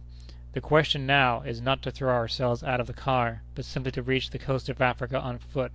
I am a first-rate walker, a good sportsman, and—" "I'll never consent to it!" insisted Joe. "Your generous rivalry is useless, my brave friend," said Fergusson. "I trust that we shall not come to any such extremity. Besides, if we did, instead of separating, we should keep together, so as to make our way across the country in company." "That's the talk," said Joe. "A little tramp won't do us any harm." "But before we try that," resumed the doctor, "we must employ a last means of lightening the balloon." "What will that be? I should like to see it," said Kennedy, incredulously. "We must get rid of the cylinder chests, the spiral, and the Bunsen battery. 900 pounds make a rather heavy load to carry through the air." "But then, Samuel, how will you dilate your gas?" "I shall not do so at all. We'll have to get along without it." "But—" "Listen, my friends. I have calculated very exactly the amount of ascensional force left to us, and it is sufficient to carry us every one with the few objects that remain. We shall make in all a weight of hardly 500 pounds, including the 2 anchors which I desire to keep. Dear doctor, you know more about the matter than we do. You are the sole judge of the situation. Tell us what we ought to do, and we will do it." "I am at your orders, master," added Joe. "I repeat, my friends, that however serious the decision may appear, we must sacrifice our apparatus." "Let it go, then," said Kennedy, promptly. "To work," said Joe. It was no easy job. The apparatus had to be taken down piece by piece. First they took out the mixing reservoir, then the one belonging to the cylinder, and lastly the tank in which the decomposition of the water was effected. The united strength of all 3 travelers was required to detach these reservoirs from the bottom of the car, in which they had been so firmly secured. But Kennedy was so strong, Joe so adroit, and the doctor so ingenious that they finally succeeded. The different pieces were thrown out, one after the other, and they disappeared below, making huge gaps in the foliage of the sycamores. "The black fellows will be mightily astonished," said Joe, "at finding things like those in the woods. They'll make idols of them." The next thing to be looked after was the displacement of the pipes that were fastened in the balloon and connected with the spiral. Joe succeeded in cutting the caoutchouc joinings of the car, but when he came to the pipes he found it more difficult to disengage them, because they were held by their upper extremity and fastened by wires to the very circlet of the valve. Then it was that Joe showed wonderful adroitness. In his naked feet, so as not to scratch the covering, he succeeded by the aid of the network, and in spite of the oscillations of the balloon, in climbing to the upper extremity, and after 1,000 difficulties, in holding on with one hand to that slippery surface, while he detached the outside screws that secured the pipes in their place. These were then easily taken out and drawn away by the lower end, which was hermetically sealed by means of a strong ligature. The Victoria, relieved of this considerable weight, rose upright in the air and tugged strongly at the anchor rope. About midnight this work ended without accident, but at the cost of the most severe exertion, and the trio partook of a luncheon of pemmican and cold punch, as the doctor had no fire to place at Joe's disposal. Besides, the latter and Kennedy were dropping off their feet with fatigue. "Lie down, my friends, and get some rest," said the doctor. "I'll take the first watch. At 2 o'clock I'll waken Kennedy. At 4 Kennedy will waken Joe, and at 6 we'll start, and may Heaven have us in its keeping for this last day of the trip." Without waiting to be coaxed, the doctor's 2 companions stretched themselves at the bottom of the car and dropped into profound slumber on the instant. The night was calm. A few clouds broke against the last quarter of the moon, whose uncertain rays scarcely pierced the darkness. Fergusson, resting his elbows on the rim of the car, gazed attentively around him. He watched with close attention the dark screen of foliage that spread beneath him, hiding the ground from his view. The least noise aroused his suspicions, and he questioned even the slightest rustlings of the leaves. He was in that mood which solitude makes more keenly felt, and during which vague terrors mount to the brain. At the close of such a journey, after having surmounted so many obstacles, and at the moment of touching the goal, one's fears are more vivid, one's emotions keener. The point of arrival seems to fly farther from our gaze. Moreover, the present situation had nothing very consolatory about it.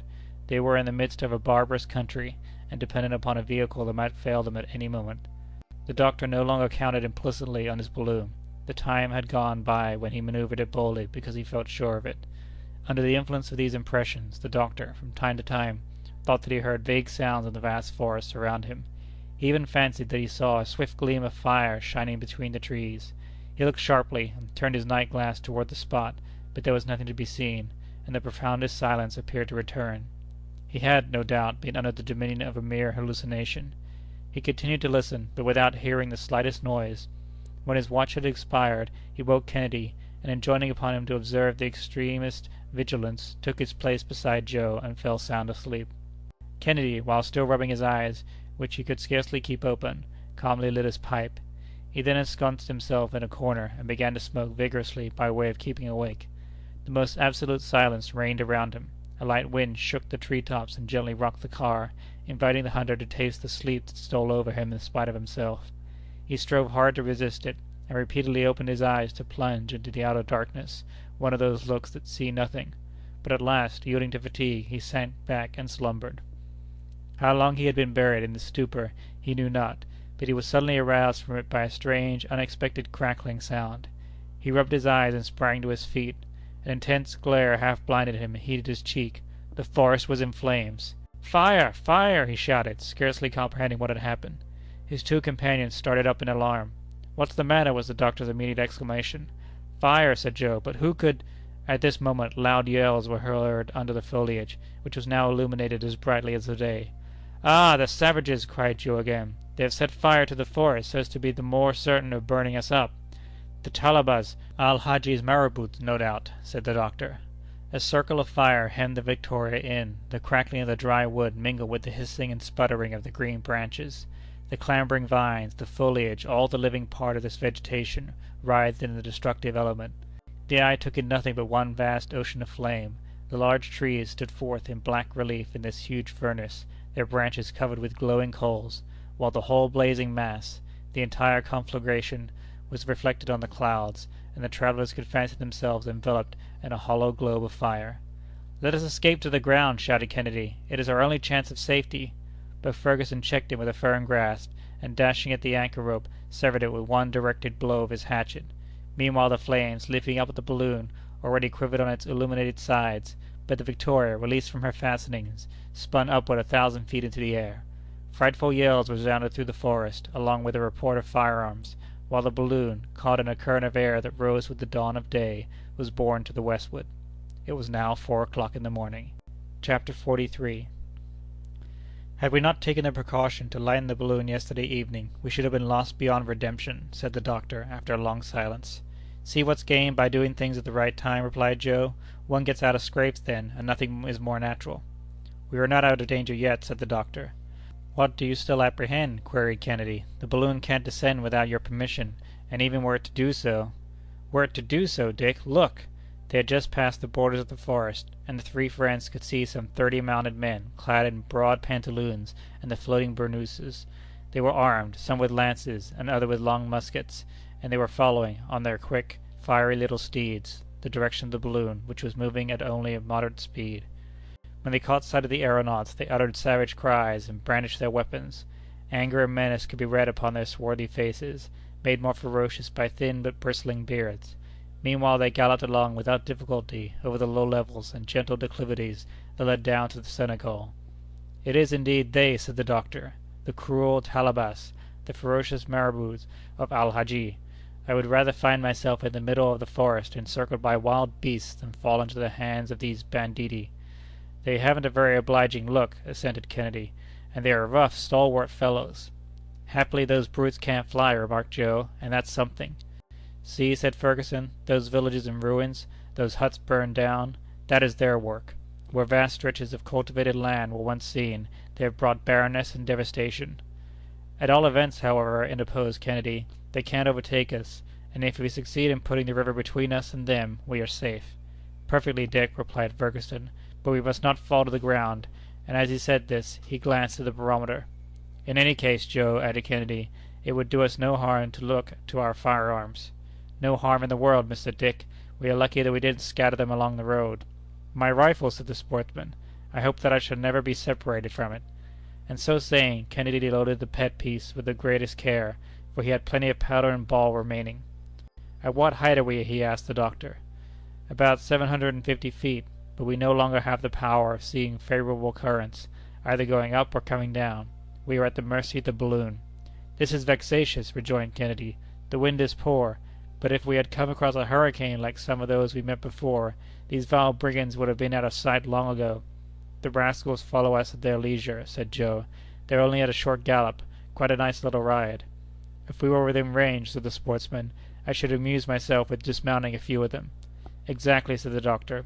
"But then they would have you within range also, and our balloon would offer only too plain a target to the bullets from their long guns. And if they were to make a hole in it, I leave you to judge what our situation would be." The pursuit of the Talabas continued all morning, and by 11 o'clock the aeronauts had made scarcely 15 miles to the westward.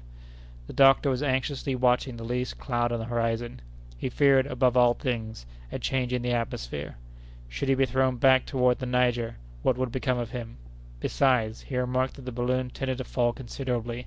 Since the start, he had already lost more than 300 feet, and the Senegal must be about a dozen miles distant.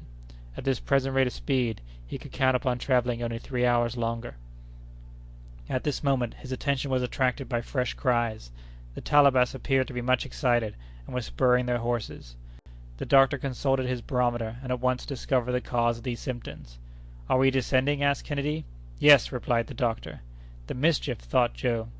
In the lapse of 15 minutes the Victoria was only 150 feet above the ground, but the wind was much stronger than before. The Talabas checked their horses, and soon a volley of musketry pealed out in the air. "Too far, you fools!" bawled Joe. "I think it would be well to keep those scamps at a distance." And as he spoke he aimed at one of the horsemen who was farthest to the front and fired. The Talaba fell headlong, and his companions, halting for a moment, the balloon gained upon them. "They are prudent," said Kennedy. "Because they think that they are certain to take us," replied the doctor. "And they will succeed if we descend much farther. We must absolutely get higher into the air." "What can we throw out?" asked Joe. "All that remains of our stock of pemmican. That will be 30 pounds less weight to carry." "Out it goes, sir," said Joe, obeying orders. The car, which was now almost touching the ground, rose again, amid the cries of the Talabas, but half an hour later the balloon was again falling rapidly, because the gas was escaping through the pores of the covering. Ere long the car was once more grazing the soil, and Al-Hadji's black riders rushed toward it. But, as frequently happens in like cases, the balloon had scarcely touched the surface ere it rebounded, and only came down again a mile away. "So we shall not escape," said Kennedy, between his teeth. "Throw out our reserve store of brandy, Joe," cried the doctor, "our instruments, and everything that has any weight, even to our last anchor, because they must go." Joe flung out the barometers and thermometers, but all that amounted to little, and the balloon, which had risen for an instant, fell again toward the ground. The Talabas flew toward it, and at length were not more than 200 paces away. "Throw out the 2 fowling pieces," said Fergusson.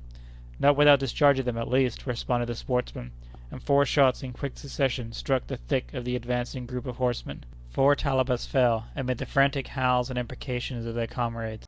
The Victoria ascended once more, and made some enormous leaps, like a huge gum-elastic ball, bounding and rebounding through the air. A strange sight it was to see these unfortunate men endeavoring to escape by those huge aerial strides, and seeming, like the giant Antaeus, to receive fresh strength every time they touched the earth. But this situation had to terminate. It was now nearly noon. The Victoria was getting empty and exhausted, and assuming a more and more elongated form every instant. Its outer covering was becoming flaccid, and floated loosely in the air, and the folds of the silk rustled and grated on each other. "Heaven abandon us!" said Kennedy. "We have to fall." Joe made no answer. He kept looking intently at his master. "No," said the latter, "we have more than 150 pounds yet to throw out." "What can it be, then?" said Kennedy, thinking that the doctor must be going mad. "The car," was his reply. "We can cling to the network. There we can hang on in the meshes until we reach the river. Quick! quick!" And these daring men did not hesitate a moment to avail themselves of this last desperate means of escape. They clutched the network, as the doctor directed, and Joe, holding on by one hand, with the other cut the cords that suspended the car, and the latter dropped to the ground just as the balloon was sinking for the last time.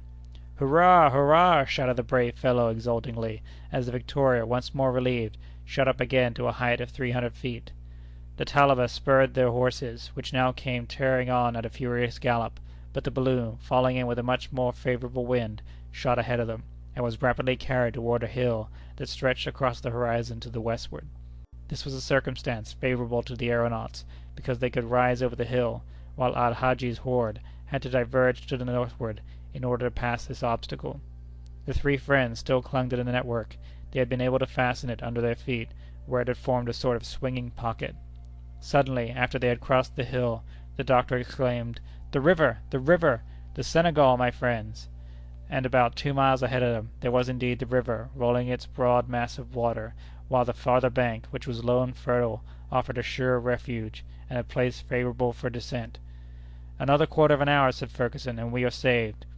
But it was not to happen thus. The empty balloon descended slowly upon a tract almost entirely bare of vegetation. It was made up of long slopes and stony plains, a few bushes and some coarse grass scorched by the sun. The Victoria touched the ground several times and rose again, but her rebound was diminishing in height and length. At the last one it caught by the upper part of the network in the lofty branches of a baobab, the only tree that stood there, solitary and alone, in the midst of the waste. "It's all over," said Kennedy. "And at 100 paces only from the river!" groaned Joe.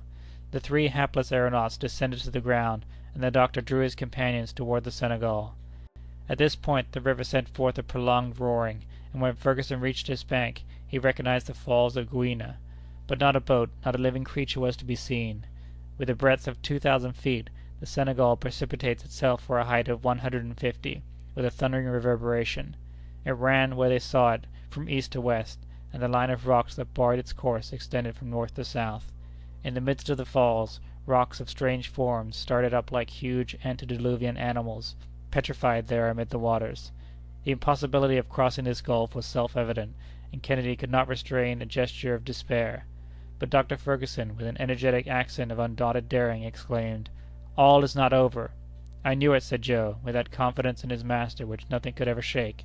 The sight of the dried-up grass had inspired the doctor with a bold idea. It was the last chance of escape. He led his friends quickly back to where they had left the covering of the balloon. "We have at least an hour's start of those banditti," said he. "Let us lose no time, my friends. Gather a quantity of this dried grass. I want 100 pounds of it at least." "For what purpose?" asked Kennedy, surprised. "I have no more gas. Well, I'll cross the river with hot air." "Ah, doctor!" exclaimed Kennedy, "you are indeed a great man." Joe and Kennedy at once went to work, and soon had an immense pile of dried grass heaped up near the baobab. In the meantime, the doctor had enlarged the orifice of the balloon by cutting it open at the lower end. He then was very careful to expel the last remnant of hydrogen through the valve, after which he heaped up a quantity of grass under the balloon and set fire to it. It takes but a little while to inflate a balloon with hot air. A head of 180 degrees is sufficient to diminish the weight of the air it contains to the extent of 1/2 by rarefying it. Thus the Victoria quickly began to assume a more rounded form. There was no lack of grass. The fire was kept in full blast by the doctor's assiduous efforts, and the balloon grew fuller every instant.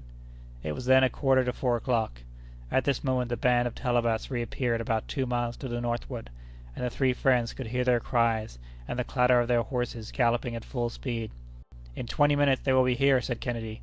More grass, Joe! In 10 minutes we shall have her full of hot air." "Here it is, doctor." The Victoria was now 2/3 inflated. "Come, my friends, let us take hold of the network, as we did before." "All right," they answered together. In about 10 minutes a few jerky motions by the balloon indicated that it was disposed to start again. The Talabas were approaching. They were hardly 500 paces away. "Hold on fast!" cried Fergusson. "Have no fear, master, have no fear!" And the doctor, with his foot pushed another heap of grass upon the fire. With this the balloon, now completely inflated by the increased temperature, moved away, sweeping the branches of the baobab in her flight. "We're off!" shouted Joe.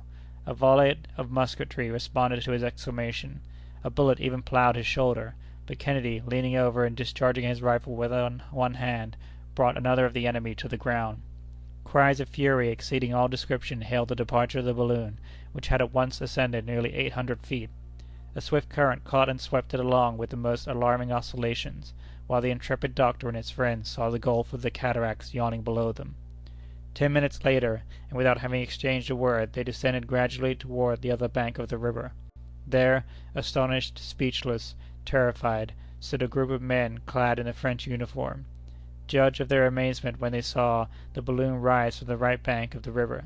They had well nigh taken it for some celestial phenomenon, but their officers, a lieutenant of marines and a naval ensign, having seen mention made of Dr. Fergusson's daring expedition in the European papers, quickly explained the real state of the case.